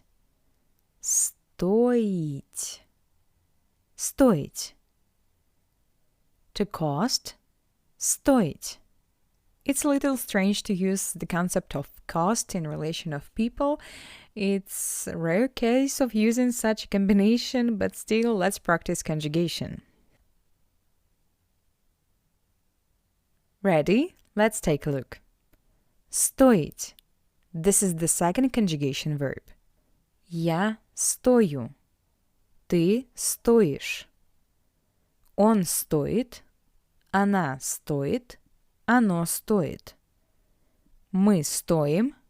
Вы стоите. Они стоят. I have highlighted the variants that will be used in practice. For example, with masculine, singular. Он стоит. For example, хлеб стоит. Хлеб, it's masculine. Feminine, singular. Корзина, basket. Корзина стоит. Neuter, singular. Мясо, мясо, meat. Стоит. Мясо стоит. Third person plural. Они стоят. Фрукты, fruits, стоят. Фрукты стоят. Okay, nice. Let's move on. And the next phrase is I need. I need. Мне нужен. For the masculine. For example, мне нужен хлеб. Мне нужен хлеб. Хлеб, it's masculine. Мне нужна. For the feminine. Мне нужна корзина. Корзина is feminine. Мне нужно. For the neuter gender. Мне нужно мясо. Мне нужно мясо. Мясо is neuter. And we say мне нужны for the plural. Мне нужны фрукты. Мне нужны фрукты. Фрукты, fruits. It's plural. Okay, next phrase. Do you have something? У вас есть? У вас есть? У вас есть? Do you have? У вас есть? Excuse me, do you have milk? Простите, у вас есть молоко? Okay, next phrase. How much does it cost? Сколько это стоит? Сколько это стоит? Сколько это стоит? Сколько это стоит? Сколько? How much or how many? Это. It. Стоит. To cost. The word это, it, ends in о, это. It's neuter. Therefore, the verb to cost, стоить, is in the third person singular. Стоит. To cost. Стоить. Это стоит. Это стоит. Сколько это стоит? How much does it cost? Okay, next phrase. Where is something? Где находится? Где? Where? Находится. The verb находиться. It can be translated as to be, to locate. Third person singular. Находится. Он, она, оно, это находится. Хлеб находится. Корзина находится.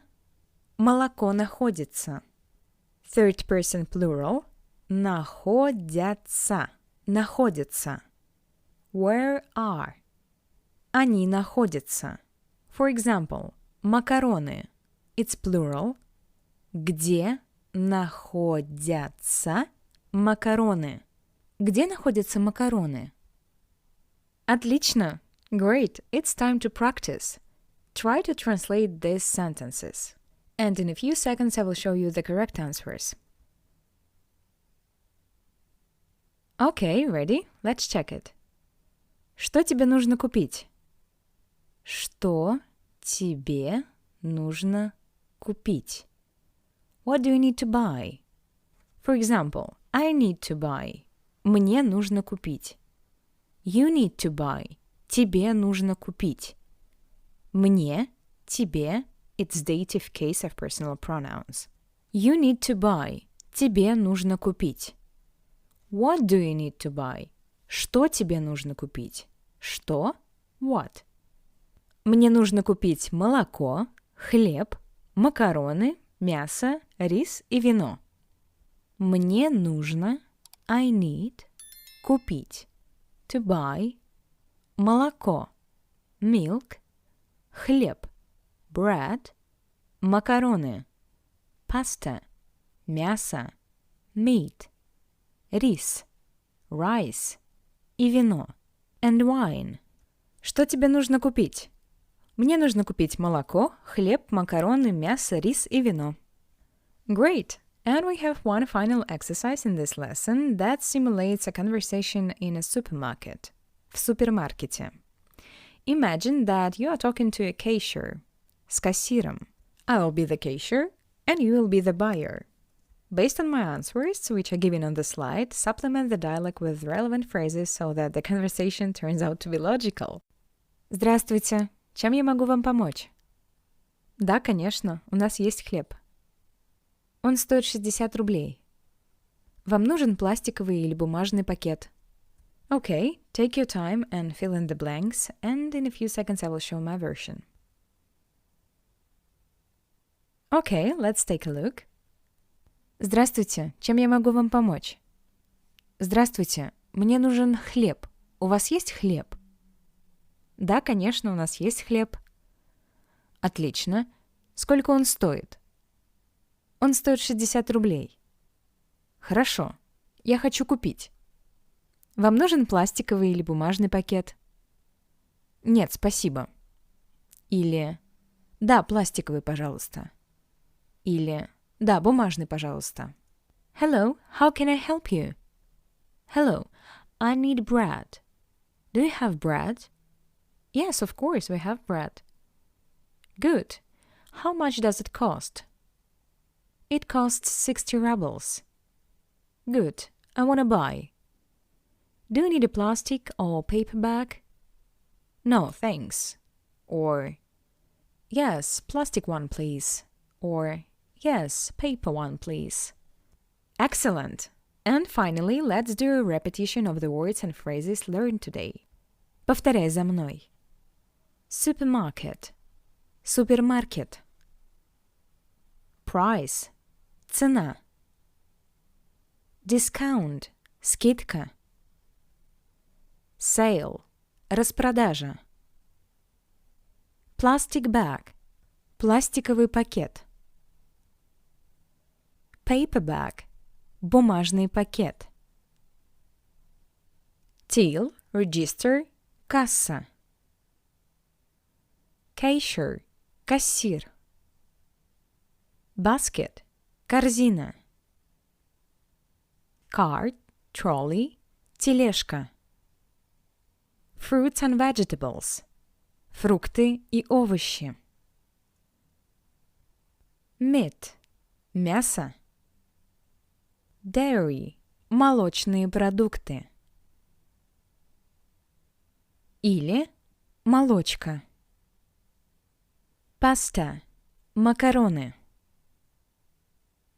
Bread. Хлеб. Loaf. Батон. Sweets. Сладости. To buy. Покупать.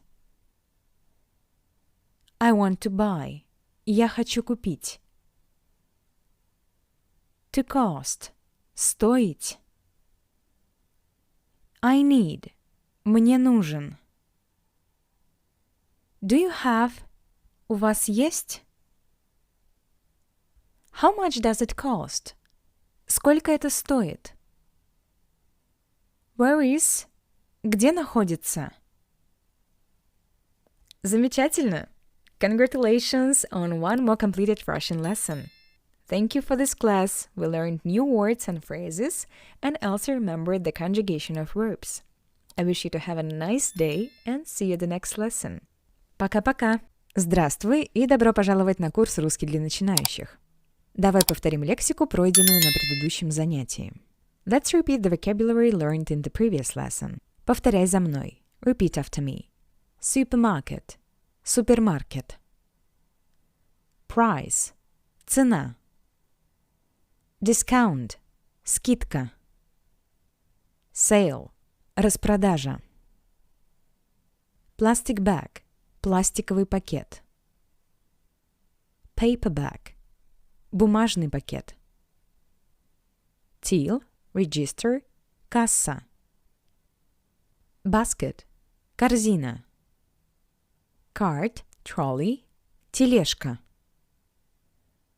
Fruits and vegetables. Фрукты и овощи. meat – мясо. Dairy – молочные продукты. Или молочка. Pasta – макароны. Bread – хлеб. Sweets – сладости. To buy – покупать. I want to buy – я хочу купить. To cost – стоить. I need – мне нужен. Do you have – у вас есть?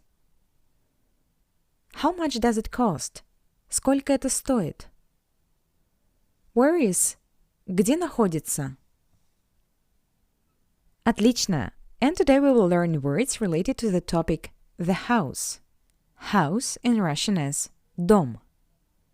Дом. Дом. House – дом. Room – комната. Комната. Комната. Room – комната. Next word – kitchen. Кухня. Кухня. Кухня. Kitchen – кухня. Living room – гостиная. Гостиная. Гостиная. Living room – гостиная. Dining room – обеденная. Обеденная. Обеденная. Dining room – обеденная. Bedroom. You can use two options. First option – adjective plus noun. Спальная комната. Спальная plus комната. And the second option is to use the noun спальня. Спальня. Спальня. The verb to sleep. Спать. Bedroom. Спальня. And the adjective спальная. Next word bathroom. And here similarly we have two options. You can say ванная комната. Ванная комната. Ванная комната. Или ванная. Ванная. Ванная. Bath in Russian is ванна. Ванна. Ванна. Bathroom. Ванная. Или ванная комната. Next word. More literary and ethical option is to say уборная. Уборная. Уборная. Restroom. This word is especially often used when you are in a restaurant or if this word occurs in formal communication. But if we are talking about informal communication, you can use the word туалет. Туалет. Туалет. Which means both the device, let's say, and the room. Restroom. Уборная. Toilet. Туалет. Уборная. Туалет. Next word. Basement. Подвал. Подвал. Подвал. Basement. Подвал. Next word. Stairs. Лестница. Лестница. Лестница. The letter T is not pronounced in this word. Лестница. Stairs. Лестница. Door. Дверь. Дверь. Дверь. Door. Дверь. Window. Окно. Окно. Окно. Window. Окно. Roof. Крыша. Крыша. Крыша. Roof. Крыша. Ceiling. Потолок. Потолок. Потолок. Ceiling. Потолок. Next word. Floor. Пол. Пол. Floor. Пол. Next word. Lamp. Лампа. Лампа. Лампа. Lamp. Лампа. Clock. Часы. Часы. Часы. Clock. Часы. Next word. Television. Телевизор. Телевизор. Телевизор.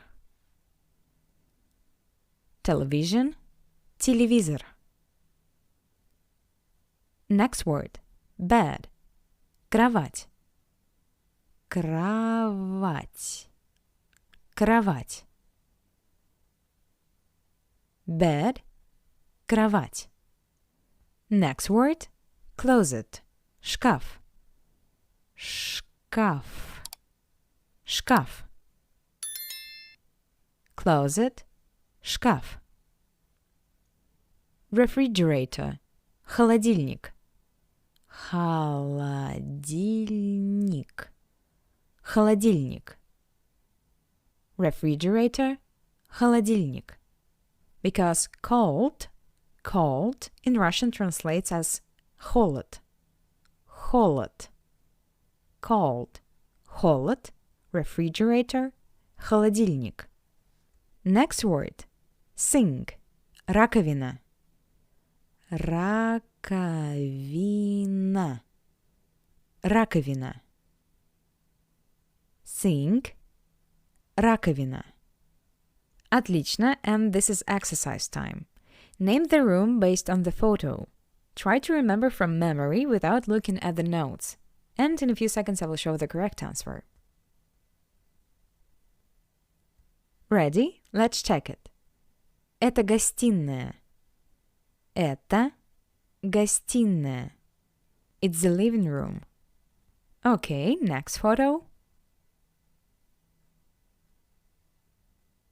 Let's check it. Это кухня. Это кухня. This is the kitchen. Next photo. Let's check it. Это ванная комната. Это ванная комната. Или это ванная. Это ванная. This is the bathroom. Next photo. Let's take a look. Это спальная комната. Это спальная комната. Или это спальня. Спальня. This is the bedroom. And the last photo. Let's check it. Это обеденная. Это обеденная. Это обеденная. This is the dining room. Замечательно. And the second part of this lesson is devoted to the verb related to household life, and also we will learn the accusative case of nouns. And our first verb is to clean up. Убираться. Убираться. Убираться. To clean up. Убираться. Please pay attention to the ending, which says that this is a reflexive verb of the first conjugation. And let's see how it conjugates. Я убираюсь. Ты убираешься. Он убирается. Она убирается. Оно убирается. Мы убираемся. Вы убираетесь. Они убираются. Next verb. To wash. Мыть. Мыть. Its imperfective form and perfective form is помыть. Помыть. Помыть. Please write down both options because, for example, in the phrase I'm washing the dishes, we will use the imperfective form. Я мою посуду. Я мою посуду. And in the phrase I need to wash the dishes, we will use the perfective form of the verb. Мне нужно помыть посуду. Мне нужно помыть посуду. Okay, let's see how this verb conjugates. To wash – мыть. This is the first conjugation verb. Я мою. Ты моешь. Он моет, она моет, оно моет. Мы моем, вы моете, они моют. Next verb. To sweep. Подметать. Подметать. Подметать. To sweep. Подметать. Let's see how it conjugates. This is the first conjugation verb. Я подметаю. Ты подметаешь. Он подметает, она подметает, оно подметает. Мы подметаем. Вы подметаете. Они подметают. To sweep – подметать. Отлично. So now let's move on to the discussion of the accusative case in Russian. In Russian, the accusative case helps us determine the object to which the action applies. So, nouns in the accusative case fulfill the function of a subject or a person affected by the subject's action. Subject always has a form of the nominative case, while an object has a form of the accusative case. Please write down the table shown on the slide and then we will see some examples. Okay, let's see. For an animate masculine noun, if it ends with a consonant, we need to add the letter A. We need to add it. For example, кот, кот, cat. I see a cat. Я вижу кота. Я вижу кота. But if our noun to which the action is applied ends in y, we need to replace it with я. Герой, герой, hero. I see a hero. Я вижу героя. Я вижу героя. Герой. Я вижу героя. Also, if this noun ends in a soft sign, we need to replace it with the letter я. For example, князь, князь, prince. I see a prince. Я вижу князя. Я вижу князя. Князь, князя. Я вижу князя. Okay, and the good news is that inanimate masculine nouns in the accusative case don't change their form. For example, дом, house, дом. Я убираю дом. I'm cleaning up a house. Или шкаф, шкаф, closet. Я мою шкаф. Я мою шкаф. I'm washing a closet. For feminine nouns to which the action is applied, if it ends with the letter A, it's replaced by U. If it ends with the letter Я, it's replaced by U. The form of feminine words ending in a soft sign doesn't change. For example, лампа, lamp. Я мою лампу. I'm washing a lamp. Лампа, лампу. Семья, family. Я вижу семью. I see a family. Семья, семью. Дверь, door. Я мою дверь. I'm washing a door. Дверь, дверь. Let's move on. The neuter singular form doesn't change in the accusative case. Окно, window. Я мою окно. I'm washing a window. Яблоко, apple. Я мою яблоко. I'm washing an apple. If we are talking about animate objects in the plural, then in this case the nouns duplicate the genitive form that we have not studied yet. However, it makes sense to write down the most common plural nouns right now. Child, ребенок, children, дети, genitive form, детей. Дети, детей. Sister, сестра, sisters, сестры, genitive form, сестер. Сестры, сестер. Brother, брат.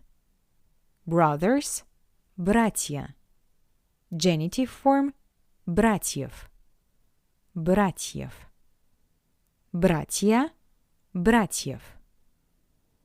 Parents – родители. Genitive form – родителей. Родителей. For example, I love sisters. Я люблю сестер. I love brothers. Я люблю братьев. I love children. Я люблю детей. I love parents. Я люблю родителей. Отлично. And the last block. Inanimate plural nouns in the accusative case duplicate their plural form in the nominative case. So here you just need to remember the rules for the formation of plural nouns. Я убираю дома. I clean up houses. Я вижу семьи. I see families. Я мою двери. I'm washing doors. Замечательно. Try to do this exercise using the words and theory you have learned so far. Your task is to translate these sentences into Russian, and in a few seconds I will show the correct answers. And the main thing is not to rush. Just take your time, and once you're ready, check it. Ready? Let's take a look. I clean the room. Я убираю комнату. Я убираю комнату. The action refers to the word room, комната. So we use the accusative case. Комнату. Я убираю комнату. They wash the dishes. Они моют посуду. Они моют посуду. The accusative case. Mom cleans the house.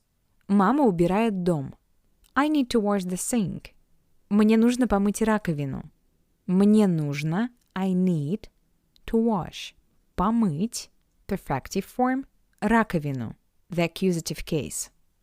I need to wash the window. Мне нужно помыть окно. I need, мне нужно, to wash. Помыть, perfective form, окно. The accusative case of neuter nouns is similar to the nominative case. Dad is buying the lamp and the TV.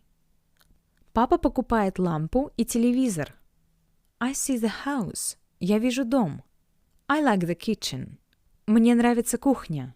I hope you remembered that in Russian the phrase I like is translated as мне нравится. Мне нравится. While the noun kitchen, кухня, is used in the nominative case. Кухня. I like. Мне нравится. The kitchen. Кухня. Мне нравится кухня. Okay, and a little more practice. Translate these sentences into Russian. Let's check it. I need to wash the dishes. Мне нужно помыть посуду. Мне нужно, I need, помыть, to wash, the dishes, посуду, the accusative case. Next photo. I'm sweeping the floor. Translate this sentence. Let's check it. I'm sweeping the floor. Я подметаю пол. Чудненько. Let's do the final review of the vocabulary learned today. Повторяй за мной. House. Дом. Room. Комната. Kitchen. Кухня. Living room.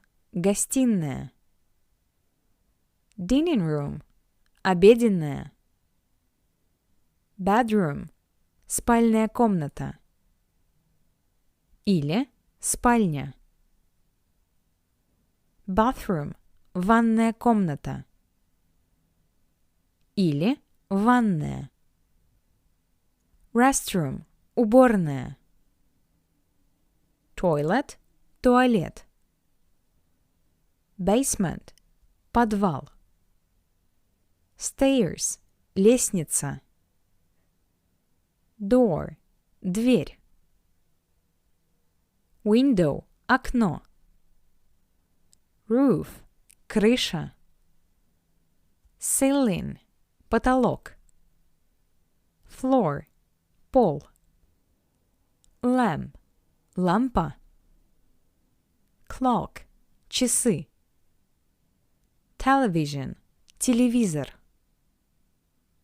bed, кровать, closet, шкаф, refrigerator, холодильник, sink, раковина, to clean up, убираться, to wash, мыть, to sweep, подметать. Nice, and here's the table that I hope you wrote down. And that's all for today. Thank you for this lesson. You're great. Now is the time to rest. Give time to your brain to process all this information. And I'm waiting for you in the next lesson. Bye-bye. Пока-пока. Привет и добро пожаловать на курс «Русский для начинающих». Today we will get acquainted in more detail with the vocabulary associated with the bathroom. But first, let's repeat the vocabulary learned in the previous lesson. I named the word in Russian, and you try to remember the translation. Дом, house, комната, room, кухня, kitchen, гостиная, living room, обеденная, dining room, спальная комната или спальня, bedroom, ванная комната или ванная, bathroom, уборная, restroom, туалет, toilet, подвал, basement, лестница, stairs, дверь, door, окно, window, крыша, roof, потолок, ceiling, пол, floor, лампа, lamp, часы, clock, телевизор, television, кровать, bed, шкаф, closet, холодильник, refrigerator, раковина, sink, убираться, to clean up, мыть, помыть, to wash, подметать, to sweep. Отлично, and here's a table related to the accusative case of nouns. It will also come in handy in this lesson. Okay, let's get started. You're already familiar with this word. Bathroom – ванная комната или ванная. Ванная – ванная комната. Shower – душ. Душ. Shower – душ. Sink – раковина. Раковина. You're already familiar with this word as well. Next word. Mirror. Зеркало. Зеркало. Зеркало. Mirror. Зеркало. Sponge. Губка. Губка. Губка. Sponge. Губка. Brush. Щетка. Щетка. Щетка. Brush. Щетка. Toothbrush. Зубная щетка. Зубная щетка. Toothbrush. Зубная щетка. Teeth. Зубы. Зубы. Toothbrush. Зубная щетка. Toothpaste. Зубная паста. Зубная паста. Паста. Toothpaste. Зубная паста. Just like macaroni, pasta in English. Hair dryer. Фен. Фен. Фен. hair dryer, фен. Soap, мыло, мыло, мыло. Soap, мыло. To wash, мыть, soap, мыло, мыть, мыло. Shampoo, шампунь, шампунь, шампунь. Shampoo, шампунь. Conditioner, кондиционер, кондиционер, кондиционер. Conditioner, кондиционер. The word you already know. Toilet, туалет, туалет. Toilet, туалет. Toilet paper, туалетная бумага. Туалетная бумага, бумага, бумага. Toilet, туалет. Paper, бумага. Toilet paper, туалетная бумага.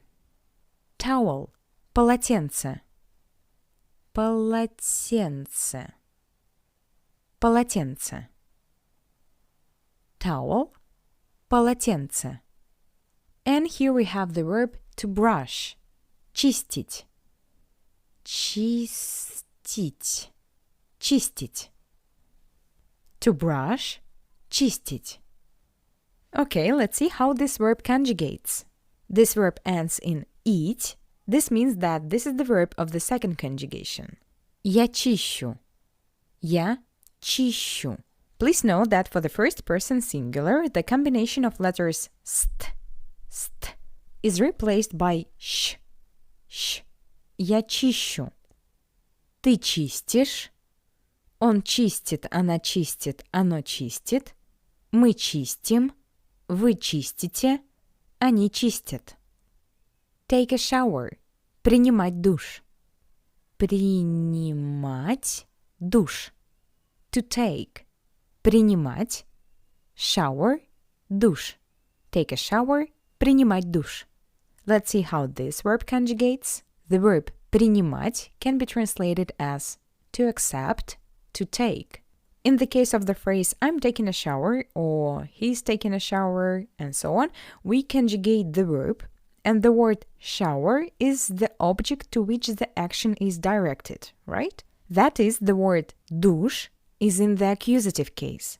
However, the accusative case for the inanimated masculine noun is the same as in the nominative case. So the word душ in these phrases is unchanged. The verb принимать ends in ать. It means that this is the verb of the first conjugation. Я принимаю душ. Я принимаю душ.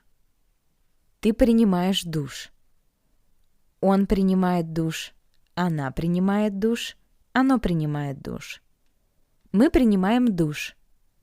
Вы принимаете душ. Они принимают душ. Okay, and let's add one useful word that refers to the present tense, and it will also be useful to include it in our practice exercises. Usually, normally, обычно. Обычно. Обычно. Usually, normally, обычно. Since in Russian the position of words are not fixed, this word can be found in any part of the sentence. It all depends on your intonation. For example, I usually buy groceries. And you want to emphasize that I buy. So in Russian it will be обычно я покупаю продукты. Я обычно покупаю продукты. Я покупаю обычно продукты. Я покупаю продукты обычно. So all words, as you can guess, they can change places. I even can say продукты обычно покупаю я. Okay, let's move on. Also, in this lesson, I would like to introduce you to the phrase to be going to. Собираться.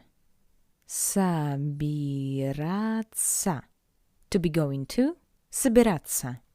Unlike to be going to, the Russian собираться is thought as a process of getting ready or making up one's mind, and it can be successful or not. There is no guarantee that this action will occur. This scheme reflects the thought at the moment. So you can use the following scheme.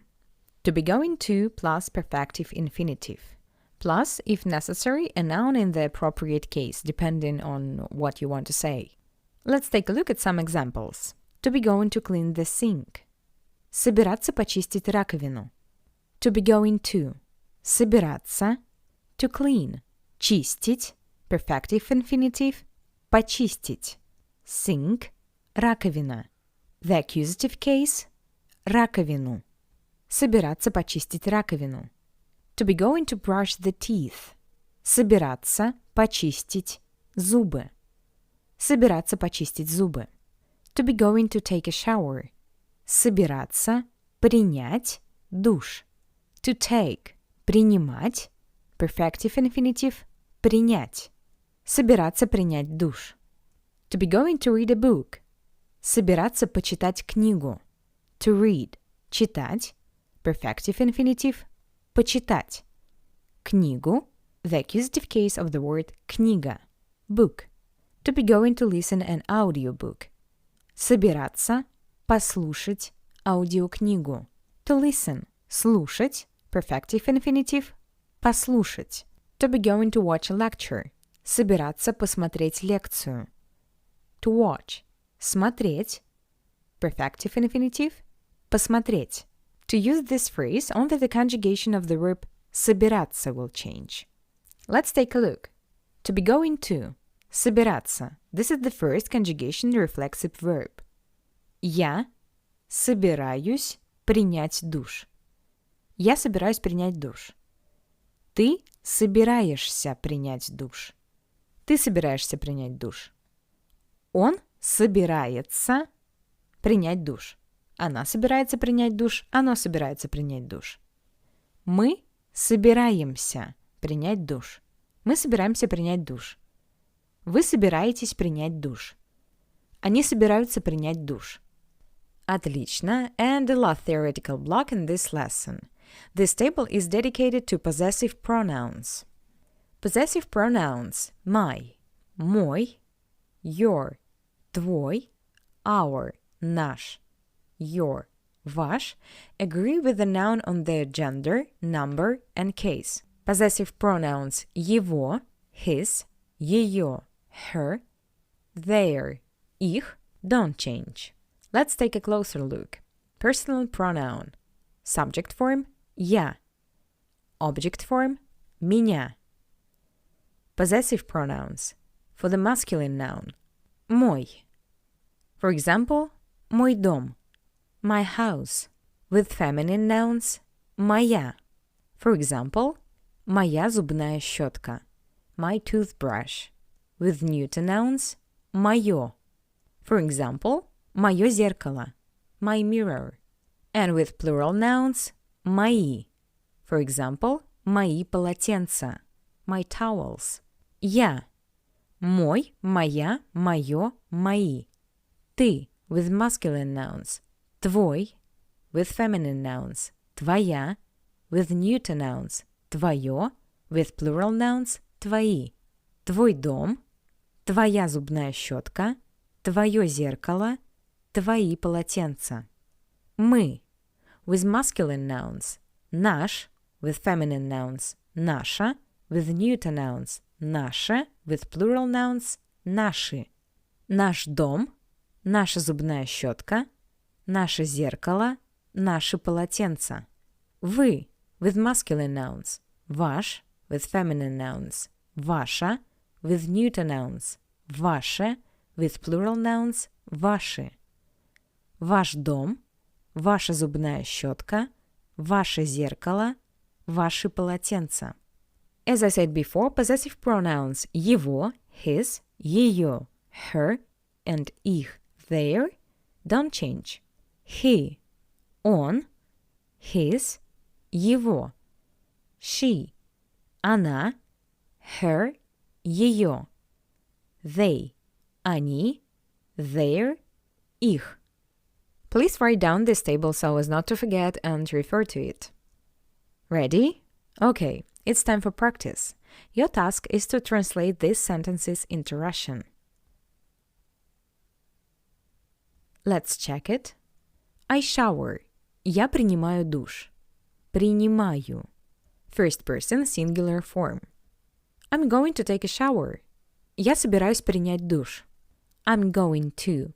Я собираюсь. First person, singular. Принять. Perfective infinitive. Душ. The accusative case. I'm going to take a shower. Я собираюсь принять душ. I need to shower. Мне нужно принять душ. I need. Мне нужно. I normally shower at night. Обычно я принимаю душ ночью. Обычно. Normally. Я принимаю душ. I take a shower. Ночью. At night.